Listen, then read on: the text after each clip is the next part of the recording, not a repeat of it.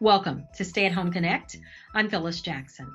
The CDC is predicting the nation's coronavirus death toll will rise to between 140,000 to 160,000 deaths by next month. Dr. Anthony Fauci says some states reopened too quickly, and states with the highest cases should consider pausing their reopenings. Researchers with the Harvard Global Institute say shutdowns should be mandatory in Florida, Georgia, Arizona, Louisiana, and South Carolina. Georgia hospitalizations are on the rise. Here's where Georgia stands in terms of capacity. Right now, the state has 45% availability in the ER, but critical care beds are at 17%. If you're in need of a COVID-19 test and you're not quite sure where to go, you can get a list of testing locations at the Georgia Department of Public Health's website. It's dph.georgia.gov. Wellstar Health is among several hospital systems that have been feeling the weight of the increased cases. I caught up with infectious disease specialist Dr. Danny Brandstetter, who tells us all parts of the state are vulnerable. Do you feel that you have everything you need to deal with the surge in cases? Wellstar's got hospitals and facilities throughout Georgia, and we have them both in urban areas as well as rural areas. And those facilities are seeing cases just alike. So just because you're in a rural community doesn't mean you're immune to this. And in fact, we see the most population-dense infections in our rural communities. We have surge planning, we have COVID planning, been looked at great. We worked at partnering with our departments of public health, the National Guard, state and local officials, all to be prepared for the demand that may be seen in the community. We do need 8. Atlanta City Council member Michael Julian Bond and several local partners come together to host an emergency food distribution event at Atlanta's Marriott Marquis. In partnership with Hosea Helps, the Concerned Black Clergy, celebrities that give back, and some of our other sponsors, city employee, volunteers, and other elected officials to distribute food boxes to those workers who are in the hospitality and tourism industry. This is the industry that fuels our economy. They've been hit probably the hardest out of any industry in the country economically because of COVID-19. Chicken, milk, vegetables, cabbage, lettuce, tomatoes, fruit, I mean, you name it. We're trying to make sure that nobody goes hungry, nobody goes with an empty stomach during these times. That's it for Stay at Home Connect. Have a great night.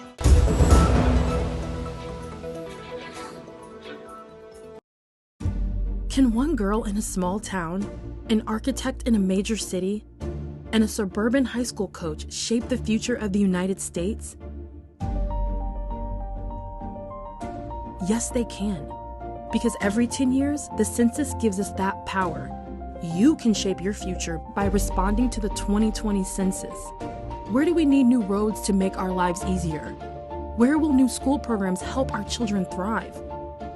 Where could a new health clinic benefit neighborhoods? The 2020 census will inform these decisions and shape how billions of dollars will be distributed to communities like yours each year. And in 2020, you can respond to the census online, by phone, or by mail. It's easy, safe, and important. Make sure you and everyone you know is counted. Now is the time for you to get involved. Your community needs you. Together, we can educate and excite, inspire, and make sure every voice is heard. Together, we can shape our future.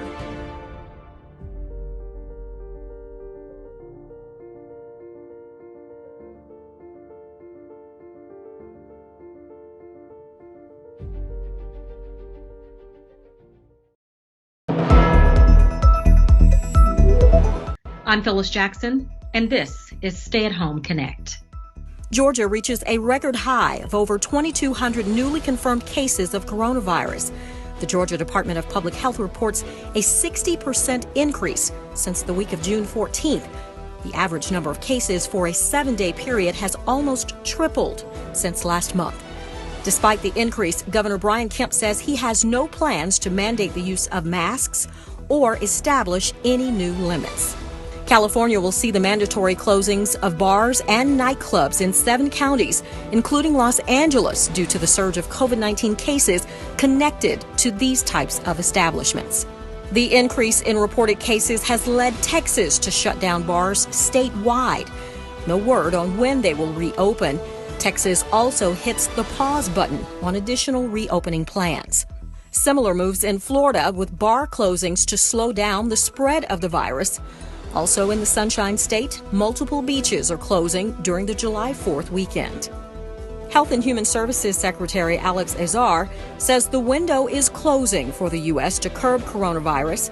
He announces the federal government has secured 500,000 doses of remdesivir, an antiviral drug authorized by the FDA for use in critically ill COVID-19 patients. He's also asking all Americans to follow social distancing guidelines and wear masks. The European Union is expected to announce plans to ban travel from the United States when it reopens its borders in July. Brazil and Russia is said to be included on that list of countries, all three struggling to get the virus under control. Doctors worldwide believe face masks are a vital part to controlling coronavirus. I caught up with Hillary Warren, an industrial hygienist and senior research scientist with Georgia Tech. How should people wear a face mask?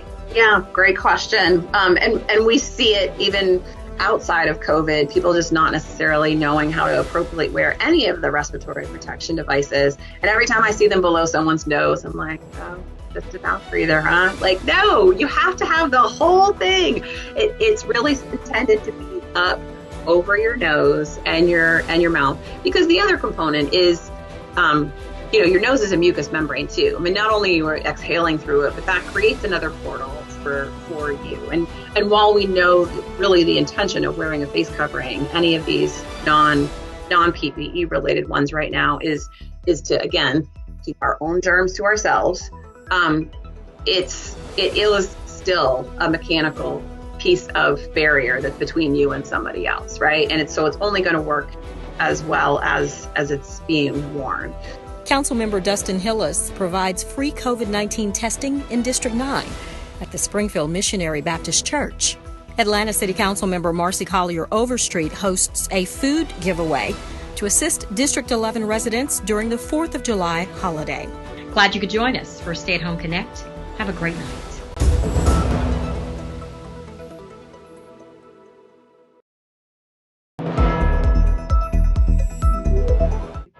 Welcome to Stay at Home Connect. I'm Phyllis Jackson.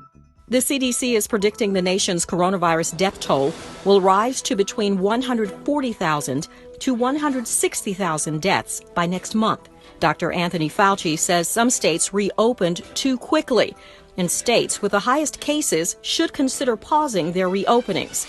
Researchers with the Harvard Global Institute say shutdowns should be mandatory in Florida, Georgia, Arizona, Louisiana, and South Carolina. Georgia hospitalizations are on the rise. Here's where Georgia stands in terms of capacity. Right now, the state has 45% availability in the ER, but critical care beds are at 17%. If you're in need of a COVID-19 test and you're not quite sure where to go, you can get a list of testing locations at the Georgia Department of Public Health's website. It's dph.georgia.gov. Wellstar Health is among several hospital systems that have been feeling the weight of the increased cases.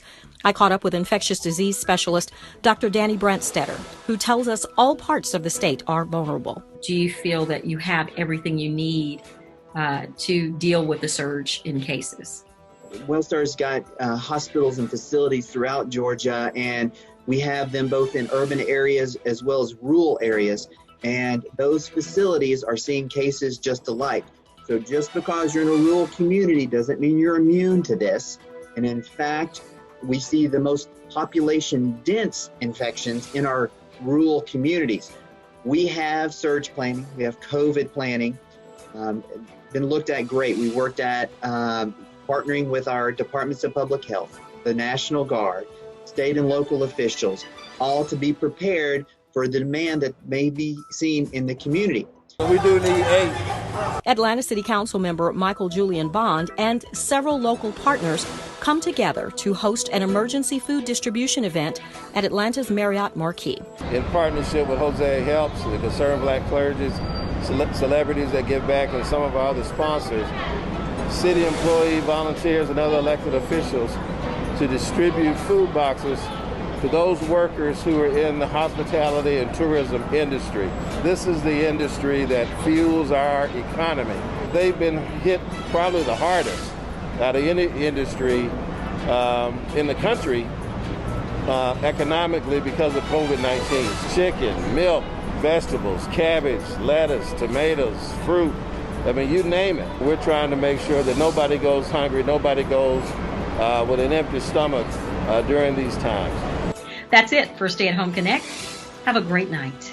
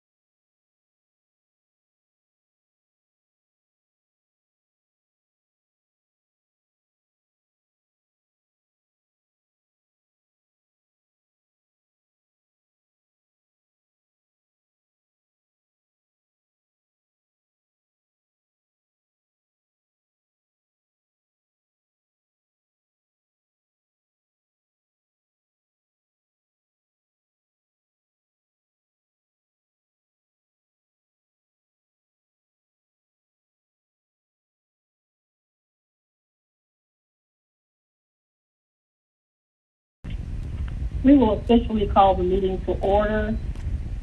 Good afternoon.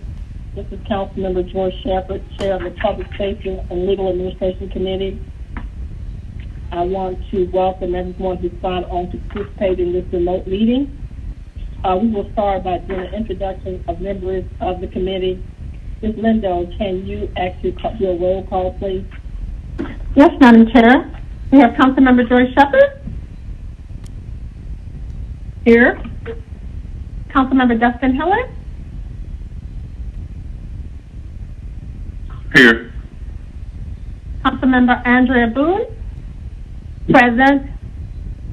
Councilmember Carla Smith. Here. Councilmember Amir Faroki. Here. Councilmember Cleta Winslow. Present. Councilmember Michael Julian Bond. Here. Madam Chair, we have a quorum. Thank you. Ms. Lindo, could you actually make the public announcement, read the public announcement for the people who are listening, please? Yes, Madam Chair. Good afternoon. My name is Carissa Lindo, Council staff. Today's Public Safety and Legal Administration Committee meeting will be conducted remotely as advertised and in accordance with Georgia Code Section 50-14-1. The meeting will be conducted in conformance with Robert Rules of Order and the Rules of Council as authorized by the City Code.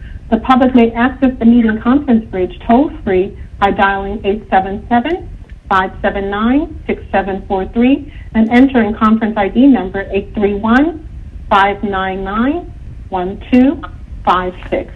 This information was also provided on the July 10th, 2020 public meeting notice.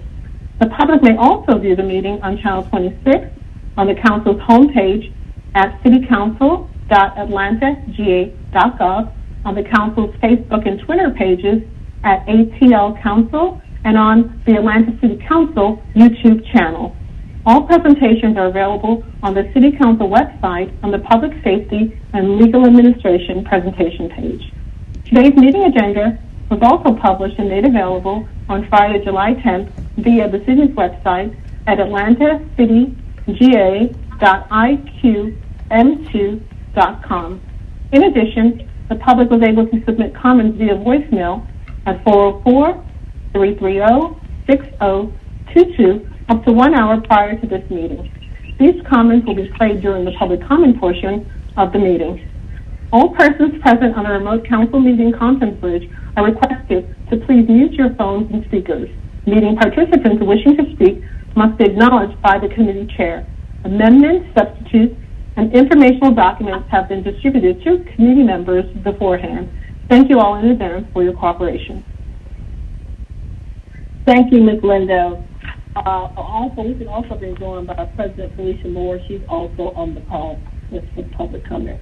It's for the call. We will now go to the adoption of the agenda, but before we start, I just want everyone to know that we have 5 hours and 43 minutes of public comment. But we will move forward with the agenda. My proposal is that we will take 2 hours of the public comment on the front end as a part of our public comment, and the remainder of the hours will be taken at the end of our meeting. So that is my proposal before us. Is there a motion to adopt the agenda? So moved, Smith. Winslow. Second, Hiller. All right. There's a motion and a second. We're ready for the vote. Ms. Linda, I believe we have to vote on this, right? That's correct, Madam Chair. Thank you. And the vote is open. And I need the voice vote, Madam Chair. This is all right. Boone also. Okay. Can we get a vote? I mean, your position from Boone and Ms. Winslow. And Boone, yes. Okay. And Boone, yes, also. Yes. Okay. Thank you.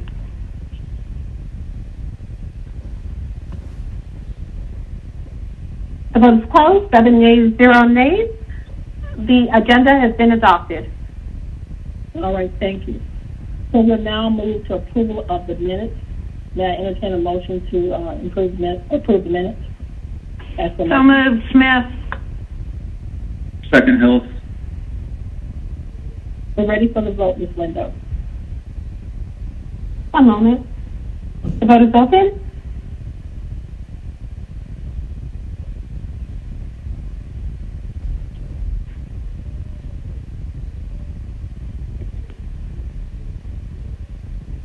Boone and Winslow, Madam Chair. I'm sorry, Ms. Winslow? Yes. Ms. Boone, yes, and Ms. Winslow, yes. Okay. Both of those are yes, Ms. Lindo. Thank you. The vote is closed. That's 7 yeas, 0 nays. Meeting minutes have been approved. We're now at item number E, which is public comment. So, Ms. Lindo, if we can start for the first 2 hours and listen to public comment, and then we'll stop at 2 hours and come back for the remainder. Thank you, Madam Chair. One moment, we're out of staff. Begin that.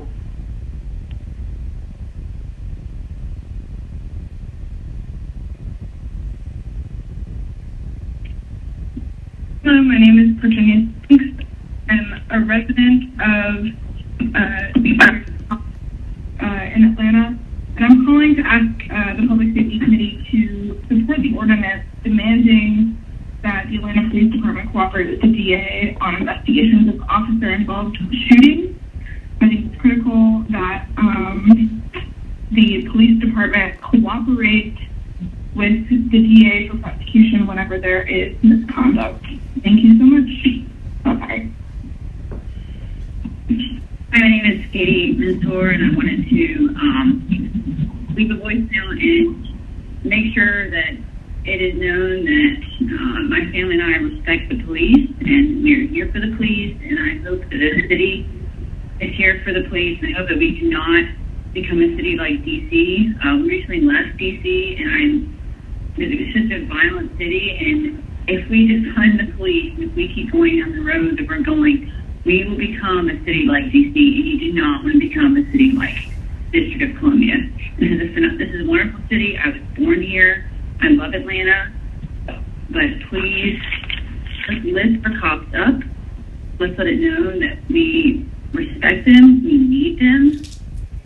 They're families in this entire city. We all need the police. We're here to serve and protect.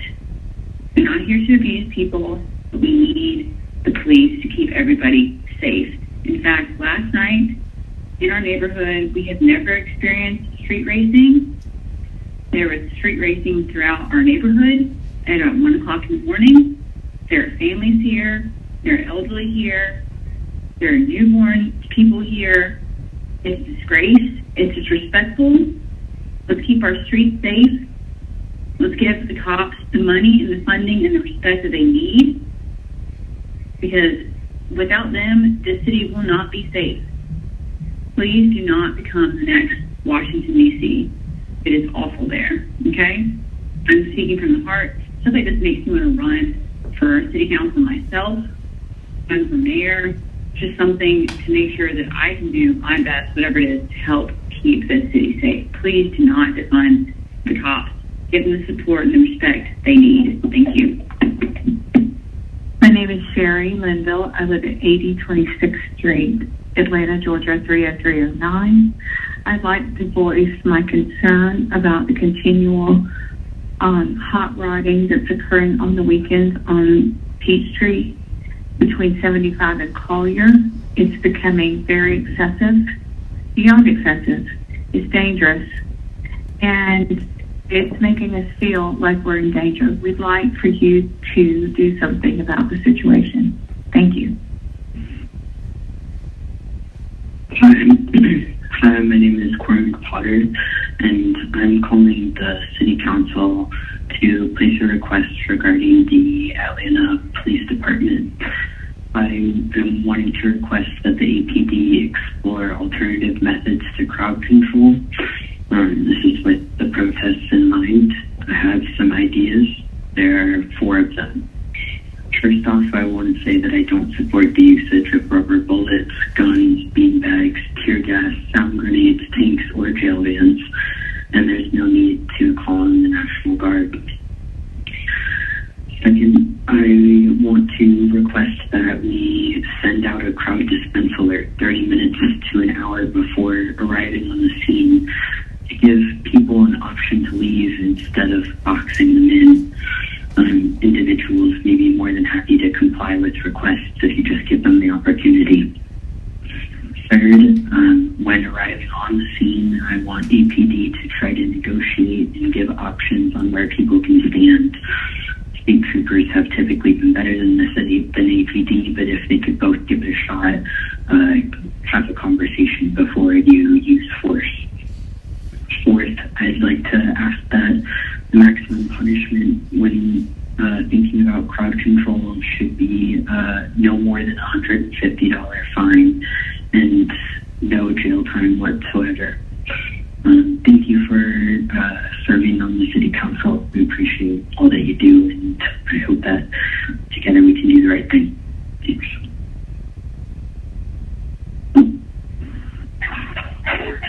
Hello, my name is Sean Matthews, and I live in the Riverside neighborhood of Northwest Atlanta, and I was just calling to say that I really support the ordinance demanding the Atlanta Police Department cooperate with the district attorney on investigations of officer-involved shootings. I think this sounds like common sense legislature that builds bridges between departments that should be working together already. And if anything, we need more incident reporting, control of investigations, sharing of information, and cooperation between the police department and the district attorney's office. It's horrifying to think that officer-involved shootings of citizens of Atlanta could sit on a DA's desk uninvestigated, and then the people who are involved and their families will never be able to sort of understand or have any real justice served. So I think this goes a long way to beginning to start to build, the right kind of police system for Fulton County. It doesn't go all the way, but I think this is a good start. So I fully support it, and I really hope that it gets passed. Thank you very much. My name is Bria Thomas, and I agree with the alternate crowd control, so we can have people be safe and not be tear gassed if you're protesting. Thank you. Good afternoon, this is Johnny Esposito with Ponco Chicken in Midtown Atlanta. Just want to make my comments trying to get my liquor license finalized. I've been to several meetings and cannot get to the APD to get the paperwork taken care of. This has been going on since actually November of 2019. So any help on these issues, because it definitely has affected my business, and we're still trying to finalize our city license, alcohol license. Thank you so much.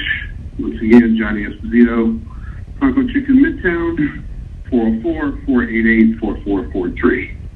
Thank you.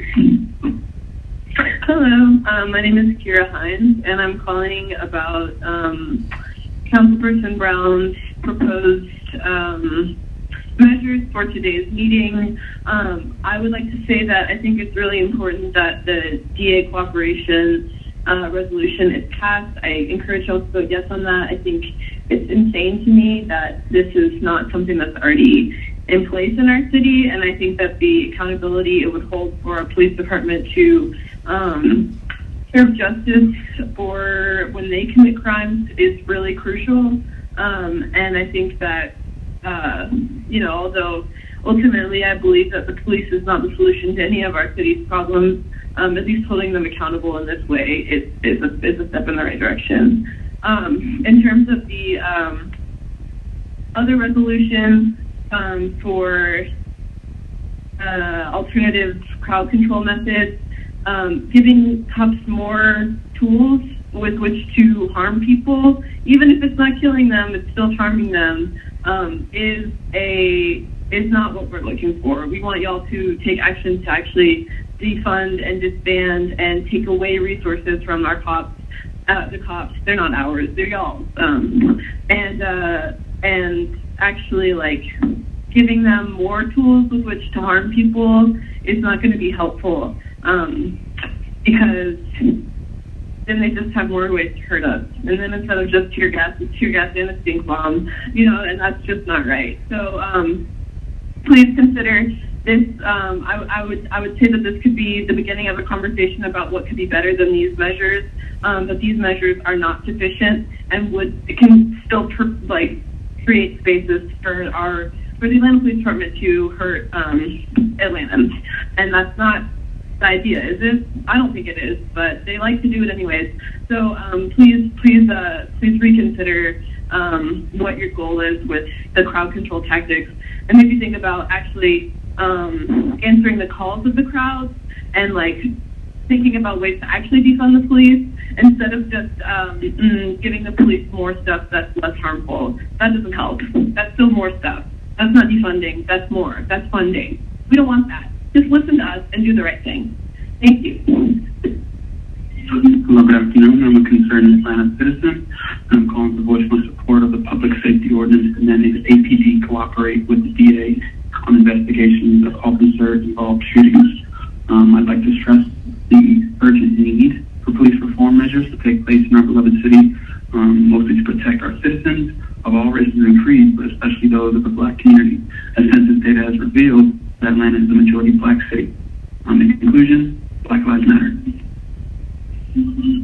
Hello, my name is Isabel Namnu, and I'm a resident of Buckhead. I'm calling today to voice my support for the APD Fulton District Attorney Partnership Ordinance in the Crowd Control Alternatives Resolution. However, it's important for me to address the fact that both items are just a beginning in terms of definitive action towards eliminating police brutality, holding officers accountable for their crimes against community members, and addressing the toxic and often racist roots of the police force and disproportionate harassment of communities of color. The police force's disproportionate harassment of communities of color. I'm going to continue to petition the council for more comprehensive change, including divestment from the APD and investment in lower income communities, schools, healthcare services, etc. Thank you. My name is Sarah Klein. I'm a resident of Atlanta, and I'm calling to support the Rayshard Brooks bill. We want to reimagine policing in Atlanta by investing in our communities. We want officers to cooperate with the district attorney in officer-involved shootings, and we want non-lethal alternatives to crowd control. We believe Black Lives Matter. I watched a girl in front of me get shot with rubber bullets 2 hours before curfew went into effect. Less lethal options are not an option. Please do what's necessary to help protect the citizens of our city and not attack them. This is Takashi Otsuka from Chidori and Lugaya restaurants on 14th Street in Midtown. I have been working for months to open a new Japanese food store in Atlanta. This will be a substantial investment for me and my company. I have been prepared to file my beer and wine license application, but the city is not open to receive it. Beer and wine sales will be an important part of my new food store. Not having a beer and wine license, waiting for the city to open, and then waiting to complete the alcohol license process will jeopardize my investment. Please pass a law so that I can quickly get a beer and wine license and open a business. I will. Thank you so much. Hey, my name is Brittany Jones-Chukra, and I'm calling City Council requesting APD to explore alternative methods of crowd control. I have some ideas, and they are: I don't support the usage of rubber bullets, guns, beanbags, tear gas, sound grenades, tanks, or gel vans. There's also no need for National Guard. I think that there should be a crowd dispersed alert, 30 minutes to an hour sent to phones, just like a weather alert or an Amber Alert, before officers arrive on scene, giving peaceful protesters options to leave instead of boxing them in, which usually happens. When arriving on scene, I would prefer for officers to try to negotiate and give options on where people can stand or where they should go. State troopers are usually better at this than APD because they're more trained in psychology and sociology. And also, if there's going to be a punishment, let it be a ticket fine, like $150. not jail or someone ending up in the hospital. We should keep doing the right thing. There are peaceful protesters out here. So thank you for listening to me. Have a great day. Hello, my name is Dr. Margaret Scarlett. I've seen a rapid declination of safety and security in Midtown Atlanta, as well as noise issues. We had lots of noise last night. We also have had many conflicts of interest between our police department and the Ansley Park Security Co-op, which has been mismanaged for decades. And it's very unclear whether a police officer is on duty or off duty. And I know that they need extra money, but I would rather pay extra money to our police officers so there's no confusion or conflict of interest. And I would encourage you to make sure that if police officers do work off duty, that they're not, I have pictures of them sleeping on the job, or maybe not. Maybe they're off duty, or maybe they're not working at the Ansley Park Security Co-op, but that agreement needs to be totally looked at again. Thank you so much, and I know that this is the 10th time, and I know that we'll come to a good solution, but I would cancel the relationship between the FUPD and the Ansley Park Security Co-op, and we can hire individual people, and it can be better run. Thank you so much, and I appreciate your time and your investigations.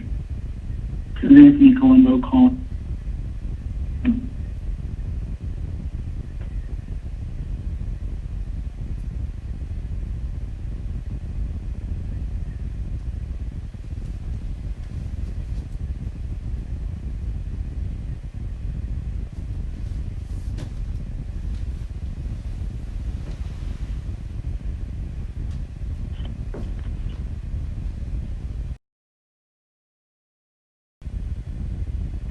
Yes, Madam Chair. We have a bit of a technical issue. IT is resolving it, and the call should resume shortly. Okay, how long do you think? I have no idea. I'm going to check with him on how long. Please come back to us. Thank you. We should be back on in 2 minutes, Madam Chair. Thank you.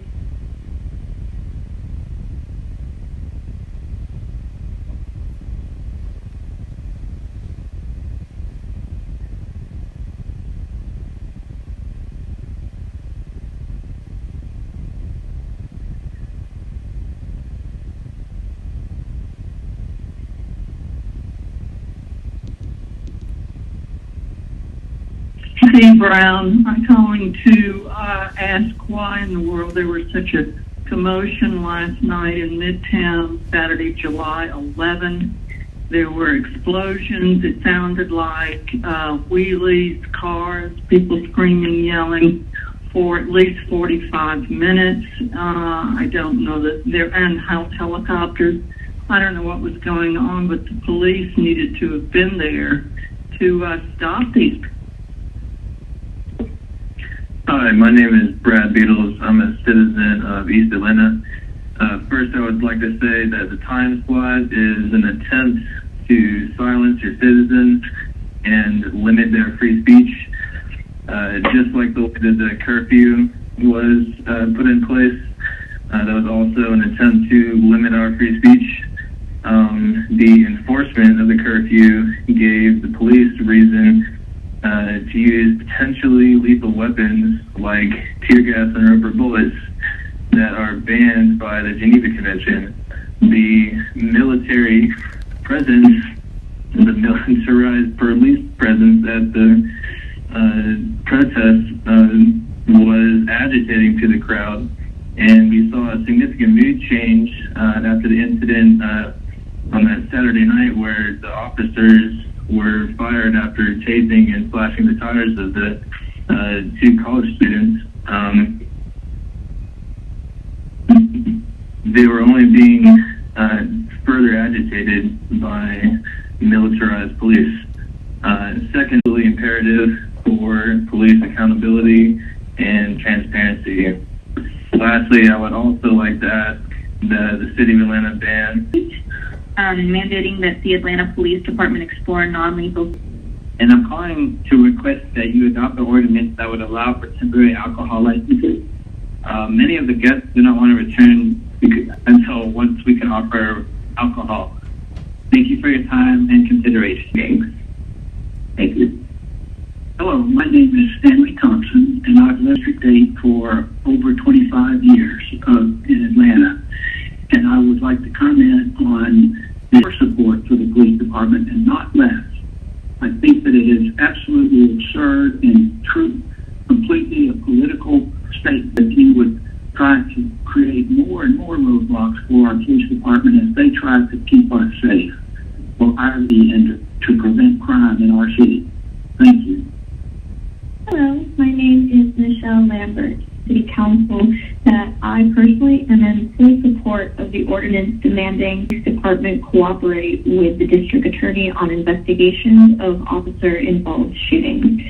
I am also calling to comment on the resolution requesting that the Atlanta Police Department cause any harm at all, particularly to peaceful protesters. As someone who has been at several protests, disappointed and angered by the police department and National Guard's use of bullets, in what is a peaceful protest. So moving forward, in order to get crowds to disperse, I would only be in favor of non-violent, non-lethal methods to cooperate with peaceful protesters in order to get them to disperse. Things like rather than arresting them, and for protesters to be at maximum if they are not adhering to police advisory, fines rather than jail times. Maybe $150 at all of us. This is Alex Galloway, Atlanta City resident. I am a physician at Emory and Grady Hospital. I'm calling in support of Resolution 20R4122, introduced by Councilmember Antonio Brown, mandating the Atlanta Police Department explore non-lethal forms of crowd control. It is especially important as a physician and seeing our community members hurt by these crowd control measures. Hopefully, Council will see this and recognize the importance of this measure. Thank you. To require the APD to cooperate with the Attorney General in all matters involving officer shootings and incidences. I believe there should be way more oversight of the Atlanta Police Department, and there should be better laws regulating officer-involved violence and police violence. Thank you. This is Ian Graves. Hey, I was just calling. I have a concern. It's around the Wendy's incident where an 8-year-old girl was shot. Based on me, I'm not necessarily proud of the fact that that was done. Instead of doing a thorough investigation into what actually occurred, which from what I saw based on people actually asking witnesses actually what happened, the driver, which was a male, I think the stepfather actually was the first one to shoot in that incident, and it stems from a prior argument or altercation that happened earlier and was not necessarily involved with Black Lives Matter shrine that was going on at the Wendy's done, and you find out who actually shot back, and the person who did shot back, as the witnesses spoke, was not even part of Black Lives Matter, any of the Black carrier groups that were there as well. So please look into the matter, hinder the Black Lives Matter movement, and the need for defunding the police. Don't try to use this as an excuse to do that. Please. Thank you very much. Let's stop the violence, but let's also do the community work and investigation and keep the unity going in order for us to make sure we have a peaceful society. Thank you. Hi, my name is Matthew Lahopich. I'm a resident of Fulton County. I am calling to encourage the City Council in the matter of the ordinances demanding the APD cooperate with the DA on investigations of officers involved in shootings. I'm calling to encourage all of our city council members to please support this ordinance. That we have these ordinances in place for the safety of the citizens. It's very important that we continue to fight for defunding the APD and the police department and reallocating those funds into resources led by and in support of marginalized communities in our city. So once again, I please ask all the city council members to support the ordinance demanding the APD cooperate with the DA on investigations of officers involved in shootings. Hello, my name is Jason Carroll. I'm a resident of Atlanta in District 2. I'm calling today to urge City Council to reimagine the way policing should be conducted within the communities here in the city of Atlanta. Some of the measures that can be employed to achieve this goal would be any officers involved in a officer-related shooting should cooperate with the district attorney's office while investigating such incidents. I would also strongly urge that APD explore more use of non-lethal methods when conducting crowd control. And also, a proper way to ensure that these reform goals can be met, and many others that can be set out by City Council, would be to pass the Richard-Brooks bill, which will withhold partial funding from APD until these goals are set out. Until these goals set out by Atlanta City Council are achieved. Thank you. Hi, my name is Erin Parcells, and I live in Piedmont Heights. And I'm calling City Council to tell them that I support the ordinance demanding the APD cooperate with the DA on investigations on officer-involved shootings. And what I mean by that is the proposed reforms. There's 6 of them, with the incident reporting, controlled investigation, sharing of information, cooperation with investigation, body and dash cam footage, and reports and review. APD must immediately report incidences of officers-involved shootings, serious bodily injured, and accusations of sexual misconduct in the DA's office. Controlled investigations. The DA must take controlled investigations with the assistance of other law enforcement agencies as needed. Number 4, cooperation with investigation. Officers who witness an incident are encouraged to cooperate without fear of retaliation or retribution. 5, body and dash cam footage. APD already requires all officers to wear body cameras. These recordings must be provided during the investigation. And lastly, reports and review. The DA will establish a standard timeline for when information is shared with the public after an incident and a timeline for issuing a conclusion to the investigation. So, that being said, I support the ordinance demanding that the APD cooperate with the DA's office. Thank you. My name is Janine Moore. I am calling to complain about the speeding, burnout, fireworks, and loud chaos that goes on in the streets of Midtown every night. I do not listen. The mayor and the city council need to support the police and allow them to do their job. Without policing, this city will lose a huge percentage of tourists. No one wants to be here anymore. Hello, my name is Scotty Jackson. I am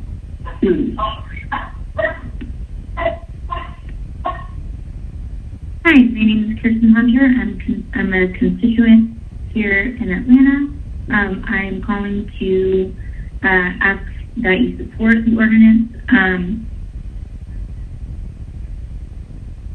with the district attorney's office on officer-involved shootings. Thank you very much. Hello, my name is Elizabeth Meininger. I'm from the Cabbagetown neighborhood. I am calling to say that I support the APD Fulton District Attorney Partnership Ordinance, the ordinance requiring the APD to cooperate with the DA's office on officer-involved shootings, sexual misconduct, that kind of thing. Honestly, it's disgusting that APD isn't already required to do this. I'm also calling in regards to the crowd control alternatives resolution. I am not for this resolution. While I am pro-peaceful de-escalation methods, I'm very concerned that these devices will be abused and cause injury, particularly the BolaWrap and the Laser Dazzler. Also, this resolution does not address the fact that APD will still be lethally armed. We need to focus on defunding and demilitarizing the police immediately. I support Resolution 20R4068, the Rayshard Brooks bill as well, and I really hope City Council listens to the public. Thank you. My name is Bill Benz with Ted's Montana Grill. We will be opening a new restaurant at Westside Village and will require an alcohol license to operate our business.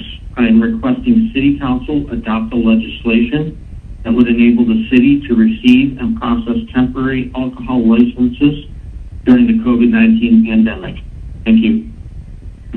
Hi, this is Luke Lewis with Starcom Bar LLC, doing business as Star Bar in Little Five Points.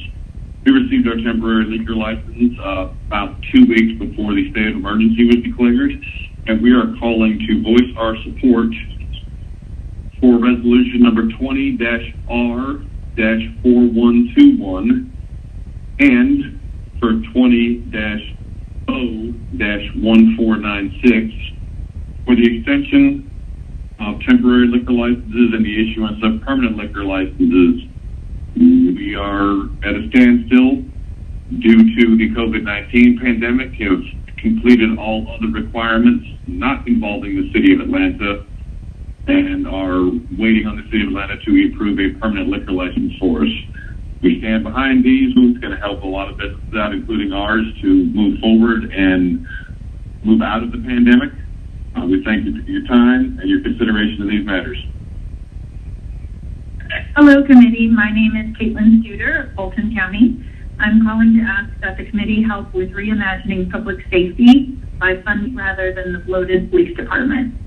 I am requesting that the committee adopt non-lethal alternatives to crowd control and work with our community leaders so we all feel safer expressing ways to better our country for everybody.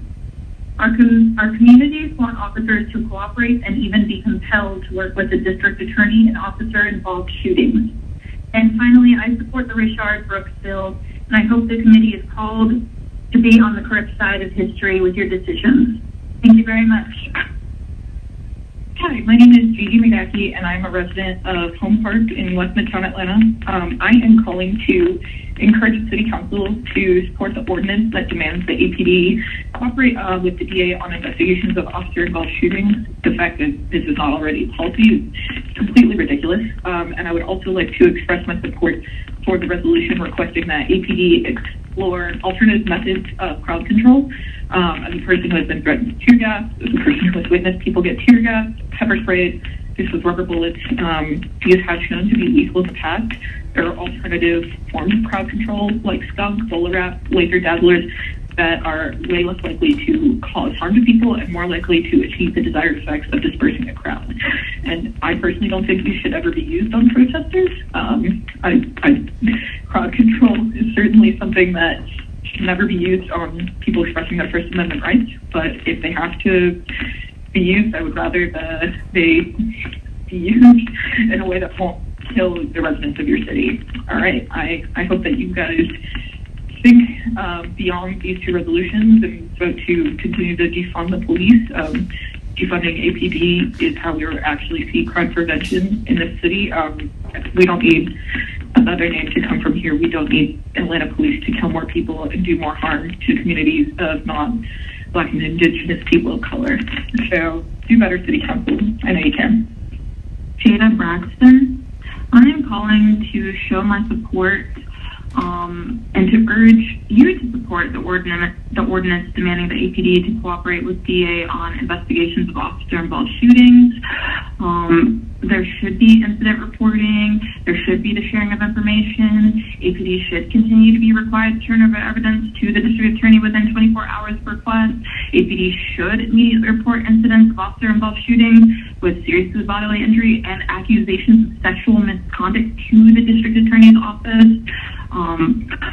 We should, even more so, require all officers to wear body cameras and have these recordings be provided during an investigation.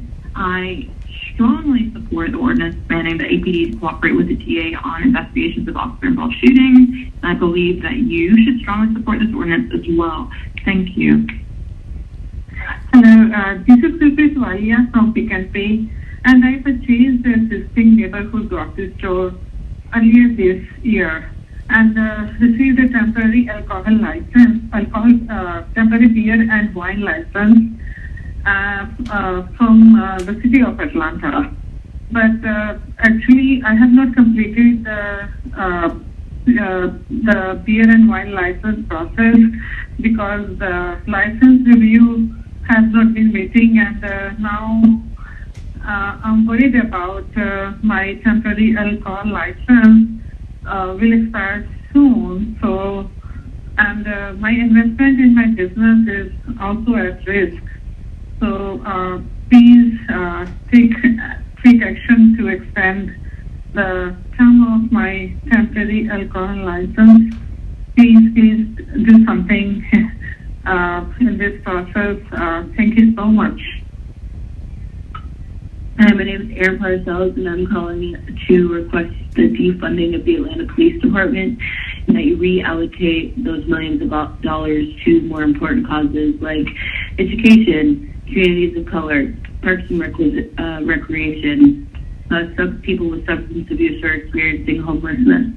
I think those millions of dollars would be much more effective in those areas. Thank you. David Wilson. 1,000% against Antonio Brown. Any type of amendment. Y'all already voted on this stupid defunding the police thing, and it didn't go in your favor. So now, y'all get to vote again. But that's, first of all, very unfair. And for him to delay this is an inmate running the asylum there. Let the police do their job. And the ones of y'all that don't know how to do your job, why don't you resign? Stick up it. Ready to move, tired of paying taxes, or nothing. Getting nothing out of the taxes in the city of Atlanta. Hope y'all will have it in your hearts to do the right thing. My name is Robin Morgan, and I am calling to oppose Councilman Brown's proposed ordinance 20-01486 and his proposed resolution 20-R-4122. As a tax-paying citizen, I feel like our public safety is in jeopardy with the recent events in our city, feeling more and more vulnerable to crime. Seems like the amount of deaths that occur on weekends is just astronomical, and I cannot imagine staying here raising children in an environment that we do not feel safe. Please consider these proposals and do not vote for them. Thank you. My name is Katrina Moat, and I am calling to let you know that I support the resolution requesting the APD to explore alternative methods of crowd control. Thank you. Hi, I'm Brittany Myers in South Atlanta, and I'm calling to express support for a proposed ordinance that would have officers under investigation cooperate with the district attorney's office. And I'd also like to express support for non-lethal alternatives to crowd control. It's my heartfelt belief that we need to reimagine and reform the way we handle public safety in Atlanta, in a city I have so much hope and belief for. I support these ordinances, and I support diverting funds to the community, and I support reimagining policing in this city. Thank you for your time. Good Monday afternoon. My name is Christy Martin with Ted's Montana Grill. I'm the president and COO. We will be opening a new restaurant at our Westside Village location, and it will require a liquor license to operate our business. And I'm requesting that the City Council adopt the legislation that would enable the city to receive and process temporary alcohol licenses during the COVID-19 pandemic. Thank you so much for your consideration and action. Hello, this is Keith Hensley. I'm with the company Hotel Equities Group, We are the managing company for the new Hard Rock Atlanta Hotel. After years of planning and construction and millions of dollars, our hotel is scheduled to open next month, being August of 2020. Our hotel will be the first Hard Rock hotel in the state of Georgia. We have been preparing and attempting to submit our alcohol license application to the city for several months, but closing the city offices has prevented us from doing so. Even if City Hall opens for business tomorrow, we will not have enough time to complete the alcohol license process before the opening. Failure of the city to act will have a devastating effect on our business, and therefore we are asking for your consideration to take immediate action and adopt legislation that will allow us to qualify for a temporary alcohol license so that way we can serve our guests when our hotel opens and take care of the needs as well. Thank you so much for this consideration. I greatly appreciate your time. Thank you. Hi, my name is Lisa Diorio, and I am a part of District 7, Howard Shooks area, and I want to state that I absolutely don't support Antonio Brown's ordinance requiring APD to coordinate with the DA, specifically Paul Howard, regarding police matters of any sort. I'm just thoroughly saddened and dismayed over the degree of violence that's been taking place in our city, and this would only worsen it. There are people being shot practically every night, being killed practically every other night, with the murder of 8-year-old Sequoia Turner, and just the failure of Mayor Bottoms and Paul Howard. It's just bearing just tragic fruit. The boy selling water at the intersections, that young man that was shot and murdered, it's just too much to bear. Additionally, all the craziness, the fireworks, the drag racing, the donuts being performed in the middle of Peachtree, it's a hazard. It's so many people are vulnerable to getting hurt, and our 4 police officers have been completely emasculated in terms of doing anything about this. And it has only gotten worse since the whole thing started. And with Rayshard Brooks and the way it was handled with the Wendy's at University and Pryor, please, I just implore you to not do anything more that will further disavow and emasculate and defund and hurt our wonderful police officers and specifically their budget. I live at 107 Lakeview Avenue. My phone number is 404-307-9468 if you have any questions. Thank you. Bye-bye. Hello, my name is Frank Haddad, and I have been a resident of Midtown Atlanta for over 10 years. In addition to being a homeowner in the neighborhood, I am also a small-time real estate investor and have 3 rental properties in the neighborhood. Simply put, I am fed up with the lawlessness that the City Council has allowed to happen here. I am truly disappointed in my City Council representative Amir Faruqi's vote to withhold police funding in a time of rising violent crime. The safety of the neighborhood and surrounding areas was already on a decline and now has reached unacceptable levels. There are nightly shootings, our streets are full of aggressive and often violent panhandlers, trash is thrown everywhere, and many of my neighbors cannot even have a good night's sleep due to the drag racing that has been tolerated all throughout the city. I always viewed Midtown Atlanta as a lifelong community, and for the first time I am strongly considering leaving. Please stop the political pandering and do right by the community. Safety of the residents should be the first priority of the council. Thank you for your time.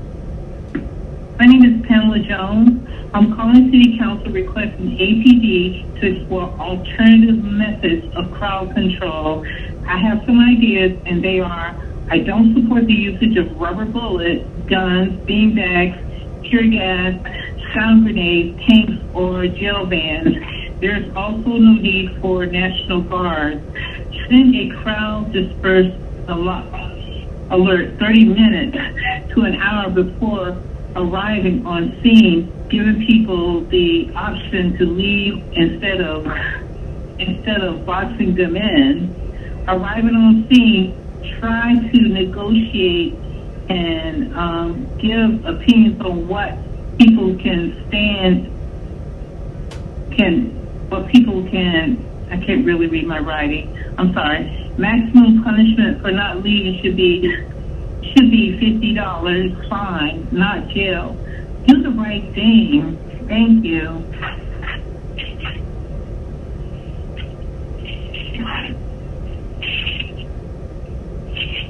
Hello, my name is Brian Purcell, and my business is Three Taverns Imaginary. We are located in the Atlanta Dairy at 777 Memorial Drive, Suite B103, Atlanta, Georgia, 30316. I'm calling to support ordinance number 20-0-1496 and resolution number 20-R-1421. We have been unable to secure our alcohol license due to the Licensing Review Board having not convened since March. And unlike most alcohol applicants, Three Taverns Imaginarium is primarily an alcohol manufacturer/retailer microbrewery with alcohol consumption on premise or sale of packaged alcohol to go for off-premise consumption. We are also set up with a to-go window and a half-acre yard off our patio that allows ample space for on-premise customers to social distance while they consume. Without our alcohol license, our employees cannot go to work, and more employees may have to be furloughed. Our lease payments are due with no ability to recoup via production or income right now. We do have our federal alcohol license, which allows us to brew beer, and we have brewed beer in anticipation of a license, certainly by the 1st of July. But as things stand now, we are at risk of having to dump the beer that will go bad if it sits in the tanks too long, costing us even more money. Everything has been completed via process pending the LRB since March, i.e., community meetings approved, 2 NPU meetings with unanimous approval, all inspections done and approved, and the state license is pending a local license approval by the LRB that hasn't convened since March. This is 4 months of payable lease notes and mounting every month. Employees on hold that need to feed their families, and dwindling market share threatening to do irreparable damage with each week that passes by. We desperately need ordinance number 20-0-1496 and resolution number 20-R-1421 approved so that we can operate and reverse the damage that's happening to our business right now. Thank you very much for listening to me. Again, I'm Brian Purcell, Three Taverns Imaginary. Hello, my name is Lorraine Fontana. I live in District 2 in Atlanta. And I'm calling because I understand you will be discussing a resolution that comes from Councilman Antonio Brown, which will ask that the police no longer use some of the methods they have used in responding to demonstrations that have happened in Atlanta, using tear gas, stun grenades, using the kind of violence, beating and tasing people who are simply out too late and haven't done any violence to anybody. These are things which are outrageous to me. I urge you to at least pass this resolution, which will request that alternative methods of crowd control be researched. You know the cities who are doing this progressively and well. And please change what the Atlanta Police Department is sometimes doing in relation to how it's using its physical force. Certainly, chemical weapons of any sort should never be used against human beings, certainly not our citizens. They're banned in war, and they should be banned by the police department. Please de-weaponize our police department, and let's learn to use that police department to work with the community. Thank you.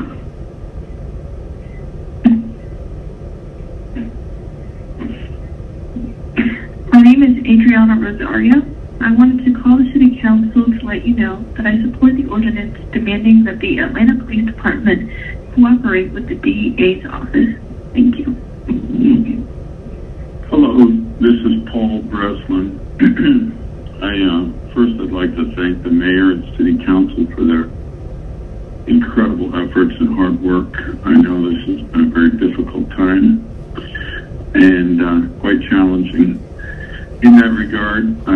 To help support our tourism and hospitality business, we're asking for your support in favor of granting this interim policy to allow temporary liquor license, specifically for the Hard Rock Hotel. This is a project that's been in planning for many years and come to fruition, and we cannot open a hotel with a lobby bar and a rooftop bar without its liquor license. So we are in favor and ask for your support to allow this proposed legislation to grant temporary liquor licenses during this pandemic. We believe that the proper order and background checks and such can be done remotely. We believe a meeting can be completed via Zoom, and that a police approval should grant the approval for the temporary liquor license. We appreciate your allowing this opportunity for us to voice our concerns, and I have personally managed 3 of the largest hotels in downtown Atlanta. I understand the importance of this decision. I've served as the chairman of the Hotel Association for the City of Atlanta and the state of Georgia. So I understand the importance of this, and I ask for your support. Thank you. Again, it's Paul Breslin, and my number, if you have any questions, is 770-880-4143. Have a great day. Hello, I'm an Atlanta citizen. I'm just calling to urge the council, actually demand that the council sign the ordinance supporting that APD cooperate with DA on investigations of officer-involved shootings. I think that in light of everything over the last few months and few years, this should be pretty obvious stuff. The fact that so many people, so many citizens died at the hand of the police, and the fact that they don't have to offer up the evidence supporting that and are protected to do these kinds of things is completely the opposite of justice and completely the opposite of what taxpayers want to see. It's wrong, and it's evil, and it needs to end, and it's simple stuff. You know, any lawyer would tell you that to prosecute a case, they need all the evidence they can get, and they will throw the book at the perpetrators, trying to get them to fess up, to tell the truth, to tell the whole story. And when they are not able to prosecute police, or at least question them, or talk to them and get all the evidence, how in the world are we expected to find justice? The system is broken. We all know this. Do the right thing. Thank you very much. Hi, this is Dorothy McConnell. I'm a resident of Atlanta, Georgia. I actually live in the Buckhead area. I am calling because we want to reimagine policing in Atlanta by investing in our communities. We want officers to cooperate with the district attorneys and officers involved in shootings. We want non-lethal alternatives to crowd control. We believe in Black Lives Matter. We want peace, not violence. Thank you. Bye. Hi, my name is Claire Madison. I live in East Atlanta Village in the city of Atlanta, and I'm calling to support the ordinance demanding that the Atlanta Police Department cooperate with the DA on investigations that involve officer-related shootings and officer-involved shootings. I just want to voice my support for these reforms so that APD turns over all the evidence to the DA and a full investigation can be completed, and that the public can then therefore trust that investigation that is completed, because we know all the evidence was turned over. It's a thorough investigation. All the information is included. Whereas right now I feel like APD is able to hide evidence, and so there is a potential for the public to distrust the results of the investigation because the DA doesn't have all the information available. I feel like this is both beneficial to the public and also to the Atlanta Police Department. Like I said, because then we know all the information is available, the investigation is thorough, and the truth about officer-related shootings and officer-involved shootings can come out and be fully investigated. Once again, my name is Claire Madison. I live in the city of Atlanta, and I wanted to voice my support for this proposed ordinance. Thank you very much. Have a great day. Hi, this is Johnny Ross. Sorry for the background noise. I'm in my car. I'm calling to support the resolution to explore alternative methods of crowd control. It doesn't make any sense for peaceful protesters to have tear gas thrown at them or have rubber bullets shot at them, which causes chaos. The police should be in the business of de-escalating the situation and not escalating the situation. So again, this is Johnny Ross, and I am in support of measures exploring alternative methods of crowd control. Thank you.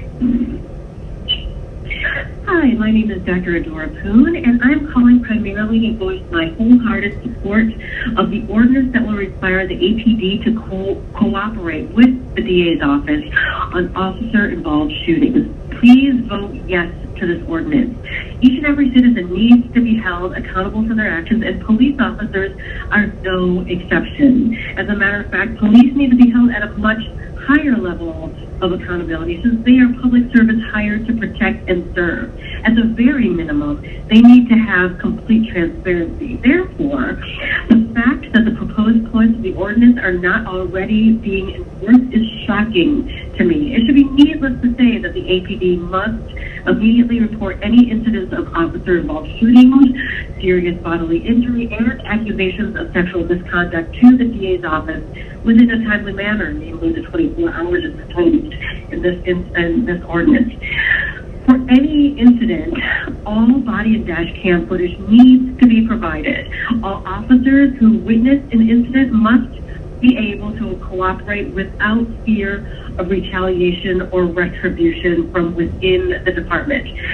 The DA must take control of investigations with the assistance of other law enforcement agencies as needed. And in addition, the DA must complete the investigation in a timely manner, and the police involved need to be held responsible for their actions ultimately.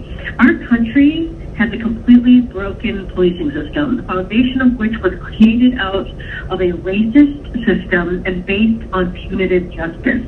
The increasing militarization, aggressive response, and violent brutality of this system makes police officers look more like armed forces aimed against the community as opposed to their actual role of being public servants hired to protect and serve the community. Ultimately, I believe that the entire current policing system needs to be defunded and dismantled in order that it can be completely rebuilt from the ground up with its foundation based on a model of transformative justice so that we can achieve equity within our communities and begin to address the root of gun violence in our society.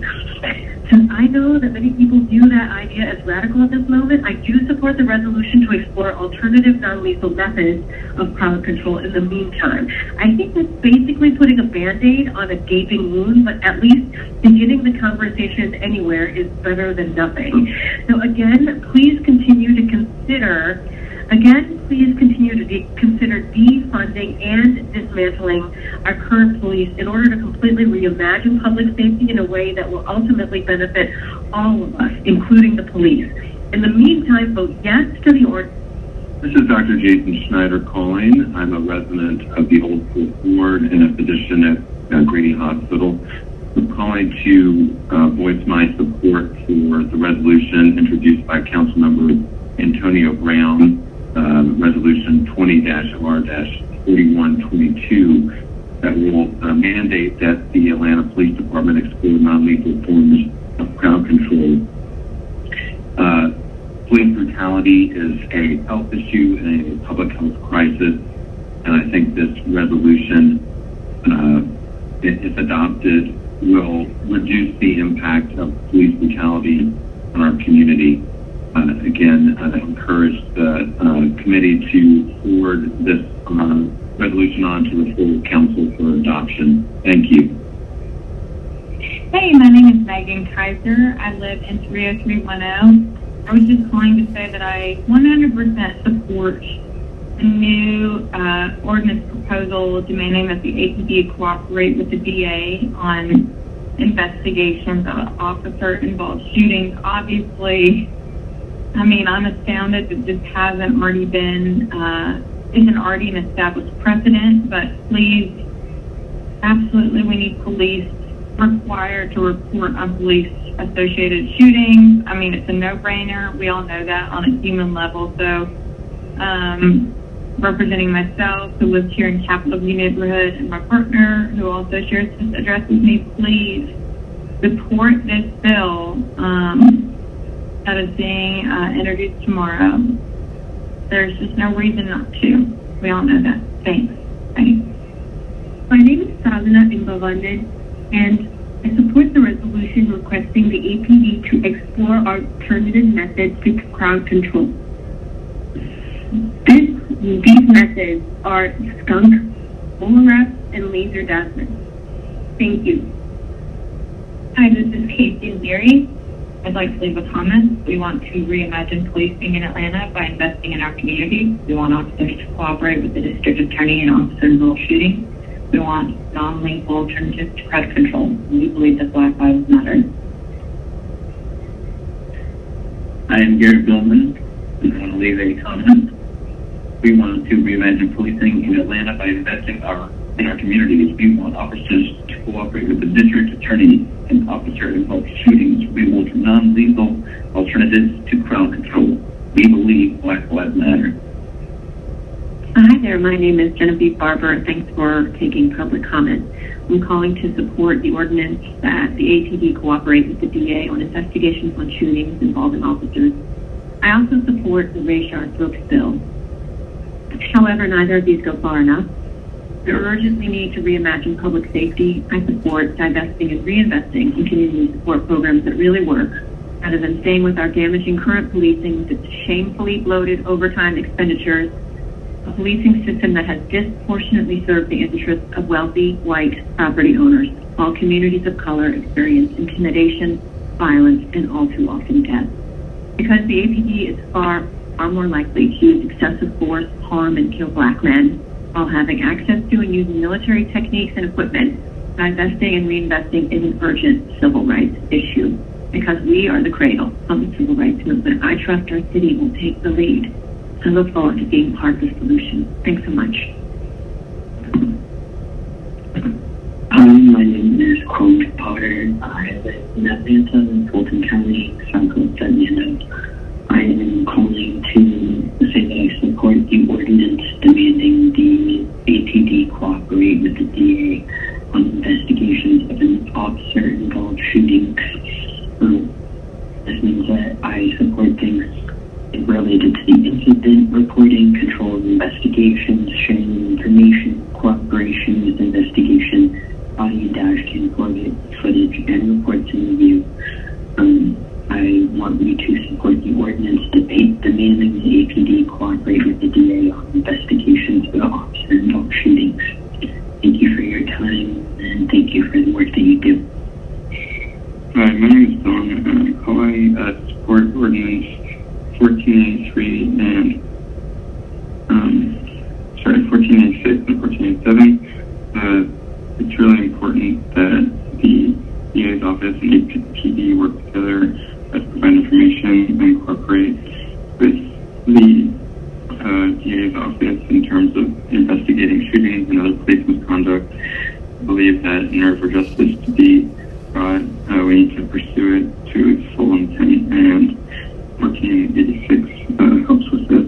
And 1487, I think that it's really important that we look into alternative methods for crisis intervention, and I think that creating a department for this in the APD is really important to create that. There's been a lot of terrible things happening, and the police department has been terrorizing a lot of people, and I think it needs to change immediately, and this is just the beginning of what can happen. Thanks. Bye-bye. Hi, Hi, my name is Cameron Warner. I live in East Atlanta Village, zip code 30316, and I'm calling to voice my support of the ordinance that demands the APD cooperate with the DA on investigations of officer-involved shootings. Thank you very much, and have a great day. Hey, my name is Alec Kahn. I live in Fulton County, Grant Park. I'm just calling to say Black Lives Matter. I think the city council should do everything to explore non-lethal alternatives to crowd control, adopt those wherever possible to enable free speech. I think that the officers involved in officer killings should absolutely be cooperating with the district attorney. Just because officers are upholding the law doesn't make them above the law, and I think that the city council should be doing whatever it can to reimagine policing for the communities. Thank you, and please support the Richard Brooks bill. My name is Farlone Toussaint, and I am calling to share my support with the ordinance demanding that APD cooperate with the DA on investigations of officer-involved shootings. Hello, my name is Rex Martin, Vice President of Real Estate and Development from Dollar General. It was with great excitement that we opened our first DGX concept store in Atlanta this past March, just before the onset of coronavirus. We feel privileged to have been able to provide day-to-day living necessities to our customers during this challenging time. Our application for a beer and wine license stalled when city government shut down. Local governments in other markets have adopted laws and procedures to allow businesses to sell beer and wine during this crisis. We ask that you respectfully create a temporary alcohol license that will allow us to promptly sell beer and wine to our customers. Thank you. Hello, my name is Jason Gallen. I live in District 6, and I'm calling to say that I want the city council to vote yes on the ordinance that would allow the Atlanta Police Department to cooperate more with the district attorney's office so police officers could be held more accountable, and there could be more transparency in investigations, and there could be more investigations in general. And I just want significant police reform this ordinance. Thank you. Hi, my name is Amanda Coleman. I am calling as an Atlanta resident to express that I do not support the resolution that Councilman Brown is bringing up, that the ADP explore alternative methods of crowd control and non-lethal methods. I just completely disagree with that. There's been so much crime in our city, especially as of late, and I just think our police officers are going to be set up to fail if they do that. There's so many people walking around armed and loaded and that are criminals, and I just think that the police need to be able to adequately protect us. They've not been allowed to do that from Mayor Bottoms not allowing them to do what they need to do, and I certainly hope she will put her support behind them ASAP. Thank you so much. Bye-bye. My name is Asia Pittman. I'm just calling to say that I do support the APD cooperating with the DA when it comes to investigating officers involved shootings, just because there is no reason why they shouldn't cooperate. They should be responsible just like any other student or citizen. Hello, my name is Rachel Clark, and I'm a constituent of the City of Atlanta. I'm calling to express my support for the ordinance demanding APD cooperate with the DA's office on officer-involved shootings. The privilege of guilty officers to be insulated from justice is a sickening criminal act and a cruel, inhumane reality we will no longer tolerate. The fact that officers are not required to make a statement or turn over information related to these killings is an injustice to families and denizens of this city who are mourning while simultaneously being tasked with the emotional burden of begging and praying for a fair and humane treatment of our brothers and sisters, daughters, sons, and friends. On behalf of these mothers and fathers, I am not begging or praying today. Rather, I am just demanding that justice for these unwarranted murders be rectified in the passing of the ordinance requiring APD to cooperate with the District Attorney's Office on officer-involved shootings. Thank you for your time. Goodbye. Hi, my name is Lori Stewart.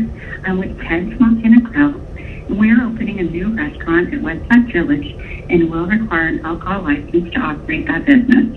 I'm requesting the City Council adopt the legislation that would enable the city to receive and process temporary alcohol licenses during the COVID-19 pandemic. Thank you very much. Hey, my name is Miguel Sornio. I am calling because I want Atlanta to reimagine policing by investing in our communities. We want officers to cooperate with the district attorney in officer-involved shootings. And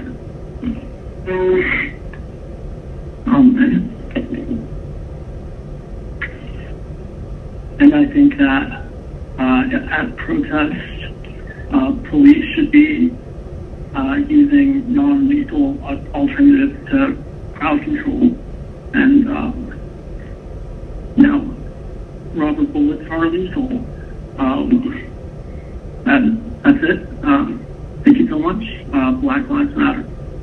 Hi, my name is Allison Carter. I'm calling to tell City Council that I'm in favor of supporting the resolution requesting the APD to explore alternative methods to crowd control, and ask that all council members vote in support of the resolution as well.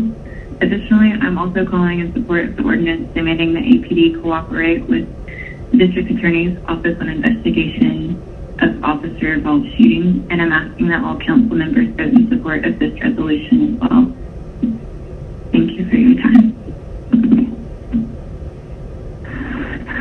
Hello, my name is Lucy Asher. I'm calling from 264 Peter Street, Arca City, Ethiopian kitchen, going to the project ATM, the restaurant, and now can you have a hard time to support this legislation to have a liquor license for a business that's located in the city of Atlanta? Hi, my name is Hannah Joy Gebrselassie, and I'm calling to ask that City Council support and pass the ordinance demanding that Atlanta Police cooperate with the DA on investigations of officer-involved shootings. We've seen way too many gaps, way too many holes, way too many struggles in our communities, and we believe that an effort like this will help bridge the gap and allow for more investigations to proceed properly and thoroughly. We are pleased asking you and telling you that we support this effort, this ordinance requiring that APD cooperate with the District Attorney's Office on officer-involved shootings. This will be introduced to the Atlanta City Council Public Safety Committee on Monday, and we're hoping that you all will hear us as we do our best to stay engaged and work together to create a safer community for our neighbors and our fellow citizens. We'd also like to encourage you to please listen to us as we would like to explore an alternative non-lethal method of crowd control.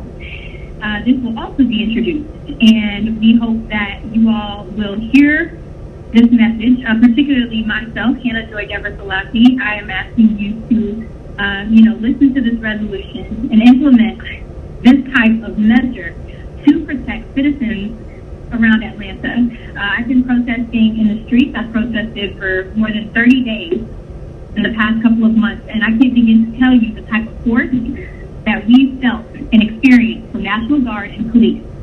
Excessive force, that is. And we just believe that that is unacceptable. And we hope that you will also pass this resolution and explore different options to make our community safer for those growing up in Atlanta and around, and also the communities that currently exist. So hopefully you all will hear my message, and I hope you understand and you explore these alternative methods and these measures to, again, create a safer and stronger community around Atlanta. Thank you so much. Hi, my name is James Crawford. I'm a citizen of East Atlanta. I was calling the Atlanta Council to reimagine and ask the police not to be using these heinous things for crowd control. The tear gas is unnecessary. It's already been war crime. I don't think we should be continuing to use that on our citizens. I'd also like to ask that the APD is required to work with the DA in all investigations.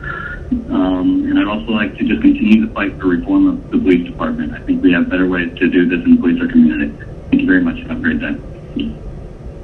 Hi, my name is Leanne Musso. I'm a resident of Fulton County, and I'm calling to tell City Council to support the ordinance that demands APD to cooperate with the DA on investigations that involve officer-involved shootings. I think this is a really important thing that needs to be passed. Although it is really important and I agree with it, I still need you guys to defund the police.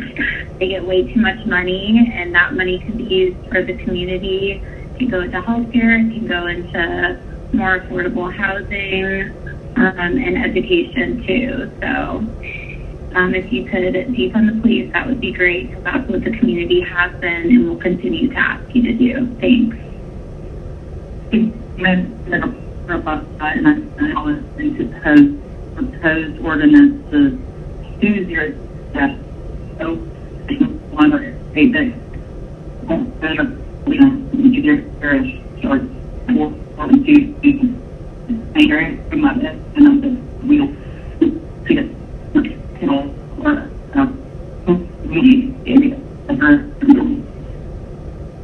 My name is Lori Domingue. I'm calling for 2 reasons. First, I'm calling to support the ordinance that the Atlanta Police Department cooperate with the DA on investigations on shootings involving officers. And I'm also calling because I support the Ray Sharp Brooks bill, and I hope you will as well. Thank you.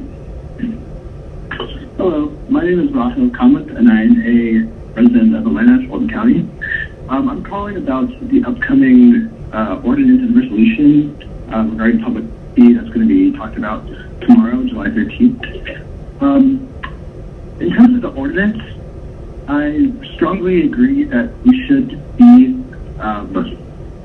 holding officers accountable, especially in terms of police brutality or potential police brutality.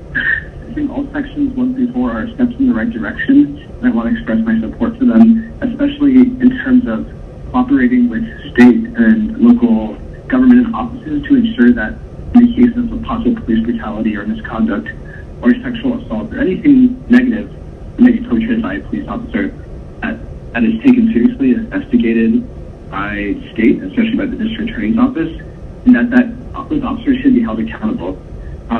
We've heard a lot of instances of, police shootings or police assaults that are unlawful, in which, after much litigation or much public commentary, not much is done about the police officer in terms of moving them from the force, putting them in a public database where that information is trackable so that other departments or offices are aware, or civilians are aware of that police officer conduct.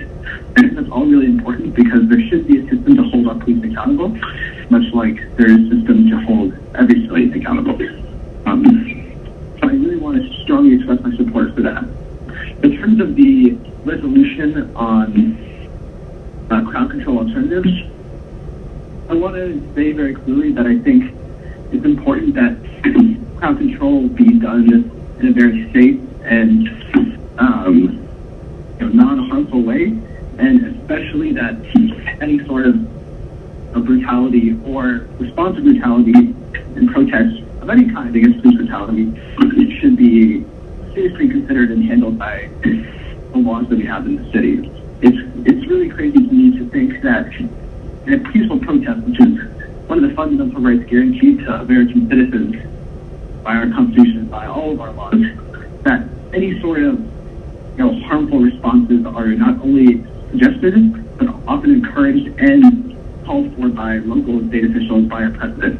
And I think that needs to be addressed, and I think this resolution is an important step in terms of opening that conversation. I did read about some of the proposed alternatives, such as things like the skunk or Ebola wrap or other ways of sort of controlling crowds in a quote-unquote non-harmful way. I think that those measures are good, these alternate measures. I think it's really important to protect very peaceful ways of hindering protests, or not hindering protests, peaceful ways of crowding protests so that the protests don't devolve. But it's very important to keep. My name is Jordan Aditko. I'm a resident taxpayer in Fulton County. I'm calling to express my support to the ordinance requiring APD, Atlanta Police Department, to cooperate with the District Attorney's Office on officer-involved shootings. Recently attended a march organized by the mothers and families of black men killed at the hands of APD in the past several years. The DA, Paul Howard, was given the opportunity to speak. He explained that one of the reasons he was unable to move forward in charging officers involved in these murders was because they are not required to make a statement or turn over information related to these killings. Officers withholding evidence and refusing cooperation is an absurd and frankly ridiculous reason to keep justice from being served to these families who have experienced wrongful loss of their loved ones at the hands of the police, frequently, repeatedly. This is a blatant display of a system that is more interested in protecting their own rather than fulfilling its purpose of serving justice and needs to be changed immediately. I would also like to express my support for the resolution to support alternative, non-lethal methods of crowd control. I hope you make the right choices in these matters. Remember who funds APD as our taxpayer dollars. Please keep this in mind going forward. Hi, my name is Amina Khan. I'm a resident of Fulton County. I'm calling to support two bills that the council will be talking about tomorrow. The first, demand that APD cooperate with the DA on investigations of officer-involved shootings. And the second, that the APD explore alternative methods of crowd control. What happened during the protest with the police firing tear gas and rubber bullets at unarmed civilians was absolutely absurd to see in the city. Why are we using more tactics on Atlanta citizens, like residents? It just makes no sense to me, but all right, thank you. I would like to support both of those bills. Hi, my name is Emily Dittendorfer. I live in Reynoldstown. I'm very upset that the City Council has voted to limit public comment. If you desire shorter meetings, I suggest that you hear the constituents and enact the policies that we're demanding. The second thing I'd like to talk about is crowd control. Please take up the discussion of alternate crowd control methods and discuss safer, more realistic options for our citizens. It is absurd that a city should take up arms against its own citizens that have been banned in warfare. We're not insurgents. We are the people that you serve and who keep you in office. Regarding police accountability, it is imperative that you discuss and approve actions to hold police accountable for their behavior. They are here to protect and serve, but they are over-policing and hurting vast swaths of our community. They must report incidents of excessive force. The DA or an independent watchdog group must be in charge of investigating violent behavior, and it must be changed from the top down. Officers should be able to contribute to these investigations without fear of reprisal. If it's truly only a few bad apples and they have managed to not spoil the bunch, then this is the only way to keep the group safe and healthy. In any other industry, bad performance comes with consequences. You lose a bonus. You lose your job. Why is policing different? In any other industry, stress is impacted by bullying and toxic management. So clear out the so-called bad apples, codify the policies that require better behavior.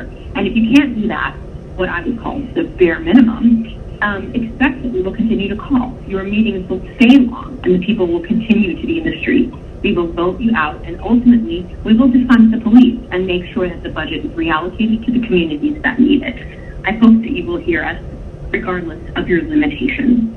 Thank you for your time. Hi, my name is Sarah Burns, and I'm calling because I support the ordinance demanding the ADP cooperate with the DA in investigations of officers involved in shootings. It's really important for public safety. We need to bring justice to those who have been murdered by the police. Thank you very much. Bye. Good evening. My name is Taylor Harper. I'm with TSH Legal, located at 3400 Peachtree Road, Suite 1515, Atlanta, Georgia, 30326, calling in to support ordinance number 20-0-1496 and resolution number 20-R-1421. I represent a number of breweries and distilleries and other alcohol-related businesses who have already entered into lease arrangements for a property in the city, some of which have already applied for alcohol licenses but have yet to receive such because of the current situation, and others who need to begin the application process.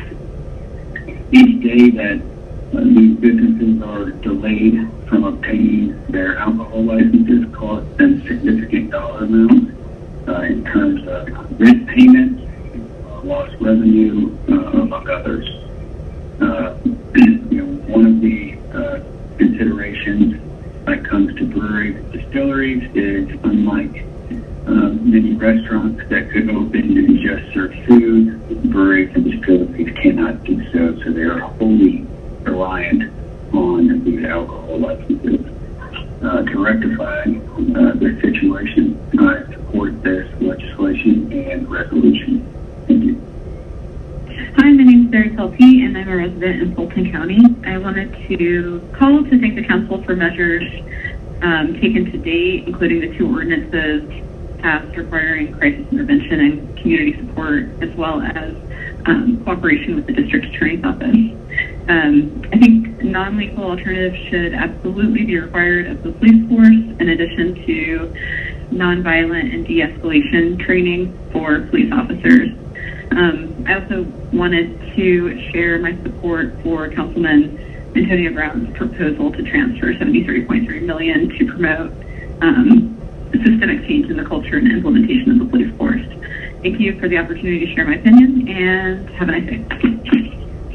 Hi, this is Tanya Meeks. I live in Fulton County, Zone 1, and calling just to address a couple of things. One, I am very disappointed, and I cannot believe that you guys have, the people that voted, to limit our comments from 4 to 7, when obviously a lot of us have opinions, and it is your job to listen to them. So I am disappointed, and I just want you to know that. But the other thing I wanted to comment on is the resolution that you guys are voting on Monday to explore alternative non-lethal methods of crowd control. I do support this resolution and would like you guys to request the APD to explore alternative methods of crowd control. Please vote in favor of that. And thank you for listening. Hello, my name is Hans Klein. I'm a resident of the city of Atlanta. I am calling to express my concern about the reduction or almost breakdown of law and order in the city of Atlanta. And at least people concerned, I'm concerned about the breakdown of the commitment of public officials to law and order.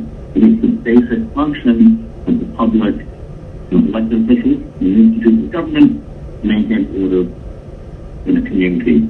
And I think that the Atlanta seems to be falling down on that front.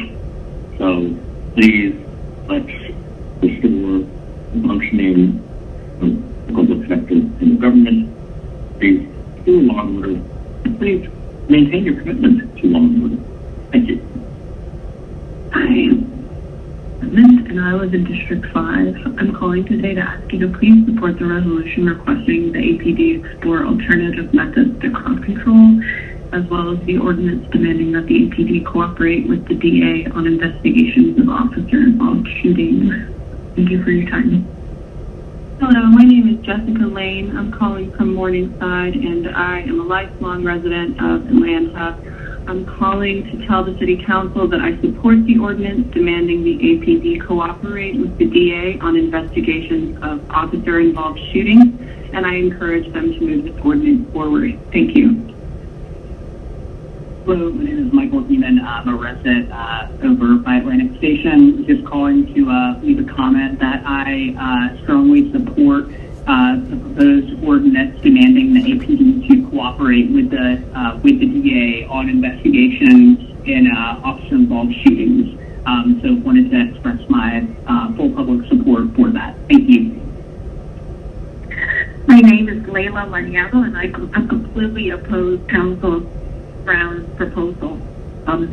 Here in my neighborhood, we got used to what we call fireworks, which is bullets going right and left between criminals. And the fact that he wants to disarm the police so they would only have a taser against people that have AK-47s is ridiculous.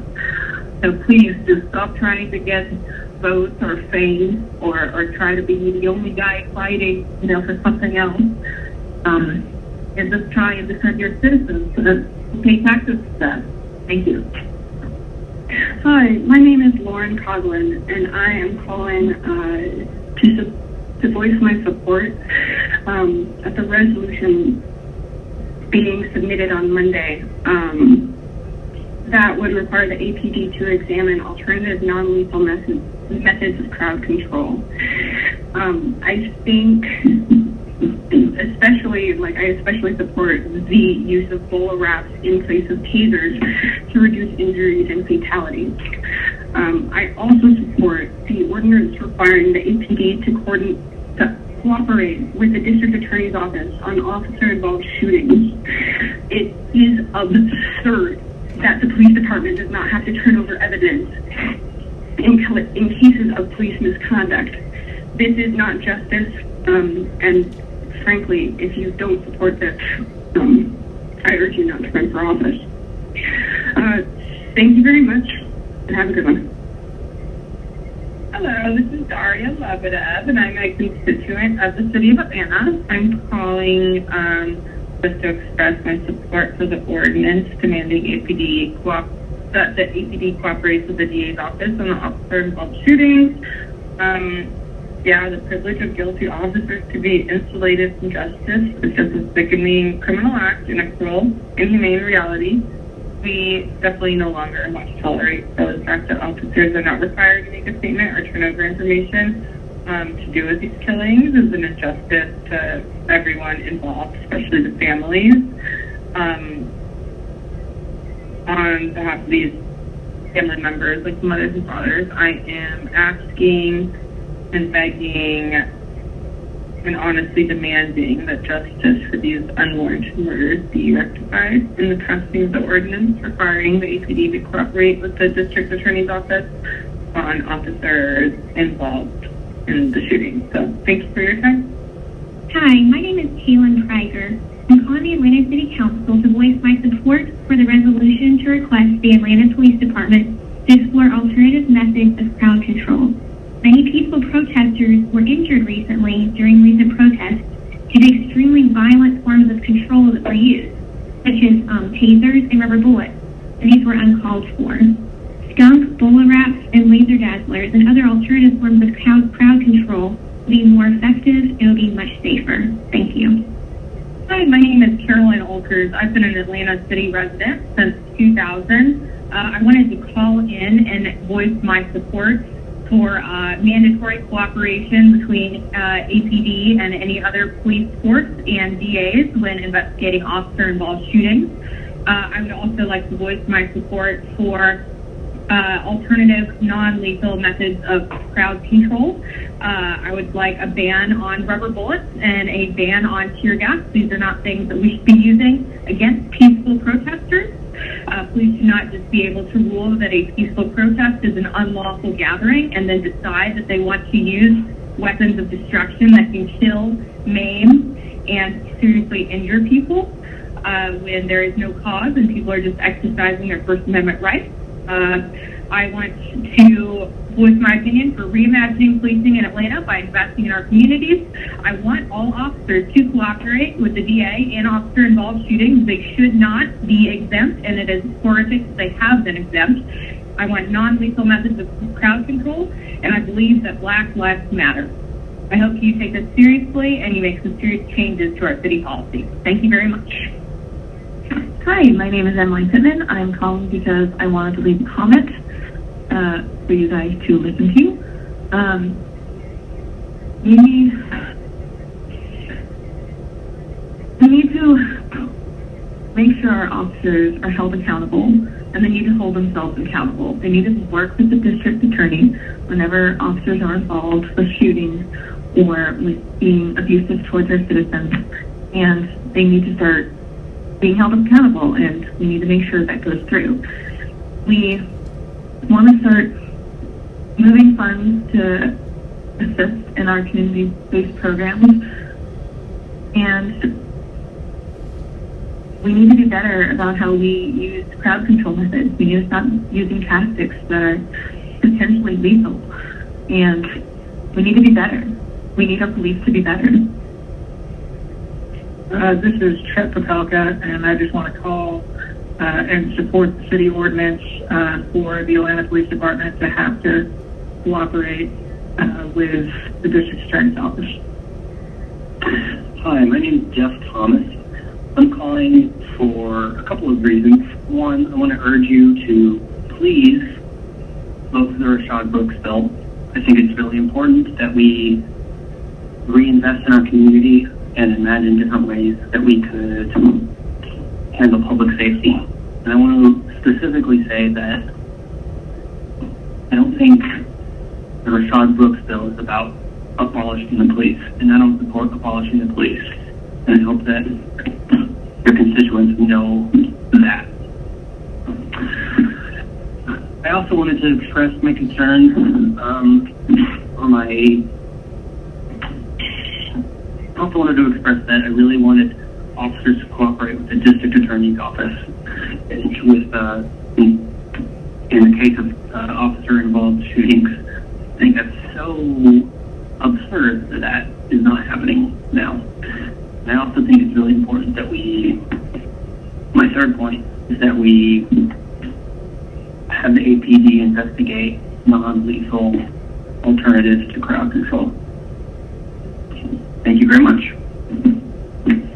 Hey guys, my name is Ted Freeman, and my wife Amy and I would like to just call and mention that we live on the west side of Midtown, and we wanted to contribute to, we want to thank you for the jobs you do. Thank you, Matt Bottom, and thank to all of you on the council. But what we were wanting to comment on is the screeching tires of very loud vehicles that are just seemingly endless in the evening hours up until the wee hours of the morning.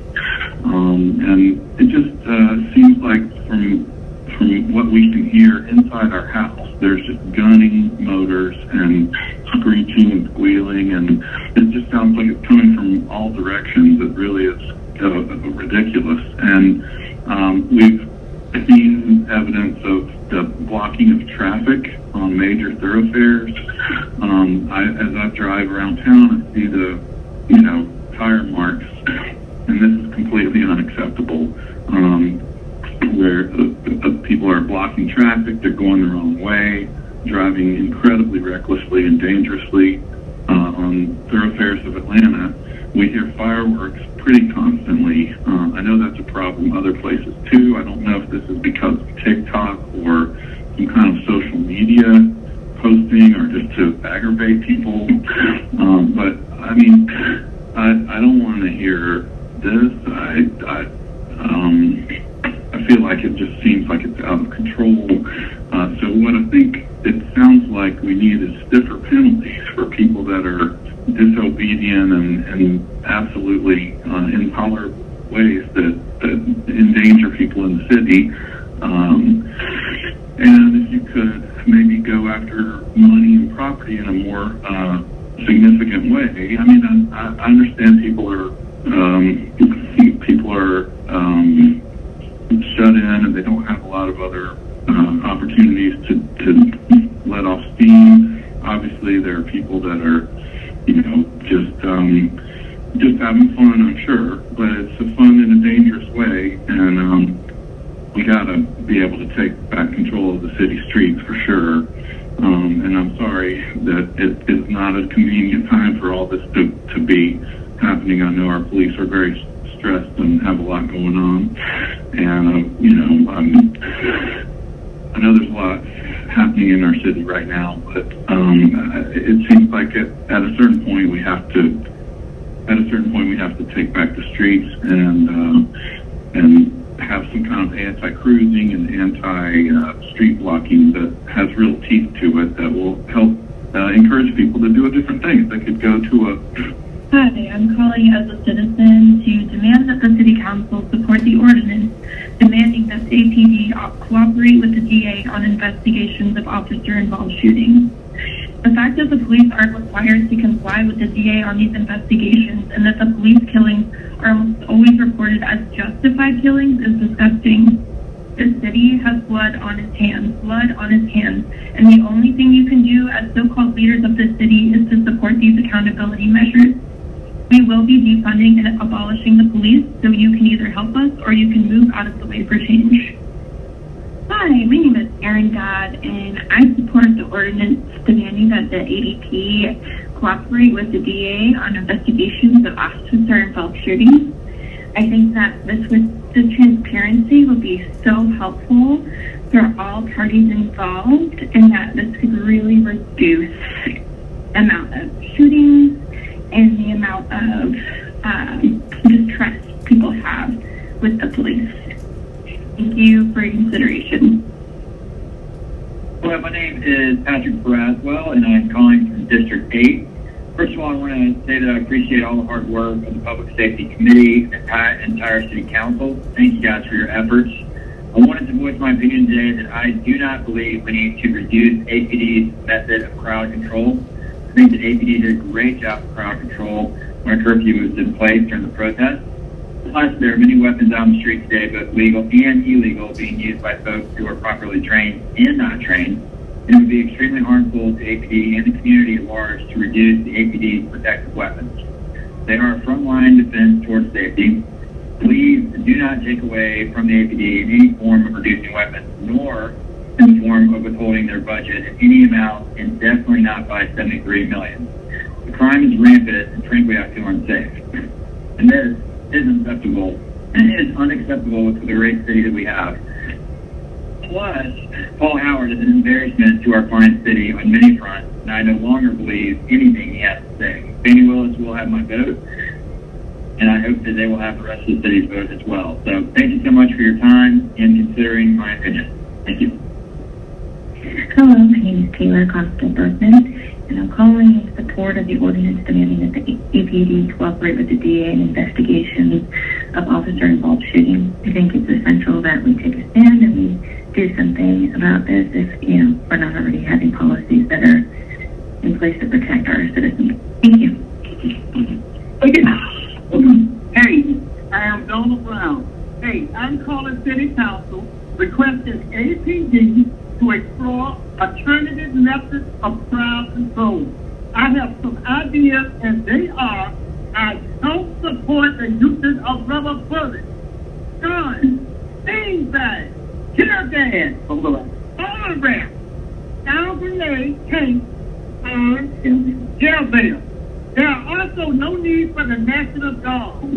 Then a crowd is first alert 30 minutes to an hour before arriving, giving people to the option to leave instead of opting them in.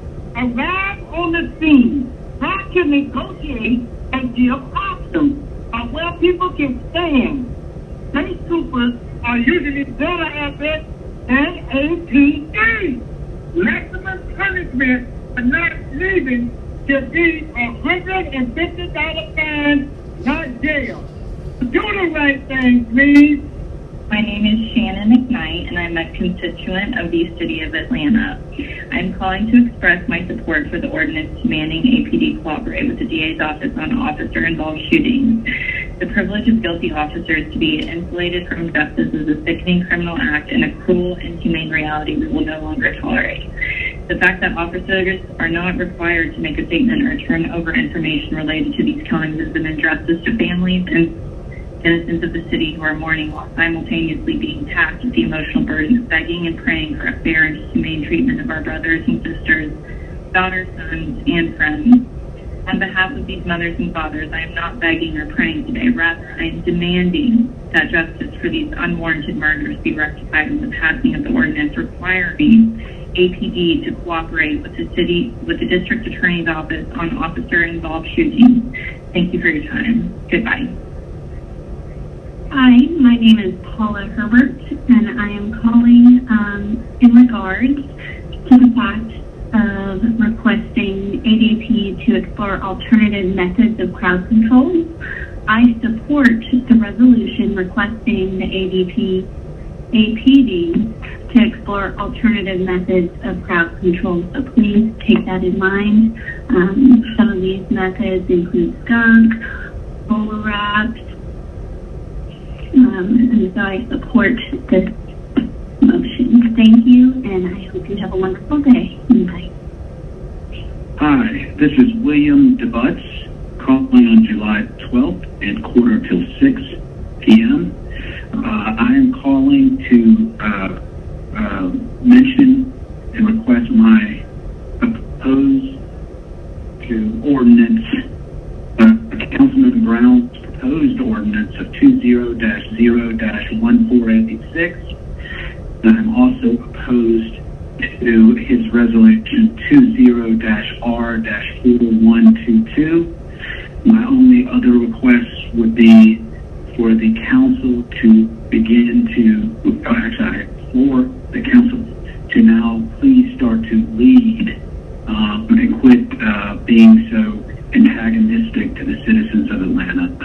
So I implore you to please tact your position and become leaders and try to get us out of this crisis that's been created. Thank you.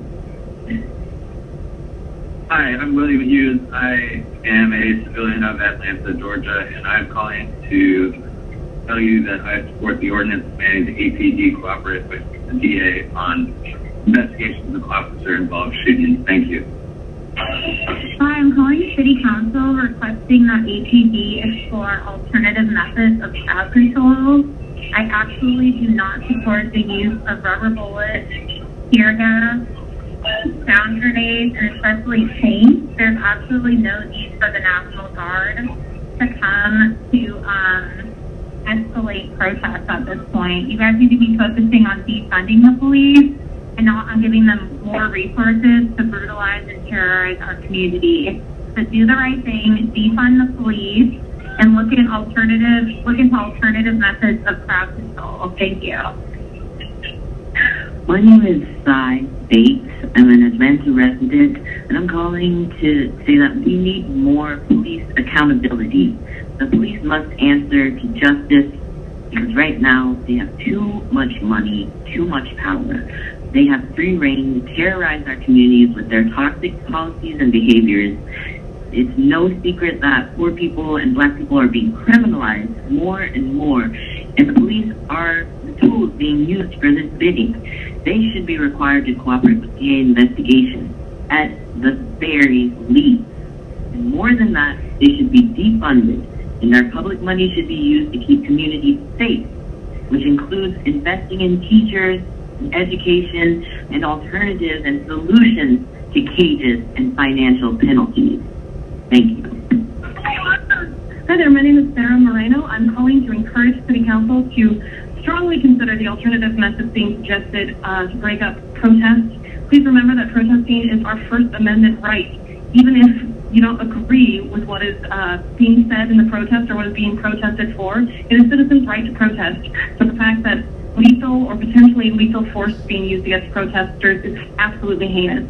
I would also like to request that City Council move to pass a measure requiring police participation and coordination with the district attorneys in any cases of police violence against citizens, particularly any killings of people. Thanks so much.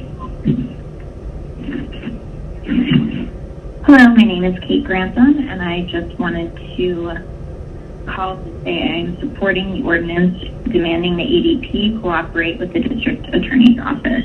Thanks so much for your time and consideration. This is Clarissa Collins, resident. I wanted to let you know that I support the ordinance demanding that the Atlanta Police Department cooperate with the DA on investigations of officer-involved shootings, that you require all officers to wear body cams.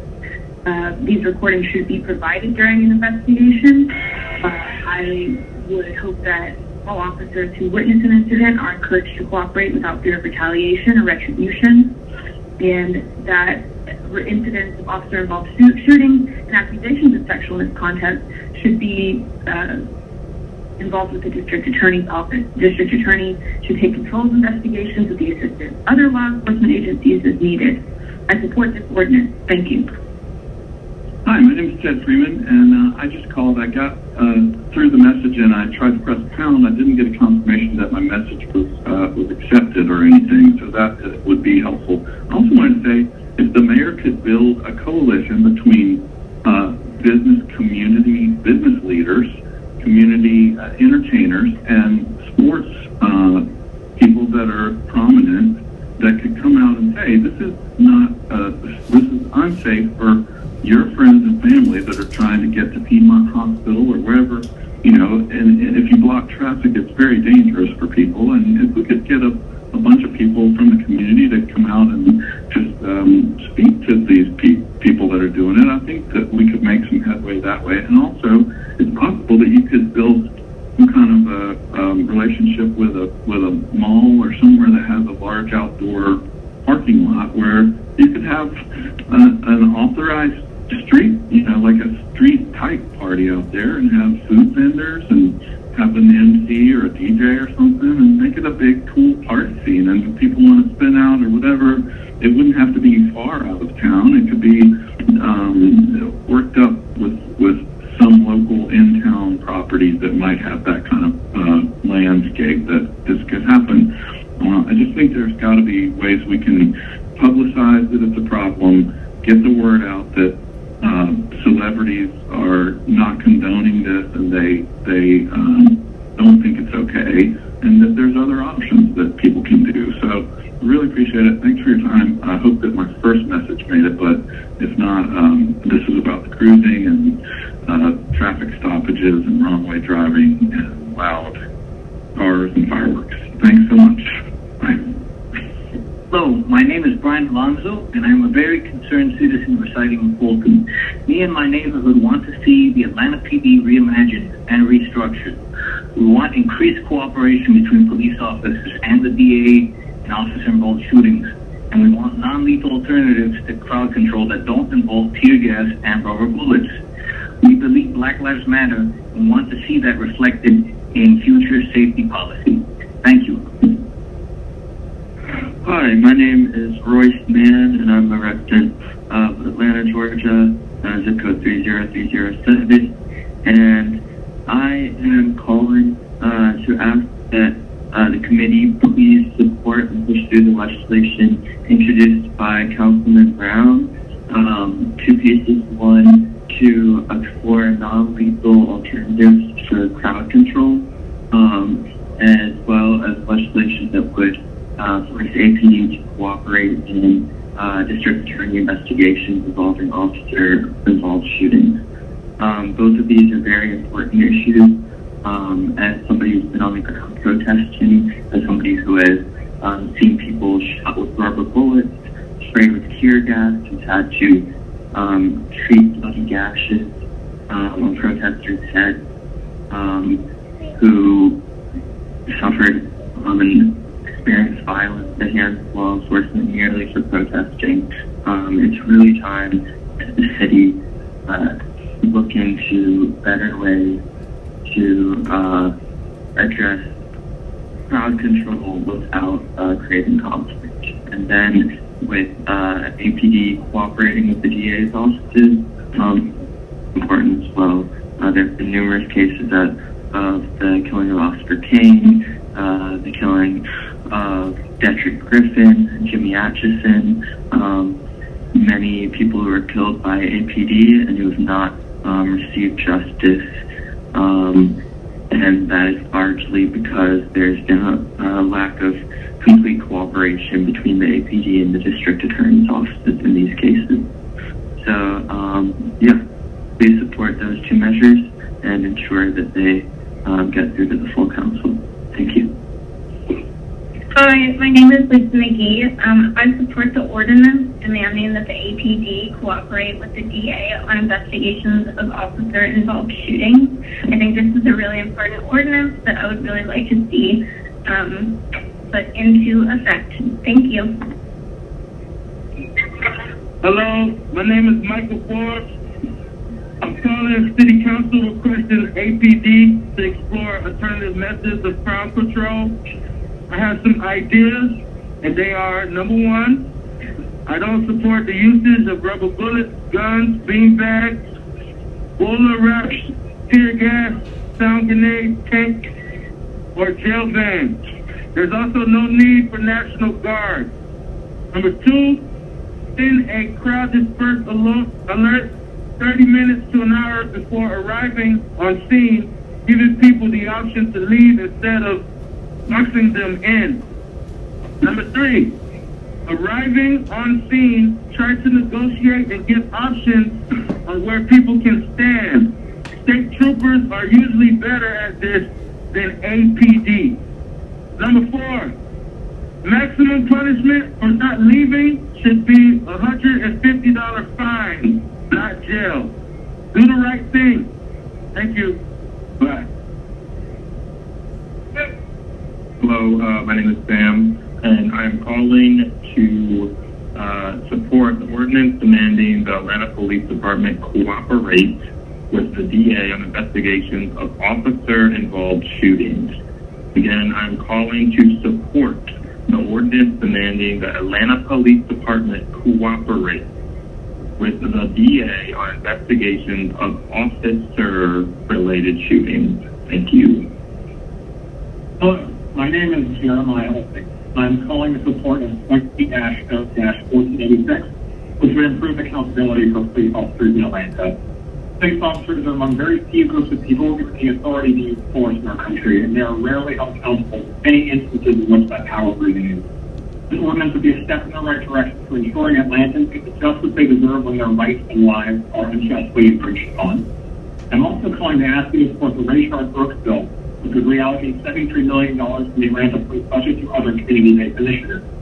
They come to rely on the police to do far too much for us and have given them far more power than they need, deserve, or can responsibly use. Crime and violence are rooted in poverty and desperation, problems which we can only fix by investing in our communities, not in the Atlanta Police Department.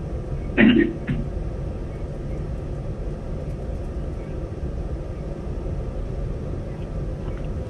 Councilmember Shepherd, this brings us to the 2-hour mark, Madam Chair. Thank you. Thank you. We're now at the 2-hour mark again. After we finish our business of the committee today, we will go back to the remaining 3 hours and 40-something minutes. But we will now move forward with the remainder of the agenda. We're now at item number F, presentations. And our first presentation for today is from the Office of the Public Defender, Mr. Kenneth Day. Are you on? Oh.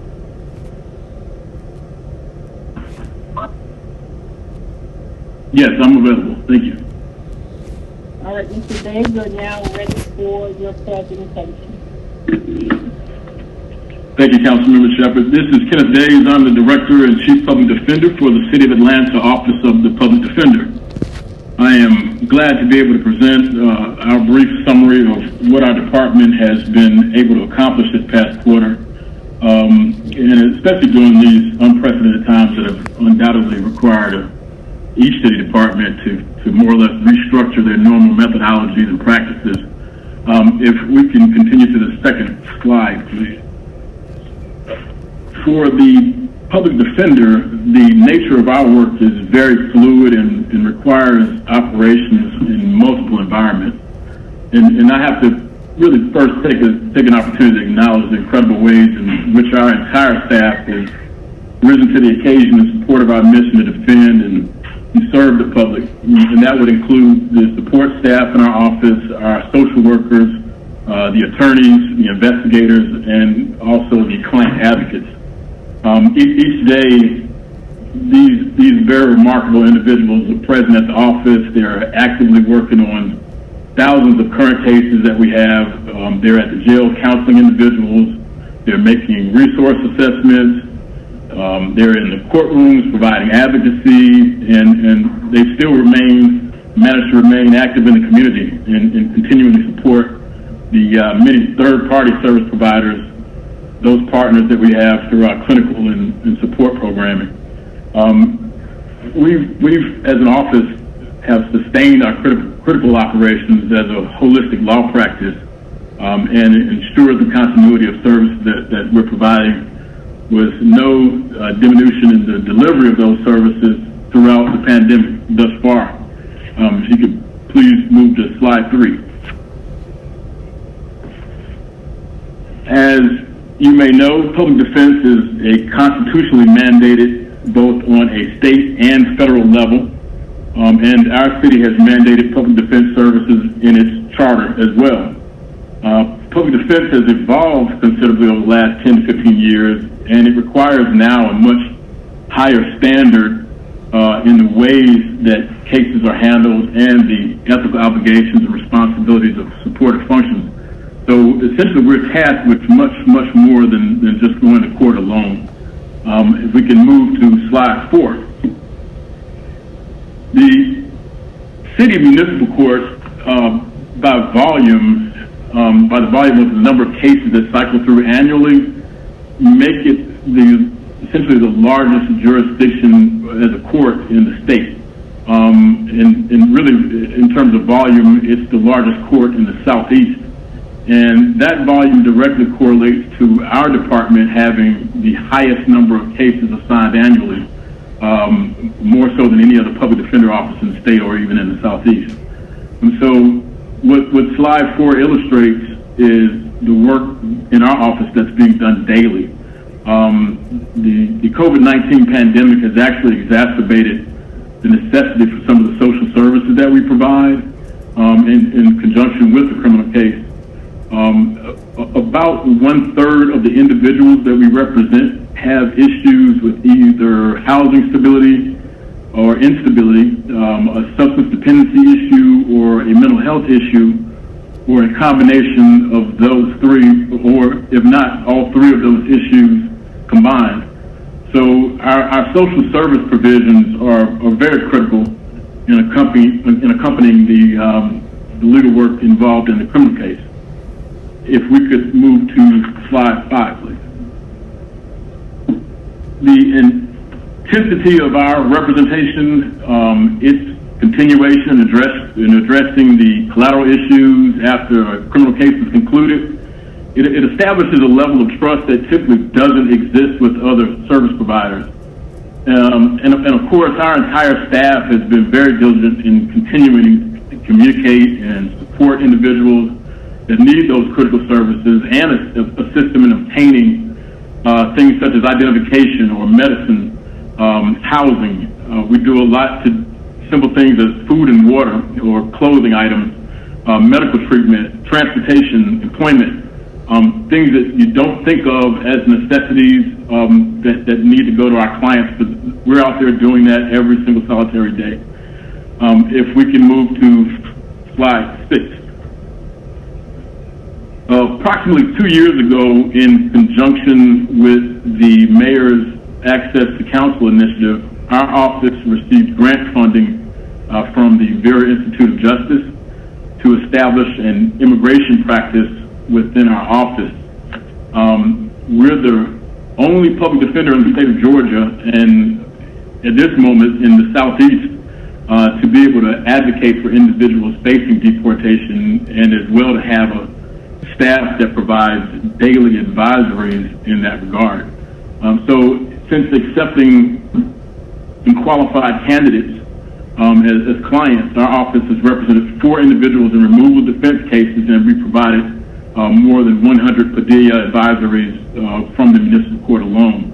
And what that essentially means is that now the United States Supreme Court has mandated that attorneys they have an ethical obligation to accurately explain any consequences that may come from a case if it may affect an individual's immigration status. So it's very crucial that we have that critical function within our office. We can move to the next slide, number 7, please. Within the work of the immigration unit in these past few months, we've got on slide 7 a summary of 2 of the stories of 2 of the clients that we've been able to assist. And just to summarize both stories, one is of a mother of 3 children whose nonviolent misdemeanor essentially resulted in her being incarcerated for more than a year. After we took her case, she was released, and we were able to assist her in securing a job and an apartment. The second story really highlights another young mother of 5 children who had unfortunately been the victim of a significant amount of domestic abuse. Our office was able to attach ourselves to her case. We secured a dismissal of the charge and also secured her release from custody. She is subsequently reunified with her 5 children. So, you know, the work we do directly has an impact and has a very real human connection.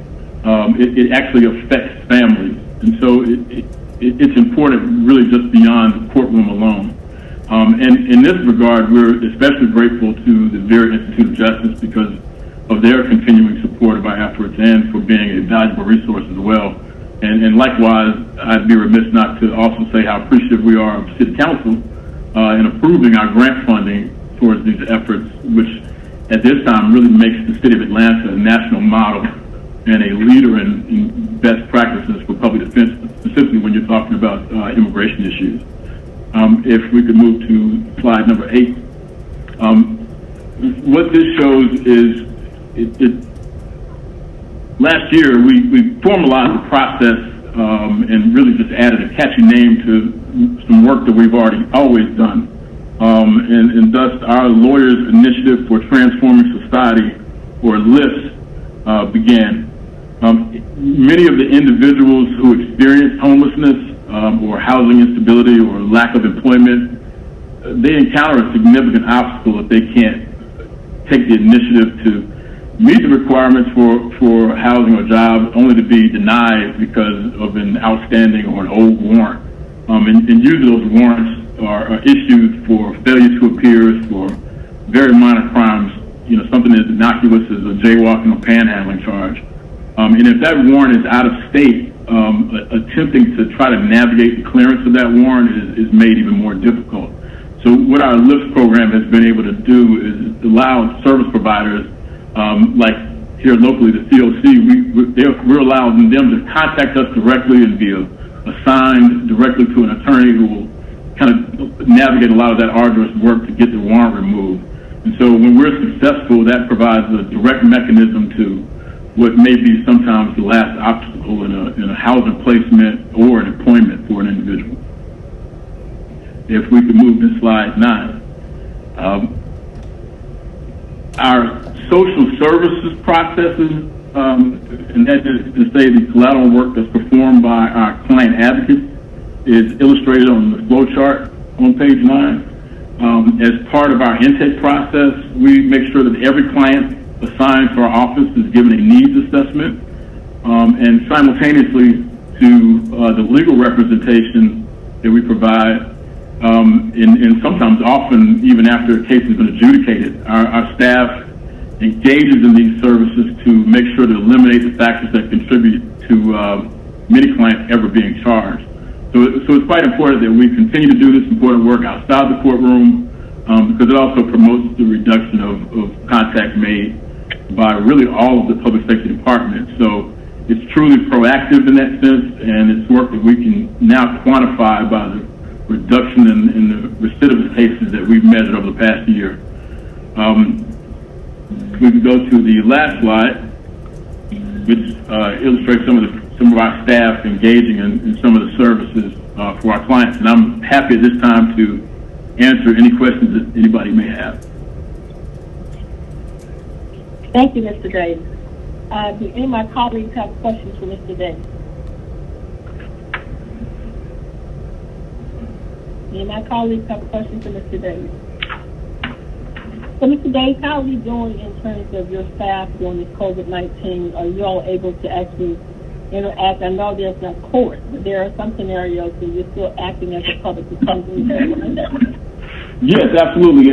Even though the court operations were sort of, suspended more or less, with the exception of the in-custody calendars, we still had literally thousands of active cases. So we've been working those cases, and of course our client advocates and investigators and attorneys have continue to do a lot of this sort of outside work, kind of part of this presentation that we're talking about, because it's so critical to supporting the courtroom work. So, that comprises usually about 40% of the work that we do, the outside community work. And so our attorneys and advocates and investigators and some of our support staff have been very active in maintaining those relationships and continue that trust building and making sure that we get people to whatever needed social resources that we can. Okay. And are you all working a regular schedule now, or are you just working, when I say regular, of course, virtual? You all are working virtual, of course. Yeah, well, not necessarily. So what we've tried to do is really more or less adapt to our circumstances now. So we've got a rotating amount of staff coming in and out of the office, because right now a lot of the work that we have to do, you kind of have to come in the office to get that done. Everything can't be done remotely. And so where we can, we are implementing some of the remote procedures, but more or less we've kind of done a staggered schedule for most of the staff to cycle in and out of the office and make sure that we've got teams at the courthouse, at the jail.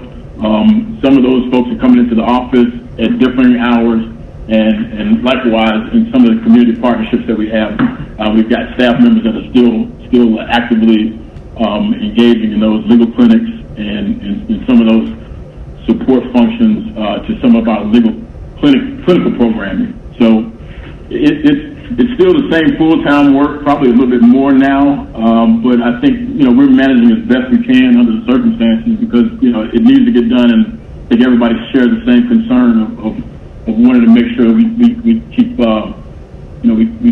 the services directly engaged with the people who need them the most. Okay. Thank you for your work. I appreciate your presentation and all the work that you all are doing. This is very helpful. Again, I'm going to ask my colleagues, is there anyone else have any questions or concerns? If not, thank you so much, Mr. Day. Okay, thank you so much as well. All right, thank you. Ms. Lindo, are we having to pause for a few seconds? We have some technical difficulties. Yes, Madam Chair, just for 30 seconds, please. Staff needs to reset. Okay. Thank you. We'll hold for 30 seconds.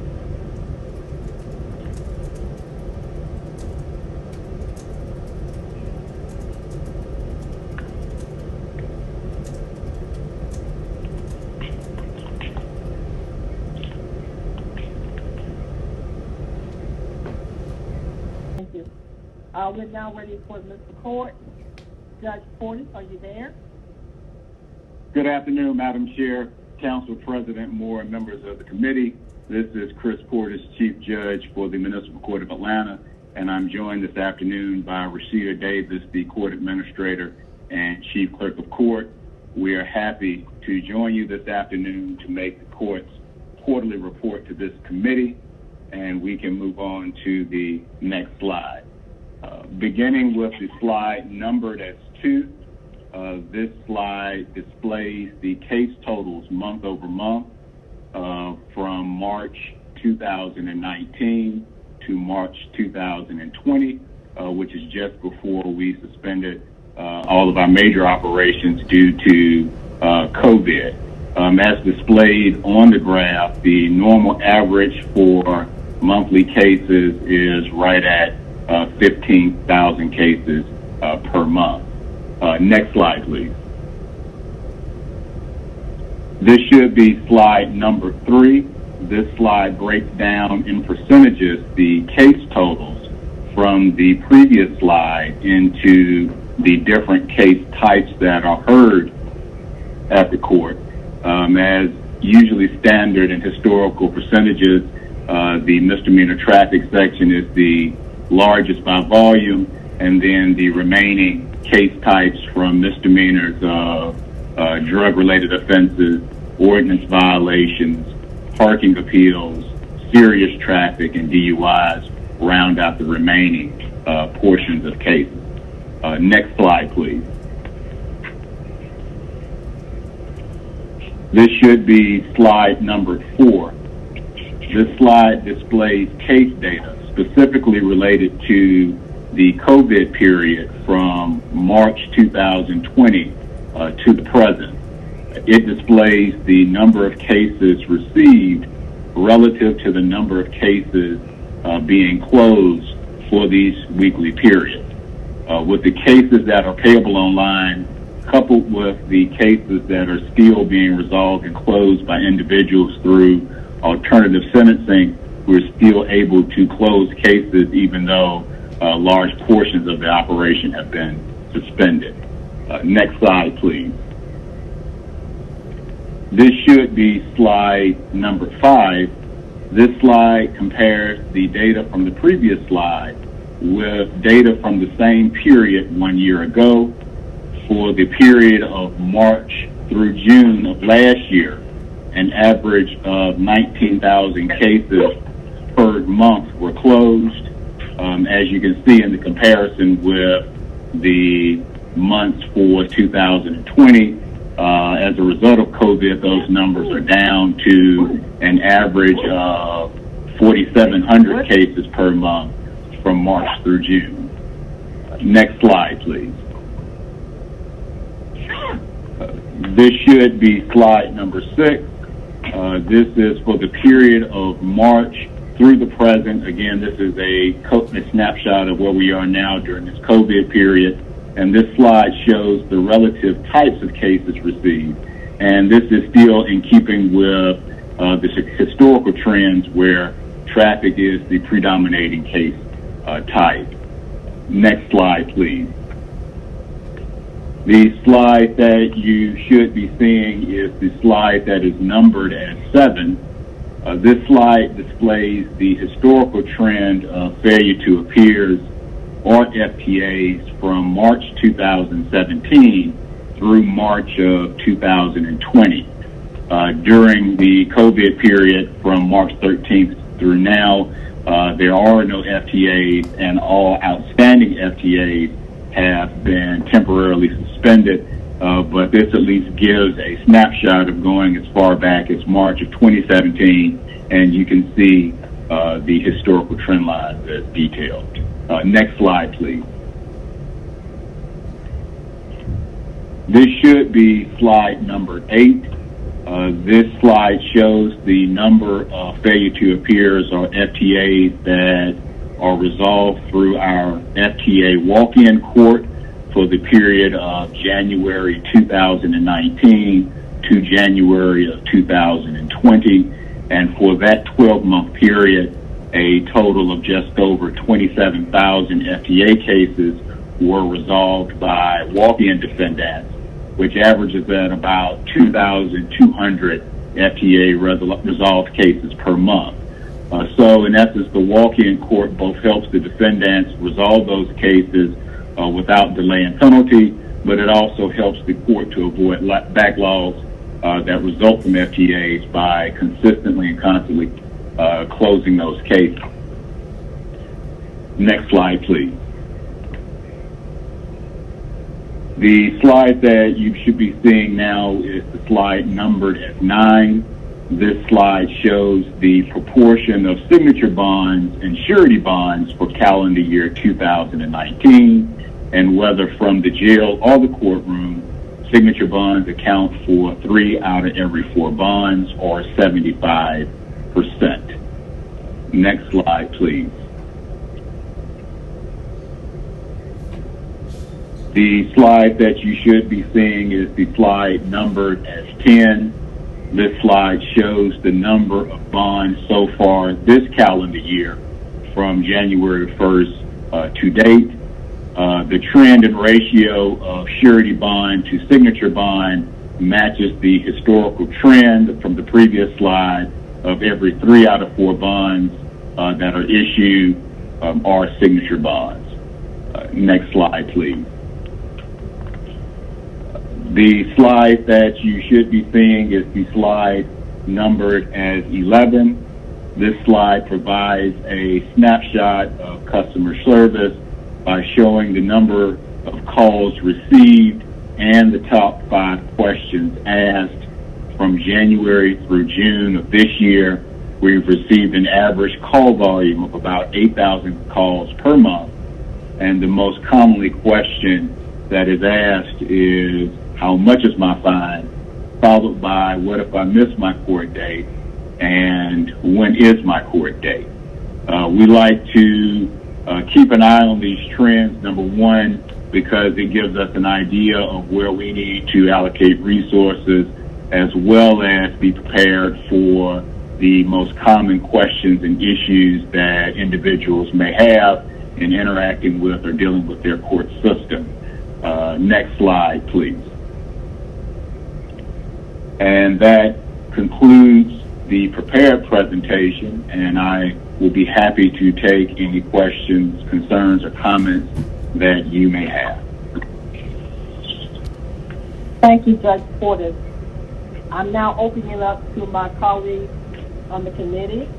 Are there any questions from the municipal court to municipal court from my colleagues? No questions. Judge Portis, I want to thank you. I watch your work all the time. I interact with you, and I appreciate your department and what you do. You always do a thoroughly vetted presentation, and I appreciate everything that you bring to us. I appreciate Thank you, Madam. Thank you, Madam Chair. We appreciate the work that you and the committee do. I have one quick question. And Judge Portis, thank you. Is that you, Ms. Winslow? That's Ms. Winslow, yes. I believe. Okay. Go ahead, Ms. Yes, Winslow. thank you. And thank you for the excellent report. I know that you had, you were trying to establish or had established, was it a homeless court? Yes, that is correct. We instituted the program. It began last fall, and we fully implemented it, have active participants in it, and the individuals who are responsible for staffing the program have continued to do so, as well as to remain in contact remotely with the individuals who are in the program, as well as continue to connect those folks with resources. As we move into the realm, hopefully, of post-COVID, we will be adding some new features to the program moving into this fall and into the next calendar year. We started the program with taking individuals who solely had new active cases with the court to get started. We're going to begin to open the program up to referrals, as well as accepting individuals who have open and active cases in Fulton County as well. So we are working with our justice partners at the Fulton County Court as well to start to open up an avenue to accept individuals who they deem appropriate for the program, so that we can continue the work of trying to end homelessness, as well as help the general surrounding area by working with this population and hopefully reaching solutions. Thank you for that. Now, I've talked quite a bit with the Pre-Arrest Diversion Center, a few of the staff people, and they've told me that they're getting more of the police officers who are bringing them in as a resource when they go to these homeless encampments. So, and I hear you saying that you're actually dealing with the active cases that are already in the court system. Have you started working with, or are they working with you, the Pre-Arrest Diversion Center staff? We actually had an in-person meeting shortly before the COVID period began, and it was the start of a relationship that we would begin to not only share information, but also share active participants. We have not picked that back up. That's been stalled some by the COVID. Obviously, helping and working with this population involves a certain level of on-the-ground and in-person contact. We're very conscious about the realities of where that puts our staff, not just from the standpoint of doing the work on the ground, but also physically coming into the court to do that type of operation. Once we're at a point where the numbers or the prevalence of COVID or at a point where we can safely begin to resume certain types of interactions, we will pick that back up. But some things are just on pause right now solely because of the inability to do things in person. Right, I can understand that. I just wanted to see if there was a connection, so I appreciate the previous conversations that you've had with them, because we've given them some additional money to add people to their staff. I think to add an additional 18 people in this 2021 budget. So that's all I wanted to say. Thank you. You're welcome. Again, thank you, Chief Judge Portis. I appreciate your work, and we look forward to working with you later. Thank you. Thank you. All right. We're now on item number 3 up under presentations. This is from the Mayor's Use of Force Advisory Council. This is the update by Jacob. Jacob, I'm not going to try to pronounce your last name. Can you please pronounce it for me? He's the project manager with the Mayor's office, so please introduce yourself. Thank you. Thank you, council member. Can y'all hear me okay? Yes. Perfect. Hi, everybody. Jacob Zagaiba, Senior Policy Advisor in the Mayor's Office. And I've been the Mayor's Office lead working on the Use of Force Advisory Council. So we're excited to provide an update to this group today, take any questions, and just generally show folks where we're at in this process. So, right now I'll be speaking through a presentation, which I believe will be up shortly. So I'm on page 2 of the presentation and just agenda for today. So I just wanted to review 3 items for the Advisory Council. First, just provide some background. I know folks are familiar with the administrative order the mayor put out to stand up this group, but just better understand the efforts there. Secondly, provide a progress update on where we're at, what's been done so far, as well as a bit of a look ahead. And then finally, we'll close out with the focus areas for the 45-day report. So there's a 45-day requirement to provide a report to the mayor, and I'll give a bit of a preview as to what are the 5 key focus areas within that report. So headed on to page 3 of this presentation. So in every Advisory Council full group meeting, what we've done is we always start off with the goals. So I think it's very important because there's a lot going on right now around policing, and the scope of what we're focused on is extremely important. So the 4 goals of the Advisory Council are: 1, to review our police use of force policies; 2, to engage our community as we develop solutions informed by national expertise and appropriate to Atlanta's context. So we've looked a lot at 21st century police, reform from the Obama administration and a lot of other pieces, but we're trying to make sure that all of the solutions are appropriate to Atlanta's context. 3rd, report the findings of our review to our community and seek feedback. First off, this group is a group of community members, as well as we have Councilmember Shepard as a part of this group. So it is a very much community-driven process, and there is some further engagement that we'll be doing soon. And then lastly, reform, and this is the one that I always harp on in our meetings.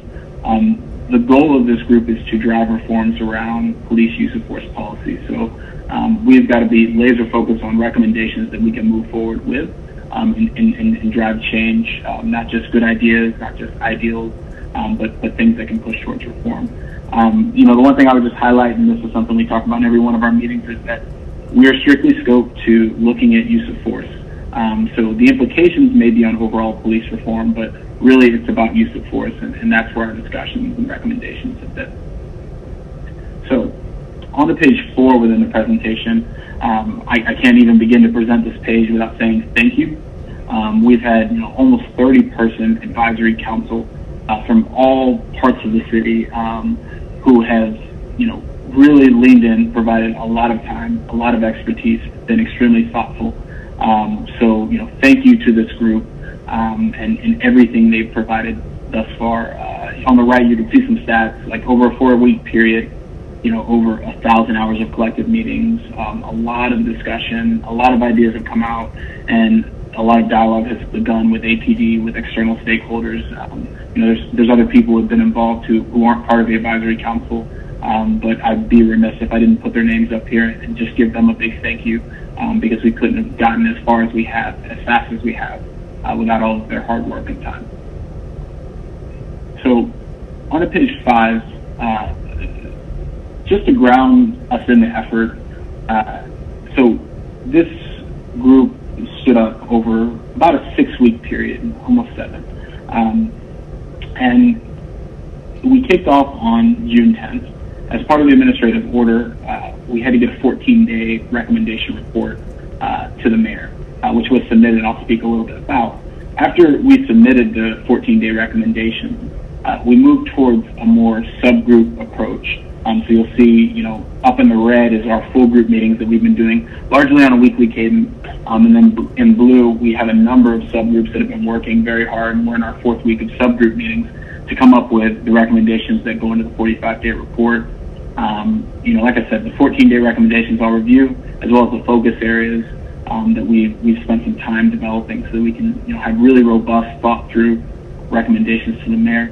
The dotted line on the page shows where we're at today. So we actually have a discussion tomorrow with the full group, and we're continuing to work. We're about 2 weeks out from that final report, so we look forward to submitting that report to the mayor, letting that be public, and showing the work that has been done, as well as the recommendations that are provided for the city of Atlanta to move forward. So page 6 shows a bit around how we framed the 14-day recommendation. So kicked off on June 10th. By June 24th, had a 14-day report. And the framing of those recommendations were across 3 areas. So one was law and policy. The second one was around culture and mindset shifts, so the way that the police culture drives outcomes and pieces like that. And then third, around community and partnerships and how folks work together to build trust and to execute. Across that, there was a really important 2 values around shared expectations between the community and the police force, as well as accountability, which is fundamentally important. So, first on the 14-day report, onto page 7 here. So this was released last month, June 24th, submitted to the mayor, and like I said, 10 recommendations. 3 of those recommendations, upon receiving the report, the mayor issued within 24 hours administrative orders to have senior leadership begin executing upon these. But I'll walk through each of these at a high level, and glad to take questions at the end or in between if there are any questions. But the first recommendation was around committing to revising the use of force continuum and the SOPs and aligning with best practices nationally. The second was around the mayor's administrative order. So the Administrative Order 2018 essentially included a number of measures. In this order, it essentially took action to get the city to 7 of the 8 that can't lead, as well as other items, and just ensuring that the outputs from that administrative order were aligned with best in class nationally, as well as making sure that there were accountability tied to those recommendations that were developed. The third recommendation was around committing to improving policies to improve officer compliance and public transparency to body-worn camera footage. So a lot of the group felt like there was some ground to be gained around compliance to recording body cam footage. It's at 94%, which is actually very high, and it's gotten substantially higher over the last few years, but going further, as well as making that more transparent. So there's an administrative order out for the chief of police to work through that. Fourth, creating a repository for witness footage, so that when there are investigations or when folks see things in the street, they have a place to submit videos, and that's also under an administrative order. Mandating drug testing for officers when a use of force incident results in a death or a serious injury. So that was law and policy, and that was a group of recommendations there. Culture and mindset shifts were a lot more focused on the department and how the department sees itself, as well as brings in new recruits. So I'll just, at a high level, committing to looking at the mission, vision, and values was a key recommendation, as well as 2 more recommendations around the intake of new officers, making sure that we're looking at their backgrounds, looking at other departments, looking at social media sentiment, and being more robust there. So 3 recommendations there, and then finally community and partnerships. So the first one was around ACRB and mandating some changes there to strengthen that organization, empower them, extend their powers, and increase funding. The recommendation came out before the budget was passed. The budget actually increased funding, or it was discussed before the budget was passed, and the budget actually increased the funding, so that was a great kind of shared win. But some strong recommendations there, and that's something that the Chief of Staff is working on to push further. And then finally, begin to evaluate policies, procedures, and partner organizations to start looking at non-law enforcement response. So what this is really about is programs like pre-arrest diversion, at-promise youth centers. How can we further push those agendas forward and, realize that we have a great police department, but maybe we're asking too much in certain instances, and there may be other partners that can respond in those instances. So that was the 14-day recommendations, and those are driven, with the mayor's office, and we're moving forward on a number of these immediately.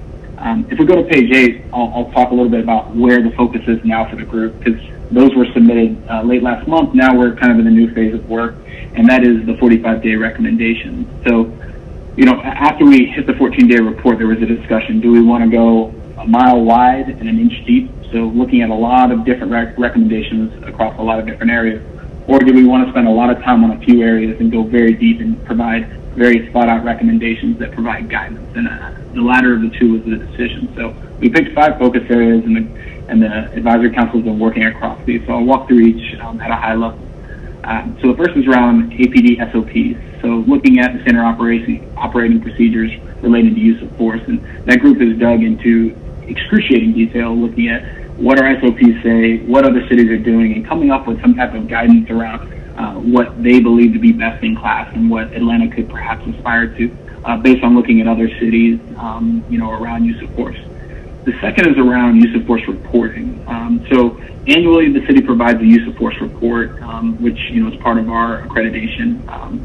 But, can we go further? Can we raise above that bar? And a lot of this is looking at, can we stand up dashboards? Can we make other things available to the public on a more real-time basis so that there's full transparency into what's going on with use of force? The third is a little bit different than the rest in the sense that it's about mission, visions, and values. And what this group's been spending a lot of time on are what are the ideals and the principles of that they believe to be important for a police department so that use of force can shift. And a lot of this is around what do we aspire to be, how do we look at the mentality of the police officer in the community, and they're coming up with some great principles there, and they've been working through that for the last 4 weeks. And this will be more of a long-term item that is the head of what we say culture change. So what is the guiding light of the department? And Jonathan Rapping is one of the co-chairs that's leading that group, and they've been working hard there. The fourth is empowering the ACRB. So this group is looking specifically deep into the ACRB and how can we empower them and make them a stronger body to help, drive accountability. So, Lee as well as Ms. Cecilia from ACRB have been a part of every single working group meeting, and they've helped us, kind of frame how we think through, the new legislation that's come through council. Can we go even further in thinking about driving shared accountability as well as processes that may sometimes not always work at the optimum level that could have the partnership better between APD and ACRB. And when I say partnership, I don't mean that they're working together on recommendations, but that they're sharing information so that the best information is brought to the decisions and decisions are given to residents in a very timely fashion. And then fifth and final is non-LEO or least harm alternatives. So this is looking at, how do we expand our current non-alternative or alternative responses? So pre-arrest diversion, as well as at-promise youth. And then what are some of the areas that today police are responding to that might be better responded to by an existing partner or might require a new partnership? And, a lot of these focus on some of the areas that pre-arrest diversion does, like poverty-related crimes. But there are other things that have been thrown out there. So maybe a noise complaint, is that, what we want police officers responding to, or can we have a different type of response there? So that's been worked through and a lot of really good work, and that one's also led by one of our co-chairs, Tiffany Roberts. So this is the focus of the 45-day report, and they're really going deep and very much looking forward to what comes out of that. I'm on to page 9, and I'll just close out with the next steps and what we're looking at over the next 2 weeks. So first, we're continuing the implementation efforts across city departments from the 14-day recommendation. Those are underway into implementation. And we want to see those seen all the way through, the ones that were part of the administrative order, and then continue to vet ones that we're still kind of discussing. The second item is capture community feedback on the 45-day recommendation. So those are, we had meetings today and we have a meeting tomorrow. We're solidifying what we believe the initial capacity at that, and we want to get feedback from the community there, and that'll begin shortly. The third area is continuing work in focus groups to finalize the detailed recommendations for the 45-day report. So we're feeling very close. There's still work to be done, and we'll continue that effort until we provide that report at the end of next week.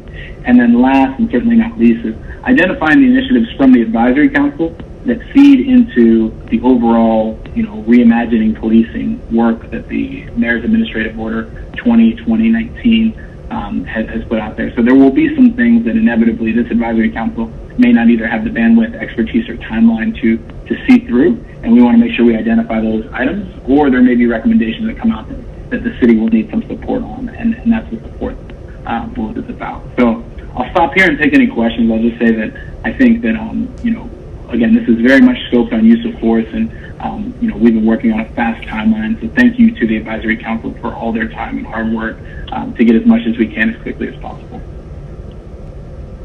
Thank you, Jacob. We have one speaker in line to speak. That's Mr. Faruqi. If you want to speak, please press your button so I can recognize you. And then I have a couple of questions too, Jacob. But I'll go ahead, Mr. Faruqi, please. You're first. Thank you, Chairwoman Shepherd, and thank you, Jacob, for the report. I will just note, as maybe a framing mechanism, rarely does government work fully, thoughtfully, and rarely does government work agilely, but in this case, the speed and depth, at this point at least, that the Commission has worked is admirable, and I just want to say thank you and to the Mayor's team, and that's not platitude for driving this conversation forward at a, I think, accelerated but substantive rate, and it shows in this report, and I look forward to seeing the final report soon. A few questions. One is, and this is a very specific one or two questions. I suspect you don't know the answer off the top of your head, and maybe one I need to pose to APD and to our 911 center. But in any of the research or conversations, was data requested, specifically data related to the number of calls that APD receives, and what percentage of those are, I don't know if they could be categorized as violent incidents or calls, and then what percentage of calls when APD responds was use of force actually deployed? Was there any data collection around that or discussion around that? Yes. So that's absolutely been a point of discussion that came early on and has come back. So maybe just a few high-level stats that might be helpful, but please let me know if this doesn't answer your question. So one, just on an annual basis, 911, and this isn't everything that, police respond to, right? They do proactive work. There's a lot going on, but over 1 million calls generally a year. So 1 million 911 calls, and a lot of those are meant to be responded to. So they're seeing a high volume of asks. I think that's point one. Point two on use of force. So APD defines use of force as the presence of an officer. So the moment an officer is present, that is probably the lowest level of use of force. As we were thinking about it as a group, that's a really hard thing to track and to think about. So we started tracking at arrests. So on an annual basis, APD is looking at around 30,000 arrests that occur. And then when you look at that, you can cut it one piece further. And I don't remember the exact number off the top of my head, but there's a term called reportable use of force. So arresting is a use of force, but reportable means like physical force, withdrawing of a weapon, all of these pieces. And that's less than 2% of overall arrests that are reportable use of force. So you're talking about, I want to say the number 600 to 700. And when you look at that, it's a small pie. And then within that, a question that came up is firearms. And that's in the dozens, often less than 10 on an annual basis of actual firearm discharges related to use of force in arrest. So that's kind of the spectrum, I guess, the waterfall of those numbers. Hopefully that answers the question, and a lot of that is off the top of my head, but I can provide specific documents related to that. That is helpful. I think it's helpful to see and understand the gradation or categorization of use of force. So right now, what you're telling us is, if an officer responds to a noise complaint at a bar, that is technically a use of force. I guess it's categorized as a use of force incident for APD, or am I misunderstanding the initial kind of broader bucket of use of force? So it's considered it is, for an officer to be present, that is a quote unquote use of force. But when we talk about reported use of force, we typically speak about, we probably begin that spectrum with, physical use of force, and then taser and baton and so on, towards more severity. And that's not 30,000, that's closer to 700. Yeah. And was, for those types of use of force, was there any discussion around, or I guess continued discussion and kind of goal setting around, I realize some of this may be outside of a police officer's control, but some of it's obviously inside APD's control and how we train and kind of orient our police department. But has there been any conversation around goals with respect to those types of use of force? Like, is the goal, I guess you can't set a goal, you don't know what you're responding to, but are there targets being discussed with respect to, taser use, baton use, firearm use, or is that the police are so reactive that you cannot set those goals? Yeah, so I think a few pieces. One, the advisory council is not setting any targets per se, so there wasn't discussion around targets. What was discussed is there is a general trend over time that arrests have been going down in the city of Atlanta, which again means the use of force as an overall is going down. Again, I'm saying off the top of the head, I haven't looked at this in a little while, but I want to say when we looked at it, it was something like 6% year over year over a certain period of time since like 2014. So it's been going down precipitously. However, when you look at that specific group of use of force, what we're talking very much about is in that 700 incidents that you see, how can we make sure that those are appropriate, never excessive, and that the officers who are in those instances have all the training that they need. And that's the way we've spoken about it, as well as, lastly, are we always going into those situations with the right mindset, which is, public servant and use of force is kind of, not where we want this situation to ever go. So that's been a lot of the discussion. At a high level, APD is very well trained when you look at it compared to peers. I mean, almost twice the state requirement on training, much higher than the national average. So I think a lot of it is, it's not necessarily that the team was pointing to training, and it was a lot more about how do we make sure that our SOPs, that the stuff that we're training people on are getting the outcomes that we want, if that makes sense. Yeah, and I want to ask one question on that in a second, but first, one last question on this topic. Given the very small number of, I'll just call them use of force incidents, but I'm referring to the 700 or so number that you referred to, amongst the million or so calls a year. Has there been any discussion, and I realize this is not the focus or the intent of the task force, but has there been any discussion around whether every public safety employee needs to be armed, and if so, like what proportion of our public safety / police force should be, and is there a different model of public safety that this may suggest is necessary? So, for example, if we have 1,700 officers, all of whom are armed and trained accordingly, because this is the American model of policing, but 90% of the calls we have aren't likely to result in a violent encounter. Is there any conversation around rethinking what kind of proportion of our public safety force is armed, or if there's additional folks that we may want to deploy in certain instances instead of an armed police officer? Absolutely. So that's what the fifth focus area is all about. Not so much, what percentage of our officers do we want armed? That's something that the group hasn't discussed. I think a lot of the discussion has been, legally there's some challenges perhaps there. But what the real focus has been on is, today, there may be a dog in your yard. Are you calling the police to report that dog? And are we deploying police officers to situations like that? Or if there's a noise complaint, maybe a police officer is the right person to respond. Maybe there may be other partners or other types of responses that we could have. So I think that's what that group's about. The last thing I'll just say there is that is a model that is extremely innovative, and people have started to move in that direction.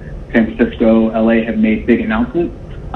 We're looking at a few examples, and they'll be in the report around cities that have been able to stand up models like that. And I would say the pre-arrest diversion model is somewhere on that spectrum. So we're looking at it. The challenge will be to figure out how you operationalize it, who are the right partners, and then we're looking at what percentage of the calls would probably be eligible and all of that. So we're working through it. It's on the table, but I will be very forthright in saying this is something that no agency in the United States has probably truly figured out. So it's very innovative in thinking. Yeah, that's great to hear. I mean, I think that's in my personal opinion. This is one council member speaking. That's where our North Star should be. What's the kind of a true reinvention of public safety that blends, a robust policing force with more nuanced approaches to various calls. And I think there's probably, and I'm curious to see what examples y'all pull, whether it's from the U.S. or abroad, but I've seen cities do this in pretty effective and nuanced ways. And I would hope that if we are the first American city to really push hard on this, that is not a source of anxiety, but that's a source of motivation, that we can really set the pace here and really redefine what policing can be like in America today. So I just want to I look forward to that and encourage continuing pushing that direction. My last question is around, area number 3 on slide 8, mission, vision, values, which I think, I know we're having a lot of discussions around process and use of force and protocol, and those are really important, but ultimately, the type of culture that is created at APD, and some of which exists today. I know we have some tremendous amount of remarkable officers who are thoughtful, are kind of see human beings first in their interactions, and that's the type of department we want. But I'm curious if y'all have sort of talked about a process of reevaluating when it comes to mission, vision, values, what we want to see, and then 2, how you actually, they're only so good as they're applied across actual practice and protocol and, retention and professional development, et cetera. And I'm curious if you could dig a little bit deeper on bucket number 3. Yeah, so one of the advisory council members, one of the co-chairs, Jonathan Rapping, has a lot of experience in looking at culture change and I guess, criminal justice type organizations. And a lot of the discussion here was around the idea is how do you get to the ideal culture, right? How do you get to the culture that we all collectively want as a community? And the first step in that journey is looking at the mission, vision, and values. But you're right, that has to permeate all things in the organization. So what this group is doing is not to say these are the new mission, vision, values of the department. Any organization needs to be fundamentally involved in defining those things for themselves. But just saying, as we think about, and this group of individuals who are outside of APD, thinking about the mission, vision, and values as community members and looking at other departments and what they've articulated as their mission and vision and values, these are the things that we see as very powerful statements and that would resound with that group, right? So I think the last thing they'll probably outline in the report is the type of timeline it would take to reevaluate the mission, vision, and values of the department, but it is no means, they're not going to define it in this report, nor are we going to walk away from the report with a brand new mission, vision, and values. It's just more of, this is the direction, these are the principles, and this is what it would look like to start changing that for a department, which is a major undertaking. Yep. I'm glad to hear it's on the table and insight, and thank you for the report. Look forward to seeing the final report in a week or 2. Thanks. Mm-hmm. I have no questions for any other of my colleagues. No more questions? Well, Jacob, one thing, that I've been talking to you about let me just say, sense of disclosure, I'm on one of the committees, and the one that I serve on is the SOP committee, the APD number 1 on page 8, and operating procedures. I am involved with that one. I really wish I could spread myself among many, but right now that's the one that I thought was most important for me as a council person, looking at our standard operating procedures. And so just want to let people know that. The other thing I have questions about is we've been talking continuously about community feedback. And I know as a part of this whole focus group, we were supposed to go out into the community to actually have discussion with the community about that. Have you all finally come to a conclusion as to how you all going to do that? So we're working through that in real time right now. My hope is that we have a pathway forward very, very soon. We're looking at a proposal, but I think a lot of the community feedback, I mean, we won't be able to physically be in the community given COVID, but I think we have a pathway forward to collect feedback and make sure that there is some level of dialogue. The last piece, and I've been very clear and transparent with you, council members, we have to make sure that we have a dialogue that is meaningful to use of force, and it's about use of force and not about, everything under the sun of policing, because, that's a lot for this group to have to take in, and as well as, that's not the mandate of the group. So we're trying to make sure that we structure community engagement in a way that we very much focus on this and get the community's feedback and help in that direction. The one last piece I pile on is, this is a community-driven group, so, the good news is this isn't, all city staff or directly APD, everybody involved. It is community-driven feedback, which, not to say that's all we need to do. We need to do more, but that at least puts us one step ahead in thinking about the way forward. Well, I just want to make sure that as we do it also, that I always will tell you is that we have to do it in a way that we're getting feedback from a cross-spectrum of folks across the community and not just a certain group of people. If we use social media and all these other entities, we know that will bring one group of people. But the question that I've always asked is how do you get input from other folks also? We know we have an MPU meeting. MPU meeting is one thing, but how do you really get true feedback that is not just driven by something electronic, but something that's done where it's virtual meetings and MPUs and neighborhood folks are having it. But when you're looking at this, you got to make sure that you get a cross spectrum of folks who are giving input, not just one group of people. I just want you to know that also. And I think I've said that to you before. Yeah. Absolutely. And the other thing in terms of use of force, when this task force is over within 45 days, what is the next step? Again, what's the next step? So the recommendations from this group will be provided to the mayor, and they'll also be made public. And I think from there, action will begin on a number of them. I think some of the recommendations lend themselves to immediate actions. Other ones will take further vetting. Other ones will take putting together other groups that are going to have to drive the execution. So I think the race begins to making changes once it's submitted. And the call of the advisory council was to get this report over 45 days.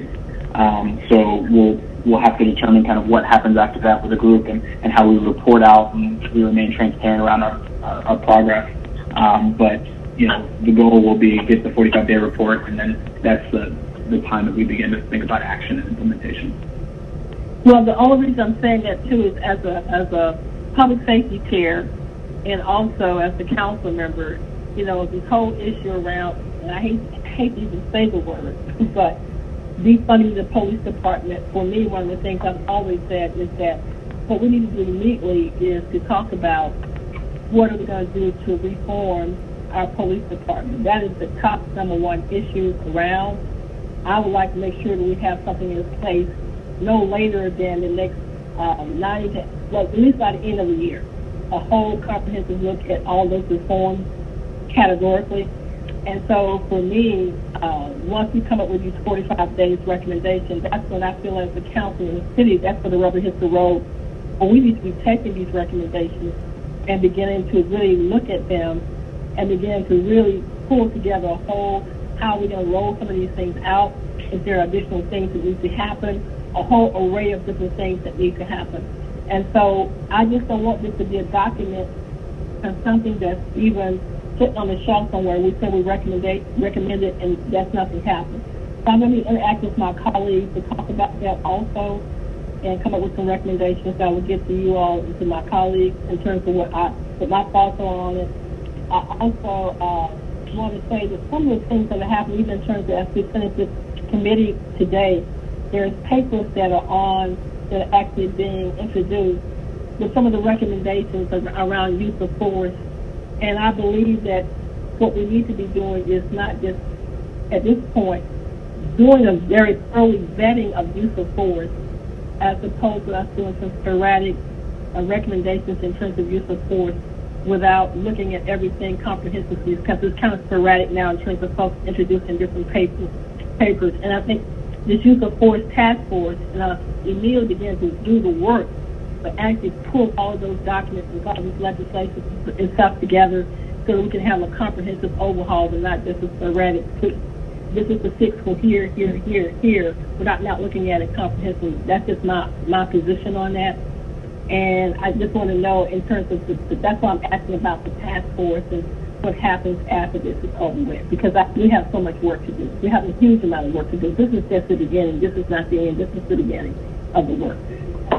I just want to let you know that.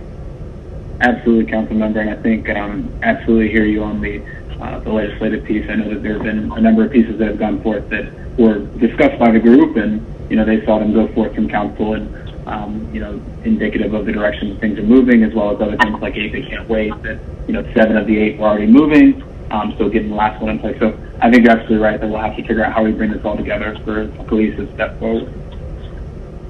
All right. Then last call for questions. Thank you so much. I appreciate it. Yes. Oh, thank you. I was just going to say one thing that I did not mention throughout this, and I gave a lot of credit to the advisory council, and I'd be remiss if I didn't. The Atlanta Police Department, as we stood up this effort, I don't know how many requests we've made of them for SOPs, for data, for regulations, so many things. So just wanted to also say a big thank you to them, because it hasn't been a little bit of stuff; it's been a lot, and they've been very responsive and very supportive. So thank you to them also.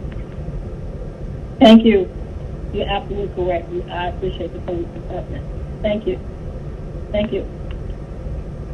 I appreciate you. Thank you. By the way, we'll probably be having you come back in August with the final report. So just stay tuned for the final report. Come back and present that to us also. Sounds good. All right. Thank you. All right, Ms. Lindo. We're now moving forward with our legislative part of the agenda. So we will now take items from the consent agenda, claims favorable and unfavorable. And right now, we have resolutions of favorable. There are 1 through 13. Is there a motion to accept those items that are favorable? Move approval. This is Smith. Okay. Is there a second? Winslow, second. All right, there's been a motion and a second to approve items 1 through 13. Ms. Lindo, we're ready for the vote. One moment, Madam Chair. The vote is open.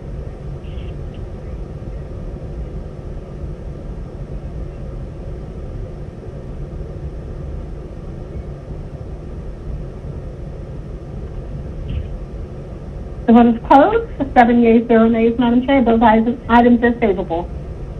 All right, the motion carries. We're now up on the claims with unfavorable recommendations, and those are items 14 through 29.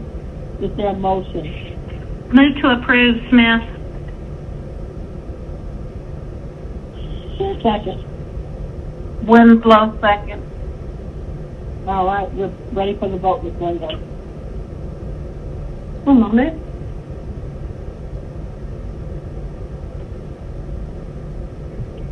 The vote is open.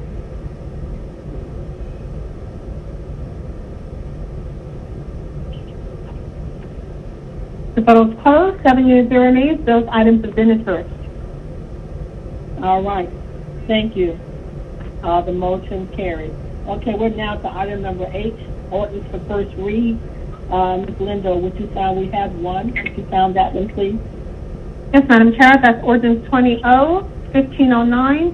It's an ordinance by the Public Safety and Legal Administration Committee amending the fiscal year 2021 intergovernmental grant fund budget, Department of Police, by adding to anticipations and appropriations an additional amount of $20,800 for the 2016 Smart Policing Initiative Grant Award and closing out the award by transferring employees back to appropriate accounts and for other purposes.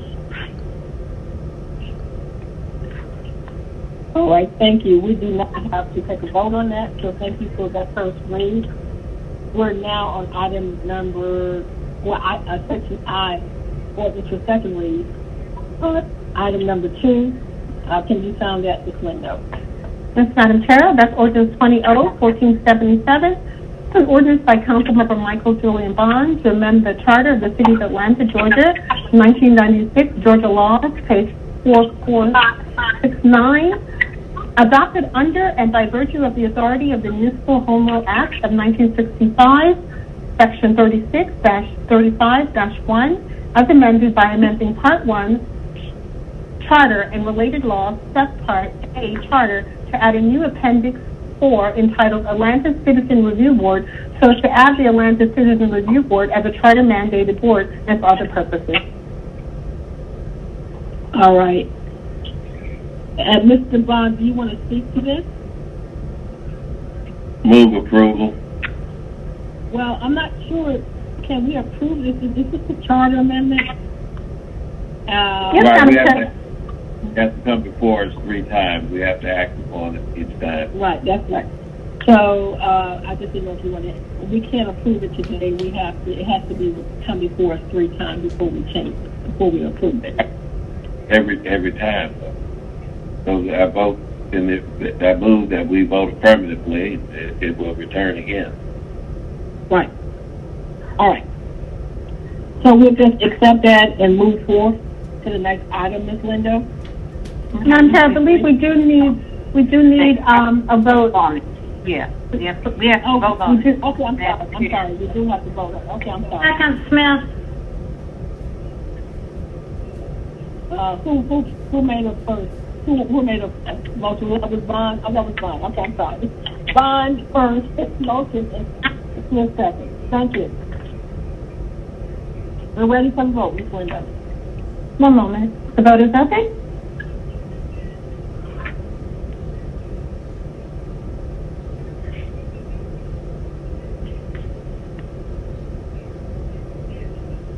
Ms. Winslow, Madam Chair.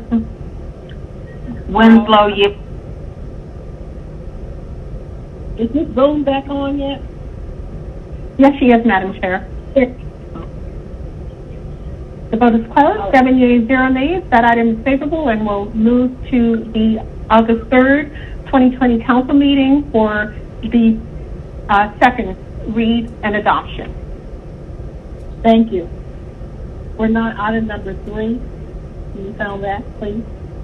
Yes, Madam Chair, that's ordinance 20-1480. This is ordinance by Councilmember Joyce M. Shepherd to waive the provisions of Chapter 10, Article 2, Section 10-29C and D of the Code of Ordinances of the City of Atlanta, Georgia, so as to modify the hours of operation on Monday, September 7th, 2020, Labor Day only, for all licensed establishments authorized to sell alcoholic beverages for on-premises consumption and for other purposes.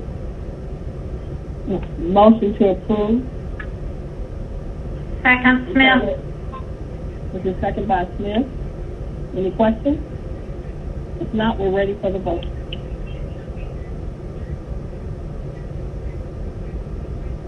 The vote is open.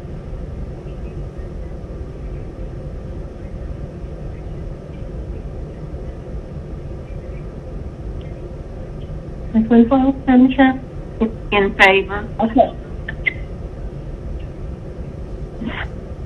Thank you, Ms. Winslow. I keep forgetting you back there. That's okay. I won't let you. Okay, thank The you. vote is closed. That's 7 yeas, 0 nays. That item is favorable. All right, we're now to item number 4. Can you sound that legislation, please, Ms. Lindo? Madam Chair, that's item number 4 is 20-1483. This is an ordinance by Councilmember Andrea O'Boone amending the fiscal year 21 intergovernmental grant fund budget, Department of the Executive Offices, by adding 2 anticipations and appropriations, the amount of $59,000 for emergency response through September 30th, 2020, from Criminal Justice Coordinating Council, and waiving the requirements of Chapter 2, Article 9, Division 1, Section 2-910 of the Code of Ordinances of the City of Atlanta, Georgia, entitled Grant Applications, and ratifying the mayor's actions in applying for, accepting, and entered into agreements in connection with the Criminal Justice Coordinating Council, and hiring additional staff to provide crime victim assistance services and for other purposes. Is there a motion? Move approval, Smith. Is there a second? Second. Boone. Okay, the second by Boone. We're now ready for the vote. Ms. Winslow, please let us know how you vote. In the affirmative. The vote is open.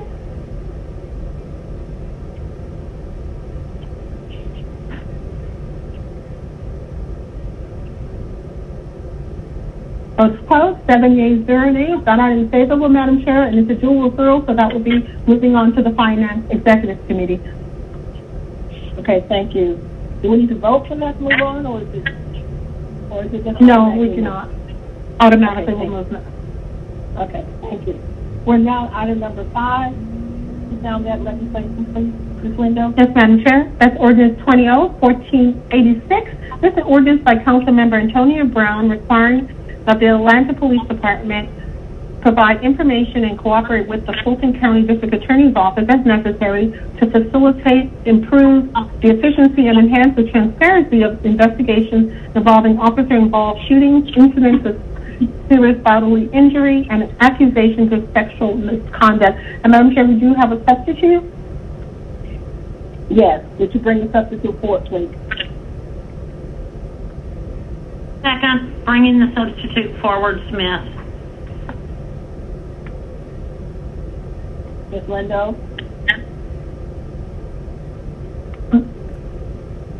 Madam Chair, the substitute changes the word requesting to requiring in the caption, and also removes the Fulton DA in the caption and replaces it with prosecuting attorney, as well as other changes.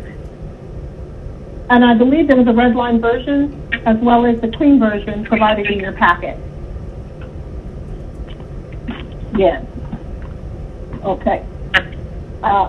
Again, motion to bring the substitute forward. Now, second by Ms. Smith. So we're ready for the vote. The vote is open.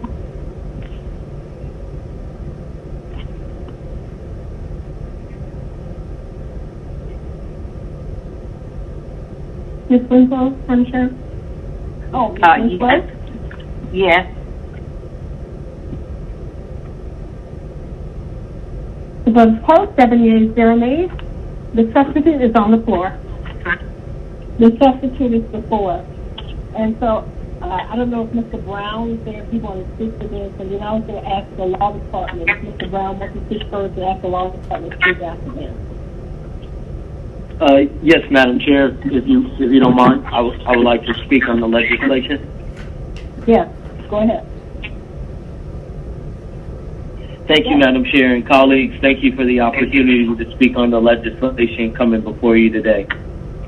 Over the last 90 days, throughout protests and rallies raising awareness on police brutality and misconduct, I decided to perform an independent investigation on what was transpiring in regards to why cases within our prosecuting offices were not moving forward in one way or another, understanding that the environment and conditions we are operating within are during a time of unrest and a lack of trust between community and police.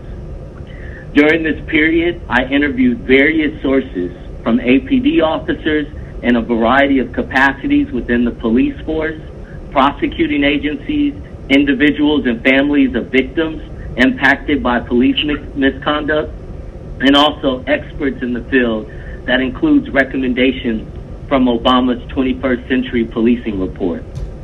Through this investigative work, it was uncovered there was a broken system within city processes that was contributing to a breakdown of communication between APD notifying prosecuting agencies, a tampering of evidence, from cell phones being wiped, locked, to a number of issues that are rather not publicized in this call, before being turned over to prosecuting agencies, officers' refusal to cooperate with prosecuting agencies, and an overall blatant disconnect within the entire process.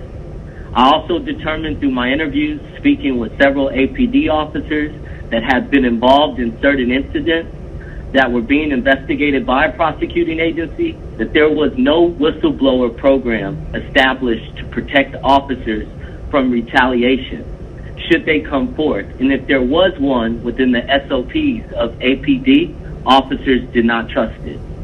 I've heard from Chief Bryant that a lot of what is being asked for within the legislation is already incorporated into the standard operating procedures of APD. But unfortunately, after hearing from our experts today, you will understand why this is no longer enough, and we must incorporate legislation to ensure the enforcement of these requirements moving forward. This legislation is not intended on creating any additional burdens on police, but to ensure we are creating a fair and humane process. If an incident does occur, it can be properly investigated without any impediment. We owe it to the integrity of our local police, as well as individuals and families of those impacted by police misconduct, to ensure that the city is not only operating within the highest level of integrity when investigating these matters, but that we're also protecting those that choose to come forth to aid in these investigations. Madam Chair, if it's okay with you, I'm not sure if you would like the law department to come after me. We also have District Attorney Paul Howard on the line, so I'll leave that to your discretion. But that concludes my thoughts around this legislation and why it's so important. Yeah, I'm going to ask the law department and also Chief Bryant, who I believe is available, also to have a discussion around this and then come back. So we'll let Ms. Roberts go first, and then after that, Chief Bryant is on the line. Please come forward after Ms. Roberts. Good afternoon. This is Amber Robinson. Can you all hear me? Robinson, I'm sorry. Yeah, you're fine. Hi. Good afternoon. So law has worked with the Councilmember Brown's office on this, and we're very thankful for the opportunity to do so. And as a result, the substitute as before this committee has been reviewed and approved by law from a legal perspective. Okay. You have nothing else to add to that? I'm definitely here to answer any questions anyone has in regards to any of the provisions of this legislation. But I do believe that through the various language changes in the substitutes that there are no legal issues. Okay. Thank you. Chief Bryant, are you there?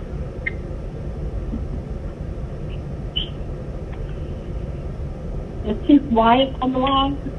No, he's not, Madam Chair. We're trying to get him on the line. Okay. Oh, okay. Madam Chair, this is Councilmember Winslow. I had a question of the law department. Yes. So Ms. Robinson. Yes, ma'am. So I guess I'm trying to figure out, is this legislation saying if there's an officer that the department deems may have created infractions, that they're supposed to automatically send that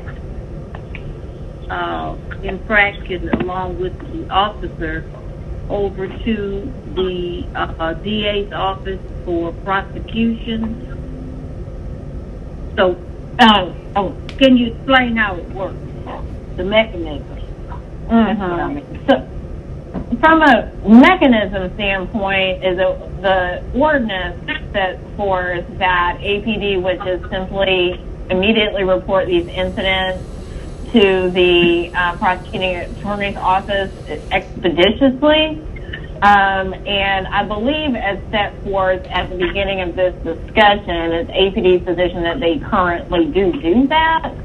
So because there is already a process, which I would defer to APD to describe regarding the actual logistics of that reporting process in place, this is not a disruption or a creation of any larger obligation.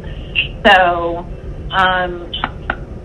we were confident that this is not some sort of right issue whereby there would be any problem with anybody's, rights regarding criminal prosecutions being violated or anything like that, as it really restates the best practice that I believe Madam Chair. APD would be able to describe. Madam Chair. Who's speaking? This is Nina Hickson. I wanted to speak to Councilmember Winslow's question. There have been a number of amendments made so that the language was conform with what the legal could say was appropriate. And so while initially the intent may have been directions to direct the police to direct all of those matters to the Fulton County DA, there was a problem with that in the sense that there are a number of things that occur outside of, we've got both Fulton and as well as DeKalb. We also have other prosecutorial agencies. So the language was amended to state that it would go to the appropriate prosecutorial agency consistent with those SOPs that already exist. The city, of course, can't direct the activity of the Fulton County District Attorney. We can't require them to do anything, but what you as council members can do is state what your preference is, and this is a means of saying that we are in support of there being, these matters being properly investigated, being timely reported, that responses to requests for information be handled in a timely manner and in accordance with the law. And so that's why there have been a number of adjustments to the language so that we could indicate that from a legal standpoint there were no issues with it. It's pretty much consistent with what has already existed, and it's also in compliance with the applicable law and does not go beyond what you as city council can require. Okay, so it's something that's already being done. Is that what you're saying? Under the SOPs, it's what's supposed to be done. That is okay. Under standard operation performances, is that what that means? Procedures. Standard operation. That's for the public to understand. Okay, so it's just kind of a reinstatement of what's already there. A statement of the support and importance of complying with those SOPs. Okay, all right. Chief Bryant can speak more specifically to it, but that was what some of the language changes were about. Okay. All right. And we do have a couple other people in line to speak. Let me just. I'm done. Madam Chair, thank you. Chief Bryant, I'm on. Oh, okay, great. Because Chief Bryant, thank you for coming on. I just want to also, in terms of not only for us but for the public, to talk about the process and procedures in terms of what happens when we have an incident of this type in terms of police-involved shootings and the process. Not that I'm saying anything wrong with the paper, I just want to make sure that we get clarity on what happens when, where, how, so that we know what the processes are. Can you explain that? And then give us your opinion on this paper. Thank you. Okay, absolutely, and thanks for the opportunity, council member. So first of all, in any situation where an Atlanta police officer is involved in a shooting, we call in the GBI, but we also make notification to the Fulton County DA's office, who both generally send an investigator out to the scene immediately and begin to work the scene from their different perspectives.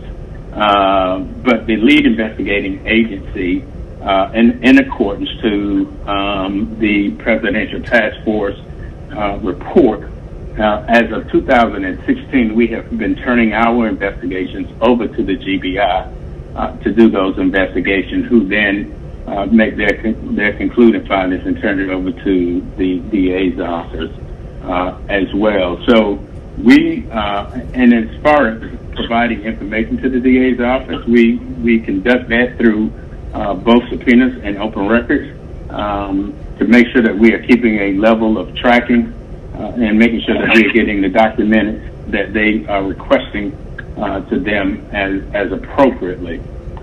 So right now, we think that our position on the paper is it puts us in a different perspective when we're now taking the prosecuting agency and then telling them to investigate the actual case.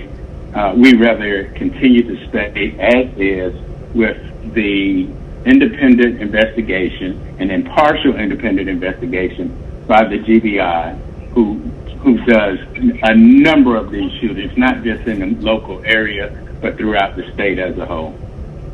Well, the original, Chief White, the original legislation has been substituted and take out some of that language, because I think the original legislation talked about 24 hours to go into the DA. All of that has been removed based on what I think it just came in a little late, where we actually cut down a substitute that's entirely different from the original legislation.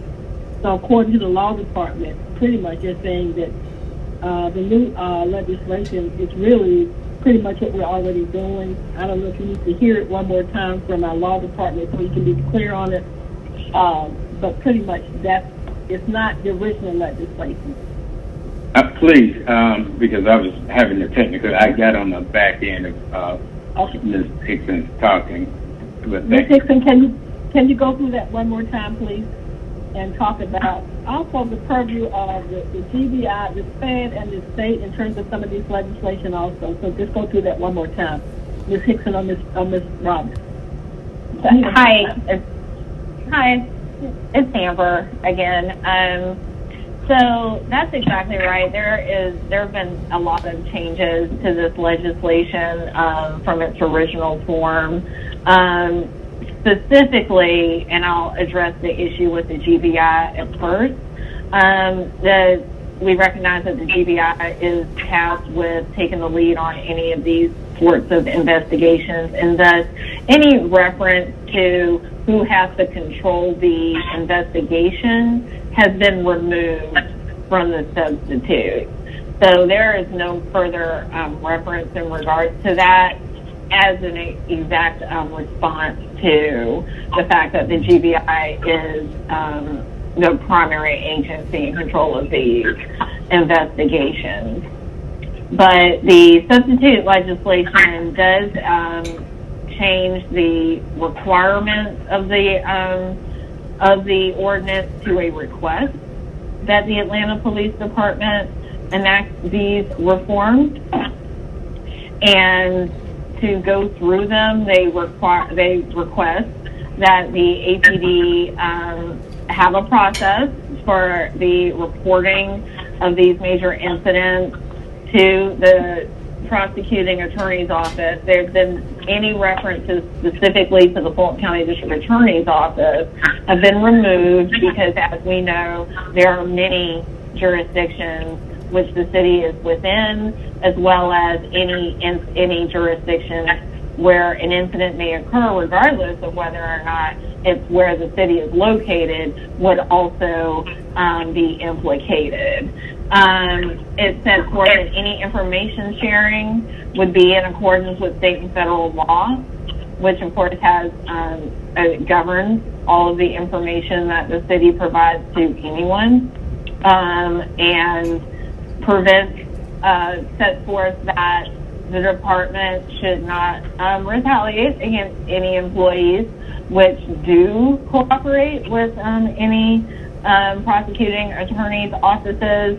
Of course, that is already something that the city would not be permitted to do under law. And in regards to the body and dash cam piece, it also sets forth that that information would be provided in accordance with state and federal law. Okay, and thank you, Amber, Ms. Robinson. Those changes, and I'm looking at them as well in my email. Those changes, most of those changes, we are already in line with within the park. Okay, so that's already being done, pretty much. I got Yes. it. All right. Thank you. Hold tight. Don't go anywhere, Chief. I have a couple other speakers who want to hold line to speak. So we'll start with Mr. Faruqi, Councilmember Faruqi. Yes, thank you, Madam Chair, and thank you, Chief Bryan and Councilmember Brown and the legal department for all y'all's work on this and shaping of it. Just so we're clear, I know the legislation has evolved via substitute, and it has removed, I think, perhaps the most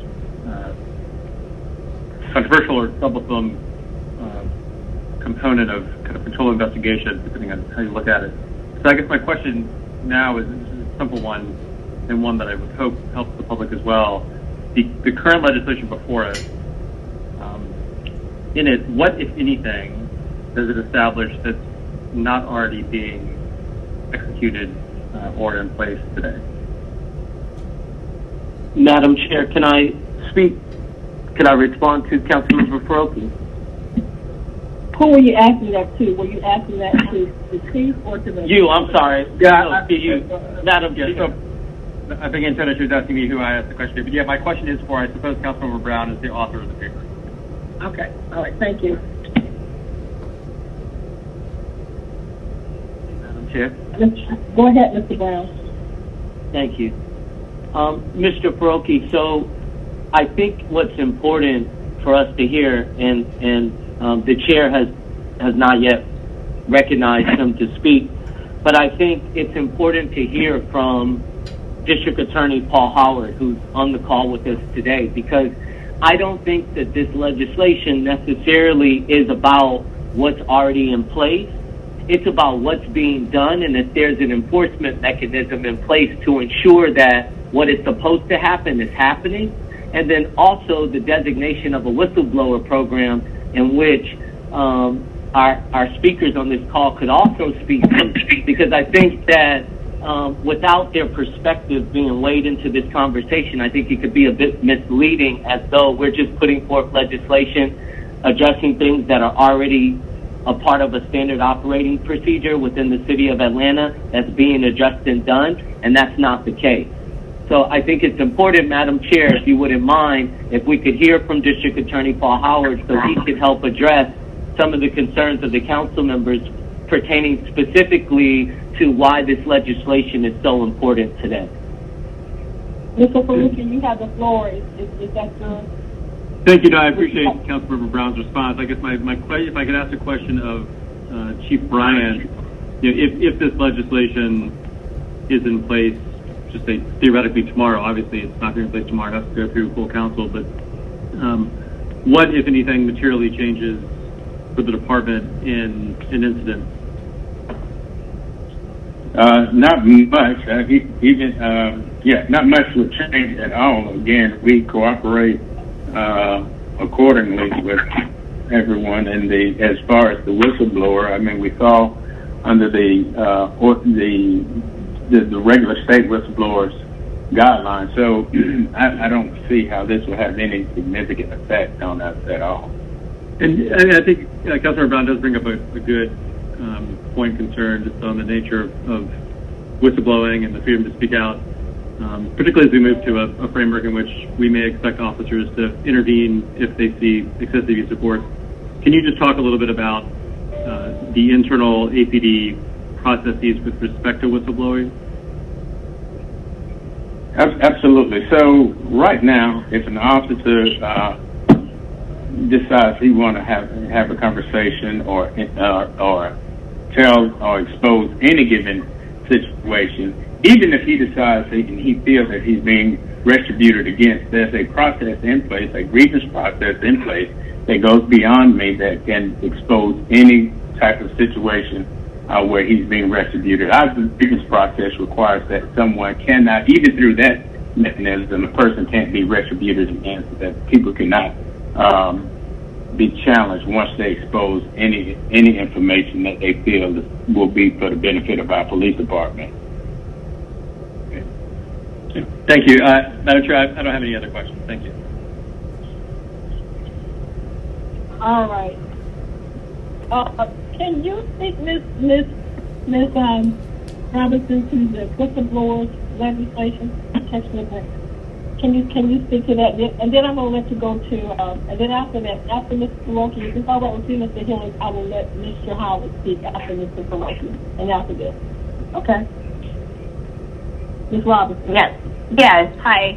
So that Chief Bryant is absolutely right on this. The state has a Whistleblower Act, relatively new law in the past, in the last decade, which actually provides for all of the protections for whistleblowers as defined by the Act, who find themselves in a situation where they blow the whistle, and protections against them being retaliated against.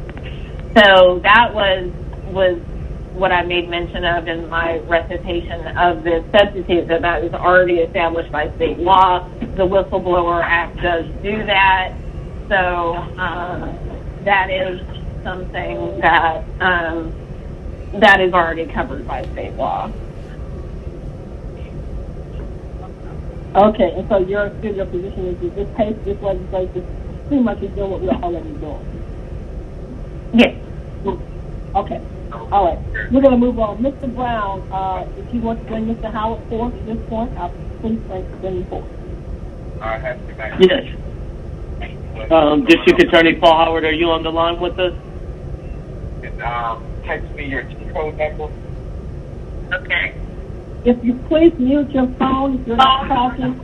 Please mute your phone if you're not talking.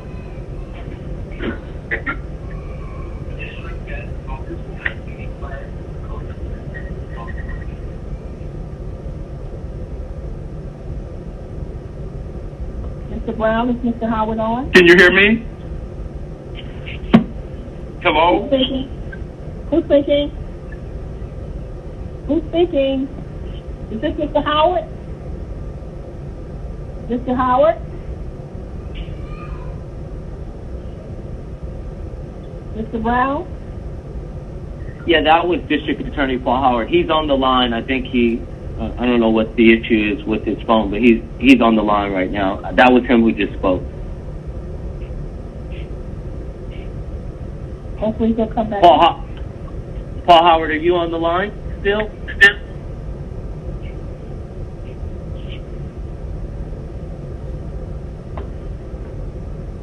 Mr. Brown, can we go through the other speakers and then come back to him? Sure, absolutely, Madam Chair. All right. Our next speaker is Mr. Hillis. Thank you, Madam Chair. A lot of my questions really already has been somewhat covered. One, to hear this legislation has been changed radically. I haven't seen a final version of it. Hello? If that could be sent to our emails, it would be appreciated. And then, furthermore, I'm still not understanding exactly what this legislation does. It doesn't already occur. Of course, I have some major concerns about the GBI piece and taking that power away from them, but now I hear that has been changed. But again, I've still not seen whatever final version that we are voting on here. My agenda will not upload, and I haven't seen the substitute that we brought forward, so would like to see those. But if we have Paul Howard on the line now, I'll defer to him if he can answer some of my further concerns before I ask any more questions. I'll defer to you, Chairwoman Shepherd. All right, so Ms. Lindo, can you make sure that Mr. Hillis gets the substitute version? He doesn't have it apparently, so can somebody make sure that he gets that? Madam Chair, I resent it. It was part of the packet. I'll resend it individually so you all have access to it right away. Okay, thank you. And Mr. Hillis, if we need to come back, we'll come back. And I think Mr. Howard is on the line now, so we'll let him go for. Mr. Howard, are you there?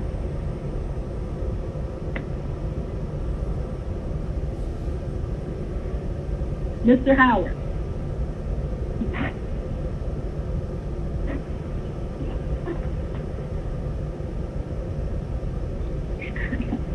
Hello? Mr. Howard.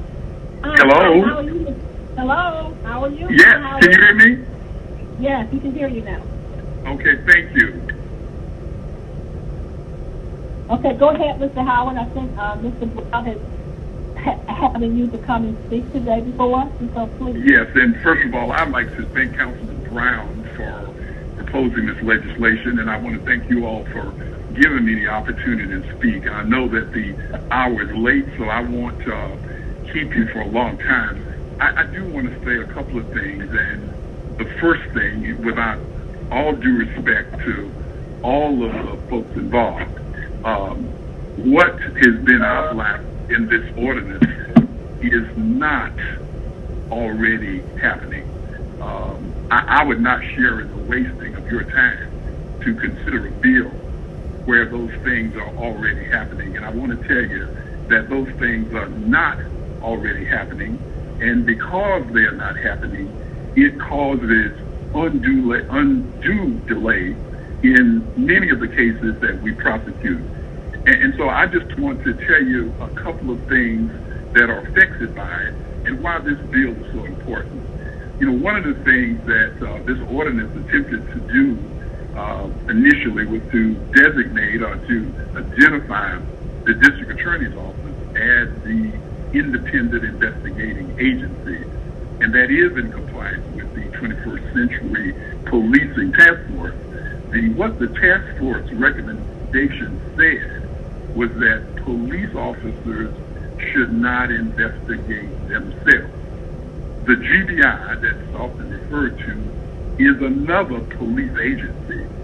The independent external agency that I believe that is best suited to handle these investigations is in fact the district attorney's office, because it is the district attorney's office that ultimately decides whether someone is to be prosecuted. In fact, one of the things that people sometimes don't understand, that even when the GBI completes an investigation, they don't make recommendations. They simply conduct an investigation. The decisions are made independently by the DA's office. In the first part of the statute, it talks about the ordinance, the reporting the incident. The reason that this is so important is right now, whether or not the incident is reported to us is at the mercy of the police department, and there is no requirement that the incident is reported at all or what time it's reported. So, for instance, the Rashad Brooks case that just happened on June 12th, our office was never notified by the police department. We were never notified. We found out about the case through a civilian. So even though it happened at about 11:30, we did not show up at the scene until about 1:15. That is a crucial period in a police investigation because of some of the materials that were on the scene. And for instance, one of those things was the shell cases. Also, because whether or not the district attorney is involved in the investigation is a matter of the kindness of the officers, on many occasions, my staff has been barred from entering a crime scene. Actually barred from entering a crime scene. I can mention 3 cases that you might be familiar with. There was a shooting of a young lady at Underground Atlanta in 2017.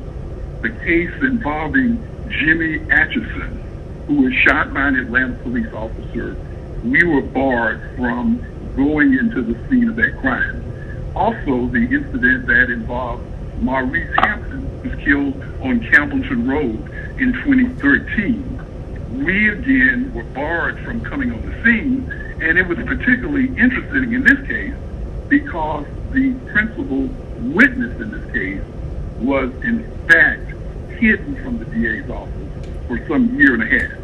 Now, some of the incidents that we investigate never get reported to the district attorney's office, and I want to mention just a couple of them, and many of them involve sexual assault. There's a case that we're investigating right now that involved an Atlanta officer who had 2 sexual assaults in 2011. We were finally notified by the news media in 2017 and received a report from the Atlanta Police Department in 2018. But we never received any information at the time that the incident occurred. There are 2 other cases where we've actually gone to trial, and one of them was Nicholas DeMero, and it involved an aggravated assault. Another case involving Matthew John, an aggravated assault. Mr. DeMero was convicted by a jury. Mr. John entered a guilty plea. But in both these cases, we found out several years after the incident, and the way that we found out was through the defense counsel who represented these victims in the case or a family member. So it's important to note that we are not receiving the kind of notification that should take place. It doesn't automatically happen. When we talk about the second part of the bill, we talked about the sharing of information. So I hope you listened this morning, and I'm sure you guys were, listening to the report from the mayor's task force. And at the end of the report, they actually congratulated the police for providing data to them. You notice that they didn't say that they had to submit an open records request or a subpoena. The data was just provided to them. Well, that's not what happens to the DA's office. We have to send open record request after open record request, and then we resort to sending subpoenas just to get the information that we need to continue with the investigation of a case. One of the perfect examples is a case that the public has talked about, and that is the case involving Jimmy Atchison, where we have already sent 3 open record requests for the same information. We finally ended up sending subpoenas for the same information, and so it took us over a year to get something that we could have gotten the first day. So this sharing of information is not happening automatically. I would be remiss if I said to you that police officers did not fear retaliation, and they were simply coming forward to testify. We have rarely... Mr. Howard, yes. Can we wrap up in a few moments because it's 6, and I hear what you're saying, and so go ahead. If you could wrap up, please. Yes, I got you, and I apologize for being somewhat long-winded, but this, of course, is an important topic. I just want to say to you that with respect to officers coming forward, we almost never get an officer to come forward to testify for us as a witness. In fact, one of the last times we had an officer to come forward was the chief of police himself, George Turner. With respect to the body and dash cam, even though this was an SOP passed in 2016, 60% of the cases that are in our office right now regarding police-involved shootings and other misconduct, there is no body cam. There is no dash cam, which is a main obstacle in making sure that these cases are prosecuted accurately. So I just want to say, without further elongating my presentation, that this does not represent something that is happening already. I believe if we are to seriously get at police misconduct, I believe that we should, that this ought to be met. Now, one of the things that I think is important is to, with the sharing of information, one of the things that happened is the use of telephones. So the longer that the DA is kept away from the use of gaining that information, in many of our cases, when we finally get the phone, the information has already been wiped clean. It's been wiped clean from the phone. So the speed of our getting involved is really crucial, and it can be changed. Our process can be improved if these ordinances were seen as a requirement for the police, and it was not done just out of the goodness of their heart. And so I appreciate the opportunity to speak with you, and I would answer any questions that you might put forward. Thank you all very much. Thank you. Council member, if I may, just a few points that I think that we should make sure that are addressed. One, if the DA Mr. Bryant, for the audience who people don't know, this is Chief Bryant. So Chief Bryant, go ahead and respond again. Okay. I apologize, Chairperson. This is Chief Bryant. I think that based on his perception of what the 21st century task force report states, if a prosecuting person has the investigative right, then it actually changes it being an independent, and then because he's also prosecuting this case. I think that the independence does stay with the Georgia Bureau of Investigation. And for him to speak negative of the investigation from the GBI may push on what's happening with his particular office. So I think that we should make sure that we allow the Georgia Bureau of Investigation to continue to be the lead agency as in respect to being an independent investigation throughout the state. Hold on. I'm going to let you comment for a moment, Mr. Howard, but I am at a point where I'm going to cut this off because I'll be honest with you, I'm not sure if some of these things that you're saying to me may be a conflict of interest in terms of your cases. I'm questioning that. I need to get the law because some of the things you're not referencing the legislation now. You're giving examples of things, of cases that you're saying the police department didn't do that. And I find that a little, it's interesting. I'm wondering if you have a conflict by actually coming forth and saying those things. I mean, we're supposed to accept what you're saying, and we don't have the evidence of that. And I'm just, in the fact that you're a DA, you're saying the police will start doing this. I'm not saying those things not to be true, but I'm not sure if this is the realm where you should be talking about that. And I don't really have, in fact, to subsidize, to validate that. So I'm a little concerned about where you're going with this. And so just be careful in terms of how you're saying what you're saying. Well, District Attorney Paul Howard. Excuse me, I'm Mr. Brown. Mr. Brown, I'm talking to Mr. Howard. You do not have the Lord to speak at this point. Thank you, Mr. Howard. Ask for permission to speak, Madam Chair, if no, you didn't mind. I just referred to Mr. Howard and not to you, Mr. Brown. Go ahead, Mr. Brown. Mr. Howard. Yeah, I did want to say, you might notice I never made a negative comment about the GBI. That wasn't my purpose at all.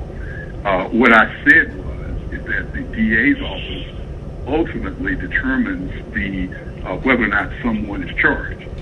There is nothing that would prohibit the DA from calling in the GBI or other appropriate agencies. So I just want to make the record clear.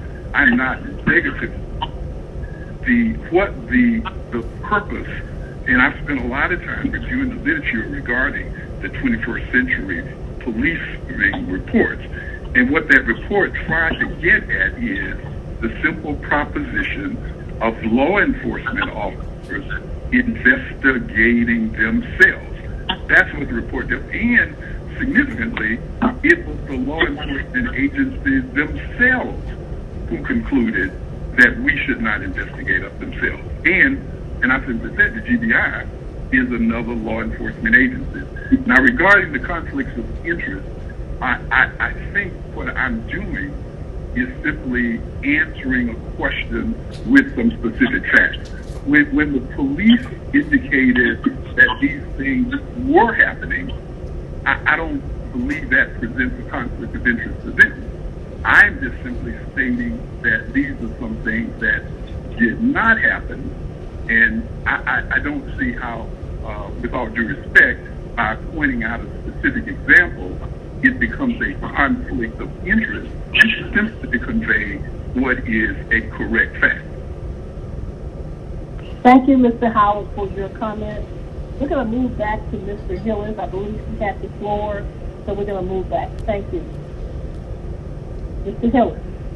Thank you, Chairwoman Shepherd. So, still with hearing all this, still don't see what, given that this legislation has been substituted from its original form, what it actually changes procedurally wise.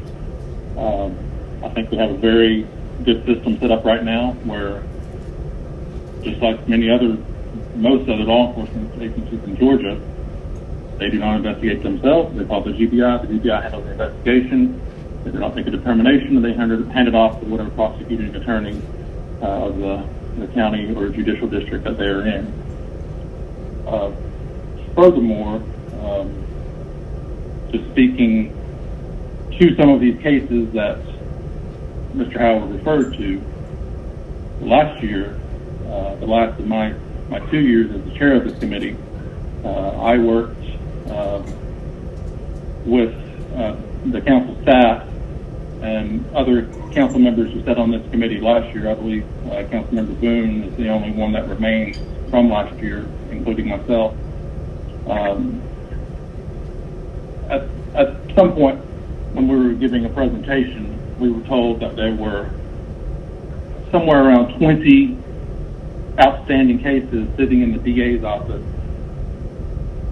that families were waiting for determinations on, officers were waiting for determinations on, and we tried very hard to get a meeting with Mr. Howard's office to get an update as to where these cases were and why they were being delayed for years, some 3+ years.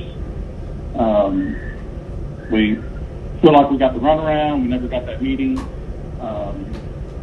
and then lo and behold, all of a sudden this has certainly become a priority, and we can all speculate as to why that is.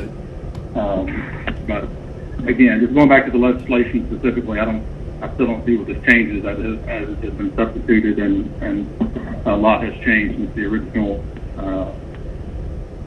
was drafted. So for now, I'll leave it at that. Thank you, Madam Chair.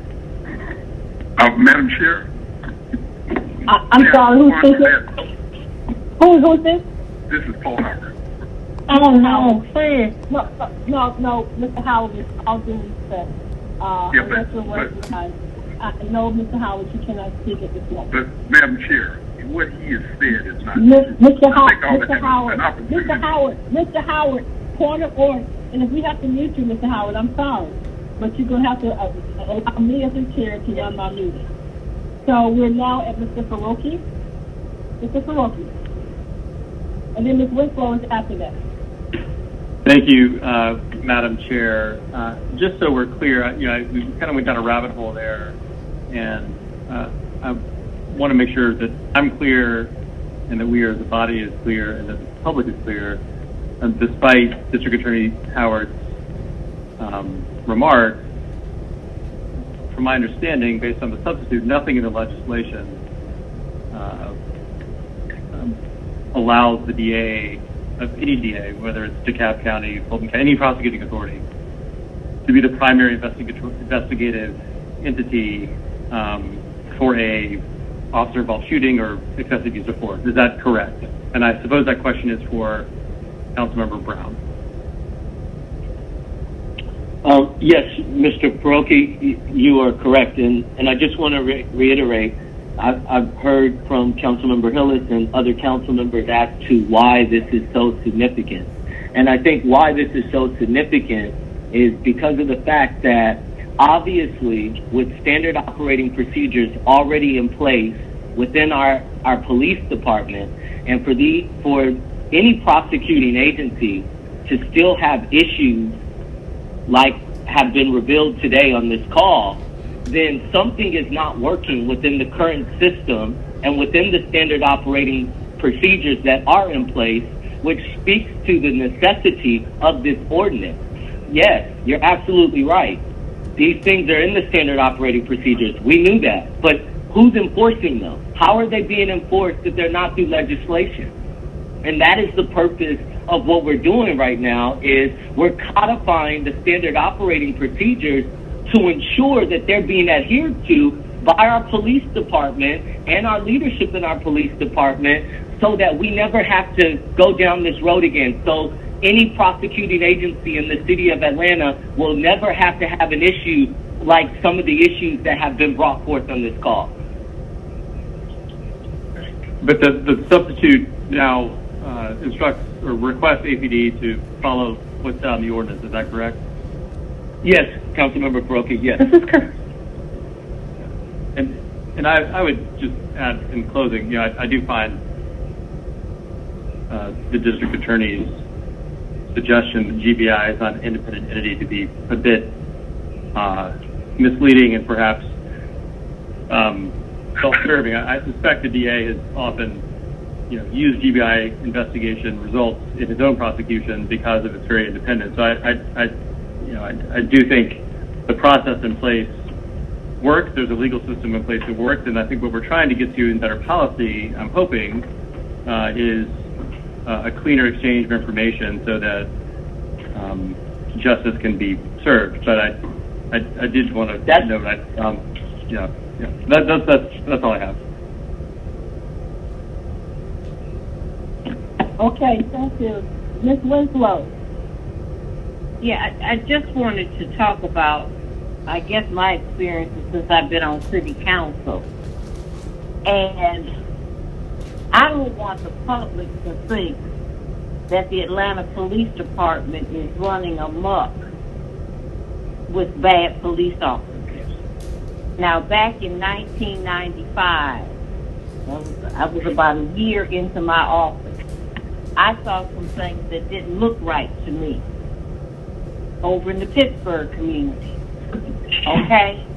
I got together with officers with APD. I said, boom, boom, boom, boom, boom. This is, this doesn't look right. I need you to look at this. And it was an open drug market over there at that time. When I say open, they were just all out in the streets, on the sidewalk, selling drugs on certain streets. And so what happened is they went, and I don't know if they went to the GBI or not. I know they went to the FBI. Okay? And they got some police officers that were not doing the right thing. Okay? So I don't want the public to think that police officers have not been getting prosecuted over the years for not doing the right thing. They have. And the reason I know about it, they gave me a report. And I'm not going to talk about some of the other businesses because some of them are still in operation. But one of the big drug dealers was from Cobb County. So that might have been why, I don't know if the DA was involved in that one or not. Then later on, when the police officer got shot in 2013, right there across the street from West End Mall, Chief Turner brought in the FBI. And it was in the newspaper.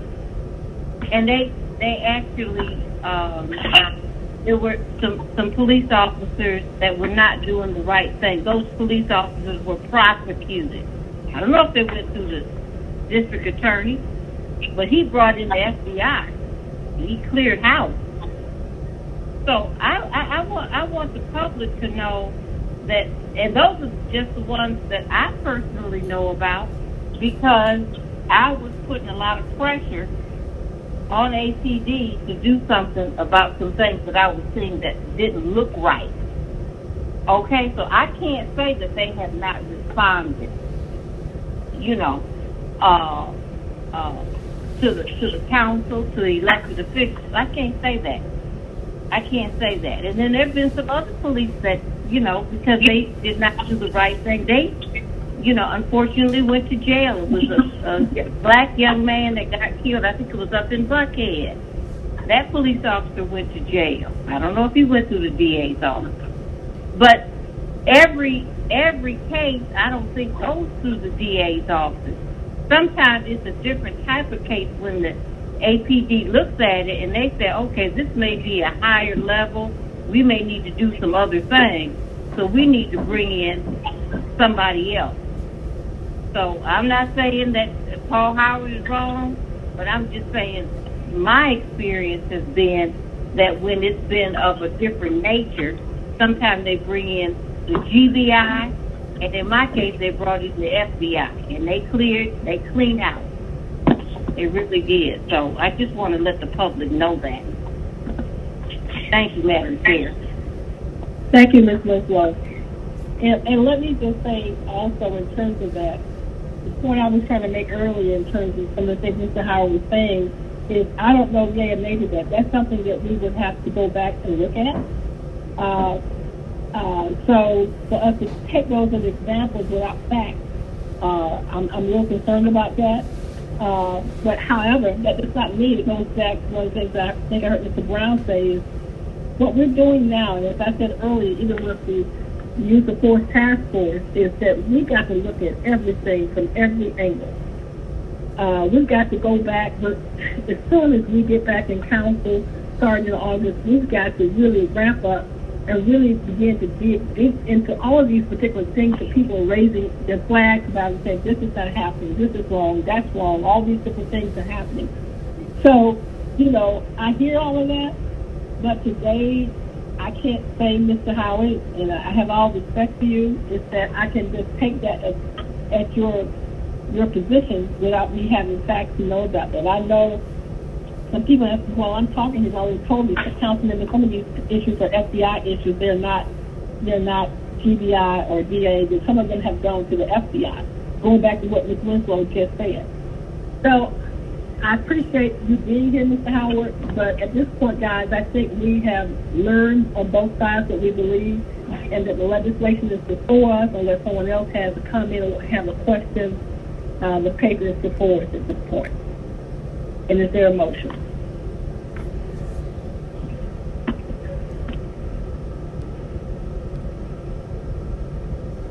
Everybody's quiet.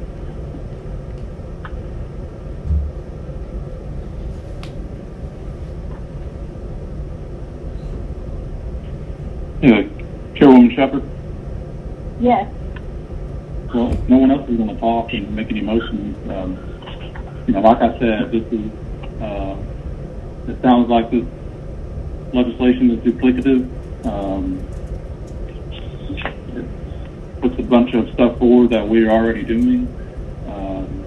I did finally get the final copy, and so even though it's an ordinance, it's just really a bunch of, requests and please do this and please do that, and stuff that has already been done, because I've certainly never heard from the GBI that, we're not getting X, Y, and Z from APD, nor have I really heard from the DA's office that we're not getting X, Y, and Z from APD.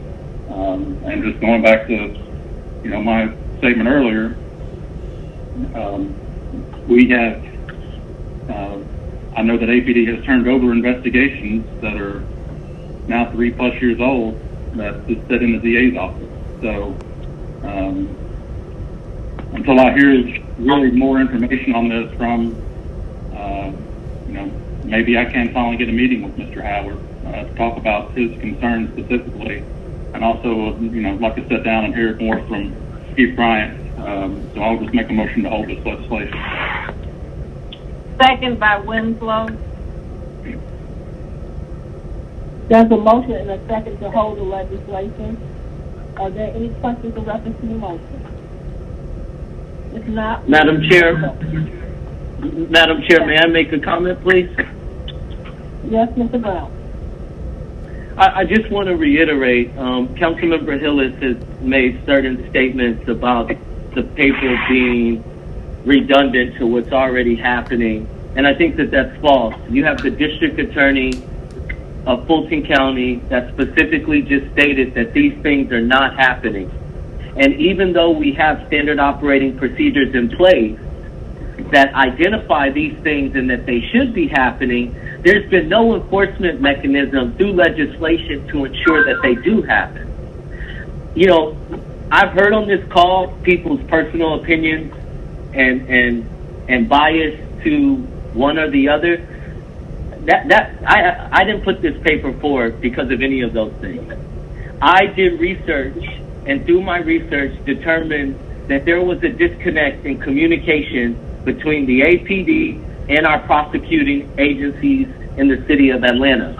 This legislation simply enforces the standard operating procedures that are already on the books to ensure that they are being complied with. Because apparently, based on factual information that has been given from the prosecuting agency, or at least one of them, this has not been happening. And they gave specific examples of this not happening. So I respect this body's decision on whatever direction you want to go in, but, you know, we've heard of these issues for years. Unfortunately, you know, these investigations are not new, and we've known that there has been a process that has been stagnant in this city for years. That's not new information. So if we have the opportunity to enforce it, I think that's why this is so important today. It's not about it being redundant. We all know what the standard operating procedures are. You know, we can read very well, and we know what they are and what they state, but apparently they're not being enforced. Thank you, Madam Chair, for the opportunity. All right. Mr. Hillis. Thank you, Madam Chair. Just again wanted to say that I tried to have these conversations just about 1 year ago and could never get a response from the DA's office as to why cases that had already been turned over to the GBI and the GBI had already sent to the DA's office are still sitting on the district attorney's desk with no action being taken on them. So I'll leave it at that, and we can have a vote. All right, you're ready for the vote? One moment. Ready? The vote is open, Madam Chair. All right, thank you.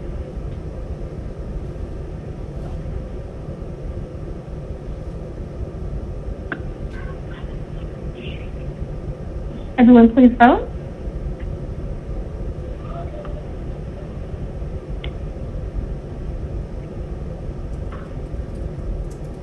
The vote is closed. 6 yeas. Ms. Winslow. Is she there? Ms. Winslow. I was the second on Hilton. Okay, thank you. Madam Chair, that's 6 yeas and 1 abstention. Okay, all right. The motion is to hold and carry. Thank you. We're now at item number 6. Ms. Lindo, can you sound that legislation? Are we going to hold that? Is that being held? We can sound. I believe the author requested to hold. That's number 6, 20-1487, an ordinance by Councilmember Michael Julian Bond authorizing the Atlanta Police Department, Department of Finance, and the Mayor's Office of Constituent Services to conduct a study on expanding the Atlanta Police Department to include a crisis intervention division or other specialized unit as a social service component of the police department and for other purposes. All right, and I believe the author, Mr. Bond, you asked for it to be held. Is that correct? Yes, ma'am. I want to hold a public, I guess a work session or public meeting about the legislation. The idea of this came about in all the various discussions, much like the ones we've had today, around reimagining policing. And as I recall, when I was probably about 12 or 13 years old, what was then the Atlanta Fire Department became the Atlanta Fire and Rescue Department. And that occurred because there was a demonstrated need for the fire department at the time to have an expanded role, because there were, I think, if I recall it correctly, there was an outside private tax advocacy group that was going to sue the city of Atlanta because of the fire department. It said that the fire deaths had reached an all-time low, and so that the taxes needed to be rolled back because you didn't need the fire department anymore. And so they looked at how they were serving the community, much like how we're looking at reinvigorating the day, and decided that they would take on an expanded role. And I had extensive conversations with my father at the time because he was in the Senate, and the state Senate approved the change in our charter to allow it to happen. And so that's the purpose of this legislation, is to see where the Atlanta Police Department might take on some additional duties. But I want to have a public meeting first before the committee considers it. So the motion is to hold. All right. Thank you. Do we need to vote on that, Ms. Linda? Yes, Madam Chair, we do. All right. Let's get ready to go. I think we need a second, Madam Chair. Oh, Winslow, second. I'll let Ms. Winslow second.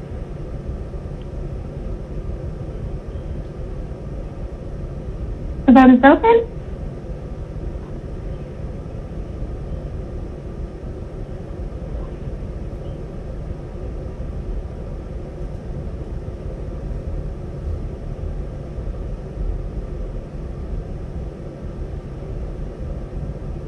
The vote is closed. 7 yeas, 0 nays. That item has been held.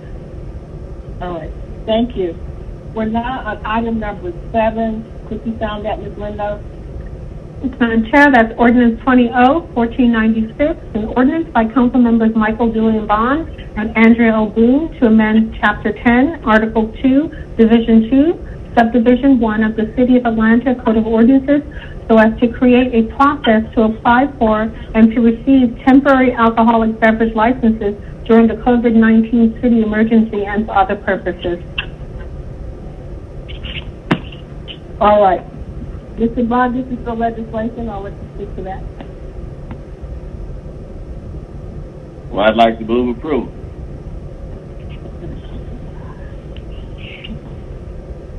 Second, Boone. All right. If questions or concerns? Well, let me just say that, again, as I said to you all earlier last week, I won't be able to support this legislation. I believe it opens up for a huge amount of problems in the city. Also, according to the mayor's office, our goal is to have the LRB virtual meeting start by the end of this month, July. So the need to do this is based on that. But you all know that the mayor several weeks ago actually put forth legislation to have all the commissions to begin to start meeting virtually. I've asked the mayor's office how soon before some of these commissions will start meeting. Their commitment was that hopefully by the end of July, that this board, the LRB board, was one that would start meeting as quickly as possible. So to me, this is done based on the fact that, we were not having meetings. I also have major concerns around the fact that this process was not allowed to be vetted through our neighborhood associations, our NPUs. I just have a lot of fears around this because in my community, I have a lot of issues with liquor stores that, they get their license and they don't comply. Have a lot of concerns. The community is always calling me about them. We're always having to watch over them and do a lot of things. And this particular process will be one, we don't know when COVID-19 is going to be over. And I just have concerns about just Carter Blank making some legislation like this where we give folks permits without going through a community process. And also not going through the LRB. This process also said it would go through the LRB. So there's no vetted process. It's just, we'll just approve them. And I have real concerns around this. So I don't think I'm going to be able to vote on it as is at this point. We have a lot of people to speak. I believe we have Mr. Hillis, Ms. Smith, and then Ms. Winslow. Did I hear you say something? Yes, I wanted to speak. So if you add me on, please. All right, Mr. Hillis. Thank you, Chairwoman Shepherd. First of all, share those same concerns that you do. Very appreciative and respective of the LRB process that allows these things to first go to their MPUs and most places, the neighborhoods before them, if that's the policy of that MPU. And then also have that public hearing. As you mentioned, I still have issues with some places that even go through that official process, so I can only imagine what would happen in a temporary nature. I also see the other side. You know, the council has been hosting virtual meetings for almost 4 months now, and we're delaying not just the LRB and alcohol licenses, but people are having to wait on rezoning, they're having to wait on variances, special use permits that go through the BZA and the ZRB. We're all delayed, and it's my opinion all these virtual meetings I vote for should have, ideally should have already started recurring, but I'm glad to hear that is in process, and hopefully, as Chairwoman Shepherd said, will be in process by the end of this month, and we're about halfway through July. So I'm looking forward to that. I would like to hear from the law department on kind of the legal implications of this and where we are legally with this legislation. Okay, I was going to call Amber, but since you asked, you can call Ms. Robinson right now. Ms. Robinson, can you speak to Mr. Hiller's concerns? Yes, thank you, Council Member Hillis, Amber Robinson, City of Atlanta Department of Law. This legislation from a legal standpoint has a couple of issues.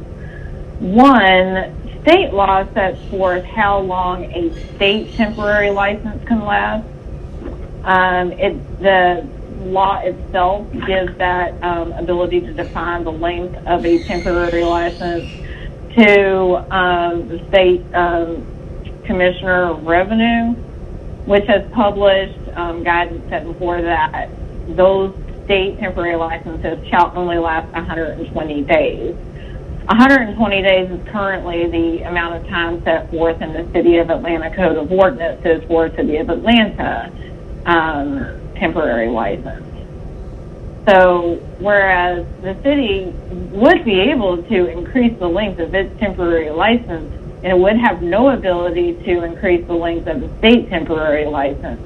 And as it is necessary for a business selling alcohol or otherwise serving it to have a state and a local alcohol license, if they do not match up, you will place a person or a business in jeopardy of having a local license but not being able to sell alcohol regardless due to the state law prescriptions.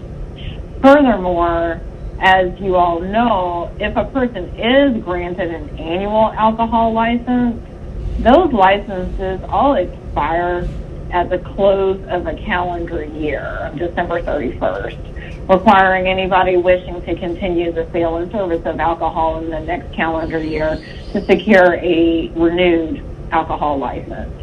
That, too, is in keeping with the timetable of the state.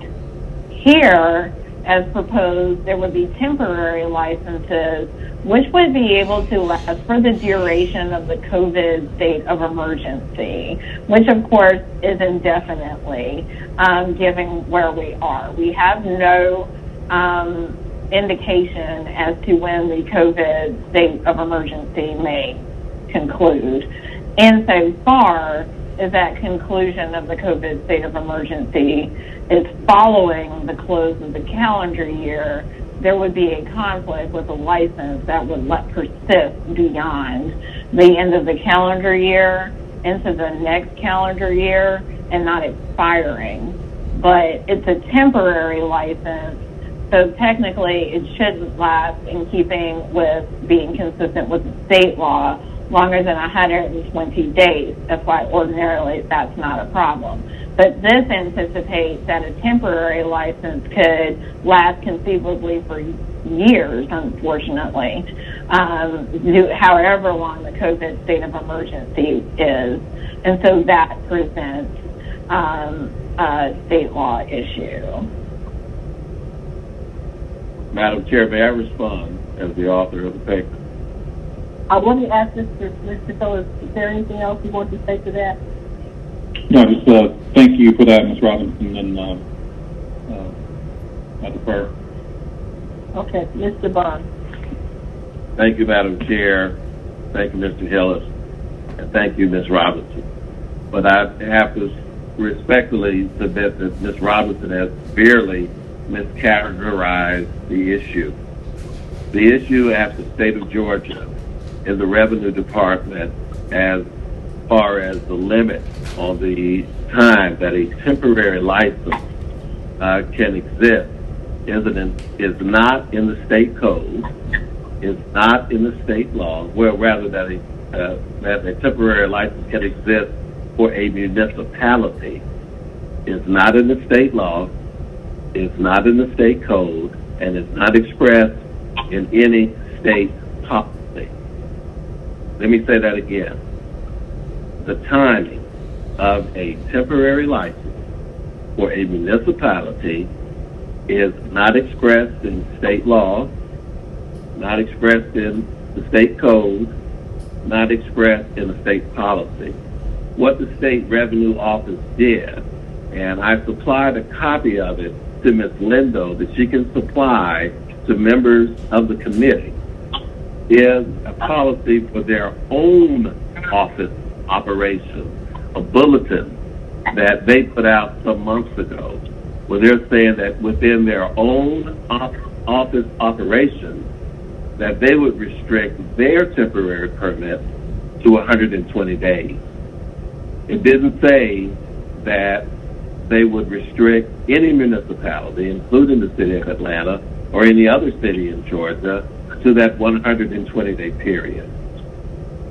The next point I'd like to make is that for someone to even get a temporary license, they have to apply for a regular alcoholic beverage license.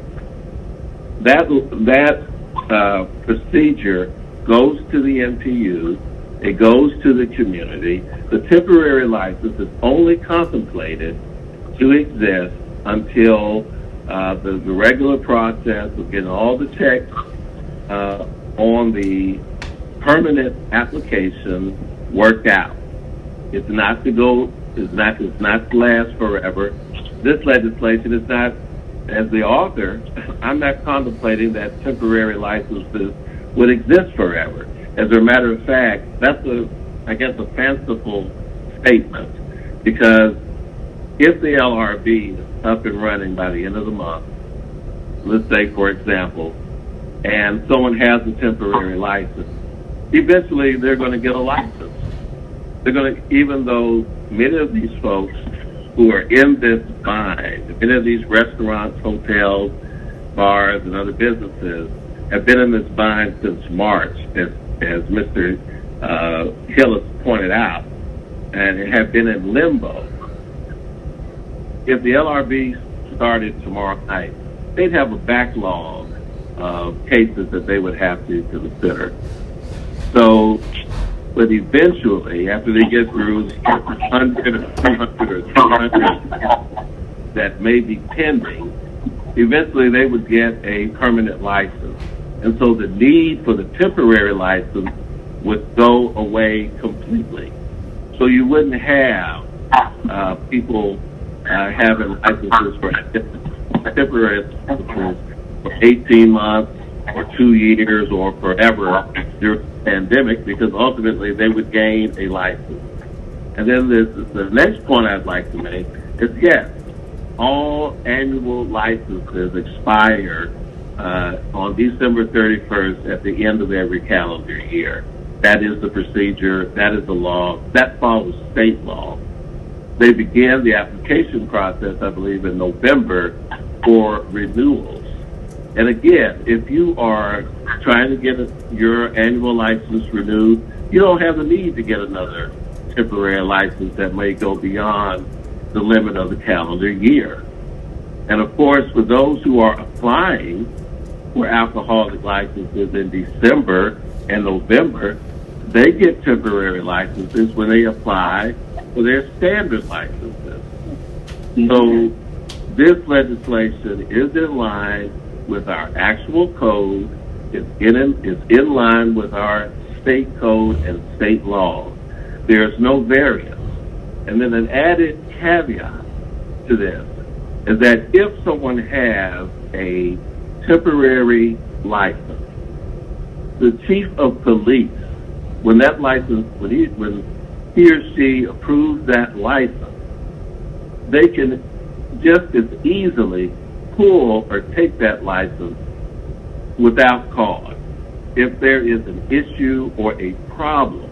But also remember, to get a temporary license in the first place, you have to apply for a regular annual license. You cannot get a temporary license without having applied first for a permanent license.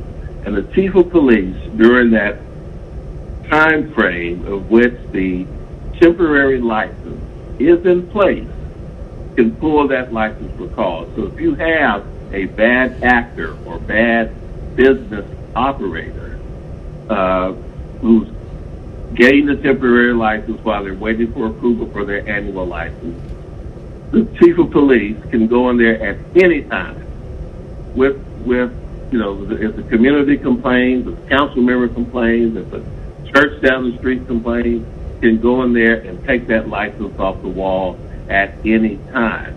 And also, that's already in our code with this legislation restates, is that when those licenses are issued, the planning department is notified, the chair of the local NPU is notified, and the council member and the at-large member is notified by the chief of police.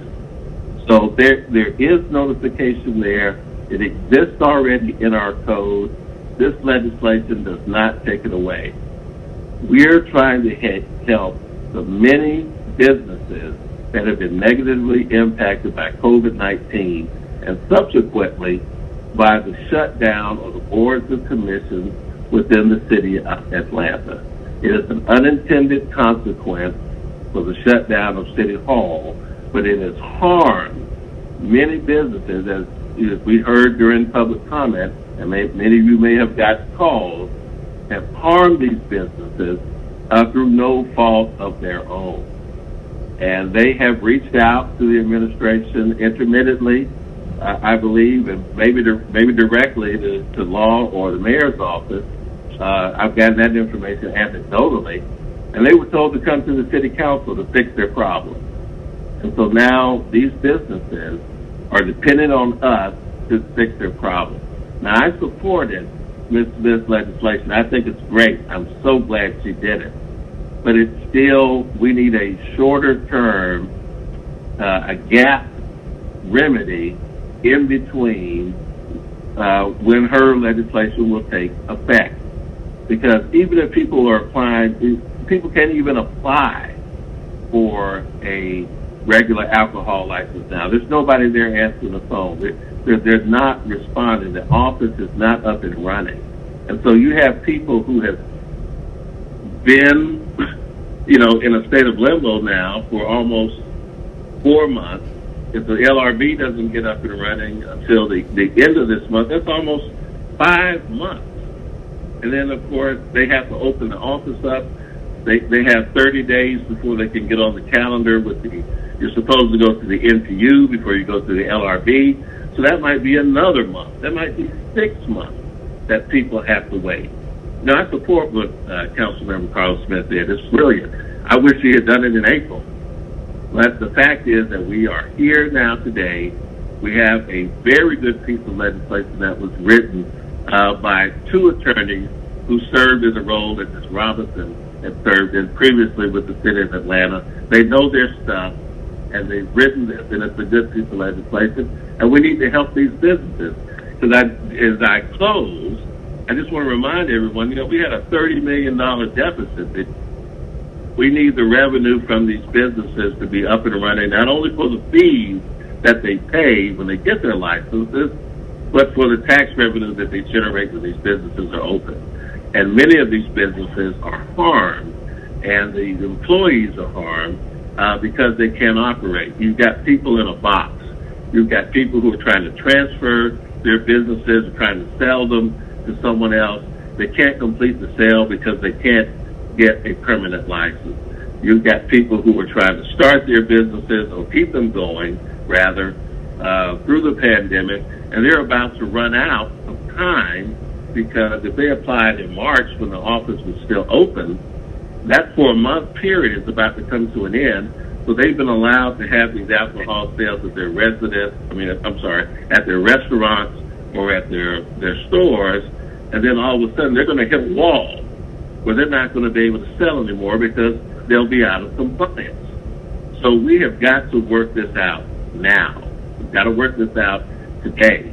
And even though I applaud Ms. Smith, can you wrap up, Mr. Bungle? Closing, Ms. Shepherd. I applaud her for coming online. We need this stopgap measure to help these businesses right now. Thank you. Thank you, Mr. Bond. Next, we have Ms. Smith, and after Ms. Smith, we have Ms. Rose. I'm sorry, Ms. Winslow. Ms. Winslow after Ms. Smith, and then Ms. Rose. Thank you. Ms. Smith.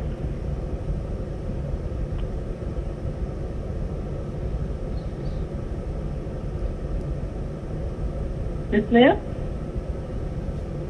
Yes. This is Smith. Is it my turn? Yes. Oh, excellent. Thank you. Okay, I was going to do a long, eloquent speech about this legislation that we dropped that Councilmember Bond brought up that is going to get all of our boards and commissions online. I have spoken with Jerome about this. I'm sorry, I can't remember his last name right now, y'all. It's getting late. I know he's got LRB in his sights. He's working on it, and it is so important for me to have community input for my community. So I'm going to make a substitute motion to hold. Second, Hillis. All right, that's a second by Mr. Hillis. All right. Is that it, Ms. Smith? Yes, I made that motion, and we have a proper second. Okay. So I think we have to take a vote now. Okay, yes, we do. I would like to say, there are still people in line to speak, Mr. Smith. I would like to speak first, if possible, right after Ms. Winslow. Ms. Winslow? Well, I'll let Ms. Boone go since she was co-author of the paper, and then I'll come on the back end. If that's okay, Madam Chair. Mm-hmm. That's fine. Thank you, Madam Chair. I would like to first that this issue, in my opinion, has just received poor customer service and poor constituent services on behalf of the City of Atlanta. We are not running in this area of best-in-class practice. If you look at other cities, they have a 30-day window. This constituency has not received phone calls back. They have got no answer. Staff has been irritable towards them. We are at a juncture where hotels cannot open and may not be able to operate. You have distilleries having to discard alcohol. This looks very bad that we are not able to rectify this issue in a shorter period of time. I know that we're getting ready to hold this legislation, but I really hope that when we come back, that we will be able to operate like a city, and that folks can be respected, because they do not feel like anyone has listened to them. I have been getting calls since May 1st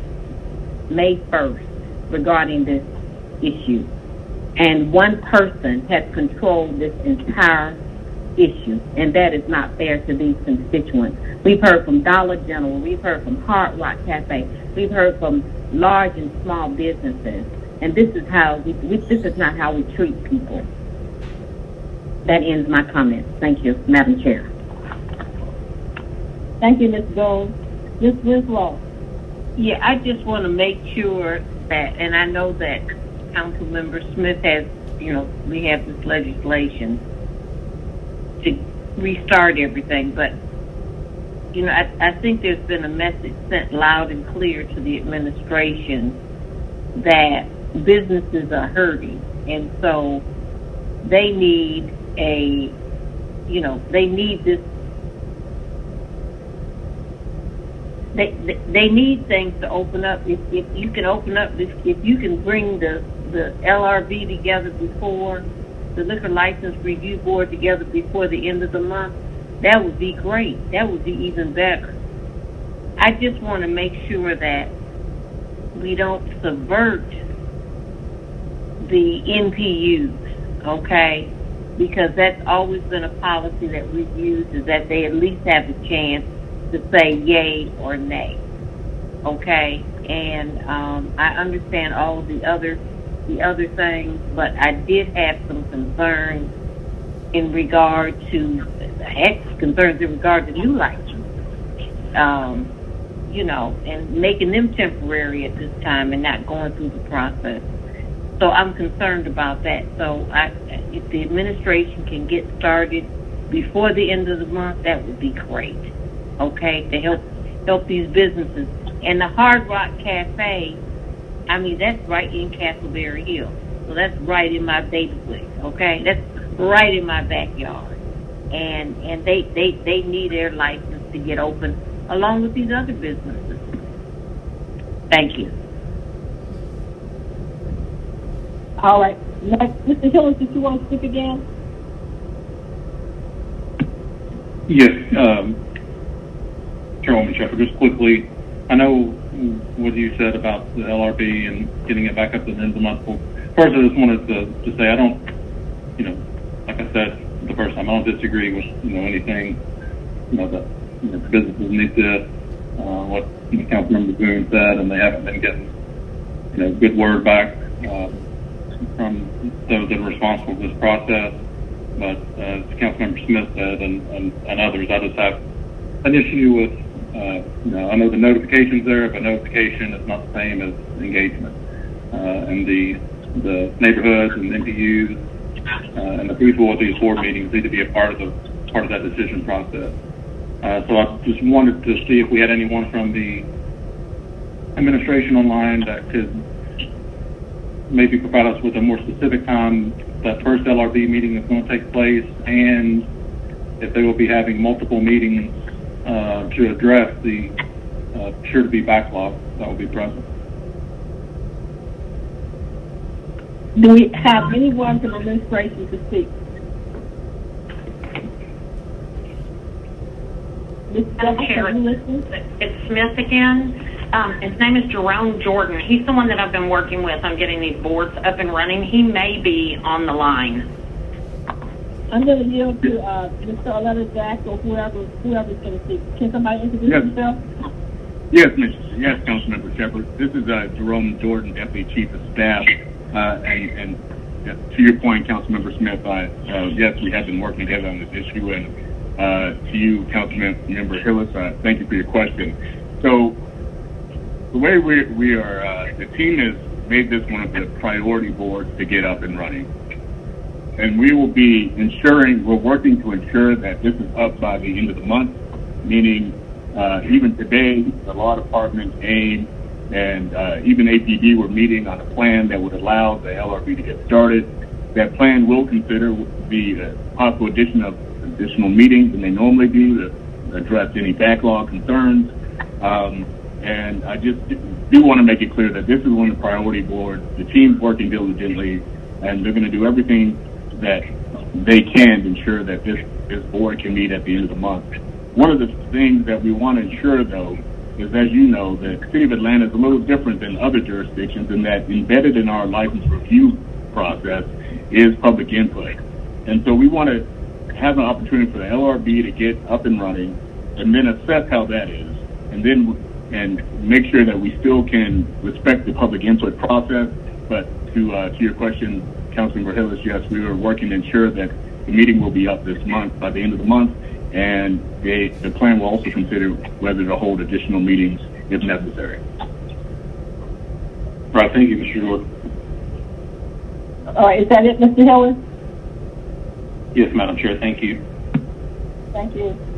Next we have Mr. Soroki. Thank you, Madam Chair. I think the positions and opinions articulated by everyone on this committee are not necessarily in conflict, and so I think my concern is the time is of the essence for a number of these businesses, right? I mean, they're already on life support as it is, most of them, and by no fault of their own, they're in a position where their temporary license may expire and they'll have to start the whole process all over again, and that may or may not mean that they can open up down the road. And that's, to Councilmember Bond's point, there is a need for revenue here, even if that revenue may be not as robust given the pandemic and how folks are choosing to spend their time and money. So I guess my question is, and this is for the city, is there? I hesitate to hold this because time is of the essence, and there's no. I'm not quite confident that the backlog will be addressed as stated by the city. And so, is there any harm in moving this forward in one way or another to take up next Monday? That's one question. The other question is, in the temporary license process, MPUs, and I asked this question a little bit ignorant, but are MPUs always just merely notified, or in the temporary liquor license process, are they typically asked for a up or down vote? Which I guess is a question for legal. Ms. Robinson, can you answer that? So typically in the current process for a temporary license, the MPU does not have input in that process. The temporary license under current policy and city code provides for an ability to have an alcohol license during the change of ownership of an existing business or during a business coming into the city due to annexation. So because, as has been stated, the temporary license application is filed along with an annual license application, the temporary license is issued administratively rather than going through the public input process with the MPUs and the LRB. Point of Right, order. so I got a point of order. Who's this, Mr. Bond? Mr. Bond, who's that? This is Councilman Bond. I've got a point of order of what was just stated. May I speak? Well, can we wait until Mr. Faruqi finishes and then you can respond back to that, Mr. Bond? I'm happy to yield the floor to Councilmember Bond here. Just the point of order. You cannot get a temporary license without having applied for a permanent license. So it's not like anybody on earth can go down to City Hall and just get a temporary license. Not every person who applies for a liquor license gets a temporary license. You have to pay extra for that if you want it. So to suggest that the temporary license somehow usurps the procedures of the MPU, that is factually incorrect. What happens is that the MPU considers what it should, the annual license. And so if the person who is applying for that annual license is able to or wants to go into business more quickly than the term of procedure being awarded the annual license for the up to 120 days per se. If they want to go into business, if they're able to open up within 30 days because they've gotten their paperwork together, they can pay additional money to get a temporary license. And so their permanent license, however, still goes to the NPU. Their temporary license still goes out as a notification to the community. The temporary one is administratively given and allows them to operate just until they're awarded their permanent license. And that's the point I wanted to make. Thank you. And so I guess my follow-up question for legal is anything in this proposed ordinance, or does anything in this proposed ordinance disenfranchise any of the regular MPU input or process with respect to issuing a permanent or temporary liquor license?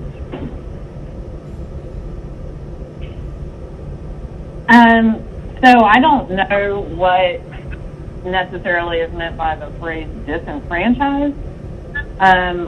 Insofar as a temporary license is granted outside of the public input process, this would persist. There is a parallel annual license process, but this legislation would allow for temporary licenses to last indefinitely. Now, I don't know if that means that people who have temporary licenses would pursue their annual license applications or not. But once given a temporary license in accordance with this legislation, they would be able to maintain them throughout the COVID state of emergency absent public input. So thank you, Amber. I really appreciate that. But thank you, Ms. Robinson. So I guess my question for Councilmember Bond is, would you consider putting in a time limit to any temporary license extension, right? So that gives us all peace of mind that any holder of a temporary license will at some point turn around and go back to the MPU to finish the full license process. Mr. Farokhi, may I answer, Madam Chair? Yes, sir. Hello? Thank you. I believe that I just have to make the point. I believe the way the legislation was characterized by our distinguished attorney, Ms. Robinson, was incorrect. Again, you cannot get a temporary license unless you apply for an actual annual license. Nobody can do that. This legislation does not do that. But if you would like to make an amendment, Mr. Farokhi, I would welcome it. I'm not opposed to that. There are businesses that are hurting all over this city because of the unintended consequences of the executive order that the administration put out, and then the indifference of the staff. So I believe we owe it to people who are in this spending money, not having signed leases, trying to pay employees, trying to keep their businesses afloat, that we need to act today. So if that will put people at ease, I'd more than welcome it. So I'm not looking directly at the legislation right now. I would maybe ask you, Councilmember Bond, and I'm happy to support it. I realize we do have a motion to hold on the table, but I think perhaps the path forward to move this forward while also protecting the process, neighborhood input, as well as the commerce of the affected parties, maybe to put a limited, say a 60-day extension on top of whatever currently exists, knowing that the LRB process should very well kick up in the next 2-3 weeks. But that creates a little bit of a cushion in case it doesn't happen and we're back having this conversation 2 weeks from now, or I guess after recess. I'll second that, Mr. Farokhi. Yes, your second what? His motion. Yeah. What was the motion? Which was to put a 60-day, I guess, allow temporary licenses to continue for 60 days beyond any current expiration date attached to a temporary license. Excuse me, Councilwoman Shepherd? Yes. I'm not a parliamentarian, but I believe you can amend I'm not something as our motion on the floor. If that's a motion on the floor, that I was going to put the words out my mouth. We already have a motion, and that was a substitute motion. I'm not sure we can go into another amendment at this point. So we make them do that. I'm not sure how we would proceed with that. Okay? Okay. All right. I got a point of order. This is Councilman Bond. Thank you, Madam Chair. If the person who made the second on the motion to hold will withdraw for the purpose of making an amendment, then the paper can be amended and the motion to hold can be restated and reseconded if that is the will of the person who made that motion.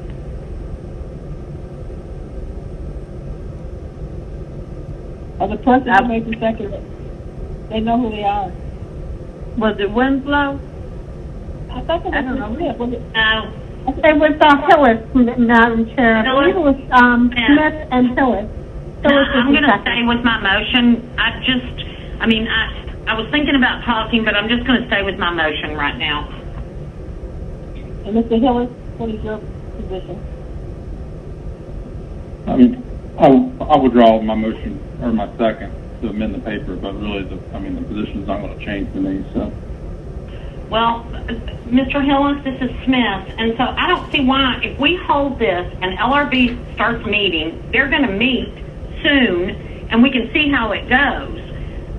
I really am really nervous about letting temporary licenses go with the process, and so I'm going to stick with my motion, my substitute motion to hold.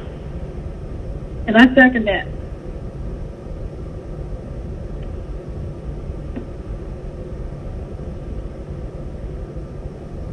So that's where we are. And so, and I agree with you. What you just said, Ms. Smith, is exactly what I was going to say, is that we, at this point, we'll wait. We have this meeting this week, then we're going to recess for 2 weeks. Come back before council on August the 6th. If at that point, we will see where LRB is. Hopefully by that point, LRB can actually give us an actual document of where they are in terms of their process, how many cases they have behind, because we don't know that at this point. We have no idea. We have people call, but what is the actual data saying how many cases are before us? Do we know that? Do we have process procedures to know that, so we can do an assessment of that? And then come back, if necessary, then bring the paper off from hell and then discuss it again. That's where I think we should be. I'd like to speak to the motion to hold. All right, Mr. Bond, this is the last, I guess I can say call for the question. How much time do we get in committee? Forever? Yeah. No, Mr. Bond, you have been talking a lot. I'm going to let Ms. Boone speak. Please have her hand. I got a point of order outside of my willingness to speak. The point of order is that whenever there's a motion on the floor, according to the rules of council, each person gets the right to speak to that motion. It doesn't count against their total time. So that's the point. So even if someone else makes another motion and another motion, it starts all over again because of the new motion. That's my point of order. So to speak to the motion, I would just beg you all not to hold this paper. The administration does not have the firm date. There are people who have made an investment in our city, and if we don't come back and meet again until August, that means the people who legitimately applied for their alcohol licenses and got temporary licenses will be 2 months over the deadline. 2 months after they've been allowed to sell alcohol, they will hit a wall and will lose revenue and may lose their businesses. We're not just talking about some procedural issue here. We're talking about people's businesses and their lives and the jobs of real people. And okay, let's say they do get set up to have a meeting by the end of the month. To amend the process for the LRB to meet, you will have to have an ordinance to amend that, because the NPU meeting cycle goes with the LRB. And so if there is somebody there if you open back up the alcohol office or the license office, and you start taking applications, if the LRB needs to schedule another meeting, they've got to do it along with the NPU calendar so that the licenses can fall within that 30-day period. We need to vote on this now. We need to support these people who've been treated horribly by our staff now. We need to help these people now. And if it proves to be unnecessary, great. That's fine with me. I would love it to be unnecessary. But it is necessary. And there are people all over this town. Many of them called in today, and I suspect in the balance of the public comment, there'll be many more who will be begging for this because their lives, their livelihoods literally depend on it. And they don't have time to wait. They've already taken a hit from this, from COVID-19 just in general. And then with the unintended consequences of us closing our license office, they've been hurt again. There are people who have lost their businesses who can't sell them because they can't transfer the licenses because the licenses, because the LRB wasn't meeting. So we have held up a lot of people. We are harming people. We are harming businesses by not taking action today. I hope that we will not hold this. I hope that we would move it forward, make the amendment that Mr. Feroki suggested, and if it's not necessary, fine, great. We can file it on August the 6th, when the council meeting comes around. We can, I'll make the motion to file. But we need to act on this today, and we need to come strong because the leadership has failed these people in this portion of the government that's supposed to provide them service. They've been failed. And we will hurt and kill businesses in Atlanta if we do not act today. And I yield on this point. All right, thank you, Mr. Bond. We're now at Ms. Bowles. Yes, quickly, Madam Chair. I too am just concerned about the bartenders, the waitresses, and the folks that are going to have to just throw away all of their products and not be able to operate. This is a very, very, very important issue. Like I said, I've been getting calls since May. I hope that we can do something so that we just don't hold this because people's lives are dependent on these jobs. That concludes my comments, Madam Chair. Okay. We're ready for the vote.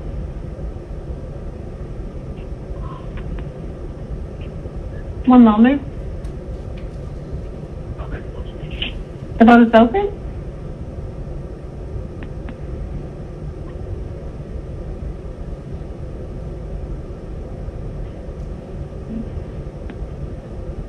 Ms. Winslow?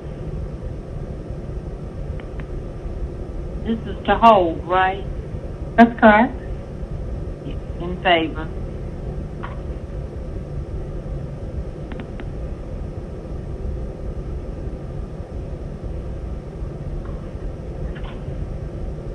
The vote is closed. 4 yeas, 3 nays. This item will be held.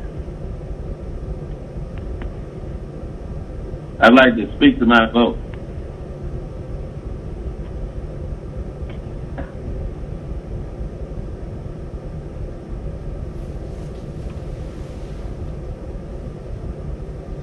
Mr. Bond, your next resolution is the same thing. Yeah, I'd like to speak to my vote to hold. Okay, go ahead. Thank you, Madam Chair. I just want to apologize to the public. We have harmed people who are hardworking, who have made an investment in Atlanta, who are holding on by, the hair on their chin, trying to stay in business, trying to keep their businesses afloat, waiting on some ambiguous date from the License Review Board, who's certainly going to have hundreds of cases at their meeting. So if you're listening out there in the restaurant, hotel, hospitality, tourism business, I'm sorry. I'm sorry that I couldn't convince these folks to do the right thing by you. You know, Thursday, I voted the whole Thursday, we gave away over 1,500 grocery boxes to people who are hospitality, restaurant, bar, you know, hotel workers because they're out of work. I mean, I just cannot believe that, you know, this committee didn't go the other way. But it's obviously my failure for failing to convince you to help these people. And most people don't realize, you know, hospitality, tourism, that's our Wall Street. You know, that's the thing that our economy revolves around. And you can't help these people stay in business. You know, it's just incredible to me. So I want to apologize to the public. I'm sorry, and I know you folks are holding on, you know, by the skin of your teeth. I'm sorry. I yield the floor. Thank you, Mr. Bond. Ms. Lindell, we'll now move to resolution, which is found item number 8. Yes, Madam Chair, that's Resolution 20R4121, a resolution by Council Members Michael Julian Bond and Andrea L. Boone requesting that the mayor or her designee create a process to apply for and to receive temporary alcoholic beverage licenses during the COVID-19 city emergency and for other purposes.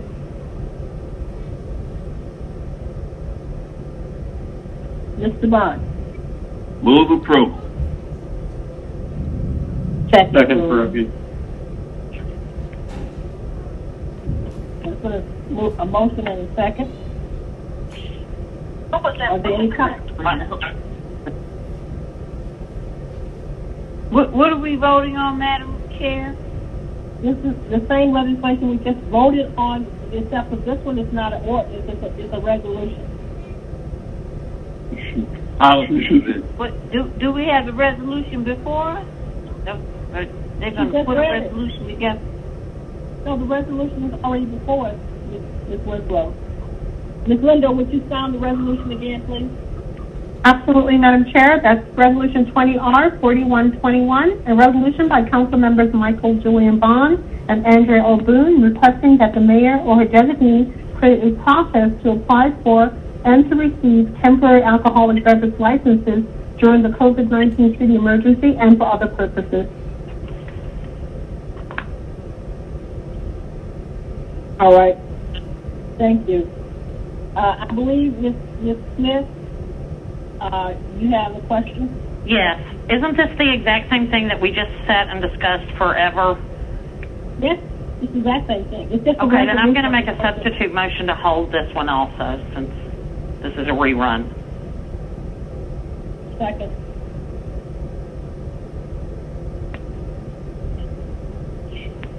Be ready for the vote, Ms. Linda. I'm signed up to speak to the motion to hold.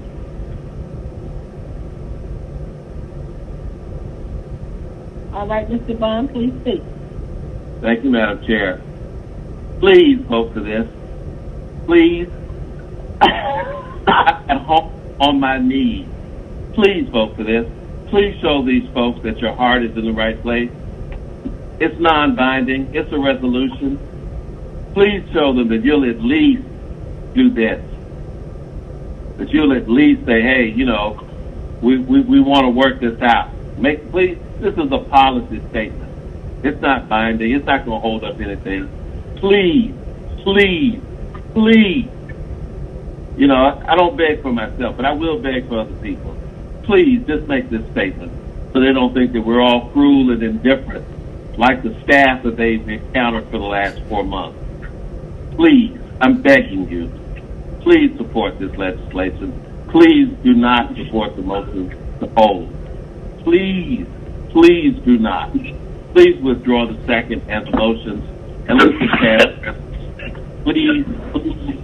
There are people hurting in this industry in every corner of town, in every district in Atlanta. Can we please do this? Please. I yield the floor. Thank you, Mr. Bond. Mr. Saluki? Yeah, I just would like some clarification from council staff that the vote on our screen is the motion to hold and not the resolution itself. repeat that, Mr. Phillips? I just want some clarification from council staff that the vote that's currently on our screen, the voting option, is on the motion to hold and not on the motion to approve the legislation, the resolution, which was made initially by Councilmember Bond. Okay. Okay, no. That's correct. Yes. Okay. Thank you.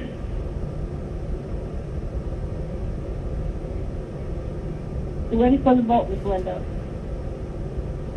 The vote is open, Madam Chair. Ms. Winslow, how do you vote? Is this to hold? Yes. Yes, in favor to hold.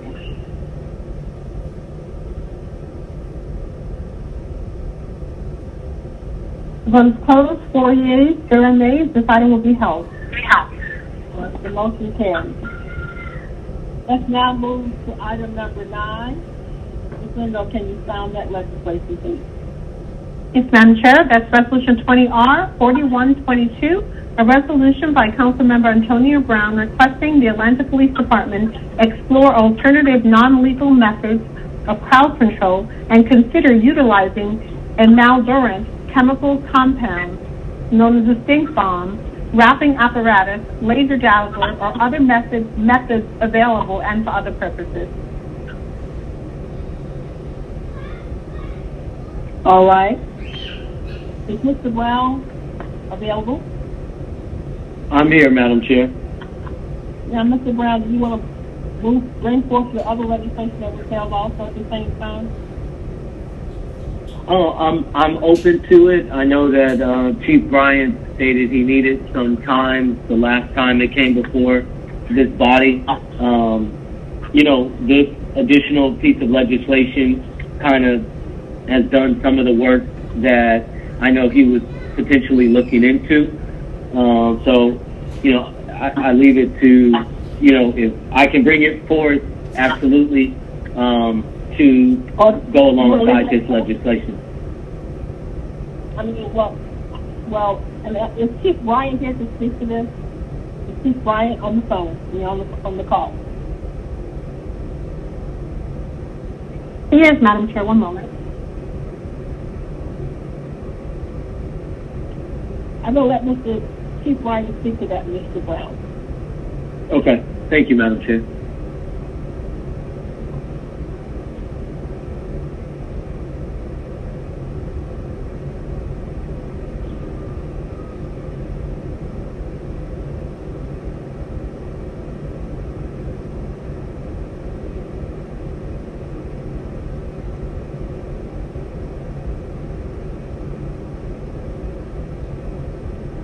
Chief Bryant, you're unmuted, I understand. I'm sorry, hello? Hi, Chief Bryant. This is Councilmember Shepherd. Did you hear the legislation we're speaking on right now? I'm sorry. I heard Councilmember Brown speaking, and then I lost it. I was downstairs. Ms. Lindo, can you read the legislation one more time for Chief Bryant, please? Yes, Madam Chair. This is Resolution 20R-4122, resolution by Councilmember Antonio Brown requesting the Atlanta Police Department explore alternative non-lethal methods of crowd control and consider utilizing a maldorant chemical compound, also known as the stink bomb, wrapping apparatus, laser dazzler, or other methods available and for other purposes. Okay, Councilman, I'm still getting some static, but I'm familiar with the legislation. This is one that we are also working on. We really don't have any issues with this legislation. City of Atlanta Police Department constantly are looking for best alternatives and new technology and tactics for the betterment and the safety of the men and women of the police department as well as the citizens. So there's really no issues with this legislation. Okay. Move approval, Smith. Second, Hill. All right, there's a motion and a second. Mr. Brown, do you have any other thing you want to say? No, Madam Chair. Thank you, Chief Bryant. All right. We're ready for the vote, Ms. Linda. The vote is open.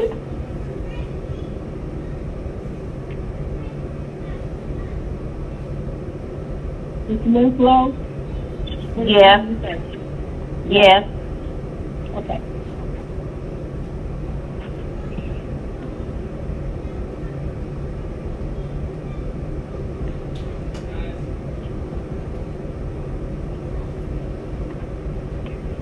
Please vote. The vote is closed. 7 yeas, 0 nays. That item is favorable. All right. That item is favorable. All right. We're now at item number 10. Ms. Lindo, can you sound that legislation, please? Madam Chair, that's 20R 4164, a resolution by Public Safety and Legal Administration Committee authorizing the mayor and the chief of fire rescue to enter into reemployment temporary services agreement to be renewed annually, but for no more than 4 years, with retired or separated City of Atlanta fire rescue personnel at the rank of firefighter and other classification for purposes of providing public safety services for the City of Atlanta Fire Rescue Department and for other purposes. All right. Is there a motion? Motion approved, Villa. Second, Winslow, Go ahead and let Ms. Winslow second. Winslow second. Thank you. All right, we're ready for the vote, Ms. Lindo. The vote is open, Madam Chair.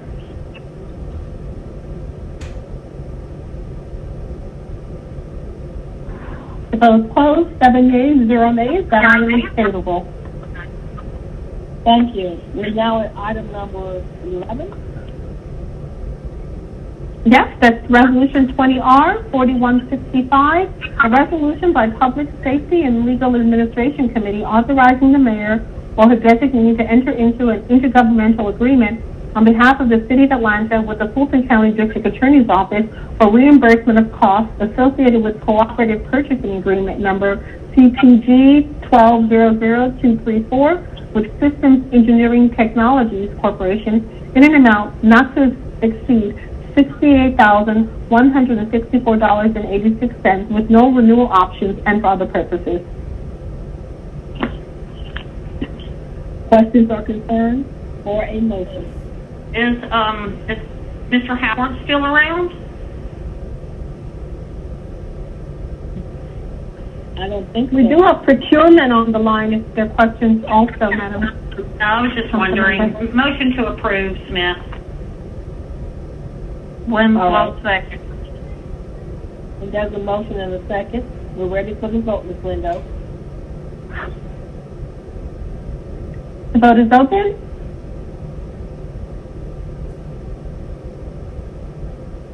The vote is closed. 7 yeas, 0 nays. That item is favorable. Thank you. We're now at item number 12. Ms. Lindo, can you sound that, please?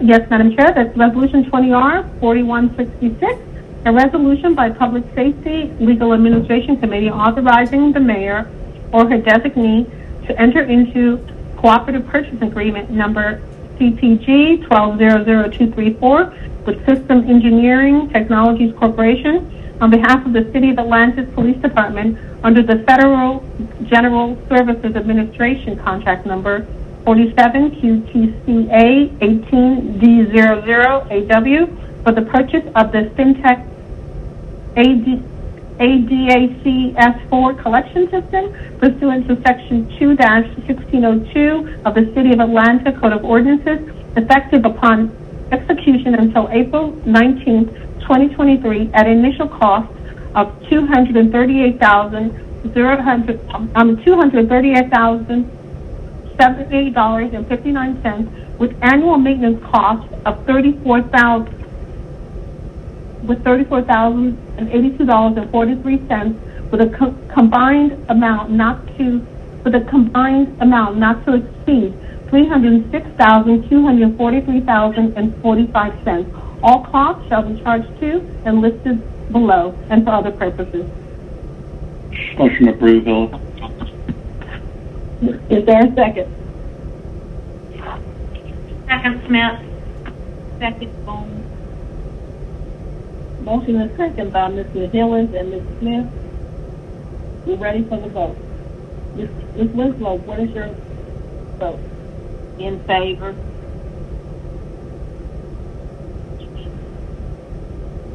The vote is open.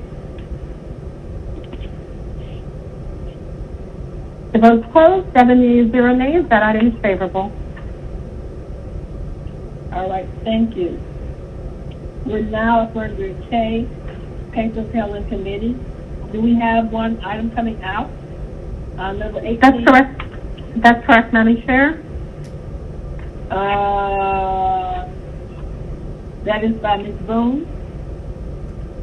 Yes, I can sound that item. That's Resolution 20R 4066, a resolution by Councilmember Angela Boone authorizing the mayor on behalf of the City of Atlanta to enter into an interlocal agreement with the Fulton County, City of Atlanta Land Bank Authority to accept titles of certain properties and to reconvey title to said properties to Invest Atlanta in accordance with the interlocal agreement, authorizing the city to direct that deeds in lieu of foreclosure to certain properties be issued to the local, the Atlanta Bank Authority, the Atlanta Land Bank Authority on behalf of the city, authorizing the mayor to execute the necessary quitclaim deeds to convey certain properties to the Land Bank Authority for development, redevelopment purposes in accordance with the interlocal agreement and for other purposes. And Madam Chair, we do have a substitute.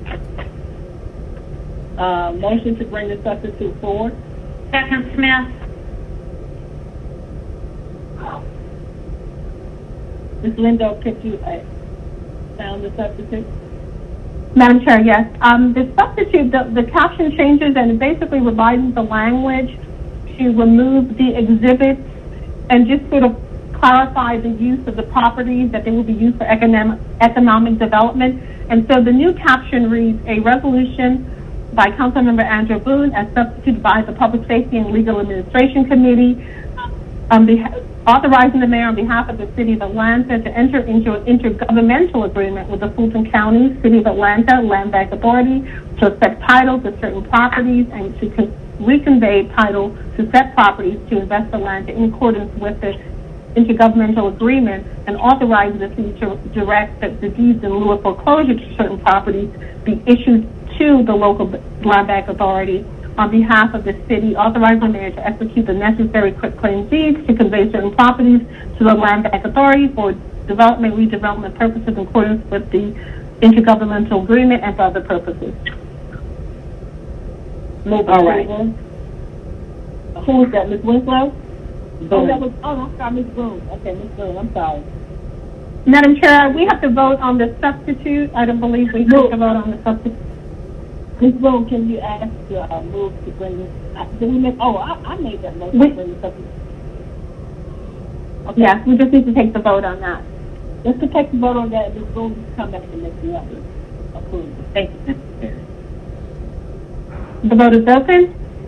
Ms. Winslow, what is your vote? In favor.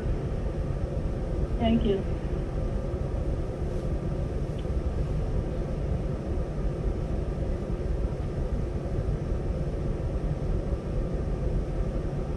Please vote.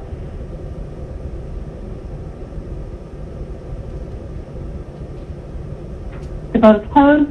7 yeas, 0 nays. The item has been substituted. All right, thank you. So now we have a motion to move the vote on the substitute. I move approval. Is there a second? Winslow, second.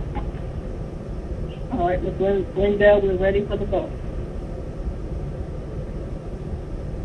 The vote is open.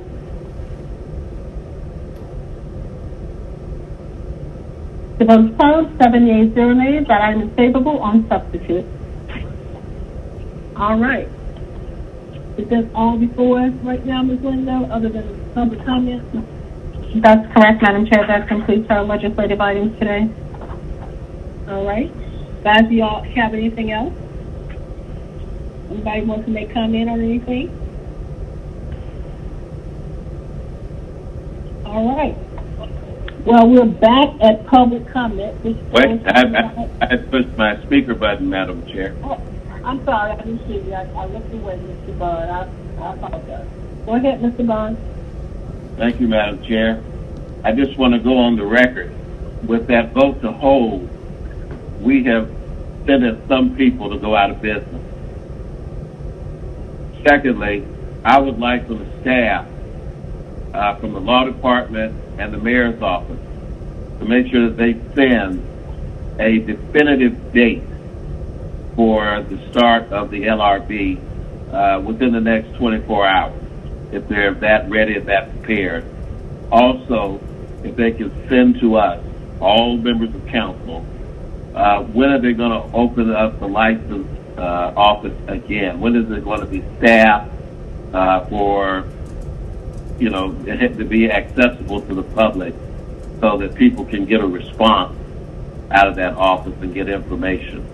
And I'd like to, given that there will certainly be a huge backlog with that board, if they will give us as a request that they not just schedule when is the next available meeting, but I guess there would need to be a series of meetings to ameliorate the backlog.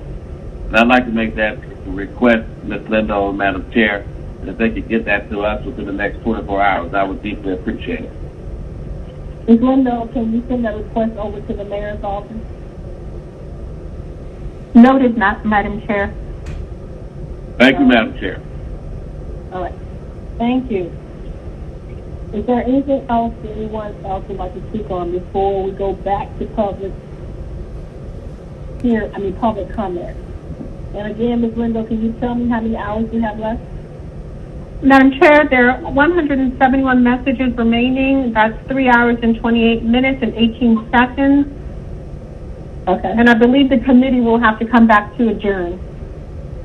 We will have to come back to adjourn. Did everybody hear that? So it's 7:30 now. Yes. 10:30. Yeah, around 11 p.m. About 11 p.m. we will be back to adjourn. Okay? I'm here. Let's go. We're listening, so we'll just stay tuned. 11 p.m. That's when we will adjourn. Okay. Can't wait. Thank you. Thank you, everybody. Thank you, Madam Chair. Talk at 11. All right.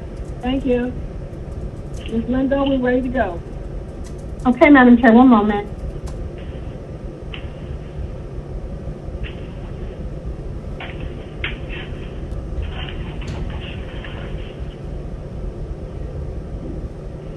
Madam Chair, they need a few minutes. They're having some technical difficulties. Just one moment before the messages will start. Okay. We'll hold tight, guys. Don't go anywhere. I bet Felicia's still with us. Felicia, are you still there? I am here. Hey, you all have been having a very exciting meeting. I've been here riveted as my seat. Thanks for speaking it out with us. We still have more public comment, too. I'm here. Okay. Madam Chair, I've been informed that, yes, you can just, we will move to public comments, and the committee will need to dial back in to adjourn. So we're going to... We're not going back. We're going to stay on. We have to listen. We're going to suspend this call in order to proceed with the public comments. Because of technical issues. Point of clarity, I need to understand what you're saying, Ms. Lindo. So we got to hang up. You're going to start public comment. We got to dial back in to listen. I'm listening to what he's saying. One moment. I'm thinking they're resolving it. Yeah. Oh, yes, Madam Chair. Because of the length of time, the system has to restart. So after he restarts the messages, then you can dial in. But because of the length of time, he needs to cut off. We need to restart the system to continue to play the comments. So I think you noticed this when we did the Yeah, I think this is the same case when we did the council meeting. Okay, so are you going to text us as a group text to let us know when to dial back in? I will, as soon as yes, I will. That'll be about a few minutes. Tell us when to dial back in so that we're ready when to dial back in. Will do, Madam Chair. Okay. All right. Thank you. Thank you. Y'all later. So we'll be back.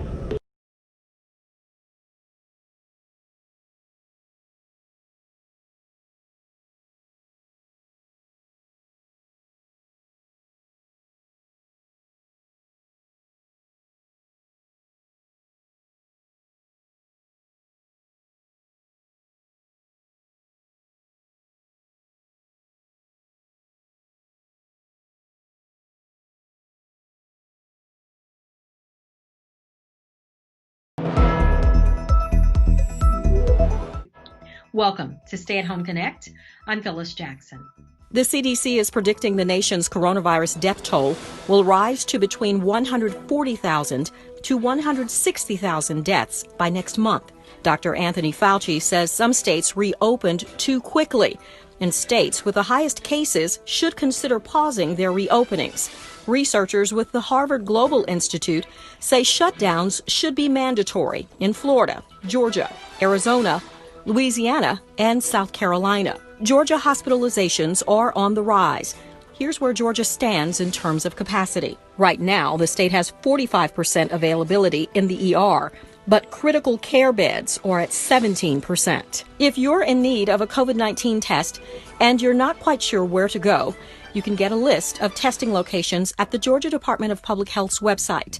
It's dph.georgia.gov. Wellstar Health is among several hospital systems that have been feeling the weight of the increased cases. I caught up with infectious disease specialist Dr. Danny Brandstetter, who tells us all parts of the state are vulnerable. Do you feel that you have everything you need to deal with the surge in cases? Wellstar's got hospitals and facilities throughout Georgia, and we have them both in urban areas as well as rural areas, and those facilities are seeing cases just alike. So just because you're in a rural community doesn't mean you're immune to this. And in fact, we see the most population-dense infections in our rural communities. We have surge planning, we have COVID planning, been looked at great. We worked at partnering with our departments of public health, the National Guard, state and local officials, all to be prepared for the demand that may be seen in the community. We do need aid. Atlanta City Council member Michael Julian Bond and several local partners come together to host an emergency food distribution event at Atlanta's Marriott Marquis. In partnership with Jose Helps, the Concerned Black Clergy, celebrities that give back, and some of our other sponsors, city employee, volunteers, and other elected officials to distribute food boxes to those workers who are in the hospitality and tourism industry. This is the industry that fuels our economy. They've been hit probably the hardest out of any industry in the country economically because of COVID-19. Chicken, milk, vegetables, cabbage, lettuce, tomatoes, fruit, I mean, you name it. We're trying to make sure that nobody goes hungry, nobody goes with an empty stomach during these times. That's it for Stay at Home Connect. Have a great night.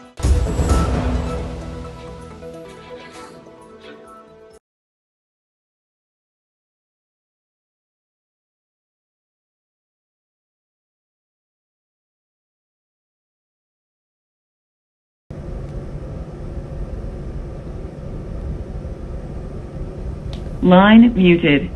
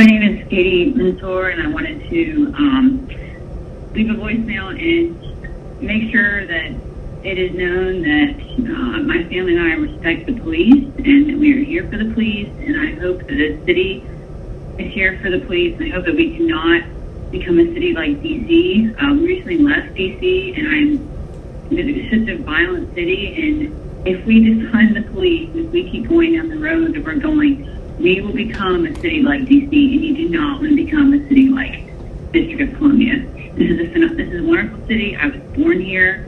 I love Atlanta, but please, let's lift our cops up. Let's let it know that we respect them, we need them. There are families in this entire city. We all need the police. We're here to serve and protect. We're not here to abuse people, but we need the police to keep everybody safe. In fact, last night in our neighborhood, we have never experienced street racing. There was street racing throughout our neighborhood at 1 o'clock in the morning. There are families here. There are elderly here. There are newborn people here. It's disgraced. It's disrespectful. Let's keep our streets safe. Let's give the cops the money and the funding and the respect that they need. Because without them, this city will not be safe. Please do not become the next Washington, D.C. It is awful there, okay? I'm speaking from the heart. Stuff like this makes me want to run for city council myself, run for mayor, just something to make sure that I can do my best, whatever it is, to help keep this city safe. Please do not defund the cops. Give them the support and the respect they need. Thank you. Hello, my name is Virginia Spinks. I'm a resident of District 5 in Atlanta. And I'm calling to ask the Public Safety Committee to support the ordinance demanding that the Atlanta Police Department cooperate with the DA on investigations of officer-involved shootings. I think it's critical that the police department cooperates with the DA for prosecution whenever there is misconduct. Thank you so much. Bye-bye. Hi, my name is Joel Price. I'm the General Manager at Talk Police Tsunami and 915 Memorial Drive, Southeast Atlanta, 30316. I'm a resident of the city in Atlanta on Havisham Road. I'm calling to say that I'm in favor of adopting the legislation for temporary alcohol permits. It's going to help our business. It's going to help people make it through this hard time and this recession that we have pending. This is not a move so that we can put more money into our bottom line. Our restaurant will lose money by being open. We want to make sure that we can continue to be open, to provide these people with work, to be a member of the community, to keep the money here in Atlanta, not sending it out to the suburbs, for making sure Atlanta and its constituents are taken care of, and we want to be a part of the community, and we want to make sure we're part of the solution and get through this hard time. We just need you guys. With everything going on, we know that it's a very tough time, and you are dealing with a lot. We just ask that you please quickly and efficiently approve this on a temporary basis so that we can make sure that we keep our doors open, keeping people fed, and keep employees working. Thanks so much for your time. Hi, my name is Lee Matthews from Hot Dog Pizza. It's great. It is with great excitement that we are opening the first restaurant in Atlanta a few weeks ago. Our application for beer license stalled when the city government shut down. Luckily, NTU-V considered our application at its June virtual meeting and recommend approval of the application. Local governments in other markets have adopted laws and procedures to allow businesses to sell beer during this crisis. We ask that you create a temporary alcohol license that will allow us to promptly sell beer to our customers. Thank you guys for your time. If you have any questions, comments, concerns, you can reach out to me at olivia@hotdogpizza.com. Thank you. Bye. Hi, my name is Kelsey Bond. I'm an Atlanta resident and voter. I'm calling to say that I approve the ordinance which will require the Atlanta Police Department to cooperate with the District Attorney's Office on officer-involved shootings, in addition to the resolution to explore alternative methods of crowd control. considering the negative health effects of tear gas in addition to the overall risk of police violence becoming lethal. However, I think City Council should keep in mind the fact that reform is not going to solve the systemic, deep-rooted issues that have been with American policing since it began. That being said, I'm still in support of the Richard-Brooks bill, which proposes that City Council were to reimagine public safety in Atlanta. Long-term, the solution should not be to slap a Band-Aid on racism and police misconduct, but to create a city in which citizens are happy, healthy, and not criminalized simply for existing in public spaces. Thank you. Hey, my name is Wes Valentine, and I'm a sports resolution requesting the Atlanta Police Department to for a punishment method of crowd control. Good afternoon, members of the Public Safety and Legal Administration Committee. My name is Heather Edmiston. I live in District 8 and work in District 1. I'm calling to express concern over several ordinance and resolutions on your agenda from Monday, July 13th. On February 11th, one of the goals set by your committee was to enhance ATV enforcement. What progress has been made towards this end? My family has recently been involved in 2 incidents where they were adversely impacted by ATVs on our city streets. In one incident, my 19-year-old son was coming home from playing disc golf at Perkerson Park when his vehicle was surrounded by ATVs and men with guns, and he was not allowed to access the highway. In another incident, my 17-year-old was coming home on a Saturday evening around 11 p.m. and was not able to travel down Peachtree Street due to ATVs and street racing. Please do not neglect and forget the goal that you set to improve ATV enforcement. I also am concerned over the ordinance by Councilmember Brown requiring that the Atlanta Police Department provide information and cooperate with the Fulton County District Attorney's Office. Paul Howard has repeatedly ignored the due process. He makes the law fit him and his personal needs. I wonder how he would feel about being arrested prior to completion of the GBI's investigation into the potentially illegal salary supplement or the sexual harassment and gender discrimination claims he faces. He continues to demonstrate unethical and illegal behavior in serving grand jury subpoenas with no grand jury. Lastly, please do not give consideration to the resolution by Councilmember Brown requesting the Atlanta Police Department explore alternative non-lethal methods of crowd control.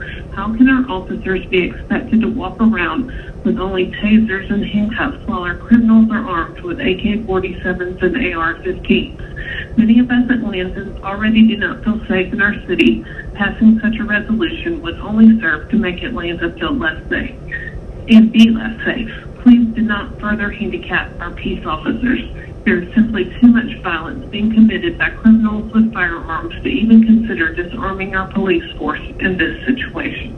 Thank you for your time. Yes, good afternoon. This is George McCarrow.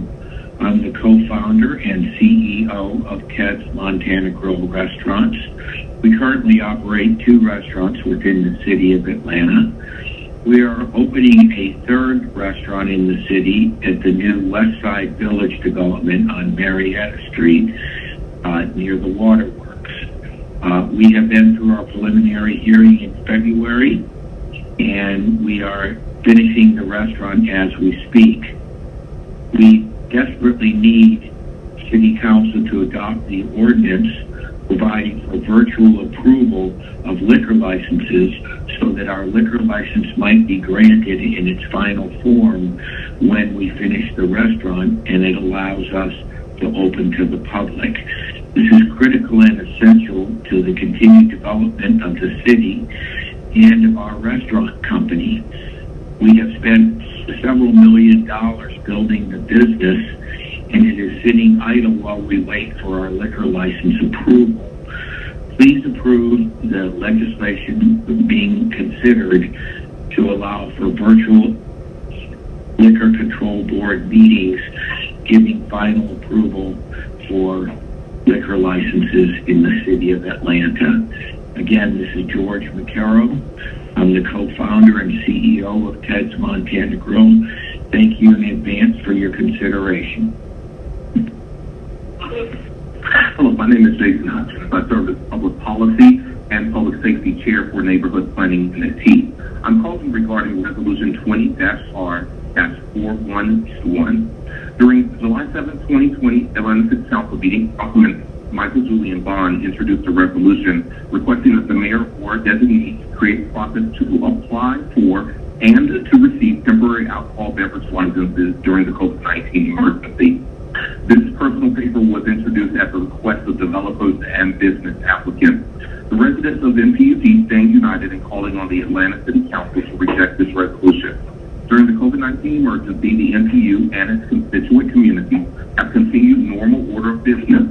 Under the mayor's telework ordinance, City Hall was closed on March 15th. This order forced all city boards to cease normal operations and business.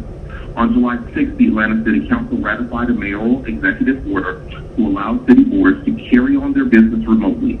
This action by the Atlanta City Council serves as a cure for the understandable frustration of applicants who are trying to remedy a foreseeable backlog of license review board applications. The resolution as introduced seeks to create a new process for alcohol beverage licenses during the COVID-19 emergency, which would allow applicants to bypass the established community input process via the NPU system. More troubling, it doesn't clearly define the duration for the temporary license, nor does it require the licensee to come back before the community as required for a permanent license request.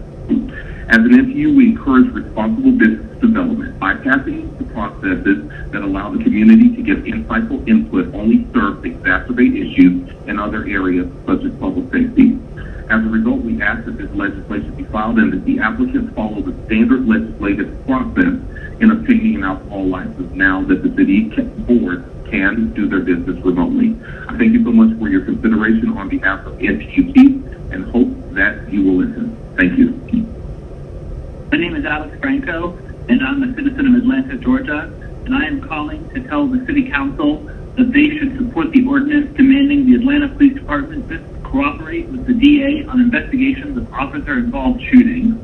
The Atlanta Police Department must immediately report incidents of officers-involved shootings, serious bodily injury, and accusations of sexual misconduct to the District Attorney's Office. The District Attorney should then take control of the investigations with the assistance of other law enforcement agencies as needed. The Atlanta Police Department should be required to turn over evidence to the District Attorney within 24 hours of a request. Officers who witness an incident would be encouraged to cooperate without fear of retaliation or retribution. These reforms must be made and must be taken seriously. The City Council has an obligation to protect its citizens. You must reform the Atlanta Police Department. You must let the DA take lead on investigations of officers involved in shootings. This is Bo Lativier, and I represent the Reverb Hotel by Hard Rock by the Mercedes-Benz Stadium. After several years of planning, construction, and millions of dollars in investments, the hotel is scheduled to open at the end of August. The hotel will be the first Hard Rock hotel in the state of Georgia, and we've been prepared and attempting to submit alcohol license applications to the city for several months. But the closing of the city offices has prevented us from getting a liquor license at this time. Even if City Hall opened for business tomorrow, it would take between 90 and 120 days to get a liquor license. Failure of the city to act will have a devastating effect on our business.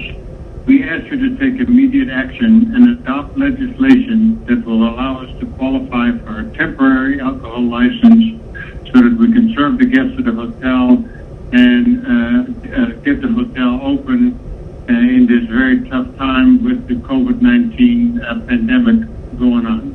Thank you, and I appreciate you listening to me. Hello, my name is Jessica Smith with the Ted's Montana Grill Restaurant Company. We will be opening a new restaurant at Westside Village, and we'll need an alcohol license to operate our business. So I am requesting the City Council adopt the legislation that would enable the city to receive and process temporary alcohol licenses during the COVID-19 pandemic. Thank you very much. Bye-bye. Hi, my name is Smith, and I live in District 30312. I'm calling today to support the crowd control alternatives resolution along with the APD District Attorney Partnership Ordinance. While these measures do not go far enough with regards to keeping our communities safer, to not, they're at least a step in the right direction. At the very least, alongside these proposals, the people policing our city should in fact be part of our communities and residents of our city. Our tax dollars should not be going to the suburbs. They should be going toward building community spaces, improving our educational system, and supporting local businesses that are built and owned by Atlanta residents. Until these issues are brought into the context of conversations, nothing will terribly change. As far as I and many others are concerned, no amount of reform other than the pyramid funding or abolishing entirely the Atlanta Police Department and reimagining public safety through the lens of mental health care, eradication and decriminalization of homelessness, and so on, genuinely help to keep our neighbors and communities safe. I support the resolution's first step. However, the hard conversations like these should and will continue to be at the forefront of our residents and city council meetings so that real systematic change can occur. As an aside, the fact that the public comment has been limited to 3 hours the day before each meeting is abhorrent, and you should all remember who you work for, the residents of our city. If you truly wanted to hear the thoughts of residents, this amendment should have never been passed, and for those who voted yes, your days in public office are numbered. Thanks so much. Bye-bye. Hi, my name is Megan Malone, and I was calling to comment on the 2 resolutions that will be proposed tomorrow, the crowd control alternatives resolution, as well as the Fulton District Attorney Partnership Ordinance. And I first off wanted to say that I think instead of arming the police with different ways, such as skunk, to control crowds, I think that really what we should be doing is thinking of alternate ways to relieve the issues and pressures. So we really need to defund the police. And by defund the police, we do not mean completely take away all of their resources, but substantially move some of those resources to other social services that will begin to alleviate some of the pressures. And no more money should be given and no more training should be given to police to tell them how not to hurt people, because those kinds of trainings have not worked in the past. They need to stop this kind of behavior, and we need to change our attitude towards the way that policing even happens.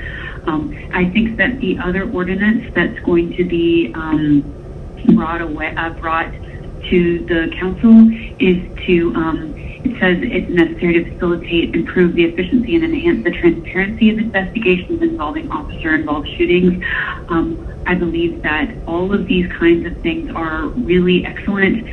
We need as much transparency, and we need all of this information to be very clear to the public. But what we need more than anything is immediate firing and immediate arrests of any officers who have inflicted deadly lethal harm on, especially on unarmed peoples. That should be what we go for at all times. Thank you very much. My name is Casey Serrano, and I'm a resident of the Edgewood neighborhood here in Atlanta, and I'm calling to say that while I do strongly support both of Councilmember Brown's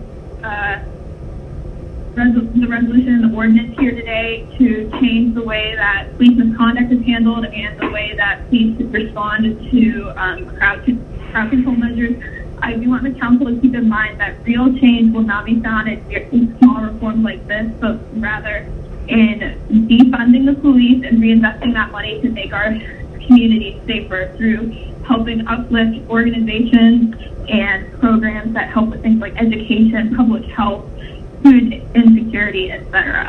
Again, I do support these reforms and do hope that they go through the council, but I do want these to be seen as 2 small but important steps on a larger journey of reinvesting in our communities rather than in institutions that chronically harass, threaten, and even murder residents of our cities and members of our community. Thank you. Hello, I am Brady Dunn, and I'm calling City Council requesting APD to explore alternative methods of crowd control. I have some ideas, and they are that I don't support the usage of rubber bullets, guns, beanbags, tear gas, sound grenades, tanks, or jail vans. There's also no need for the National Guard. I also want to send a crowd disperse alert 30 minutes to an hour before arriving on scene, giving people the option to leave instead of boxing them in. Also, when you arrive on the scene, try to negotiate and give options on where people can stand. State troopers are usually better at this than the APD. Also, the maximum punishment for not leaving should be a $150 fine, not jail. Please do the right thing. Hi, my name is Raj Canaria. I live in Loring Heights in Atlanta. I'm calling to complain about the recent excessive loud noises and street racing, general disruption, gunshots, screaming, loud music that occurs almost on every night, especially on weekend nights. The area of concern is generally around Atlantic Station, Midtown between Peachtree and Northside, and right through Loring Heights on Deering. We have a young child trying to sleep. His bedroom faces the road. We often hear these loud noises and street racing at all hours of the night, regardless of whether it's a weeknight or a weekday. And it needs to stop. It's a public safety hazard. It breaks every single noise ordinance there probably is. And it is just an indication of the general lawlessness that has been accepted in this city over the last few weeks. So it needs to stop. Thank you. This is Margaret Postauer. I'm calling regarding the drag racing and gunshots and fireworks and donuts going on Peachtree Street, right on the outside of our neighborhood, Ansley Park. We are just livid over the police allowing this type of unsafe behavior to be going on in our city. And we're very upset because of the extremely high taxes that we pay, that more care and concern is not being taken to protect us and our neighbors. And we need something done about this immediately. Allowing lawlessness in our city is going to cause people to move away. It's going to prevent companies from wanting to come here and have offices in Atlanta and create jobs. And it's creating a safety hazard as well. So whoever's voting to defund the police, I believe it's Miss Ide, is that it, Tony, who went to Westminster with her very privileged education at the Westminster private school, and then she wants to defund police. I find astounding. But we need support for our police. We need our police to get more money, not less money. They need to be paid more, and they certainly need to, what, honey? Yeah, to not be afraid to take action and to be able to protect the citizens. Our phone number is 404-247-5995 if you'd like to give us a call back. Hi, my name is Jade, and I live in Marietta. I'm calling to show my support of the new ordinance being passed where the APD will be required to show all evidence and cooperate with the DA. But I want to also note that it can't just stop there. We have to put these ordinances in place, and then as the district attorney's office, we have to hold police officers accountable. No one should be able to get away with murder or violence or anything like that without being held accountable in a fair and consistent manner across all states, across all positions, across all laws. Please, please support this ordinance that requires the APD to cooperate and show all evidence, camera footage for any and all violent officer situations. Thank you. Yes, my name is E.J. Mitchell. I live in the Lindbergh, Morosco area, and I just wanted to call because it's my concern for crime in the city. I'm on the next door app, and over here in my area, we have been just overrun with street racing, the cars doing donuts. You hear about people doing it all over. It was on Spring and Peachtree this weekend. The homeless encampments around here, it's not dangerous. I was assaulted on Christmas afternoon. People in this area, and from what I understand from my friends in Midtown, are just frustrated and fed up with the lawlessness. It seems like our police have been sort of, even before this protest and the riots, the police were somewhat limited and what they could do, and now it just seems as though it's even gotten worse. I just wanted to reach out to you. I know Councilwoman Hyde had proposed defunding the police, and I, along with a lot of people that I'm talking to in her district, are completely opposed to this. If you do anything, we need them to be funded, maybe with better training, but we need more police officers, and the DA not having their back, the morale being low. We're going to lose the ones we have. It's a waste of training. They're great officers. We need more safety in the city. That is your number one priority, or should be. And I know the area I live in is just much more dangerous than it was just 2 years ago. And that needs to be addressed. And I appreciate any help you've given in this area. And I know a lot of my neighbors feel the same, because everyone is frustrated and tired of being kept up late at night by the noises.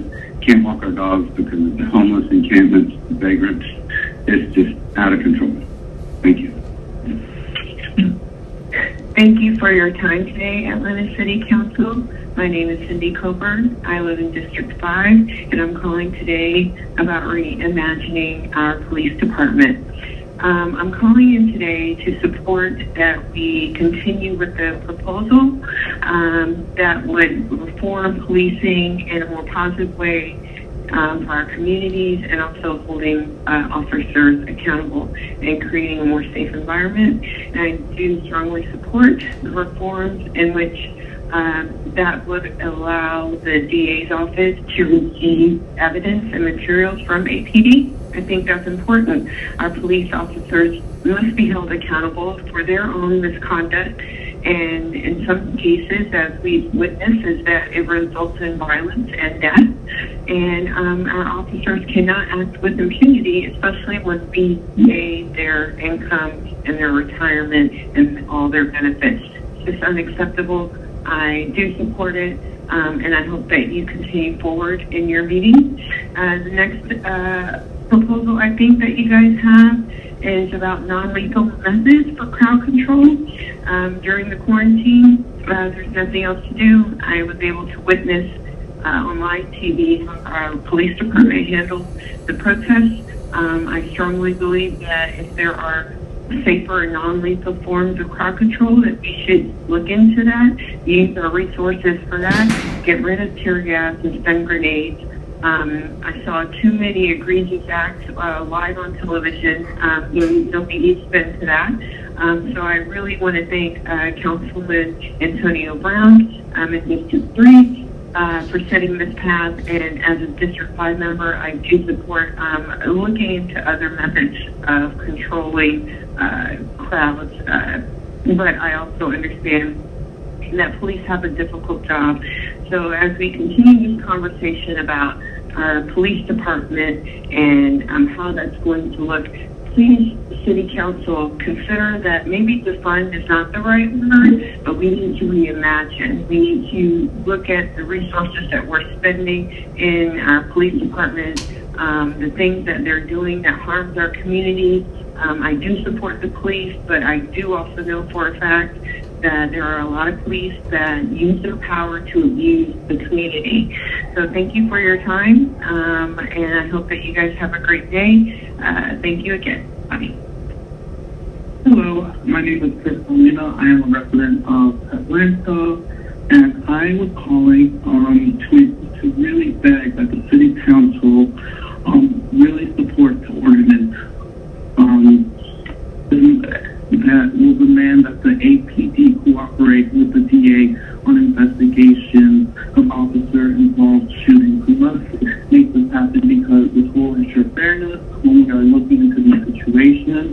and it is the right thing to do. So I implore that the council consider this. Yes, thank you. Hi, my name is Spencer Wood. I live in District 1. I'm just calling to vocalize support with the ordinance demanding that the EPD cooperate with the district attorney on investigations of officer-involved shootings. I believe that more transparency and quicker action will help lead to justice for some of the victims. I believe that this is a step in the right direction towards moving the funds around for the city to not ask our police officers to do so much. They're currently being asked to do a lot, and I believe that there are professionals that can help. This corresponds with the fund the police movement. Obviously, I want the police to be there. However, there are matters that they just shouldn't handle or shouldn't be required to handle. So I'm calling in to vocalize my support of that ordinance. Thank you. Hello, my name is Kyle Salvi, and I am an Atlanta City resident. First off, thank you for the opportunity to let my voice and the voices of our community be heard. I encourage voting in favor of reforming the Atlanta Police Department, specifically concerning officer-involved shootings and cooperation with the District Attorney's Office. Also, I support updating crowd control tactics, and we rethink ways to manage protests, both peacefully and otherwise, with the goal to eliminate injury, both physical and mental, on all parties. I believe in our city's ability to enact meaningful change, and we have entrusted this city council to lead that effort. So please do your best, and let's help make the city of Atlanta a better place for all people to live. Thank you. That is all. There, my name is Greg McManningham. I live in Grant Park. I just wanted to request that the City Council approve the ruling or the bill, or what the term is, but the proposal that's going to require the Atlanta Police Department to coordinate and provide information to the district attorney that's being considered. Thank you very much. Hi, this is Chris McDonald calling on behalf of Candler Rail Brewery, and I'm calling in regard to the legislation proposed by Lisa Morchower to get in place a temporary liquor license. We have been in a holding pattern ready to open, but we can't do so until we obtain a liquor license. So it's my hope that you guys would consider this legislation to allow Candler Rail Brewery to get a temporary liquor license so we can open up. My name is Chris McDonald, 770-856-8855. Hi, my name is Lisa Johnson, and I'm a resident owner in Midtown, and I'm calling in regards to the street drag racing that goes on late at night where they're burning rubber and peeling out. It's a very dangerous situation. We've called the police a few times, and it takes them a long time to respond. It's like close to 200 to 300, like maybe 100 to 200 people, crowds standing out in circles watching the drag racers peel out. It's a very dangerous situation, and it not only happened in the 30309 area code near here in Midtown and Spring Street and Peachtree. I've also seen it happen at a friend's house over in Castleberry Hill, right out front of the memorial, not the memorial, but in Mercedes-Benz Stadium. Thank you. Good afternoon. My name is Michelle Torres, and I live in the city of Atlanta. And I want to read to the council just the crime statistics from last night. It is horrific. So to defund the police and to not allow our police officers to defend themselves and to defend the law-abiding citizens in Atlanta is horrific. There was a large fight with 15 females with knives in Zone 3 on Cleveland Avenue. Georgia State Patrol was in a car chase in Zone 5 on International Boulevard. They canceled the chase because it was too dangerous. Here's a good one. 1555 Peachtree Street, about 100 people blocking the road and shooting off fireworks. And that's right down the street from Shepherd Spinal Center, Piedmont Hospital, as well as the Marcus Center for Heart and Vascular Center Institute. Let's see, a man was shot near Krispy Kreme on Ponce de Leon. It was a burgundy car with headlights off, seen headed toward Peachtree. That would be Zone 5. Shots were fired from a vehicle at 1641 Peachtree Street, not far from the drag racing area, also not far from Piedmont Hospital and Shepherd Spinal Center. A person shot and killed on Interstate in Zone 4, close to Cascade. There are no further details on that. People were fighting in disorderly conduct on and near a shooting homicide crime scene at Interstate 285, southbound at Cascade Road. They were requesting more units on I-285 for a crowd control. 25 to 30 people were rushing the crime scene again. That'd be Zone 4. People were shutting off the other side of the interstate. So I could go on. There's about 15 more of these. But that's just one night in the city of Atlanta. And if you guys think that it's a good idea to just shut down our law enforcement, then I think you should be looking for other jobs. I hope you have a really nice afternoon and take into consideration what I've said. Hi, this is Renee Burnett Wilson in J.P. Massac Heights, District 8, and I would like to make a couple of points. As a native Atlantan, I am just appalled at the unrest and unwillingness of our current mayor to address. So I'm asking for the city council to take hold of the situation. Paul Howard has ignored due process by either unjustly firing or by charging 8 Atlanta police officers with multiple felonies before any investigations were completed. It's arbitrary, emotional, and seemingly vengeful. There are people being shot almost every night in Atlanta. There was also an arson attack on the Georgia State Patrol headquarters. Vandals dressed in black also broke windows, defaced and painted slogans on the building, and damaged government vehicles. Our police department precincts have been under siege by protesters turned rioters who are aiming lasers at the police officers, shooting off fireworks directly at the officers. There's gunfire every night in the city. Motorcycles, ATVs are racing every night. Crowds are taking over state highways and city streets. And when the city of Atlanta comes just under Chicago and the lawlessness that's taking place, something has to stop. Please, City Council, do your job and rein in Paul Howard and our mayor. Kepler Fowler, resident and citizen of Atlanta for over 40 some odd years. I am adamantly opposed to Councilman Brown's proposed ordinance 20-0-1486 and proposed resolution 20-R-4122. It is absolutely imperative that this not be passed. District Attorney Paul Howard, in his rush to judgment in an attempt to appease the mob and political social movement, has made irresponsible and unacceptable choices and enormous long-term consequences.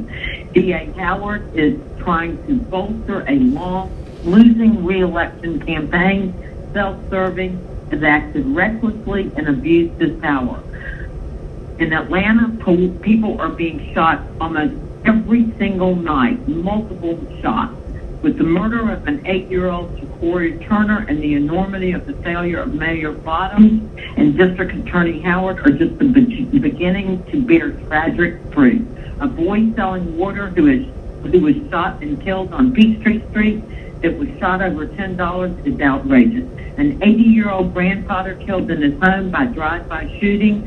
3 people have been murdered on Edgewood Avenue and Auburn Avenue. Multiple people have been shot and killed on University Avenue. Violent criminals, people doing absurd, nasty behavioral things in Buckhead. Atlanta police precincts have been under siege by protesters turned rioters who are aiming lasers at the police officers' eyes and shooting flaming fireworks directly at officers.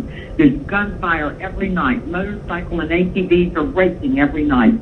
Crowds are taking over. Crime is at an all-time high, and it is totally disorderly and not under any control. Please do not pass this ordinance at all, ever. Hi, my name is Madeline Spader. The district that I'm in is in Buckhead on Peachtree and West Wesley. I am appalled with Councilman Brown's proposal. I feel that the city of Atlanta has become a very lawless area, and there is too much crime that is not being addressed. District Attorney Howard is looking out for his own agenda. He has convicted the police officer without due process, and that is wrong, and we do not need that type of person in office, and we should help our policemen instead of hurt them. Thank you. The system needs to work. Do not change it in any way. Thank you. I'm calling to encourage the Public Safety Committee to support the ordinance demanding that the Atlanta Police Department cooperate with the district attorney on investigations for officer-involved shootings. This is honestly pretty common sense, and it's actually shameful that this hasn't already been passed. If I have to remind council, this is not the first incident of police violence to take place in Atlanta. We've had incidents like this just in the past 4 months, if not longer. This ordinance is common sense, it's basic. If we don't pass this law, then there will continue to be loopholes that allow for misconduct and corruption by officers. This law forces police to turn over information about officer-related shootings. If that is not common sense, public safety, I do not know what is. If you do not support this, you should resign. Yes, I support the resolution requesting the APD to explore alternative methods of crowd control. Thank you. This is Jean Bird. I don't want you to defund the police. Keep the police strong. Thank you. Angela Strickland. I'm 81 years old, been born and raised in Atlanta. I vote do not defund the police. I need my protection. Do not defund the police. Thank you. Hello, my name is Gwen Dillon. I live in Southwest Atlanta, and I'm calling to tell you to support the ordinance demanding that the APD cooperate with the DA on investigations of officers involved in shootings. Thank you very much. Hi, my name is Samantha Montigny, and I live in the Atlanta area. And I would just like to say that the APD should cooperate with the district attorney's office on officer-involved shootings. I support this ordinance, and I do think that it would be it would behoove the safety of all of our citizens to have accountability for the police by being accountable to somebody. When you have leadership sources that are not accountable to anyone, it can get out of hand because there's no overhead and there's no one making sure that the people who are supposed to be doing good are actually doing good. So I think if there's accountability for our police departments in Atlanta, then we will see people feeling safer. And I think if that's the job of the police, then they should be for that. So thank you for your time, and I just hope that you make decisions that will most benefit all of the people that you serve. Thank you. Hey, my name is Jake Hendricks. I wanted to call to urge you to support the resolution to rethink the measures that APD has been taking against protesters. I've been in some of these protests that have been peaceful, or that many of the people are peaceful, and then a few people decide to throw water bottles or something, and we're responded with tear gas on all of the people. And then at protests where cops took full rush us without giving any warning whatsoever, because we were out 15 minutes before curfew. The violence that the police are using to control protesters is ridiculous. They should be here to protect us. They should be here to protect the community. This is us. This is our voices that we're trying to make a positive impact, and we get punished for it by over-militarized police. So please support the resolution to rethink these tactics. Thanks. I'm calling to demand that the APD cooperate with the district attorney's office when they're involved in officer-involved shootings. Also, they should have to make statements in regards to cases that they're involved with that end up with somebody being shot and killed. For example, Jamari Robinson, statements on his death. And also, they should never, ever, ever be allowed to turn off their body cameras. Oscar Kane, that's a good one. He was an activist who tried so hard to get cops to use their body camera and then was murdered by a cop who decided to turn off his body camera and kill him. The community wants the police defunded. We're sick of money going to the police, our money. That should be going to healthcare. It should be going to education. Should be going to mental health services. There's no reason that the police need more money, and it's absolutely insulting that they all got raises while current healthcare providers are fighting a pandemic and being furloughed despite having full beds, despite having hospitals at capacity. It's absolutely ridiculous that you guys are rewarding officers for murdering civilians. So you need to do the right thing, because so far most of you have chosen to not do the right thing, and we will vote you out. Thank you. My name is Sarah Moreno. I'm calling to reiterate my hope that the City Council will pass the resolution to seek and explore alternative non-lethal methods of crowd control for protests, remembering that protesting is a First Amendment right, and citizens should be allowed to do it safely and without fear of injury or death at the hands of police. I'd also like to encourage you to consider the ordinance requiring APD to cooperate with the District Attorney's Office on officer-involved shootings. I'd also like to add that I don't understand why police are able to turn off their own body cams. Body cams should be on at all times. I know this isn't necessarily a matter being brought up during this City Council meeting, but I hope it will be. It should be on at all times. The minute a body cam goes off, it tells me an officer is doing something they know is wrong. Hi, this is Brittany Jones Trooper again. I also do not support Bowler Rap. There could be elderly, peaceful protesters out there, and that could really injure someone or hurt someone badly.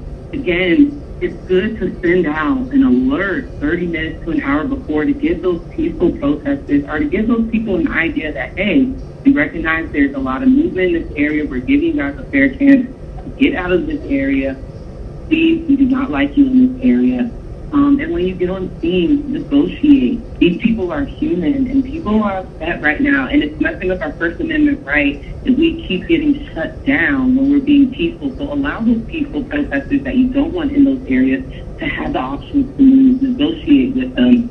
Also, no jail time. You should give out a $150 fine as punishment. People will listen when you touch their money. So thank you for listening. Thank you so much. Hey, how y'all doing this week? I'm calling the City Council requesting APD to explore alternative methods of crowd control. I have some ideas, and they are: number one, I don't support the usage of rubber bullets, guns, beanbags, roller wraps, tear gas, down grenades, tanks, or jail vans. There's also no need for National Guard. In the crowd dispersed alert 30 minutes to an hour before arriving on the scene, gives people the option to leave instead of boxing them in. Arriving on the scene, try to negotiate to give options on where people can stand.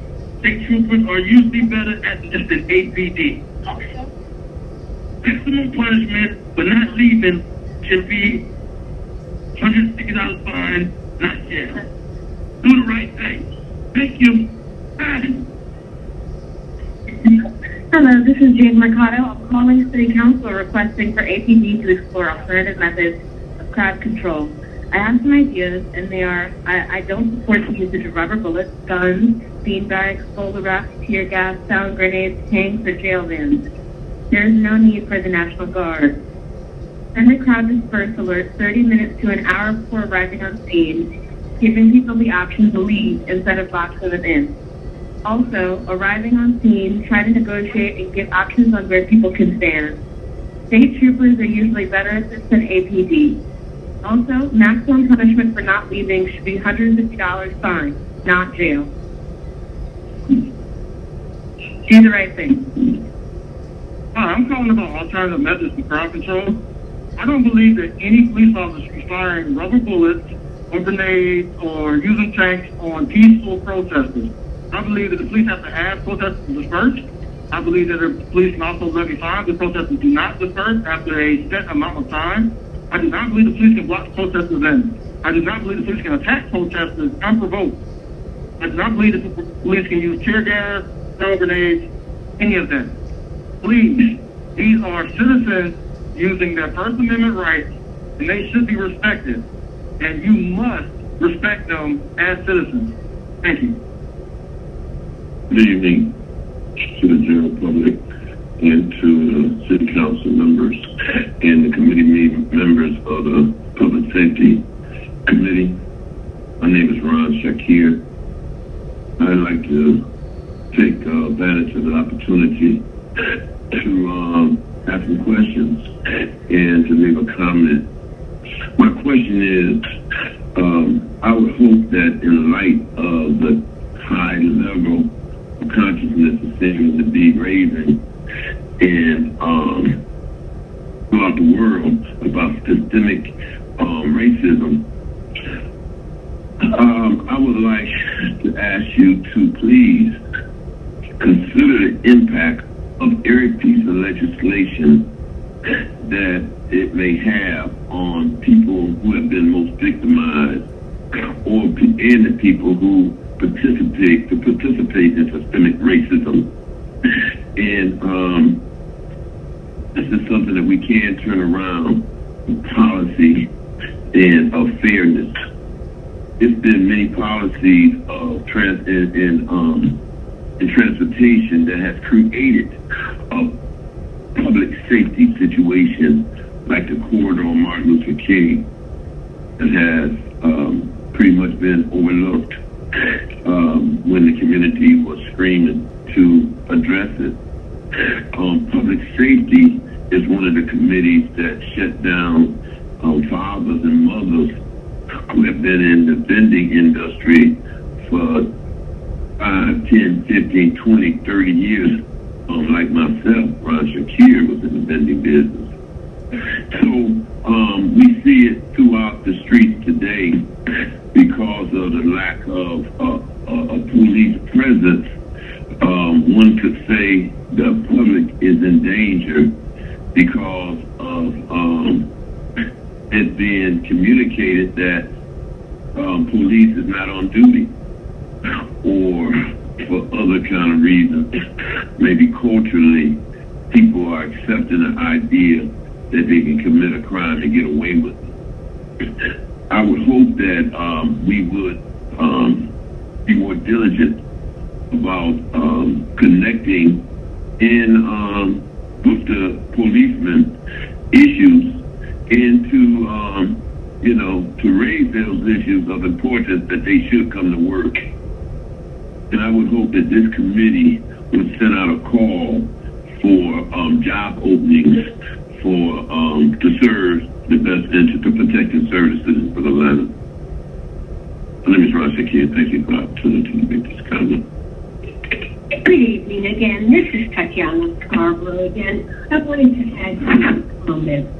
And that is this. Because of what's going on in the city over the last month, or over a month now, I've actually gone out and bought a gun. Now, I'm a 70-year-old woman. I'm fairly fit. I'm a good person, but I don't feel like the city of Atlanta is going to protect me when I see all the lawlessness going on around me. Think about it. Thank you and good evening. Hi, my name is Lindsay Rutter, and I am running to represent House District 54, which encompasses Buckhead and Historic Brookhaven in the General Assembly. And I am calling as a citizen and on behalf of the constituents that I have reached out to and spoken with. I thank you for the opportunity to speak with the Council regarding Ordinance 20R4122. I believe in the continued efforts of the City Council, especially Councilman Antonio Brown, to defund and de-weaponize our police force is continuing to deplete the Atlanta Police Department and demoralize the officers that have remained.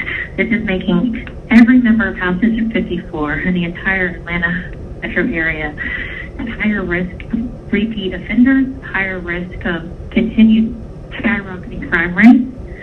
I would urge the Council to study the historical trends.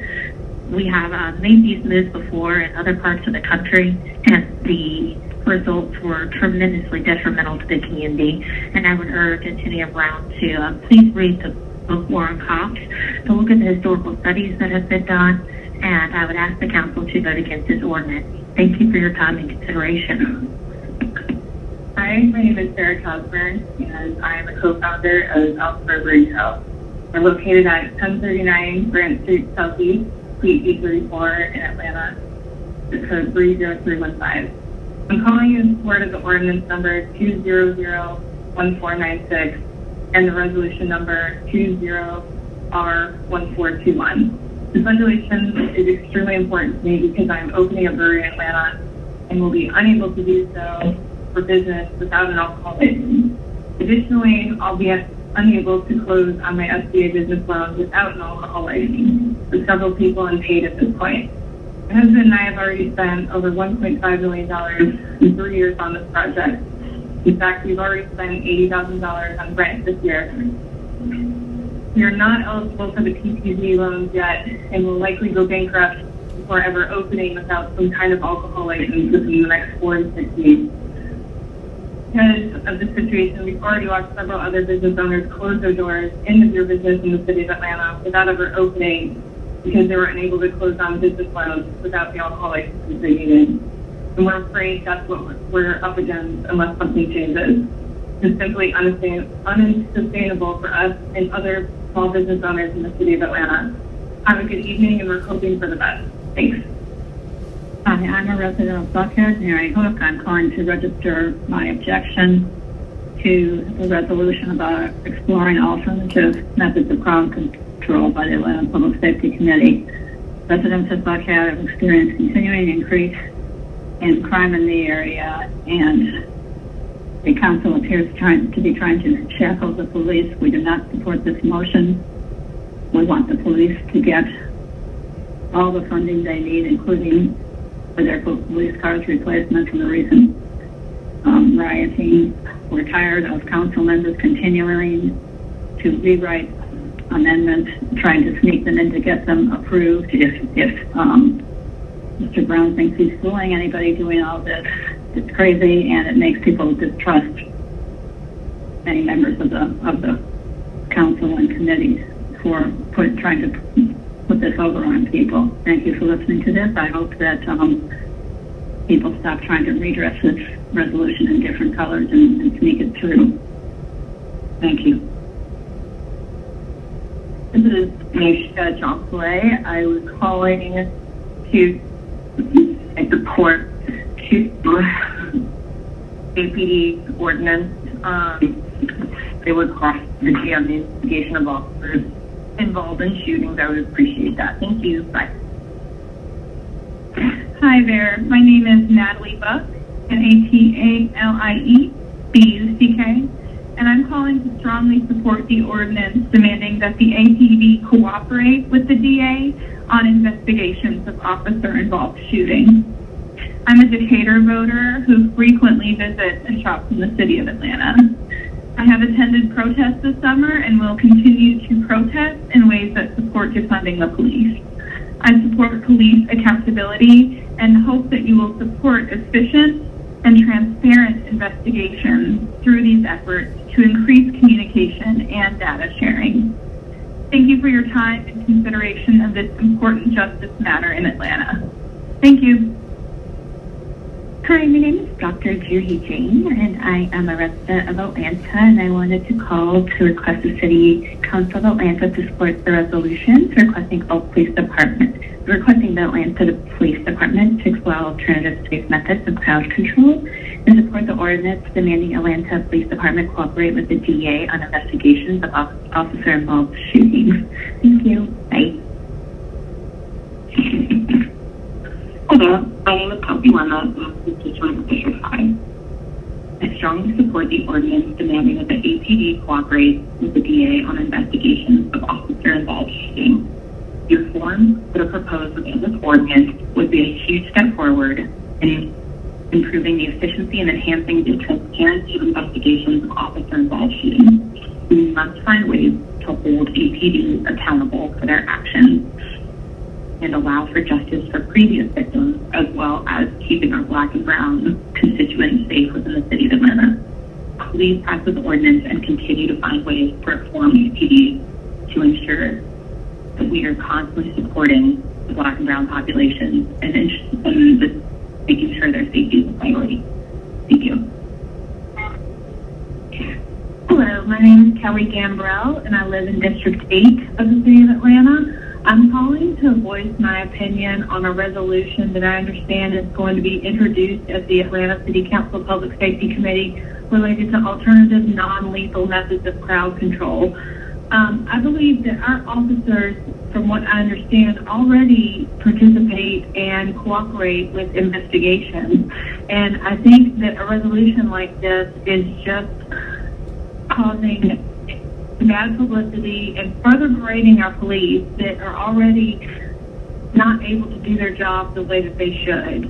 I think that anything that gives the district attorney more power should not be voted in favor of, because our current district attorney has shown that he oversteps his power and does not follow proper procedures, so I would not trust him to have any more power than he already does. I do not support this resolution. I do think that the police already have ways of crowd control that are not lethal, and I don't think that they just automatically result to the most dangerous option. So I think that this resolution, like I said, is just, increasing the problem that we have with the morale for our police and the fact that they do not feel supported by our mayor or our city council. Thank you. Hi, my name is Jamie Clarks. I'm a resident and homeowner in Atlanta. I live in District 7. I'm calling to oppose Councilman Brown's proposed ordinance 20-0-1486 and also oppose his proposed resolution 20-R-4122. I'm also so concerned about how everything is being handled and how every week there is some kind of effort or initiative to somehow hold back or to defund or disarm our police officers. This is really ridiculous, and we're getting exhausted and tired of having to call all the time to ask for basic police security to be provided for us when we pay taxes for that with the understanding that that is going to be provided to us. The fact that this is going on is absolutely dishonest. It is wrong. It's dangerous. I mean, the whole entire world knows what is happening in Atlanta. I used to live in Europe, and my friends over there are like, it's on the news, national news over there. Like, just what's going on? I mean, people in Sweden know about this. That is how bad it is. And then when I tell them that we have council members who are trying to defund and disarm the police, they are like, what is wrong? Why do you live in the city of Atlanta? And we won't live here much longer, which is a shame, because this is a really unique place and a beautiful place. And the fact that there are council members that don't understand that and don't care for the safety of the residents here is terrible. I mean, we all know in the city of Atlanta, all the residents know if a crisis happens, we're on our own. If there's a problem, we're on our own. And that's a horrible feeling. We're not going to raise our children like this. We will keep calling, and I hope and pray it changes soon. Also, the situation with the ATVs and the racing, that's unbelievable as well. And it's really a shame that that hasn't been addressed more. People have been killed, and I hate to say it, but probably more will be killed as well if this continues. It's an absolute shame. Anyone who opposes the police is either naive or just wants to see people hurt. And the fact that this goes on every week is it is unbelievable. But we vote, and we will keep voting and keep calling, and we will move if we have to. And so for the members of the council that do care about the residents and do listen and do want us to have basic safety and to raise our children in a safe, wonderful environment that Atlanta used to be known for, then I commend you so much, and I thank you for being true leaders. Thank you so much for hearing my comments. Bye. Hi, my name is Alan Porter. I'm trying to open a bar/restaurant in the middle of Atlanta, and I'm not able to get a liquor license. I'm going to lease some more towers bill. My company is contemplating bankruptcy. This is the 4th restaurant I started in my life, and it's never been so hard because of no meetings, no approval of alcohol licenses. And it's really not fair to a business owner or anybody trying to keep the economy going. I'm upset about this thing that deserves everybody else, but we got to keep everything moving. So please support at least the More Towers bill to pass it through so we can keep business going instead of not letting new ones start. Thanks. Hi, my name is Ryan Anderson. I'm in Midtown.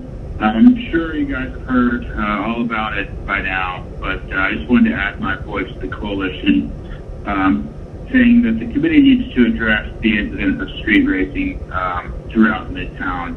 I live on West Peachtree Street, Northwest, and frankly, I do not feel safe being out on the sidewalk at night due to the prevalence of street racing and reckless driving, and I also cannot consistently sleep through the night due to the noise pollution from the racing and the modified cars and everything. So overall, it's very disruptive.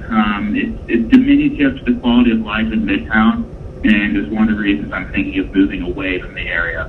So I know you guys have heard it all, but I just wanted to add my voice to the group that's already called in. Thank you very much. This is Ricky Johnson from zip code 30309 in Midtown Atlanta. I vote yes for police reform.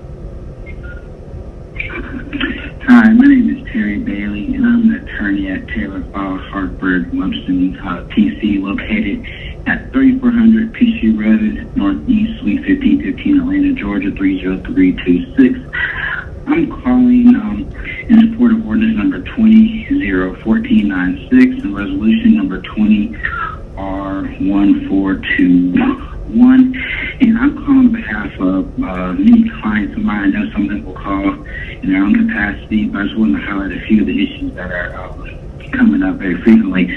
One, regarding expired temporaries. I know there's been conversation about how some temporaries have expired with applications as late as March before the pandemic occurred, but in reality, we have clients who were issued temporaries as early as January, which means that they expired in April and May, so they've already been expired for several months, and depending on when we get things rolling again, they're going to be, like our clients will be out of compliance for a very long time. Some of those clients did not want to call in because they didn't want to listen to individual names, even though they've been told that the city is not going to be enforcing things against them. They're still nervous about that. Another situation we have is we have multiple clients that are attempting to apply for a license, such as Uncut Atlanta at 550 and 554 Piedmont Avenue, and Elsewhere Brewing, 1039 Grant Street, Suite B34, Atlanta, Georgia 30315. And some of those clients, such as Uncut, have provisions in their lease which require them to open within a certain amount of time. Such provisions also require them to get off their licensing and alcohol licensing, and they're very nervous about the fact that they've been prepared to apply as early as late March, early April, and haven't even been able to begin the process. Another situation we have is we have clients that are stuck in the middle of the process that don't know when they're going to be able to obtain their licenses, such as Firemaker, located at 975 Chattahoochee Avenue. They're a brewery that has a brewery license. They're trying to add a distilling license, which is very important right now, given that they've had to pivot in the ways they try to generate income, but we're in the middle of the process and can't even go to the license review board. And you might know there's a lot of breweries and distilleries that are very uniquely situated from other types of licenses as well, as they traditionally cannot obtain temporary licenses. So when you delay them applying for a license for 3 months, in reality it's like delaying 4 months, because it's like delaying an additional 3 months, which make it about 6 to 7 months, because once they do apply, it's going to take them a few months to even get licensed. Also, even if the city were to shut down and businesses are not allowed to manufacture hours. So, thank you. This is Jim Davis in area code 30309 in Midtown. I'm voting for police reform. Thank you. Hi, my name is Alma Bates, and I was calling to say that I think the Atlanta City Council should support the ordinance requiring the Atlanta Police Department to cooperate with the District Attorney's Office on officer-involved shooting. It is a gross miscarriage of justice that they don't already do that. And also, defund the police. Thanks. Hi, my name is Katie Sparks, and I live in Atlanta. And I would like for officers to cooperate with the district attorney in officer-involved shootings. And I desperately want non-lethal alternatives to crowd control. We can't continue hurting our own people.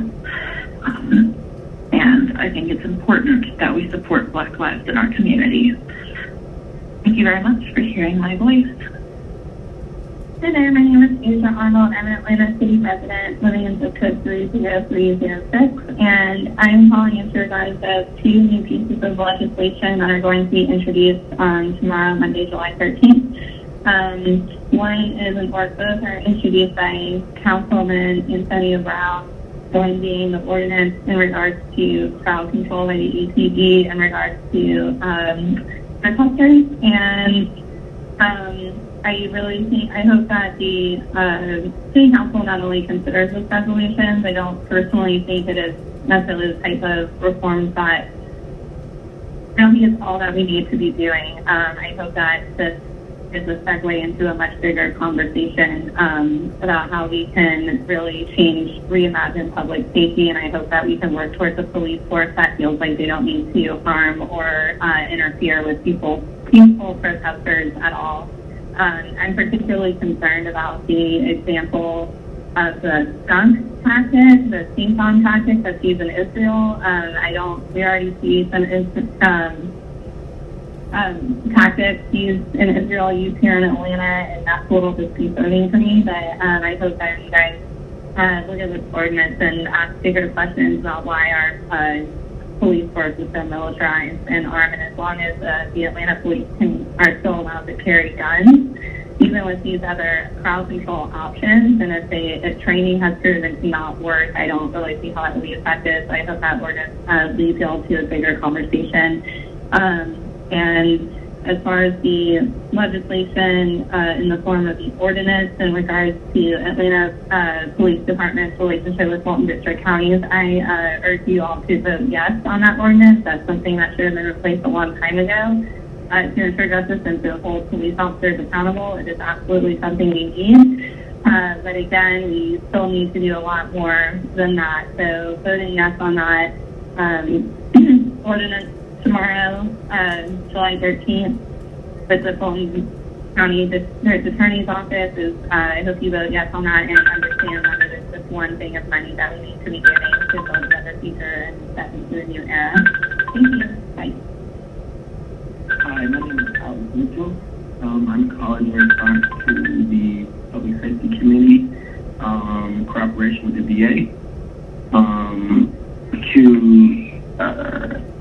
alternative methods of crowd control. I come as a protester, as an organizer, and as a demonstrator, and it just sucks that we actually have to be here on this call to request or think of alternate ways or want the APD to come up with alternate ways to serve us non-lethally or to support us non-lethally or to crowd control non-lethally, and it sucks that we actually have to call in to do that. I'm very aware that everyone else made it obvious that this needs to happen as soon as possible, so I'm just here to encourage you guys to do so. You have a great day. Hello, this is John Hayes. I live at 943 Peachtree Street. That's Council District number 2. And I'm calling a second time. I just wanted to give you a quote from Rene Descartes. He said, if you would be a real seeker of truth, you must, at some point, as far as possible, question all things.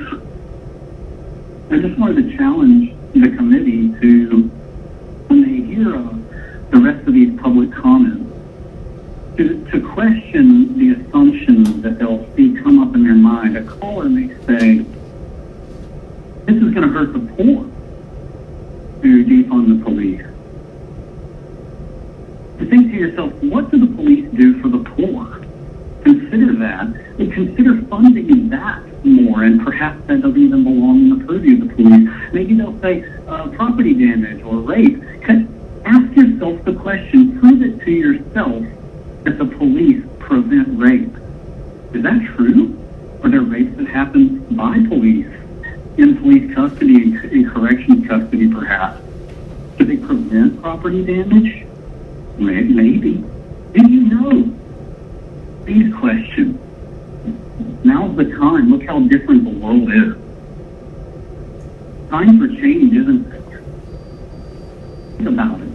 Just questions. All I'm asking. Do the police really do what people think they do? Thank you very much for your time and for your work for our city. Don't forget, this is Atlanta. We're powerful. Thank you. Hi, my name is Eleanor Winans. I'm an Atlanta resident living in zip code 30310. I just wanted to call and voice my support for the ordinances being presented to City Council by Councilmember Brown, both the crowd control alternatives resolution and the Atlanta Police Department District Attorney Partnership Ordinance. Thank you so much. Hello, my name is Alexander Basenka, and I am a resident of Atlanta. And I am calling because I believe that the City Council should support the resolution requesting that the Atlanta Police Department explores alternative methods of crowd control. And I support that resolution as well. I would like to voice my concern. I moved to Atlanta in the beginning of this year, and I'm frankly appalled by the level of violence and chaos around the area. I know a lot of things have become worse because of the pandemic and the social revolt this year, but I moved to Courier Street. There's drag racing going on every night, a lot of loud cars. I have a list of license plates. I have called the police. It's really easy to identify them. They're always going up and down the street. There's this white Dodge Charger. It's almost on the dot. Every afternoon it goes out and does a burnout. There's marks on the street every day. And a lot of drugs. I have witnessed drug exchanges on the street. Just today, there's this guy with a Glock. I could see that's how plain it was, and he's walking with a handgun, not even concealed. I'm very worried, and I think that there's at least an easy solution, which is to increase camera surveillance, at least on this street, Courier Street, right in front of the CenturyLink. There's a lot of movement. There's a lot of people going by every weekend. There's parties. There's drugs. And I think more presence from the police, more surveillance is needed, at least on that street, Courier Street. That's it. I'm not used to this level of anarchy here. Name was Carlos, and I left a message about Courier Street. My name is Gabrielle Seligman. I'm a resident of Fulton County. I am calling the City Council to support the resolution requesting that the Atlanta Police Department explore alternative methods of crowd control, including social workers and other mental health first aid workers. Please take my support into account. Hi, my name is Isabella Ordway, and I live in Fulton County. I'm calling to say that I support the ordinance to require the APD to cooperate with the District Attorney's Office on officer-involved shootings, and I'm urging the City Council to support it as well. I support the following 6 reforms. 1, that officers must report to the DA's office any incidents of officer-involved shootings, serious bodily injury, and accusations of sexual misconduct. 2, that the District Attorney must take control of investigations as needed. 3, that the APD is required to hand evidence over to the DA's office within 24 hours of request. 4, that officers who witness an incident can cooperate with an investigation without fear of retaliation. 5, that APD must provide dash cam and body cam footage during an investigation. 6, that the DA's office will standardize a timeline for when information regarding an incident is shared with the public and a timeline for issuing a conclusion of investigation. Thank you for your time. Bye. Good evening. My name is Tatiana Scarborough, and I'm calling to let you all know how absolutely disgusted I am with what's going on in this city with the burnouts. I live on Peachtree Street across from the Amtrak station. For nights now, ambulances can't get through. Burnouts on the Peachtree Bridge. And Jennifer Ide may want to look for a different line of work, because if she's thinking about defunding the police in any way, I will work so hard to defeat her. Anyway, you all have a nice evening. I appreciate some of your efforts, but you've got to do better. Racing down 85-75 isn't doing it for me either. This city is getting dangerous, and many of you just don't seem to care enough to do anything. Good evening. Hello, my name is Samuel Kazmer, K-A-Z-M-E-R. My business's name is Elsewhere Brewing Company. The address of the business is 1039 Grant Street Southeast, Suite B34, Atlanta, Georgia, 30315. I'm calling in support of ordinance number 20-0-1496 and resolution number 20-R as in Romeo -1421. The reason why the legislation is important to me, I'm currently opening up a brewery. I've been unable to submit my application for my local alcohol license. It wouldn't be a huge issue if I wasn't already paying rent, approximately $14,000 a month, and I'm currently paying a payroll of upwards of soon to be $10,000 a month, starting in August. I'm unable to access working capital beyond $60,000 to $70,000, so I'll really only be able to operate for the next couple months, unless I can get an alcohol license and potentially generate revenue or access the remaining working capital I have on my SBA loan. SBA loan's worth about $2 million. I've already invested approximately $350,000 of some of my money, but a lot of friends and family. So our construction is complete. Really, the only thing that's preventing us from doing business is securing a local alcohol license. So this is very important to me. And I know it's very important to several other business owners in Atlanta, hoping that we can get something happening on this. Hi, my name is John Simmons. I'm a resident of the city of Atlanta. I'm calling to support the resolution to explore alternate crowd control methods with the APD. I think it's one of the most serious issues that's come up for me in 2020. I hated to see at Grant Park the use of these non-lethal weapons, which I think are very dangerous. I'm not quite sure what the solution is, but I think we need to de-escalate. I don't think these weapons were called for in these situations. If anything, the APD needs to fall back sometime.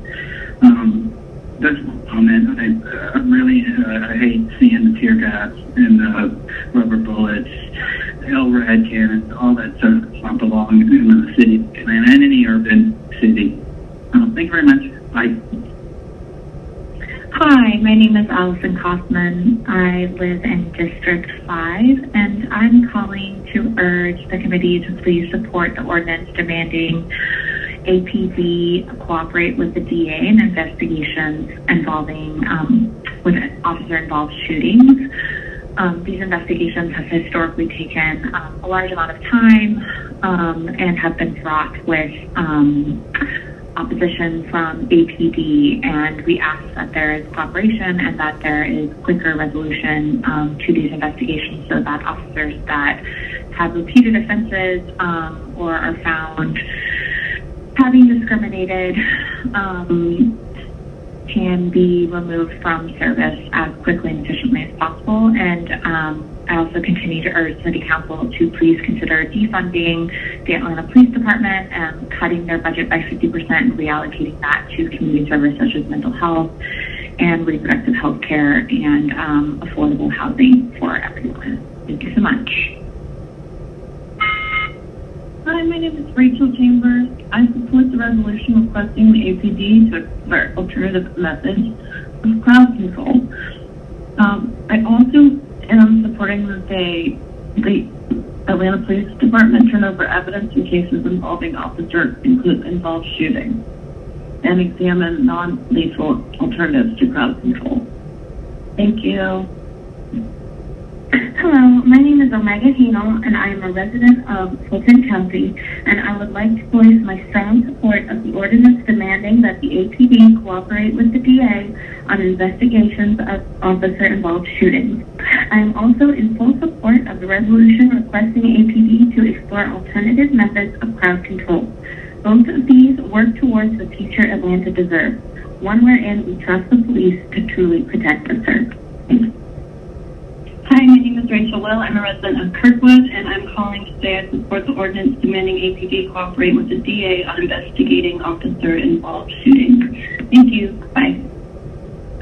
Good evening. My name is Jane Shalab, and I'm a 40-year resident of Midtown. I live on Monroe Drive.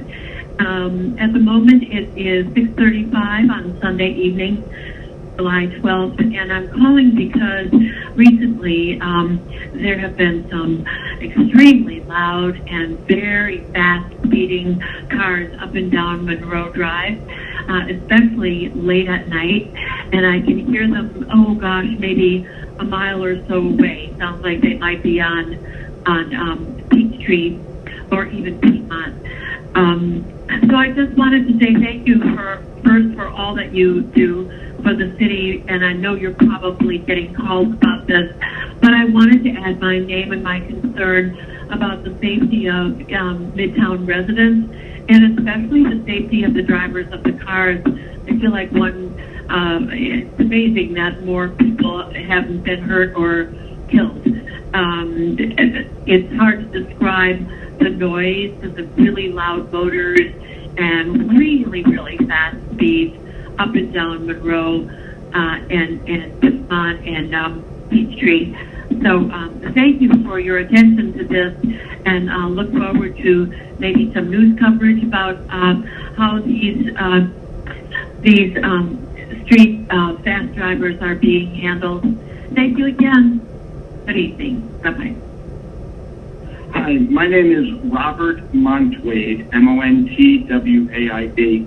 I've spent about the past year and a half planning and building and hiring staff to open a food hall at the Works on Chattahoochee Avenue. The name of the business is Chattahoochee Food Works. This is my first business in the city of Atlanta, and very excited to be in Atlanta and look to do more businesses there. I filled my alcohol license application during the first week of March, and I've been waiting to complete the licensing process. We're scheduled to open very soon, and I'm very concerned that I may have to open without a alcohol license. Other cities, and I'm building food halls in 3 other cities, where businesses have made accommodation for businesses to address issues caused by COVID-19, and I'm working with their city councils and mayor's office. Please create a temporary alcohol license if you can to allow my business to open on time and to afford me the best chance of success in what is a pretty challenging time for business environment, and especially the food and beverage industry.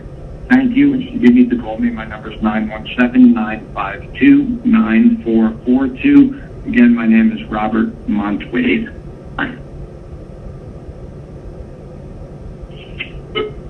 Hi, my name is Erin Joyner, ERINJOYNER. I'm a city resident. I am calling to comment on the proposal that Atlanta City Council is hearing tomorrow about the APD, the Atlanta Police Department, cooperating with the DA on investigations of officer-involved shootings. I would just like to submit that I support the City Council accepting these demands so that the APD must cooperate with the DA on investigating officer-involved shootings.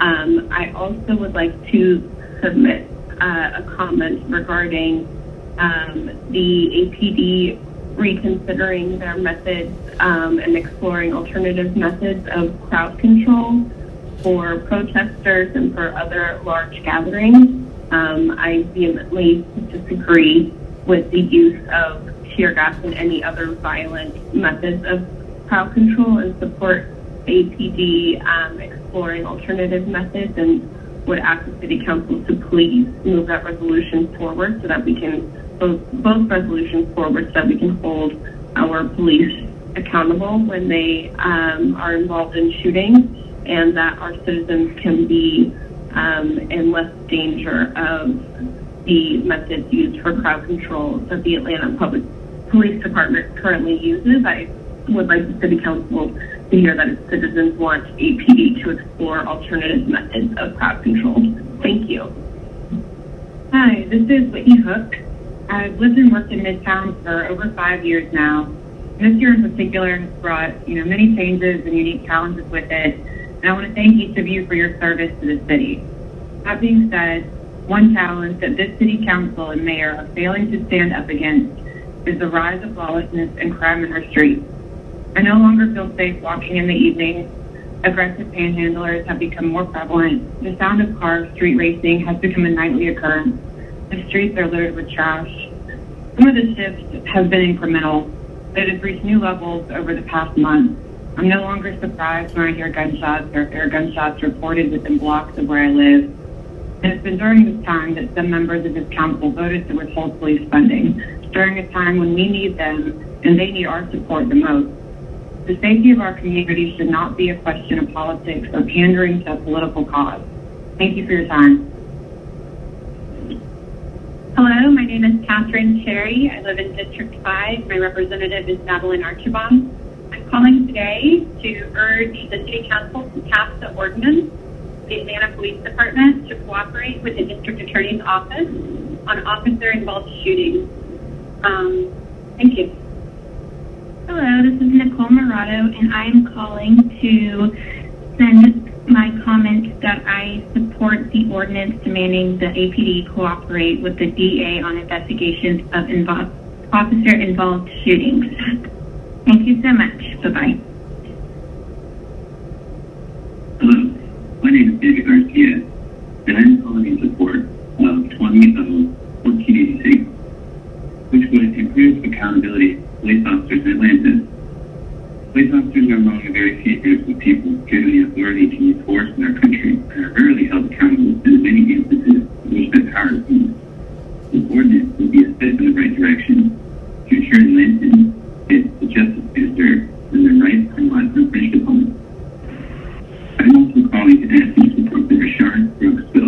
reallocate $33 million from the Atlanta Police budget to other community-based initiatives. We have come to rely on the police to do far too much for us, and have given them far more power than they deserve or can responsibly use.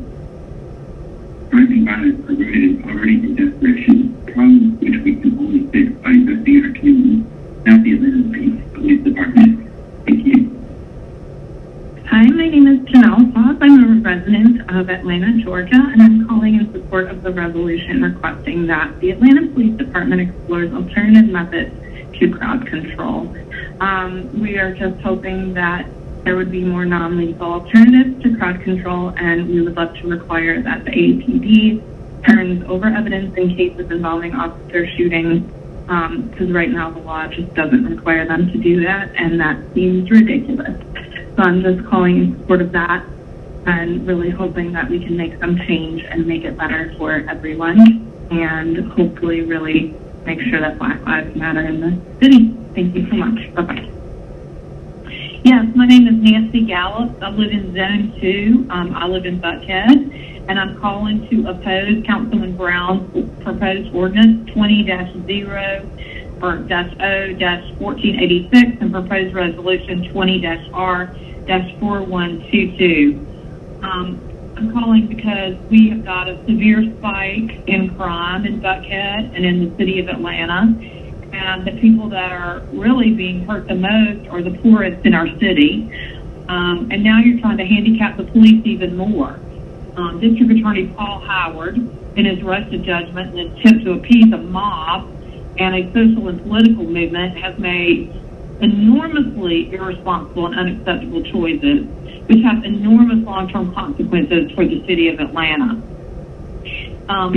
The district attorney in Atlanta already has tremendous power, and you're trying to act like the police don't already work with him. This is not acceptable. The police are demoralized, and that's why criminals who are carrying AK-47s and AR-15s think that they can rule the streets right now. We've got a mayor who's absent, except for her appearances on national TV, and we need some strong leadership. And this is not what it's going to be that's going to get the city through this crisis. So I firmly and strongly oppose Councilman Brown's proposed ordinances. Thank you very much. Hello, this is Donovan Henneberg Verity, resident of Atlanta for a long time. I'm calling today to express support for some things and concerns about others. First up, I would like to express support for Ordinance 20-0-1486 by Councilmember Brown, requiring that the Atlanta Police Department provide information and cooperate with Fulton County DA's office. Any further oversight we can have over our police would be a beneficial thing. Next, I would like to express support for the resolution. I'm going to find the name of it. It's a resolution by Antonio Brown. I can't find it here. This is so hard.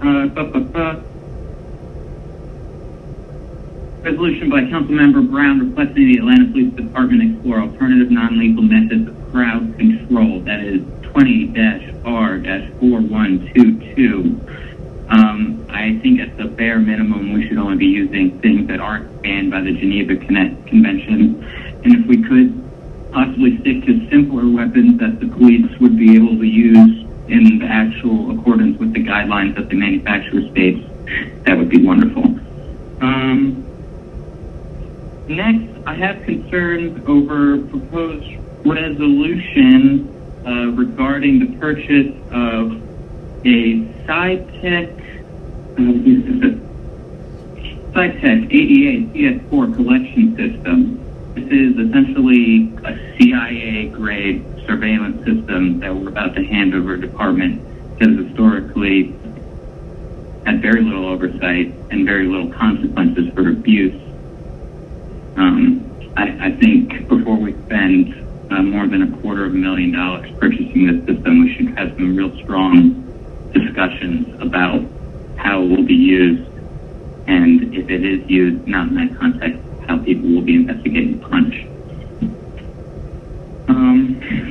There is another paper that is held in committee that sort of goes along the same lines as the Councilmember's Brown resolution that says we should limit the use of tear gas. I can't find it right now, and other non-lethal methods of crowd control when dealing with protesters. Thank you for listening to me. Have a nice day. Hello, my name is Preston Hurd, H-E-A-R-D. I'm a resident here in Midtown Buckhead area, and leaving a public comment about all the street racing and burnouts that have been going on, the lack of enforcement and vigilance that has been shown has just allowed for a festering for this to get worse. And every single night now we hear fireworks, we hear loud music, cars racing up and down the streets, general behavior that is illegal and is disturbing the peace every night. The city needs to do something to encourage our police department to crack down on this behavior, to not to take away their power or incentive, the police that is, but to empower them to make our streets safe. Because the fact that the Peachtree Street Bridge over 85 has been blocked twice now by people deciding that they were just going to stop traffic and do donuts and engage in reckless behavior, shoot off fireworks, and keep everyone up is not okay. They've done it multiple times. They're racing up and down streets. This needs to be taken care of, and is something that the mayor's office, the city council, and the APD needs to get under control. Thanks for your efforts. I know you're doing the best in a hard, very, very difficult time and situation, with so much scrutiny and so many arguments from both sides. But it's not a place that is livable when you let it get out of control like this. Thanks. Hi, my name is Miriam Galam. I live in Camden Park, and I am leaving a public comment regarding the Crowd Control Alternatives Resolution and the APD Fulton District Attorney Partnership Ordinance. I am in support of these ordinances. I urge you all to vote yes, but I would also like to remind you that this is a step in the right direction, yes, but these ordinances are long overdue. They should have been set in motion a long time ago. During a global pandemic and a movement confronting the country's issues with police brutality, many people in Atlanta have been violated by the APD and the National Guard. The APD and the National Guard are intended to protect and serve them while exercising their constitutional right to assemble and peacefully protest. And there are so many people who have incurred trauma from the police forces. So this legislation is a step in the right direction, yes, but it's hardly considered groundbreaking or significant reform, considering these are policies that should have been in place a long time ago.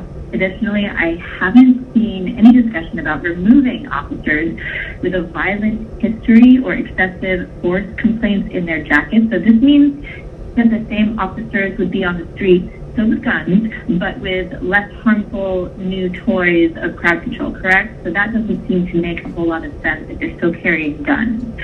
Okay, so this resolution may come from a good place. The idea of giving the police officers new toys to use in crowd control is not enough on its own, as I said. Ultimately, city leaders should continue to work towards a world where police officers do not and are unable to harm or traumatize peaceful protesters at all.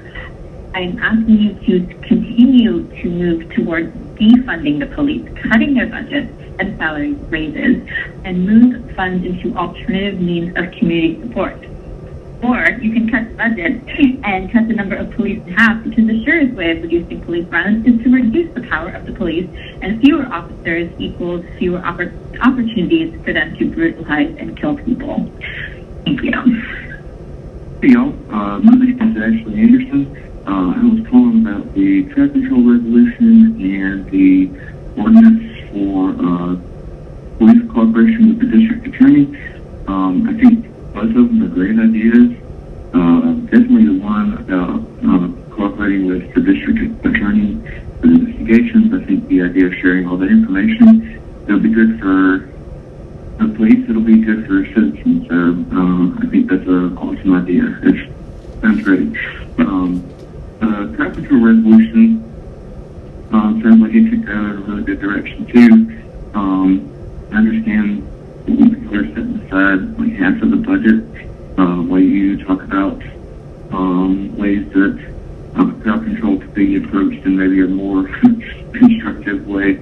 I definitely think that's a good idea. I think a big part of that would be figuring out those kind of situations where police wouldn't need to be sent. There might be some professional that's better suited to dealing with whatever situation. So I think that would be a good idea to maybe explore.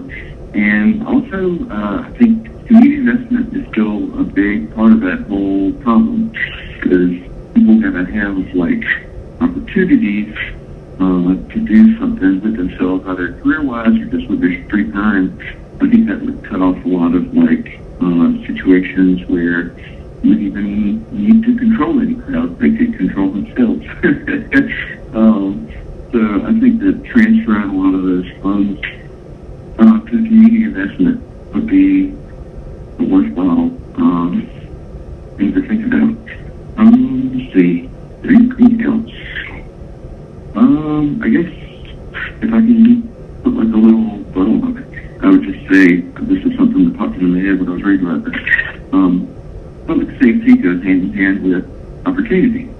I know the small town that I'm from, they didn't have anything to do. I'm from Bakersfield originally, and Saturday night your choice is whether stay home or go out and get an STD. So like that's a kind of where I was coming from, and God bless my parents for keeping me inside. But I think that if you give people something to do, if you give them constructive avenues to develop themselves, and I think that would head off a lot of suffering in the long run. So I think transferring funds and away from policing and towards like developing our communities would be a really great idea. Thank y'all. Have a good day. Bye. Hello, my name is Emily Perios, and I'm an Atlanta resident and voter. I'm calling to say that I approve the ordinance requiring EPD to cooperate with the district attorney's office on officer-involved shootings. I believe this provides greater transparency and can lead down the line to increase public trust. I also support the resolution to consider alternative methods of crowd control, particularly when it comes to protests, due to the adverse effects of consistently used methods such as tear gas and rubber bullets. There must be a more humane way that's equally effective. Thank you. Hello, my name is John Hayes. I live at 943 Peachtree Street. That's District 2. Mr. Ferroki, who I know is not on this council, on this committee. I first want to thank you for your service to our city. Thanks for being on the council. I know it's not easy to balance all of this input you're getting from the public. I hope that your ears perk up when you do hear someone from a specific district, and when someone gives their address. I hope you'll think about where they live and whether that's the kind of place that sees a lot of policing. When you hear people say they support defunding the police, or they support the police budget, or the 8 council members, or what have you. Because I think you'll find that where police are the most, people don't really like them in their communities. I think you'll find that what they want instead is to be able to contact somebody. It's not a badge and a gun to a lot of situations. And I think you'll find that a lot of police officers agree. I don't think it has to be a super contentious issue. And I understand that money talks. And I hope you do too. Because, lives are at stake here. And, we can imagine better things. for our city. We can imagine visionary, transformative things. We're a powerful city. So thanks again. Thanks for listening. Please think about what I said. Hello, my name is Alexandra Youngring, and I wanted to say that I support the resolution requesting APD to explore alternative methods of crowd control. Thank you. Goodbye. Hello, my name is Kelly Scott. I am a resident of District 1, and I was calling in support of the non-lethal methods of crowd control bill, as well as the cooperation with the district attorney bill. Please hold our police accountable. Again, my name is Kelly Scott, and my number is 404-739-4480. Thank you so much. Hi, my name is Dallas Dean, and I'm a resident of Atlanta's District 12. I'm calling today to express my disappointment in Atlanta City Council's decision to limit public input. Your job is not to rule, but to represent, and intentionally limiting how your constituents can reach their representatives is reprehensible. For weeks now, Atlantans have reached out to demand that we all do better. One easy way to do so is to pass the Rashard Brooks bill, which, as I understand it, will set aside $73 million from the 2021 fiscal year police budget to allow the city to reimagine public safety. On top of changing how the police budget is spent, it is vital that we re-examine our city's budget and how it aligns with our priorities. Year after year, we see budget cuts to education, while the police force continues to look more and more like an occupying army. We need to end the Atlanta Police Department's involvement with the GILEE program and spend our money on supporting our communities rather than locking people up. Thank you. Hi, my name is Adrienne Coleman, and I'm calling regarding the mayor's executive order requiring face masks in the city of Atlanta.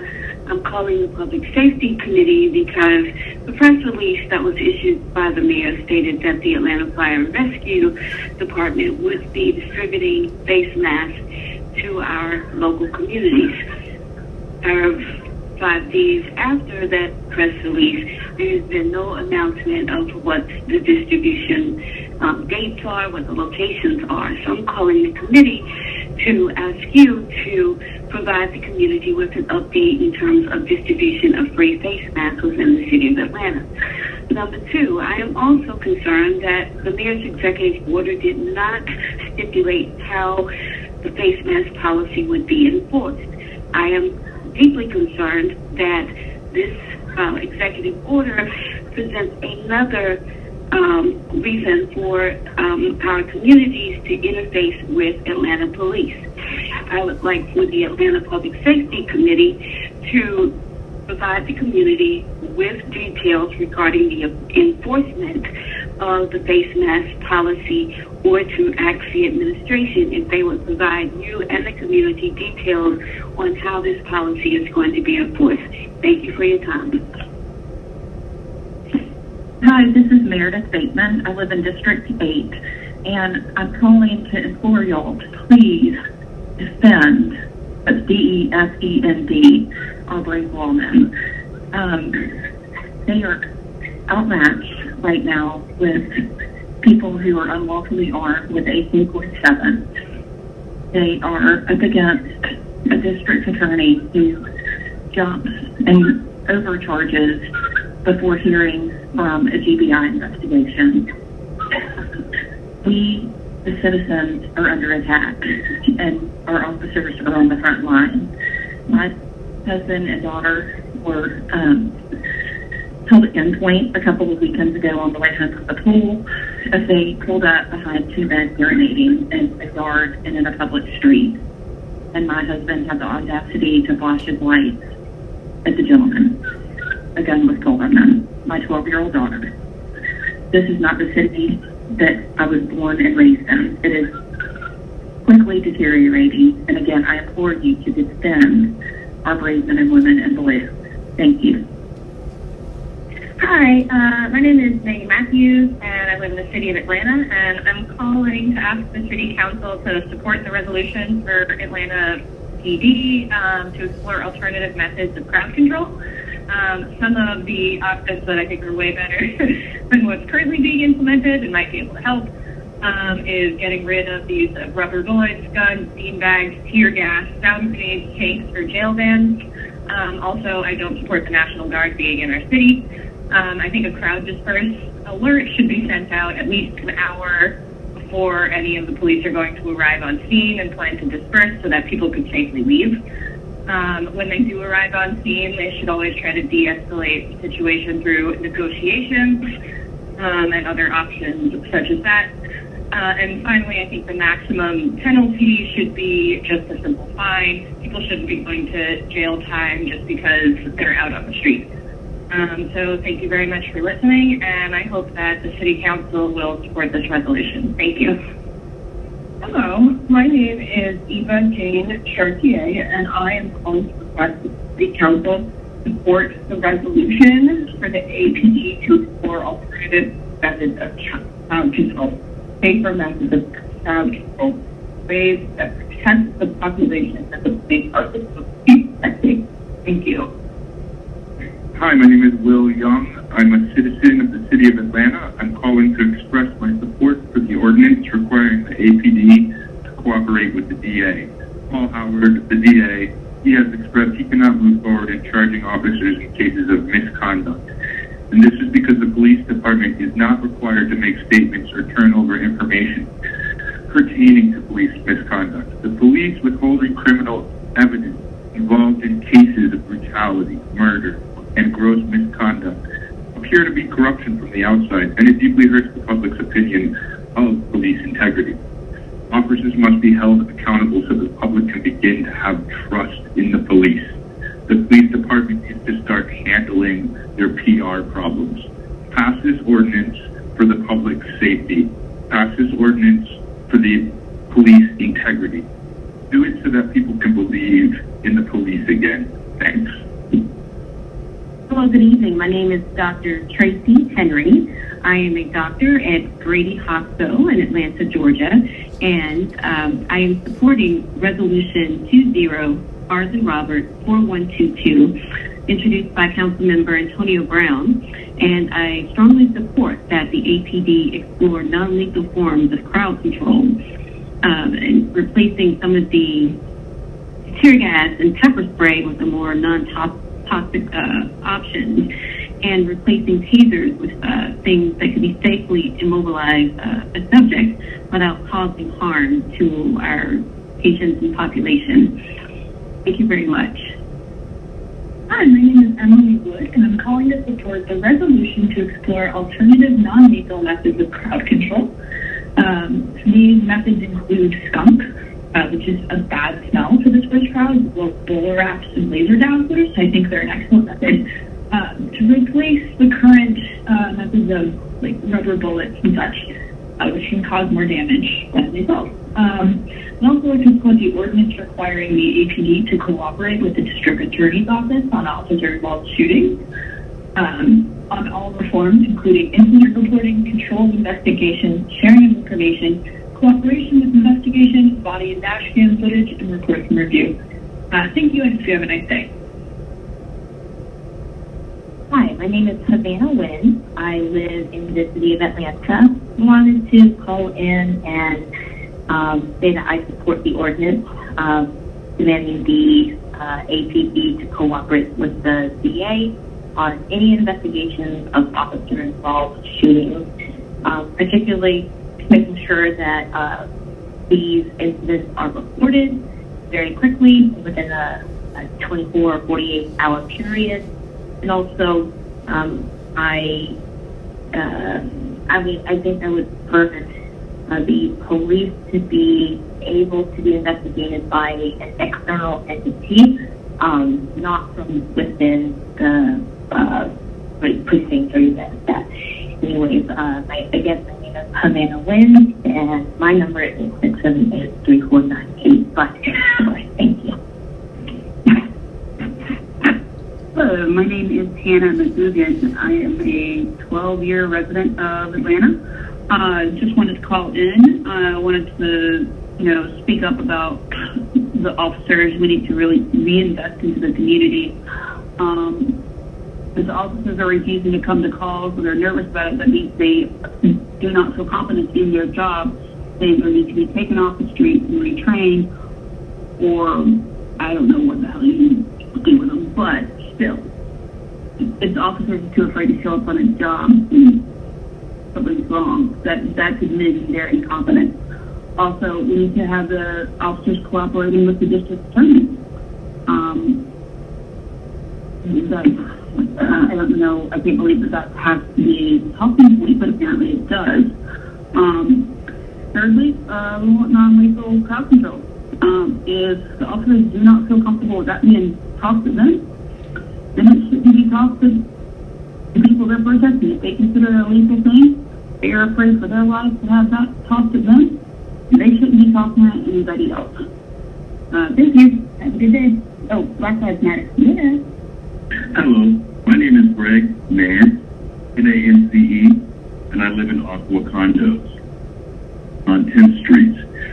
I just wanted to express my concerns around street racing and the noise that's coming from, I believe, Club Opium, but also I see a lot of cars speeding and horns blaring and radio music blaring. It's extremely disruptive.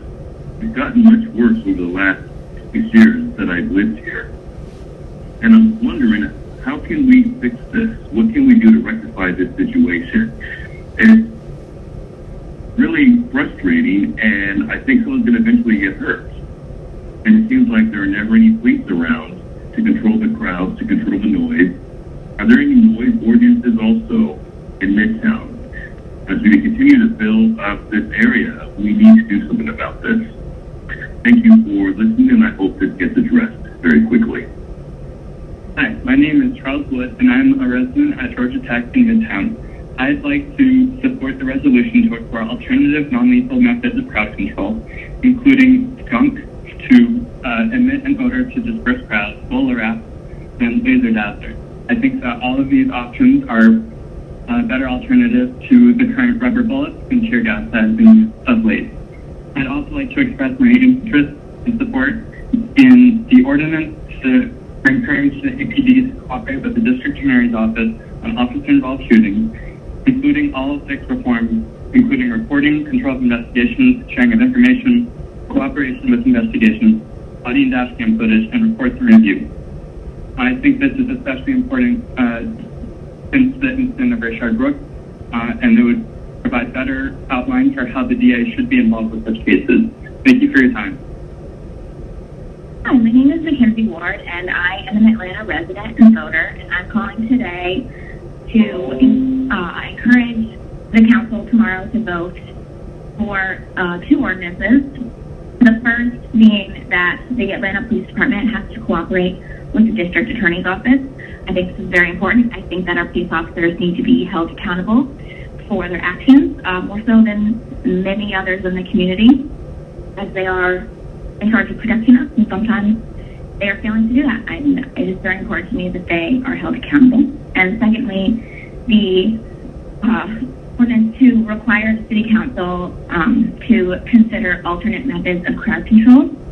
I think we've seen in the recent couple months that the police and the enforcement that they're using in regards to protests has been excessive in many cases. And I just am pleading with you to vote to protect our crowds and our right to peaceful assembly and our protection from excessive force in those cases. Thank you very much. Have a good day. Hi, my name is Charlie Gonzalez, and I support Resolution 20-R-4122 for the replacing for non-legal methods of crowd control.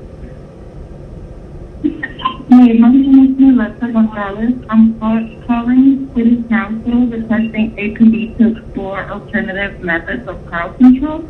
I have some ideas, and they are: I don't support the usage of rubber bullets, guns, bean bags, bowler wrap, tear gas, gun grenades, tanks, or sail bands. There's also no need for National Guard. 2, send a crowd disperse alert 30 minutes to an hour before arriving on scene, giving people the option to leave instead of boxing them in. 3, arriving on scene, try to negotiate and give options on where people can stand. State troopers are usually better at this than APD. 4, maximum punishment for not leaving should be $150 fine, not jail. Do the right thing, please. Have a good day. Hello, my name is Kirsten McCrary. I'm an Atlanta resident for over 10 years and a voter. I'm calling to voice my support for the 2 ordinances. One which will require APD to cooperate with the district attorney's office when it comes to officer-involved shootings, and the other one that will require the city council to consider alternative methods of crowd control when it pertains to protests. Thank you for your time. Hi, my name is Rachel Commander, and I'm a resident of Reynoldstown. I'm calling to support the resolution requesting that the APD explore alternative methods of crowd control. I'm also calling to support the ordinance demanding that the APD cooperate with the DA on investigations of officer-involved shootings. Thank you. My name is Jason Andrews. I'm calling in support of the resolution, requesting the APD to explore alternative methods of crowd control. We don't need any more violence, and more violence is just going to get more violence. So if we can just think of some alternative methods that are peaceful, I think that would be for the greater good of the public. Thank you. Hi, my name is John Robinson, and I live in Atlanta and in Virginia Highlands. And I'm calling about the Public Safety Committee meeting and urging you to discuss and support a resolution requesting that the Atlanta Police Department explore seriously alternative means of crowd control that don't involve rubber bullets, pepper spray, any kind of violent reaction to peaceful crowds or unruly crowds. I think we've seen in the past month or so that this is only exacerbated and escalated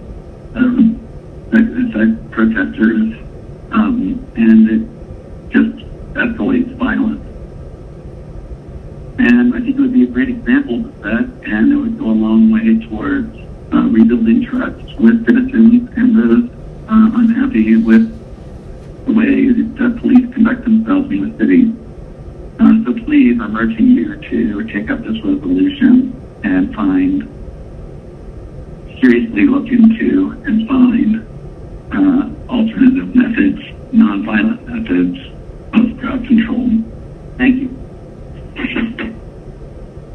Hi, my name is Elizabeth McCord. I'm a resident of Inland Park and a physician at Grady.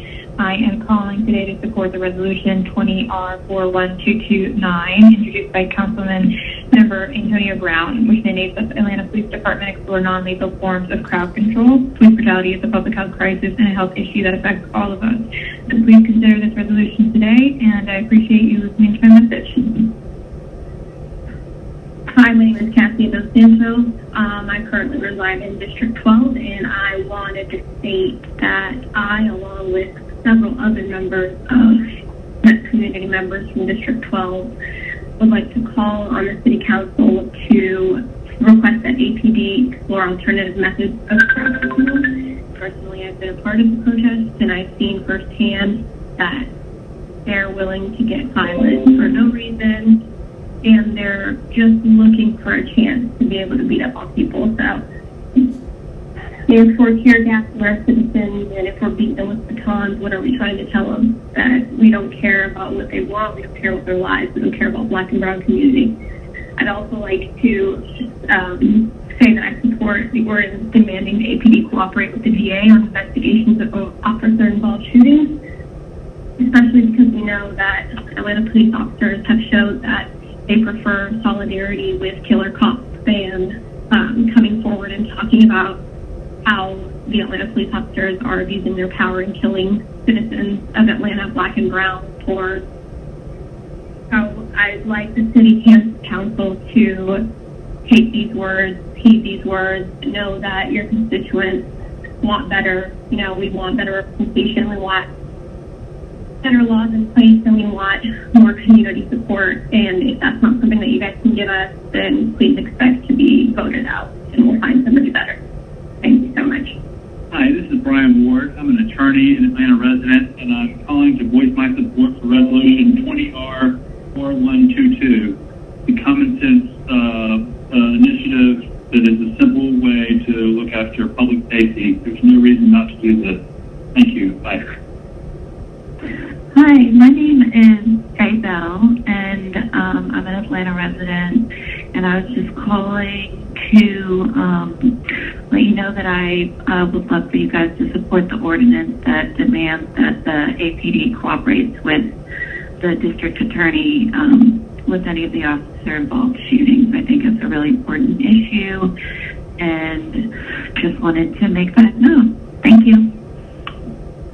Hi, my name is Sarah Silva. I'm a constituent of the City of Atlanta. I'm calling today to express my support for the ordinance demanding APD to cooperate with the DA's office on officer-involved shootings.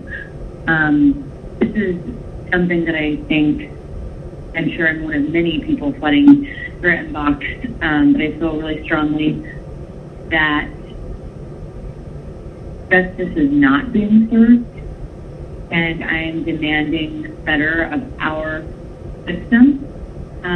The fact that officers are not required to make a statement or turn over information related to shootings is an injustice to families and citizens of the city who are mourning while simultaneously being tasked with the emotional burden of begging and praying for fair and humane treatment of our brothers and sisters, daughters, sons, and friends.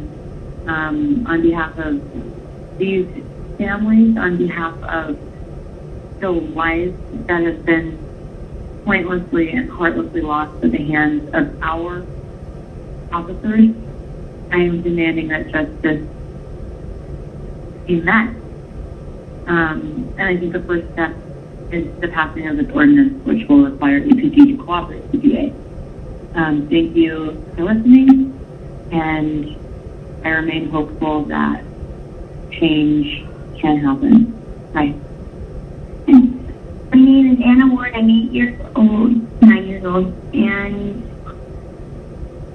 Okay, what you're against? I'm against police brutality.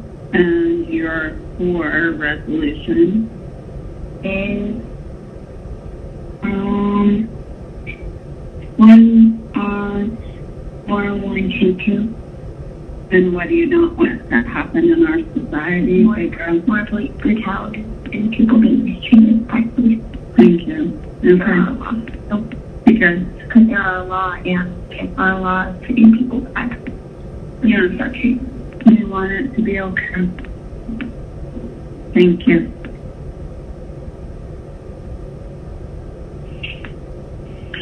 Hi, this is Megan Rich, and I am calling to request that you reallocate money from the Atlanta Police Department into other projects such as affordable housing, transportation, education, healthcare. There's a lot of better uses for that money.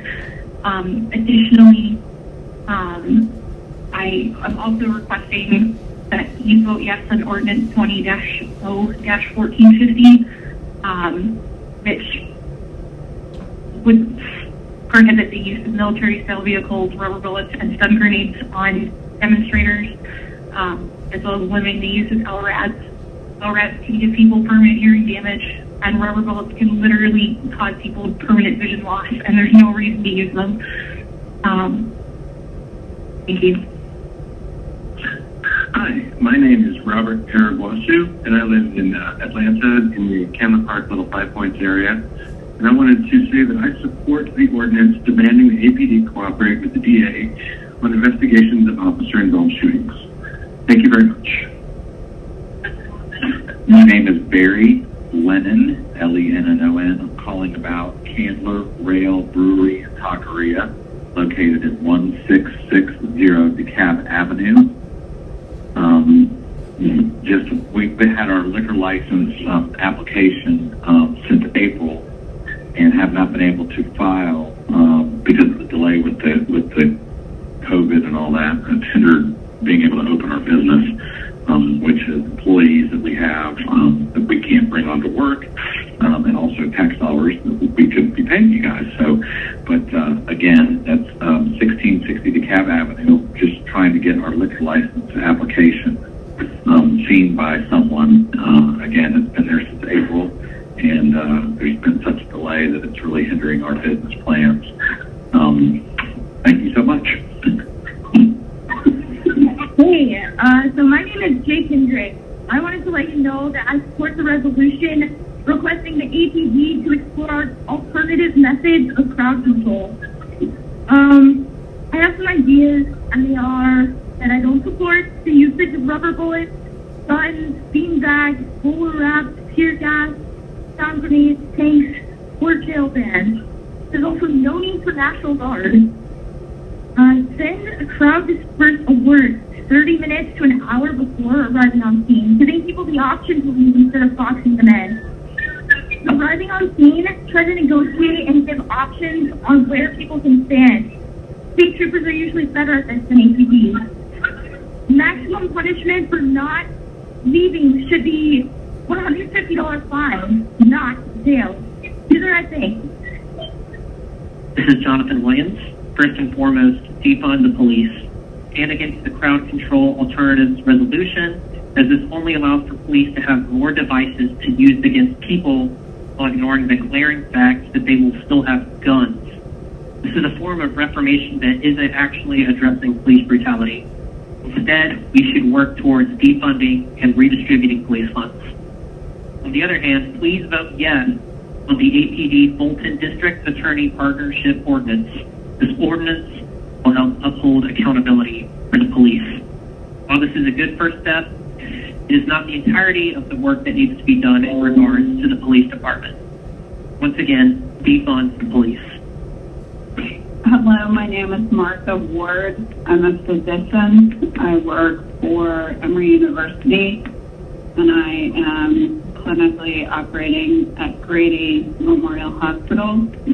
I want to give my complete backing to Resolution 20R4122 to limit the scope of police aggression for individuals that the APD comes across in Atlanta, Georgia, in order to decrease what I see as a public health crisis in our community. Thank you. Hi, this is Alexandra Kurt, and I live in Southwest Atlanta. I'm calling to voice support for the APD and with DA partnership. I support the DA's office having better access to information as they investigate officer-involved cases. With regard to the crowd control alternative resolution from Councilmember Brown, I think it's a step in the right direction on two conditions. One, that the alternative measures are to immediately replace the use of lethal force, tear gas, stun grenades, rubber bullets, and long-range acoustic device sound cannons. I don't think enough to merely add these as options to the current menu of police responses to crowds. And that's because in the past few months, APD has already demonstrated their decision-making abilities in using disproportionate force with control. They've already abused access to their current need of weapons. The second condition, the city also conducts investigations into the harm law enforcement has caused, particularly against communities of color through overt violence and profiling, and that it starts investigating community-based alternatives and approaches to redefining public safety. Lastly, I have a response to the Council's latest policy change of when they accept calls for public comment.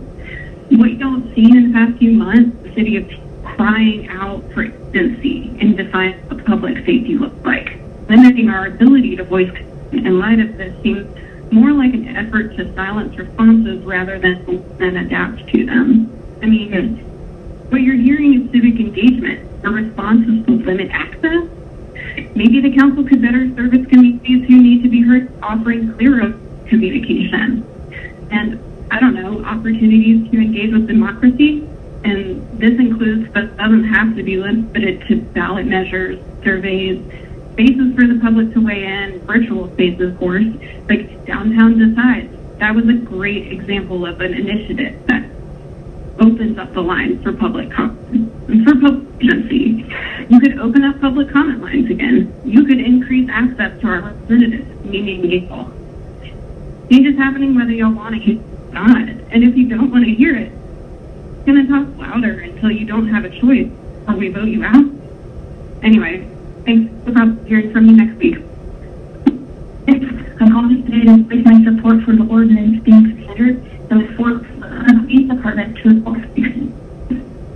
Hello, this is Karen Kodak, Vice President from the Aloft Hotel Atlanta. Our company is taking over management of this hotel. We have been prepared to submit our alcohol license application to the Atlanta Police Department since April. However, because of the COVID-19 emergency, the police department cannot accept our alcohol license application. Please take action to allow us to promptly submit our temporary alcohol license application so that we can continue to service our hotel guests. Thank you for your time and consideration. Hi, my name is Coleman Quinn, and I'm just calling. I just wanted to just show my support for the ordinance requiring APD cooperation with the district attorney's office on officer-involved shootings. And also, there's a second one I wanted to just show my support for. There's a resolution requiring the exploration of non-lethal methods for crowd control. And I just wanted to just make a statement to say that, fully support this and hope that these move forward. And I hope they do the right thing and pass these resolutions. So thank you so much for your time. I hope that you listen to me and listen to everyone else who's calling in. And thank you so much. Yes, hi, my name is Kristen. I live in District number 8, and I was calling because I wanted to talk about the meeting that's going on today. I don't understand how officers can be expected to walk around our city with just tasers and handcuffs when the criminals here are carrying semi-automatic weapons and AK-47s and AR-15s. I do believe that our district attorney is made a unacceptable and in his attempt to appease the mob and his political motives, he rushed this case against the Richard Brooks Officer Rolfe, and I do believe that that needs to stop and he needs to be recused. Also, I'm wondering exactly how cutting funding and taking away from the police is going to actually help the criminal activity that has seen enormous amounts in the past few days. I don't understand how anybody could ask for reform when you can't even take care of the criminal activity that's going on daily, nightly, every single day. People are burning down or trying to burn down the Georgia State Patrol. How are the police and state police supposed to protect themselves when they're getting burned down? There's gunfire every night. These ATVs are running around every night, and nobody's doing anything because they don't have the resources to take care of them. The crime and disorder is so bad in the city of Atlanta. People want to move out, and I don't understand how you can expect the taxpayers to want to continue to pay for all of these programs when we can't even feel safe in our neighborhoods or in our city. It's disgusting that we pay an exuberant amount of taxes, and yet we are seeing none of the benefits of that. Atlanta public schools are getting cut.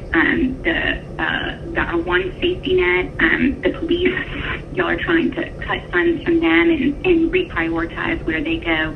And so far, money that they even have isn't even working for that. I don't understand how anybody could think that anyone would want to pay the ridiculous taxes here in Atlanta when we're not even getting any benefits from them. I please would like y'all to reconsider not passing this reform bill and continue to help our city stay afloat and not continue to go down the drain. Deborah Lee Jowers. I live in District 9, and I'm calling to oppose the proposed ordinances related to the public safety hearing. Our peace officers need our support, and they need the ability to protect themselves and the citizens of this city. They need to have the appropriate weapons at their disposal in order to protect themselves and the residents of this city, especially when there are criminals that are running around with advanced weapons. There's a picture of a man that is being sought in connection with the 8-year-old sweet little girl, Miss Turner. And this man is carrying a huge automated rifle or weapon of some sort. And if our officers don't have the ability to meet a weapon like that with equal force, then these 8-year-olds are going to continue to perish in our eyes. And we had over 31 people shot 4th of July weekend with 5 deaths. And we need our officers out there to protect the residents of this city who do not need to perish. We have a current district attorney who has blatantly ignored due process and has charged our police officers before criminal investigations with the GBI have been completed, utilizing systems such as the grand jury, which are no longer in session because of COVID-19. And me and my family vehemently oppose these ordinances. Thank you for your time, and thank you for protecting the residents of this city, especially law-abiding non-criminals of this city. Hi, my name is Wesley Snap. I'm calling from Zone 2, and I am calling to not support, to be against the City Council's vote, upcoming vote today on public safety. So I do not back this proposal. And I hope that you guys will take a hard look at this and also do not vote for this. Thank you. Hello, my name is Kristen Devoto. I strongly oppose Councilman Brown's proposed ordinance 20-0-1486 and proposed resolution 20-R-4122. I think that District Attorney Paul Howard has rushed to judgment and made irresponsible, unacceptable choices with enormous long-term consequences. He's trying to bolster a losing re-election campaign and has acted recklessly and betrayed the citizens. I think he's ignored due process by unjustly firing and charging police officers and had disastrous consequences on the morale and effectiveness of Atlanta police officers and on the safety of our citizens. The crime in Atlanta is increasing tenfold, and it's a scary situation. Our police officers need our funding and our support in order to best protect us, and I hope that the council will make those moves. Hi, my name is Susan Ewart, E-U-A-R-T. I'm asking you to use common sense today and vote no to defund the police. We need our police. They need our funds. Please use common sense today. Thank you so much. My name is John Ewart, E-U-A-R-T. Vote no for defunding the police. Please. Thank you. Hi there, my name is Nishan Yamian. I'm holding 2 liquor licenses in Atlanta. We are opening a Hobnob location in Atlantic Station, and I've been trying to start my application because of COVID-19. I wasn't able to, and they're looking at opening in a few months. And I'm excited to hear that this new legislation is an option, and I'm calling to support that. The legislation that allows applicants for new locations not previously licensed to apply for a temporary license.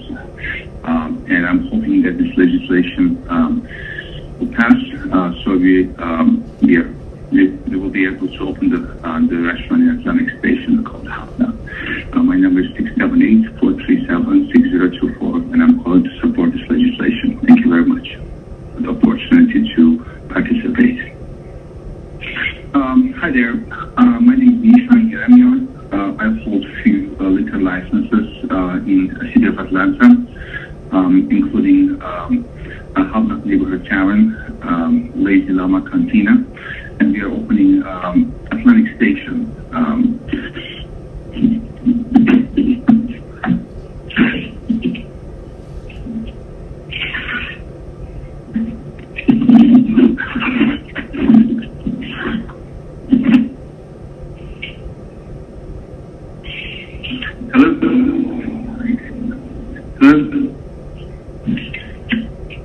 Hi, my name is Krista Motley. I am calling to voice against the proposed reforms that are being voted on today. These reforms that they give increased powers to the district attorney. Reforms that reform cooperation with investigations. Of course, the officers should cooperate. But do you seriously expect them to not be afraid of retaliation or retribution after the recent actions of Phil Howard? The current situation that we are in is a perfect example as to why giving more power to the district attorney should not occur. Any investigation of our police officers should continue to be done by the DBI, investigated thoroughly and objectively. Instead, our current DA has ignored due process by either firing or charging 8 police officers prior to investigations being completed. The people of Atlanta used actions of self-serving and attempt to boost the DA's current campaign. The way that these police officers were quickly charged without due process has emboldened Atlanta's criminals to come out on the streets every single night. We are afraid of our city. We are afraid for our children. Also, the exploration of non-lethal crowd control is fine. The actual weapons should never be given to police officers. Should never be taken away from police officers. In case of mass shootings or unexpected terrorist attacks, the police should be able to. The police would not be able to react without proper weapons, putting the public and themselves at greater danger. In conclusion, I am simply surprised to the numerous proposals that are being brought up, none of which will solve the current state of Atlanta. Is the City Council ignoring the true problem? Where are the reforms to ensure that another child doesn't get killed by an angry mob? The angry mob that continues to rule our streets at night. You should all be ashamed that you're currently doing absolutely nothing to help our city. We all know that you can do better. Thank you. This is Jeff LeBeau. I'm an Atlanta resident in District 7, calling to strongly oppose both of Councilman Brown's ordinance and resolution. I read through this and my blood boils. This is completely going in the wrong direction. We've got serious problems with leadership, starting with our mayor and our district attorney. I looked at the proposed way things will be investigated when police are involved. I did not see any mention of GBI, who I believe more professional and more independent than, for example, District Attorney Paul Howard, who's doing everything he can to fight for his political life. And it's about time that the public votes him out of office. It's just terrible with people being shot every night and the lawlessness that's going on here. Pretty soon we're going to be worse than Seattle. And I applaud the efforts of the governor to come in here and help protect the city, because our mayor is not getting it done. And we can't tolerate such lawlessness and dangerous things happening.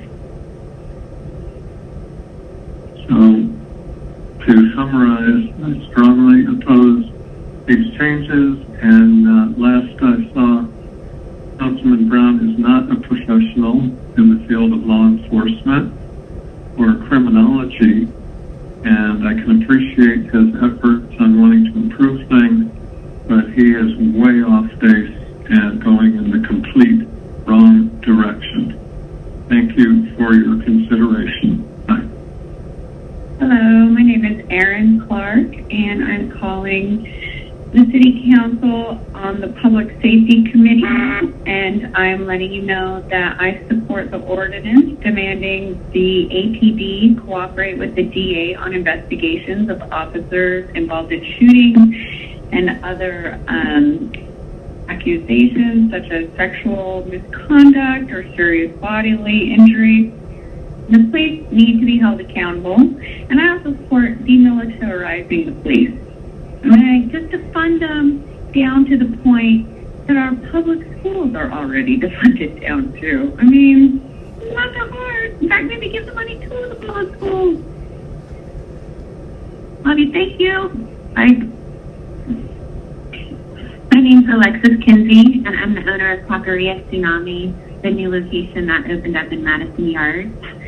We applied for our liquor license back in March. We were supposed to go in front of the LRB board on, I believe, March 17th. That meeting did not occur, and we're still incurring bills, and we have mortgage, or our lease and rent is due to our landlords, and we made the business decision to open once we felt it was safe, and we opened this month. However, we've obviously opened without alcohol and have been operating as such. We're full-service restaurants.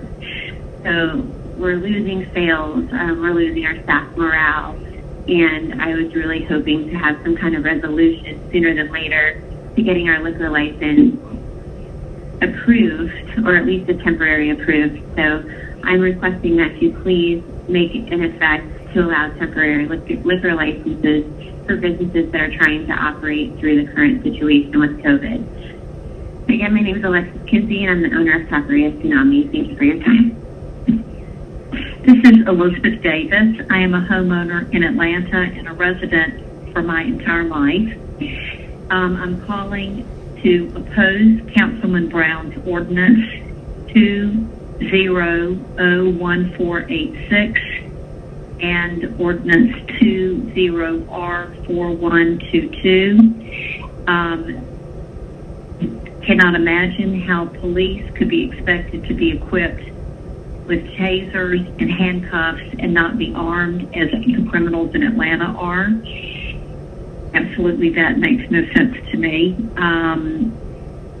Also greatly concerned the involvement that the DA department wants to have with our police department after watching the performance of our DA on TV for his political gain and to appease the situation which was going on in Atlanta at the time, and completely ignoring due process in the firing of the two officers that were involved in Brooks' killing. Crime since then is completely out of control, and as a resident of Atlanta my entire life, I have never seen my city so out of control and so embarrassed by what is happening on the part of how our mayor is controlling the city and the response of our DA. Our officers do not feel like they are backed up, and they feel like their hands are tied, and I feel like there is the legislation trying to go on to make their hands tied even more so than they are at this point. And I completely oppose the two ordinances that I have talked about, and as a citizen, find that the direction that we're going, we are headed to where we are going to see people leaving our city and businesses not wanting to come into Atlanta and choosing to leave. And the city council will be greatly underfunded as a result of what I see that we're facing. And I, for one, am already planning to put my house on the market. I am appalled by what I'm seeing in the city. Thank you. Hi, my name is Tom Becker. I'm calling in reference to the ordinance 20-0-1486 (5) This is the ordinance proposed by Councilmember Antonio Brown requiring that APD provide information to the Fulton County DA to improve efficiency and enhance transparency investigations for officer-involved shootings and other incidents. I'm opposed to this ordinance. The Fulton County DA should be able to get all the information they need from the GBI. Our police force, as it is, already burdened with too many requirements and regulations, and making them do something like this is just going to be another burden on our police officer professionals. So I am opposed to this, and I ask that the City Council deny this ordinance. Thank you. Hello, my name is Jennifer Black. I'm a lifelong Atlantan, and I'm calling to vehemently oppose Councilman Antonio Brown's proposed ordinance and proposed resolution. I'm very concerned about what's happening right now in the city of Atlanta. I'm not sure what's going on and how we're treating the police.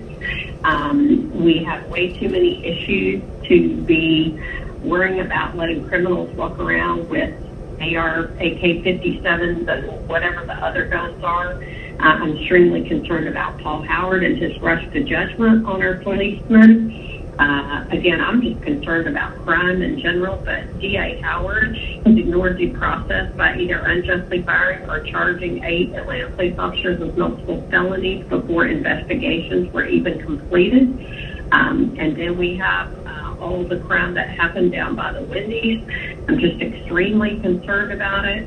Our city is out of control, and we need more ordinances to help the police and protect us, and less of this nonsense. So please, please, please vote against the ordinance and resolution. Thank you for your time.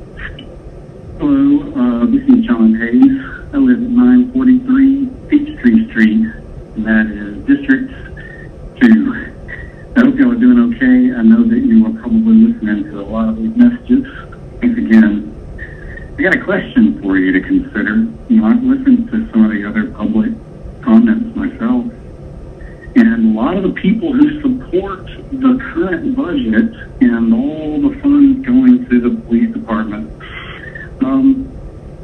they tend to say things like, there's been a recent uptick in crime in my area, and I'm worried that if we don't keep funds going to the cops, that that'll continue. You haven't changed the funds yet, but there's been an uptick in crime. Why would someone think that the current way of doing things is going to reduce crime when it is currently going up?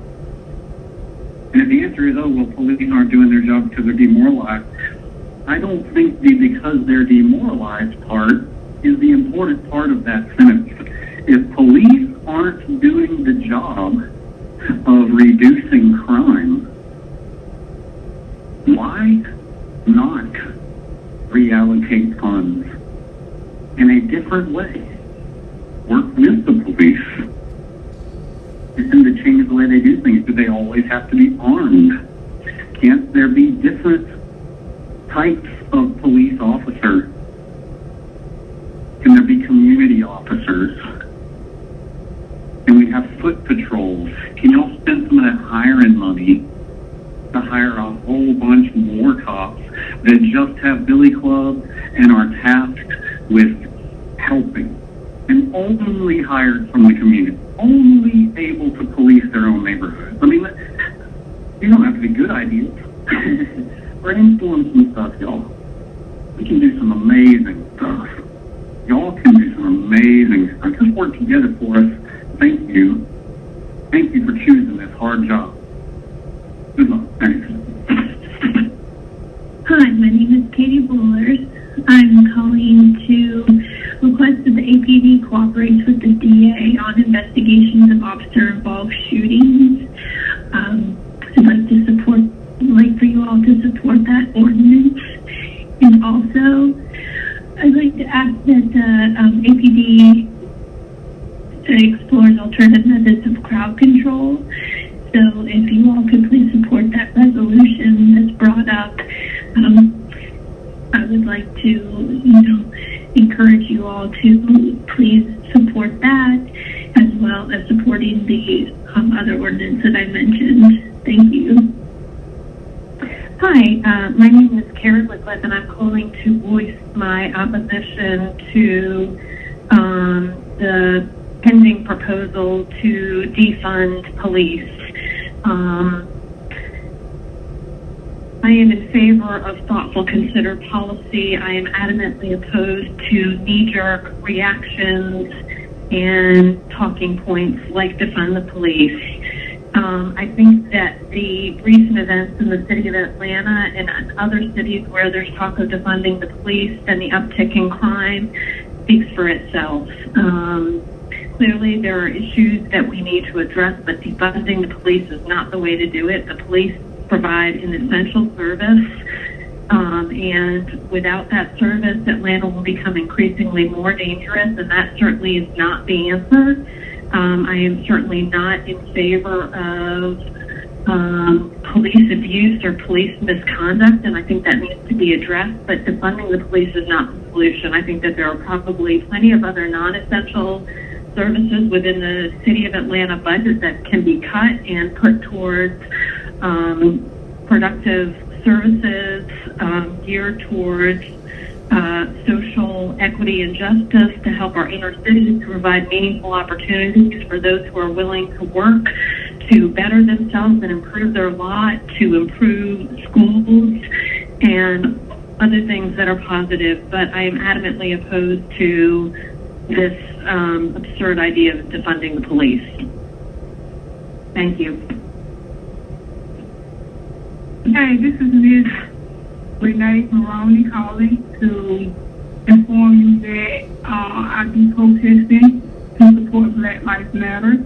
And my question is, when it's time for curfew, we need to be informed 30 minutes ahead of time.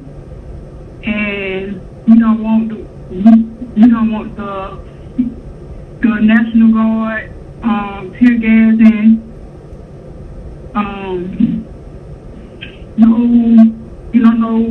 No pepper spraying, no guns, no hurting us while we protesting and everything. Thank you so much and have a wonderful day. Bye. Hello, my name is Tammy Chambers from Hero Donuts and Buns in Atlanta, Georgia. We are excited to open our first restaurant in the next few weeks.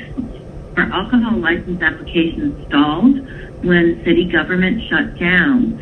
Luckily, MPUB considered our application at its June virtual meeting and recommended approval of the application. Local governments in other markets have adopted laws and procedures to allow businesses to sell alcohol during the crisis. We ask that you create a temporary alcohol license that will allow us to sell alcohol to our customers when we open for business. Please contact us with any questions.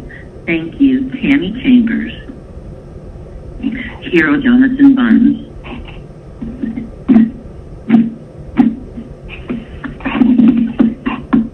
My name is Jeremy Chambers from Hero Donuts. We're excited to open our restaurant in the next few weeks. Our alcohol license applications are stalled when the city government shut down. Luckily, the MPUB considered our application at its June virtual meeting and recommended approval of the application. Local governments in other markets have adopted laws and procedures to allow businesses to sell alcohol during this crisis. We ask that you create a temporary alcohol license that will allow us to sell alcohol to our customers when we open for business. Thank you.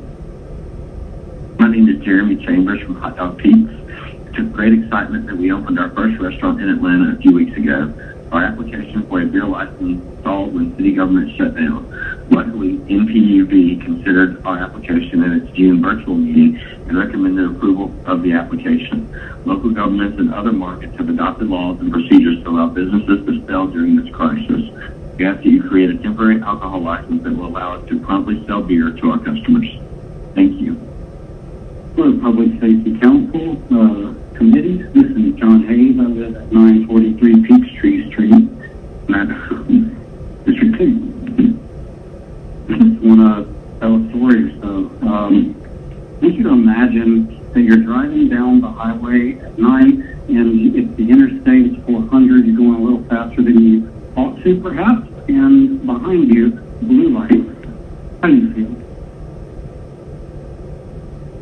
Hi, council members. It's Lisa Morshower. I'm an attorney. Most of you know me. I handle a lot of alcohol licensing, and I was an attorney with the city many years ago, from 1990 to 2001. I am calling in reference to the alcohol license application and temporary permit legislation that is before you right now. I had a hand in drafting it, and I wanted to make sure that you knew that I was involved and that it is very important for my clients that this ordinance passes. I have several clients who are trying to file applications for alcohol licenses, various types of businesses, and this ordinance would enable them to file their applications. I have one specific client, Candler Rail Brewery, who has been waiting since probably the middle of April or maybe even the beginning of April to file an application, and I have been hounding both Amber Robinson and Lieutenant Cotter to get this application filed, and I have a couple of other ones as well. So this legislation would do so much good for the business community and for license and permits, in that it would keep them from having a humongous amount of work to do when the City Hall and license and permits unit offices open back up.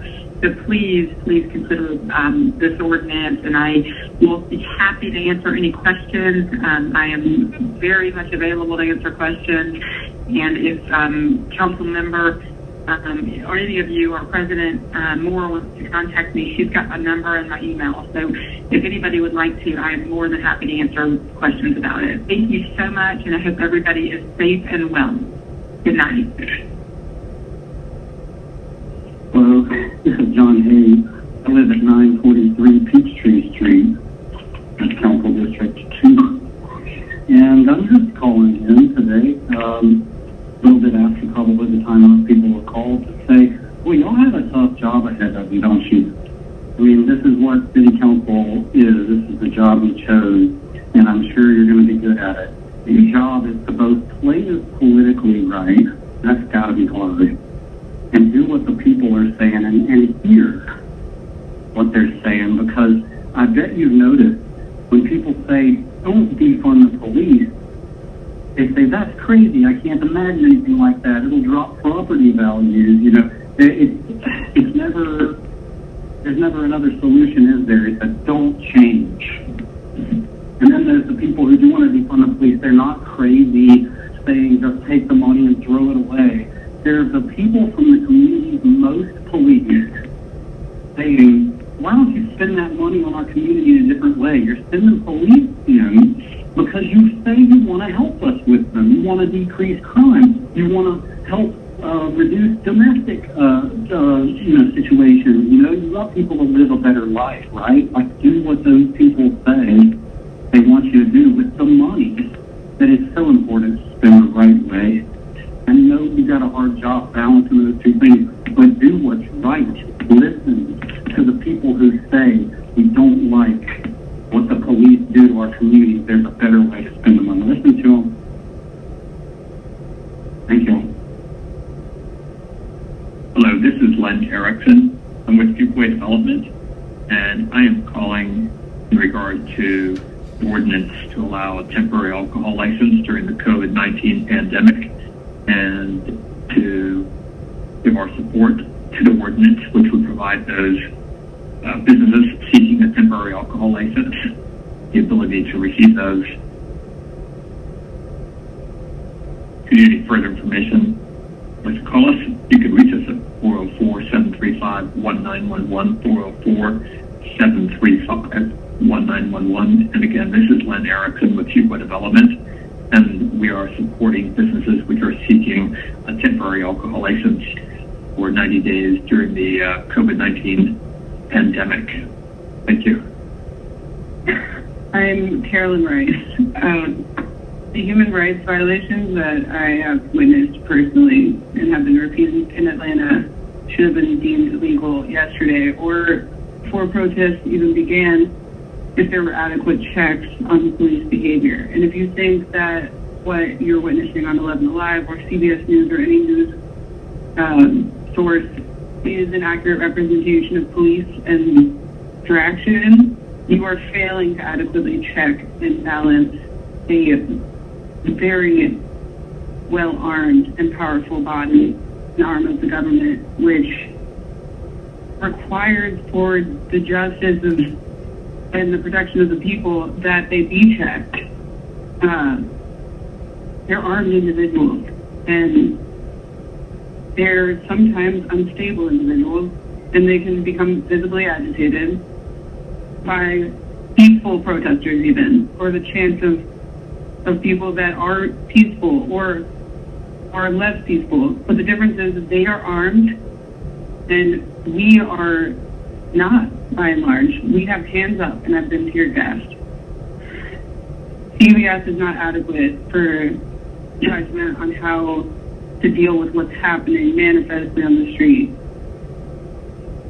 We need to check the police force, their use of force, beyond just what's seen in the news. I think we need to publicize disciplinary records, which are made in Georgia. We need to allow for police to whistle blow on each other. Because when I've asked police officers in Atlanta, they're not, they can whistle blow if they see an unforced.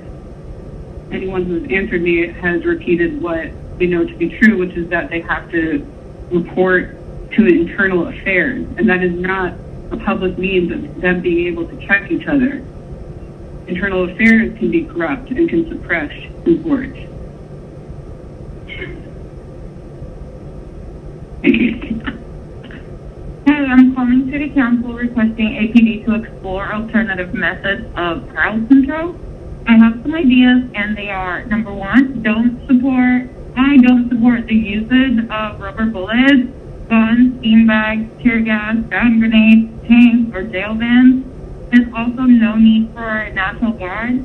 Number two, send a crowd dispersed alert 30 minutes to an hour before arriving on scene, giving people the option to leave instead of boxing them in. Number three, arriving on scene, please try to negotiate and give options on where people can stand. State troopers are usually better at this than APD. Number four, maximum punishment for not leaving should be a $150 fine, not jail. Please stop ruining lives. Please do the right thing. Thank you. Have a great day. Greetings to you, council members and staff, and special greetings to you, citizens of Atlanta, monitoring your government in action. Ben Howard, Senior Advocate, Public Policy Analyst.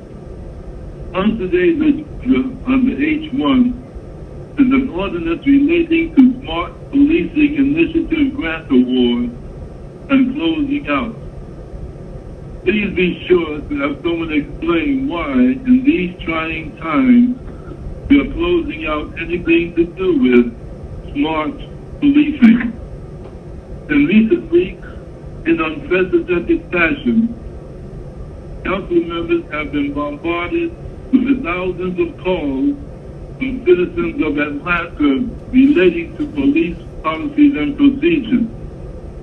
As a charade, you have trotted out a nascent concern about the well-being of city employees, and by a 10-5 vote, have used that as a lame excuse for cutting back dramatically on public comments. Ostensibly, my name is Susan Lindley. I'm a resident of North Buckhead. Our city is out of control. People are fleeing city of Atlanta to the safety of other municipalities. I don't know what you all are thinking about, trying to defund the police or trying to cut back on the services. We have water boys who are all over Buckhead trying to sell water, running out in the streets. They're going to get killed. I don't know if it's the way to one gets killed, and of course we will be sued for that. But how about doing something about this? Because those kids being trafficked, if we see them going in cars of adult males quite often, what's going on here? What is really going on? The street racing. At Spring Street and Peachtree, I cannot believe the video that I saw. People hanging out, people standing around, but the car spins out and goes into the crowd. Then what's going to happen? The ATVs, all over Buckhead again. Gunfire every day, every night. Police being told to stand down, and now You're trying to limit their ability to maintain peace. I mean, come on. You know, your government's job, number one job, is to protect its citizens from lawlessness. Are you doing that?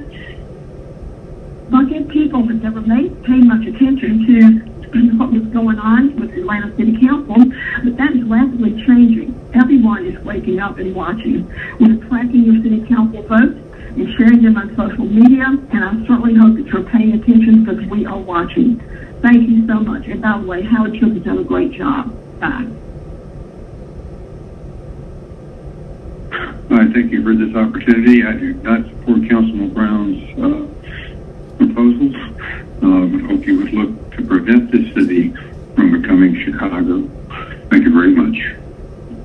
Good afternoon. My name is Kevin Brown, and I'm a resident of Grant Park, Atlanta. I'm calling on City Council today to pass legislation for non-lethal methods of crowd control, being a small step in the right direction. In the wake of the death of George Floyd, hundreds of Atlantans took the street in protest and were met with an alarming level of force by the APD.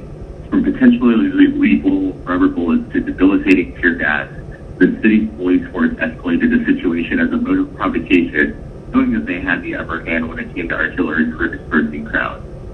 It's a month and a half since we have seen less usage of such methods, but the threat of violence from police continues to loom every time a demonstration happens under our constitutional rights. Meanwhile, APD continues to prove their ineffectiveness at both preventing and handling crime in the city. Taking this approach now to limit their use of force can segue into a greater conversation about how Atlanta could reimagine its public safety model.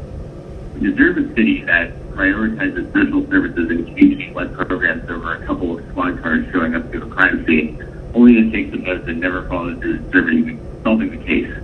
We deserve to be free from over-policed neighborhoods and morale-deprived officers taking out their frustrations with their sidearms. The safety of the city is built from within its individual communities and is only harmed by APD.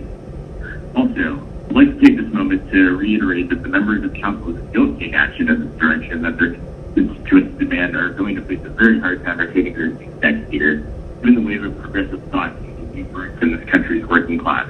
There are few of you who need to get on board or get voted out. Hi, my name is Jamie. I live in District 7. I'm once more calling to ask City Council to cease all efforts to disarm and defund the police in any way. This is just outrageous. I cannot believe this is being discussed, especially with the historic crime rates and murder rates in Atlanta. People are scared to even go through Atlanta. I know many people on the road for business and travel, and they go around Atlanta completely now. And we are considering moving. We are hoping that our leaders wake up and see how crazy this is to not stand with law and order and change things. We don't have to move because we love where we live, but we're going to have to. We have a daughter to raise, pay taxes with the understanding that basic services such as police will be provided to us, and if it's not, we obviously can't stay in a place like that. It's also affecting people coming into Georgia and into Atlanta that are flying in. They no longer want to do so. I know several people who are now going to be flying into Chattanooga and other area airports. It's really just a shame, and you would think that City Council would be the first ones to want to change this and to stand with law and order, and they're not. So I am against all efforts to defund, disarm, discourage police.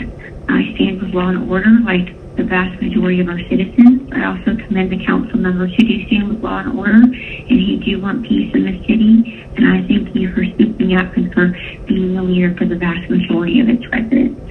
Thank you so much. Bye. Good afternoon. My name is Kimberly. I am calling in regards to an ordinance.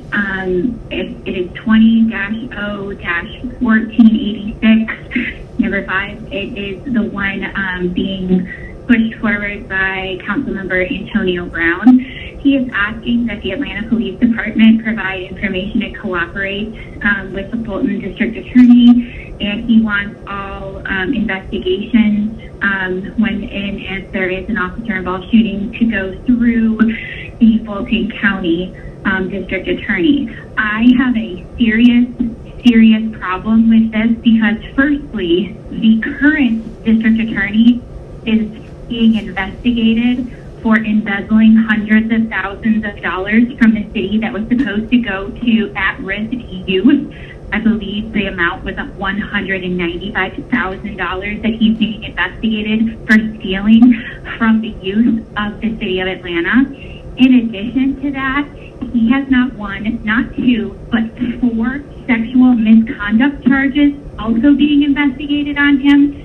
And I do not believe that he is a non-biased, non-partisan person to be looking at police officers, as we have seen by the treatment of officers and the things that he says and does about them. I do not think that any officer-involved shooting should go through the district attorney's office. It should, as the rest of the state of Georgia does, go through the GBI, the Georgia Bureau of Investigation. That way you have a unit of people who do not know any of the officers. There's not going to be any sort of, misdealings and anything, and they can investigate it without having any sort of bias the way that the district attorney and his office does. This ordinance would be a huge misjustice and misstep of justice. I also wanted to know if Councilmember Brown would hold the same thing true if District Attorney Paul Howard is no longer the district attorney, because he is still in a runoff. And it is my hope that all of the Fulton County residents, just as I will be voting for Bonnie Willis instead of District Attorney Howard, because he is doing a terrible job currently. This ordinance is not good for the city. I'm not saying that officers don't need to be investigated, but they do need to be investigated by somebody who doesn't know them and who is... The district attorney's office does work with City of Atlanta Police on other cases. Therefore, they may know these officers and they would not be a non-biased party to investigate them. Thank you for your time. My name is Chase Connor. I'm a Fulton County resident. It is 11:39 a.m. The police already cooperate with the investigation, and the DA doesn't need more power because our current DA abuses his power and does not follow proper procedure. Our officers have non-lethal crowd control measures already and aren't necessarily going to jump right into their most dangerous methods. The council needs to seize the continued efforts to defund and de-weaponize our police force. It's depleting and demoralizing our officers. I urge them to study historical trends and analysis of reactive policing versus proactive policing and how dangerous it is for our community. I asked Councilman Brown to read The War on Cops by Heather McDonald and her studies before continuing to rush ordinances through that will embolden criminals and weaken our safety. I appreciate you listening to my comment, and I hope you take it into strong consideration.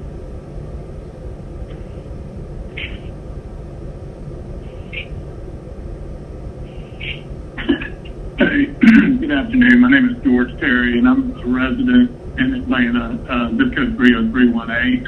And I just wanted to get on record for opposing Councilman Brown's proposed ordinance 20-01486 and his resolution 2020R4122. Basically, I just can't imagine that we would ask our officers to walk around only armed with tasers and handcuffs while the criminals in this town are armed much more heavily. And that's just a real concern to me, safety for my family. I've got 2 little kids, been in this town my whole life. It's just really disturbing. Also, I want to voice my displeasure with District Attorney Paul Howard. Felt like he went way too quick, didn't even follow the appropriate protocol of the investigation from the GBI. I think it's irresponsible and unacceptable, and the morale. And I have some friends in the police department, and the morale is really disturbing to me as well, is how low that has gone. And I just feel like that was an abuse of power, and that he betrayed the citizens that he swore to protect. Should be a non-political post. And I just felt like he ignored due process by firing or charging those 8 police officers, and that it was arbitrary. It just seemed political to me, and that's really bothersome. I'm all for healthy conversation around improving or training or and even recognize that there are officers that aren't trained well or might not even be good guys. But I do think that it's reasonable to do a better job educating and training. You can't take some of that stuff out of their hands. I'm sick of every night people being shot. I can't believe this is what has happened to our city in such a short period of time. Of course, Sequoia, and all of these things, it's almost too much to list. I know y'all are familiar with it. 3 people murdered on Edgewood, multiple people shot down on University Avenue, all the arson attack on patrol headquarters. The officers are now reacting instead of being proactive because they're under siege. There's gunfire every night. It's ridiculous to me that motorcycles and ATVs, that can't be handled, and that it's not. Anyway, I'm losing, other things, all those kids selling water bottles, get them off the street, please. That is not safe. But I'm just opposing Antonio Brown's resolutions, and it. Stephanie McGarity, District 7. I am calling for the Public Safety Committee meeting today, and I would like to oppose the ordinance 20-0-1486, and I also am opposed to the proposed resolution 20-R-4122. Thank you for your consideration. Amber Connor, Zone 1. And before we start to pontificate today about alternative non-lethal methods of crowd control, we need to realize that officers need to have lethal weapons on their person during crowd control situations. Number 1, to protect others from mass shootings. Number 2, people within the crowd often have AK-47s and AR-15s mixed in among peaceful protesters. But peaceful protesters need protection. The reason such things as tear gas and rubber bullets exist is when officers are given an order of curfew and to arrest those that break it with zero tolerance. There would be no reason for officers to use these methods if rioters would not riot. These are used when rioting occurs or the protesters are throwing rocks, piss, frozen water bottles, bricks, and fireworks at officers. A citizen does not have the right to assault an officer ever. And concerning the DA's powers, incident reporting, control of investigation, sharing of information, cooperation investigation, body cameras, these items suggested are already being done. This is a political posturing at its best. Paul Howard doesn't need more power. He already abuses his power and doesn't follow proper procedure. This weekend, we had 2 people shot off Ruth Street, a shooting on Hamilton Homes, a rapper was shot on the interstate, 9 fights between 15 females, multiple shots in Zone 6, man shot near Krispy Kreme, 100 or more people blocking Peachtree with fireworks. And if we had a serious DA, our crime wouldn't be newsworthy every week. But it's concerning Paul Howard so much. But really, he's too busy stealing $195,000 and sexually harassing women while he's attacking a black woman and lying about her character. So his integrity is low. He has an overreach of power. Crime is out of control.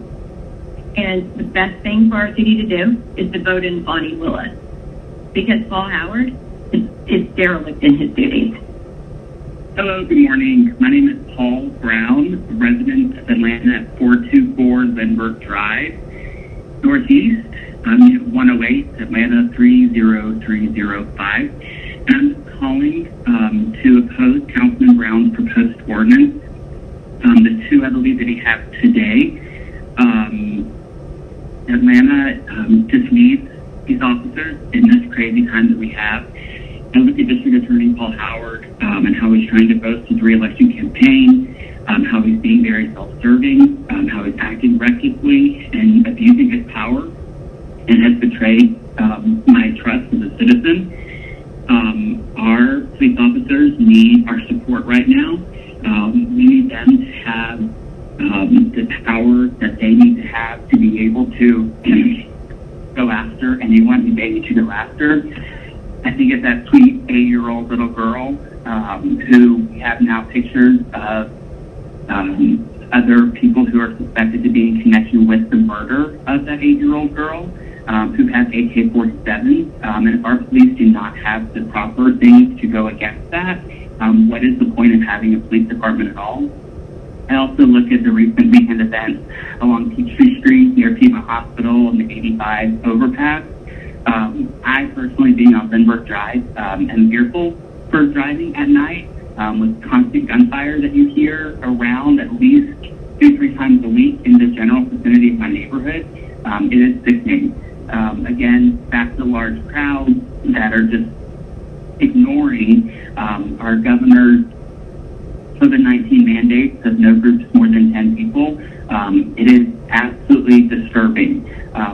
So again, that is why I am asking that we oppose the ordinances that are coming due today.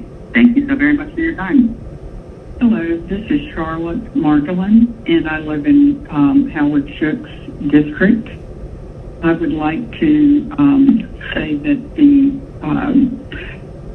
the resolution or the proposed ordinance by Councilman Brown, 20-0-1486, and the proposed resolution 20-R-421 be tabled. There's much more dialogue needed at this time for these discussions to move forward.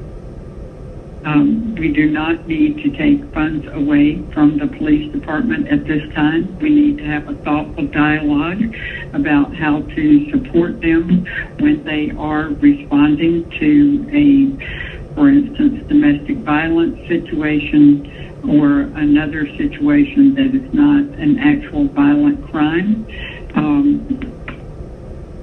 but needs help from the social workers, perhaps. There's just a lot more that needs to take place here, and I don't want us to rush in and take away funds that we could have a thoughtful dialogue about and move to another department. Thank you. My name is Henry Jordan. For God commanded, saying, honor thy father and mother, and he that curses father and mother, let him die to death. Matthew 15:4. God's word created income. If I support my children or you support my children, sending the young income Jesus Christ created in me, I and you will work against family unity and God's rule. Give her of the fruit of her hands that her own voice prays in the gate. Proverbs 31:31. The Bible with J. Montgomery, any man about taking the income created in me, and they or I is working against the unity of husband and wife in God's holy word. Whoso shall offend one of these little ones who believe in me, it was better for him that a millstone were hanged about his neck, and that he was drowned in the depth of the sea. Matthew 18:6. Jesus is telling how he feels about anybody who mistreats his little ones. It's like asking for death. And Montgomery is asking for death by hacking my computer and telling them I had to collect the income Christ created in me to support his sex habits. And now I have written up to you, not be company with any man that is called a brother, be a fornicator, or covetous, or idolater, or a railer, or a drunkard, or an extortioner. With such a one, know not to eat. 1 Corinthians 5:11. Christ's income was created to work against these deeds, not to support these actions. God made us to serve him, and he is a jealous God. Hey, my name is John Jones. I'm a lifelong Atlanta resident, born and raised at Atlanta Public Schools, Georgia Tech, live in Buckhead. I just want to comment that APD already cooperates with us in these investigations, and that the district attorney doesn't need more power because Paul Howard already abuses his power and doesn't follow proper procedure. Regarding non-lethal thought control, officers already have non-lethal crowd control measures already in place. And these are used, and they don't just jump right to the most dangerous option. So there is significant training in place, and that training follows out when they're using tactics. Thank you so much for your time. Bye. My name is Alex Cruz, and calling to say I'm against this new bill, Brown's new bill to disarm the police. There's young people dying. This past weekend, more people dead from shootings. Tired of police being disarmed, and we need to stop bothering the police and let them do their job. Hello, I'm Jennifer Ayers. I'm in District 9, Zone 2, and I border Zone 1. I'm for effectuating positive change for all citizens, and defunding our police will further perpetuate the explosion of violence and murder our city has seen since May 30th. I am against police brutality, yet I believe reasonable force is necessary in some instances. This is why extensive research is imperative before enacting any legislation, instead of bringing it about in response to deep-seated emotions built over years or a lifetime. It is callous, reckless, and shows very little concern for the safety of all citizens and visitors to Atlanta. For Ordinance 20-0-1486, I would implore Antonia Brown to set up meetings with Chief Bryant and all other key parties to work together before enacting any legislation or a vote is taken. This would be a first step approach and help repair the broken trust Mayor Bottoms and DA Howard have created in recent weeks. For Ordinance 20-R-1422, has Antonia Brown or any other city council member participated in APD's Citizens Police Academy? Before moving forward with a vote, I implore council to attend this training as a team. You are making decisions about our safety with seemingly little to no experience, and many city council members are doing so based solely on emotional responses and the emotional responses of your constituents. Have the police academy prepare all of the normal scenarios with these two additions: riot control with their current protocols and a follow-up riot control with what Antonio is proposing. Then set up conversations with the officers that perform these duties with all council so that they can explain the barriers they see and for you to understand. It is very easy to sit back behind a laptop to make bureaucratic decisions without ever coming physically close to the horrors you are creating. How can our officers be expected to walk around with only tasers and handcuffs while the criminals are armed with AK-47 and AR-15s? Not to mention that many of them are high on drugs, which makes them more physically capable of overpowering police officers, as we have seen in recent problems that have risen to escalation. There are many ways to combat this problem. Enacting legislation that neuters our police should not be one of them. Please vote against both of these matters and follow up as I have proposed. Sitting back and making these decisions without following through with it. Please vote against both of these matters until, at a minimum, they can be researched properly and evaluated by a party other than Mr. Brown, who is clearly unable to stand back and look at the needs of all citizens at this critical time in our city. This is Steve Carr, and I would like to make a comment about today's agenda of Public Safety Committee of Council. Now going on at least 2 months, maybe 3 months, I have not seen an agenda. I have no idea what's going on.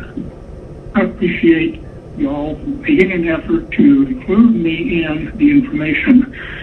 It's not just me, it's thousands of other people that are blissfully ordering their lives without any information about what's going on there. It's time you all reached out and brought in the citizens to at least let them know what's going on, what the possible policy matters are, especially use of force. It's time to clean up the mess in municipal court. And yes, I tried to get on the task force for recommendations on how to do that. Didn't happen. Haven't heard a word since. I'd like to get updated on that. I'm at 678-886-8666. Again, the primary reason that I'm calling is I want to see what's on the agenda. What is on the agenda? Appreciate you all getting back with me. 678-886-8666. Hi, this is Frank Chen from the new Hard Rock River Hotel. After several years of planning, construction, and spending millions of dollars, our hotel is scheduled to open next month. The hotel will be the first River Hard Rock hotel, not only in the state of Georgia, but also in the world, the whole world. So we have been prepared and attempting to submit our alcohol license application to the city for several months. But the closing of the city offices has prevented us from doing so.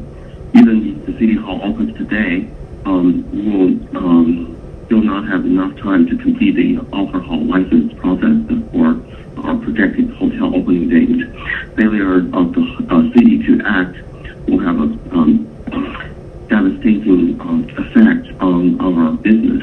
Therefore, we would like to ask you to take immediate action and adopt legislation that will allow us to qualify for a temporary alcohol license so that we can serve our guests when our hotel opens. Thank you very much for your help.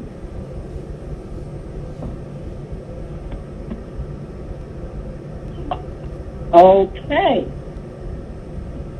I believe, guys, this is Councilmember Shepherd, Chair of the committee. I believe we've just finished our public comment, and we have nothing else before us. Ms. Lindo, do we need to do a roll call before we leave? Yes, Madam Chair, we can just take a voice vote to adjourn. If you would do a roll call to make sure we have a quorum, that would be great. Or should I? Sorry, I'll be happy to do the roll call. You should. Okay. Councilmember Shepherd? Here. Councilmember Boone? Present. Councilmember Faroki? Here. Councilmember Smith? Here. Councilmember Bond? Here. Councilmember Winslow? Madam Chair, we do have a quorum. My name wasn't called. Councilmember Hillis. Oh, I'm sorry, Councilmember Hillis. I apologize. I have you checked off. All right. Again, thank you all, guys, for the committee meeting today. It's been long, but it's been good. So thank you all, and I look forward to talking to you all tomorrow. Thank you. Good job, Madam Chair. All right. Good evening.